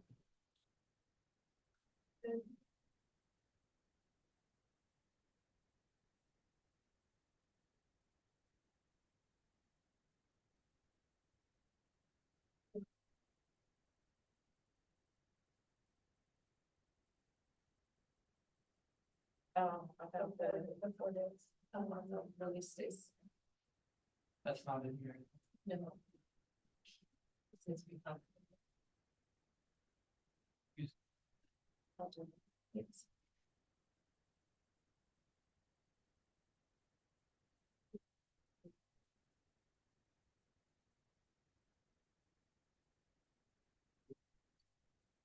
I was going to do it in the order of the slides. They're not necessarily together. Okay. The slides are more for us to present to our staff. Yeah, okay. This is for us to get to work. Okay. I think last year was the first year we actually gave the board the slides, usually the board. Should we change it to will be on the same salary schedule instead of should be? Yes. You just scroll past it. Yeah. Show me. Just right where your cursor is. After the parentheses. Will be.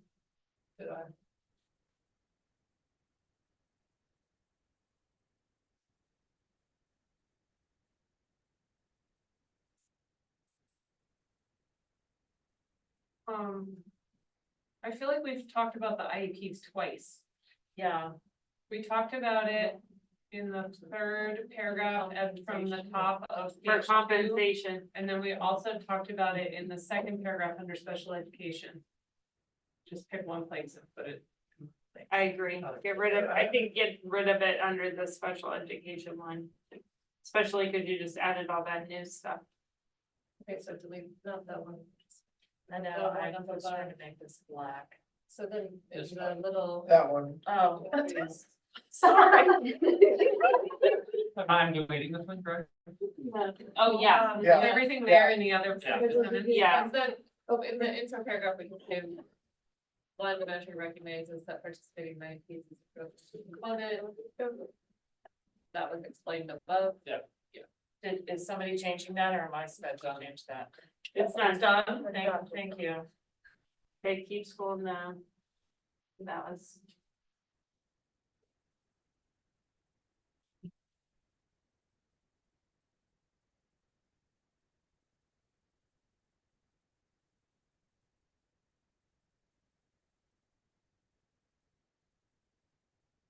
Did it say something about the PTO? Because I know a lot of my teachers are gonna come back to me and say, are you supposed? We did in the slides, this is It's just gonna for the be- board. yeah. for Oh, it's approval. not a Yeah. big deal. These are the board approval only. Sorry, I thought this was communication.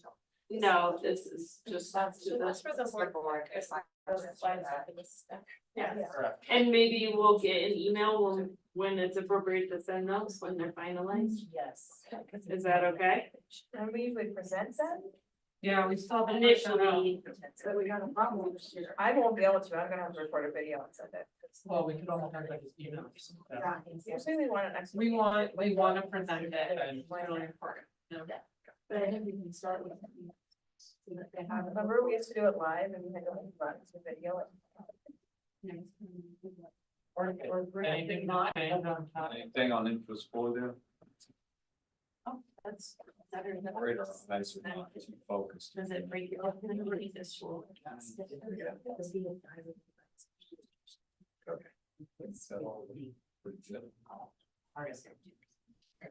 Couldn't we figure out, it was collaborative?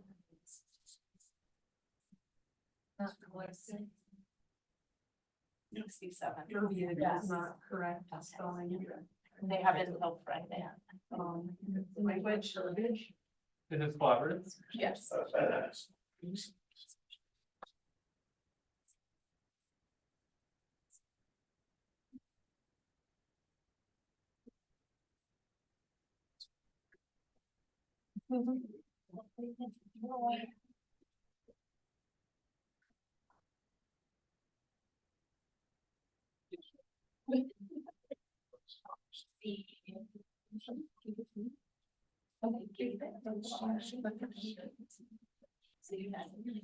There's a lot of people still cooking in here. All the stuff going on. Because I think that that's why.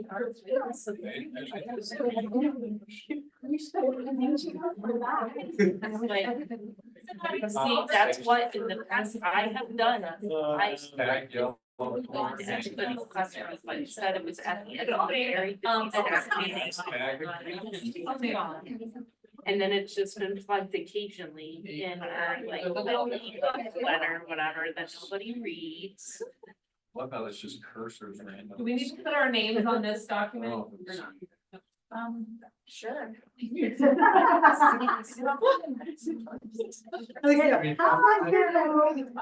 I just want to make some. No. It's on or not? We have it in the past. Okay. Okay, Was good. that- I have a. Good.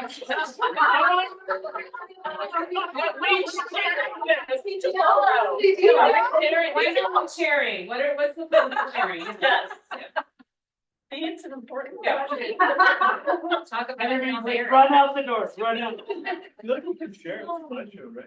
This was the good thing. Well, we kept Nathan to change Tuesday. It's not a sense. Can we get rid of tomorrow? Share it on Friday? Sure. That's not the board Yeah, meeting. we can't talk about it, but it's already on. Okay. Public I'm not on Friday? listening. Sounds good to me. Friday, share the slides on Friday.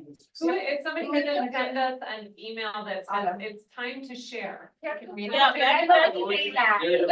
Because we have a Nathan, Nate has. Can you say exactly what Tell Nathan to share when he's done. Will Nathan Sure. share when he's done? He can resolve his, Oh, yeah. his comments, and then that will be the key to us that it's ready to send to our staff. But does it have to be everybody sends their own stuff, or can it be shared once to? Well, it's one better. It should be shared once to everybody. Yes. And then I think Just in the your wide building, of you the should same say. time. Well, then some why people don't don't you have forward like some Autumn said. As soon as Who's you. gonna That's fine. Send out an email to the whole staff on Friday. Yeah. We're slightly. Roland's holding him. Yeah, Nathan, you guys resolve those issues. The second he pushes resolve, then he pushes send. So who's gonna tell Nathan to do that? But he needs. Oh. Okay, good. So let me. His boss. Yes, he knows. Since you're not here. We're here to defend us. You know? Sent an email that the board meeting might. No, that's not a thing. No, it's not a thing anymore. Okay. No. So Nathan also, I see that we tagged him to make the changes here, but how do we tag him in the slideshow? He's tagged. Yeah, he's already there. Okay. In the slideshow? Okay. So we are going to, Nathan's gonna send it to the district. And then I would recommend that all of us make sure that something goes out to our building that says, Any please, questions? everybody, please make sure you check this out, and if you have any questions, let me know, and we will present to you. And I think you need to arrange with your administrator when that presentation is gonna happen, and should we provide guidelines in the next 3 weeks it needs to happen, in the next? I think that happens after the board starts the spring break and stuff, they see. Yeah. Things are next week, so really. Yeah. And will be in NSDA. Yeah, NSTA. Then you Megan, can. can you? Grant, you have to go to my school too then, apparently. Yeah. I actually just told him to send it to all of us. Oh, To different people. well, then somebody has to, I can't send it to the whole district. Yeah. Yeah. Eight more people to fill out. Yeah. Yeah. There's one And 5. Just send it to all of the, like, the whole district. Like. And then in our buildings, we just elevate that. Please make sure you look at this, because, but if you don't, people might just look through it. Land, please see attached the updates from IBB that will be put in the board packet. Yeah. Is that all it is? Yes. Yeah, that's it. And then I would, in your building, I would, you don't have a building, right? In my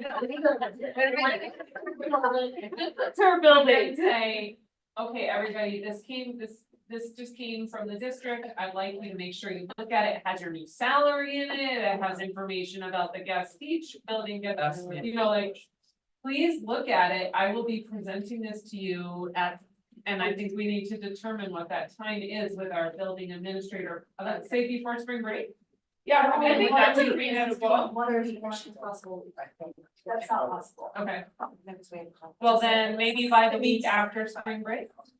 Yes. Oh, yeah, we don't have to ever have a video call talking about it. Like, I just think that's not. And nobody's. And if you have questions, Yeah, I have a couple people. So we thumbed up the story. Yeah. Okay, everybody agrees to the plan? Yes. Yeah. I'll collect cards to give them to Begonia. Our checkout, here's the checkout for you all. We're checking out. Wait. Checkout for all of you. Yeah. Here it is, peace and well-being to all of you. Oh, wait. We went till 8:45 one year. Is that a good thing? Yes. Yeah, but see. That's also. Send it out. Next time you're- No, I don't think.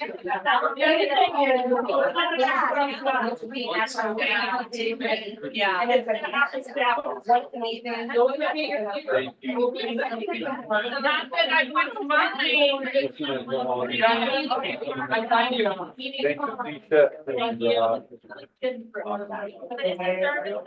Hopefully I'll see you. Yeah, yeah. We can play Montrose Saturday. Okay, I might be, I'm gonna hopefully ski ride with my son that day for our own ski day. I'm not gonna laugh for a while. I'm not gonna ski. Take out.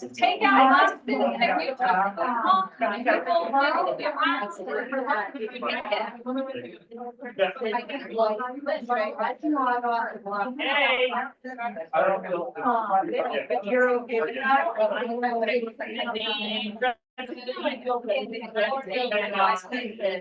And I was like. Hopefully no more apology.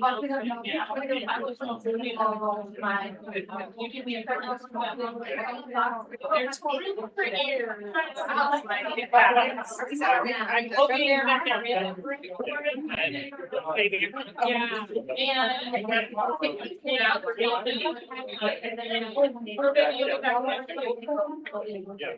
yeah, See you tomorrow, Rob. Oh, you're not coming either?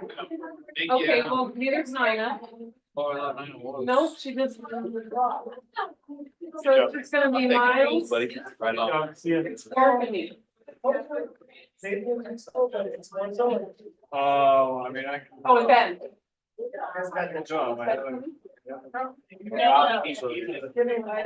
Nina just found out that they don't, they're so the same. Yeah. This needs to be turned off. Yeah. It has some sad.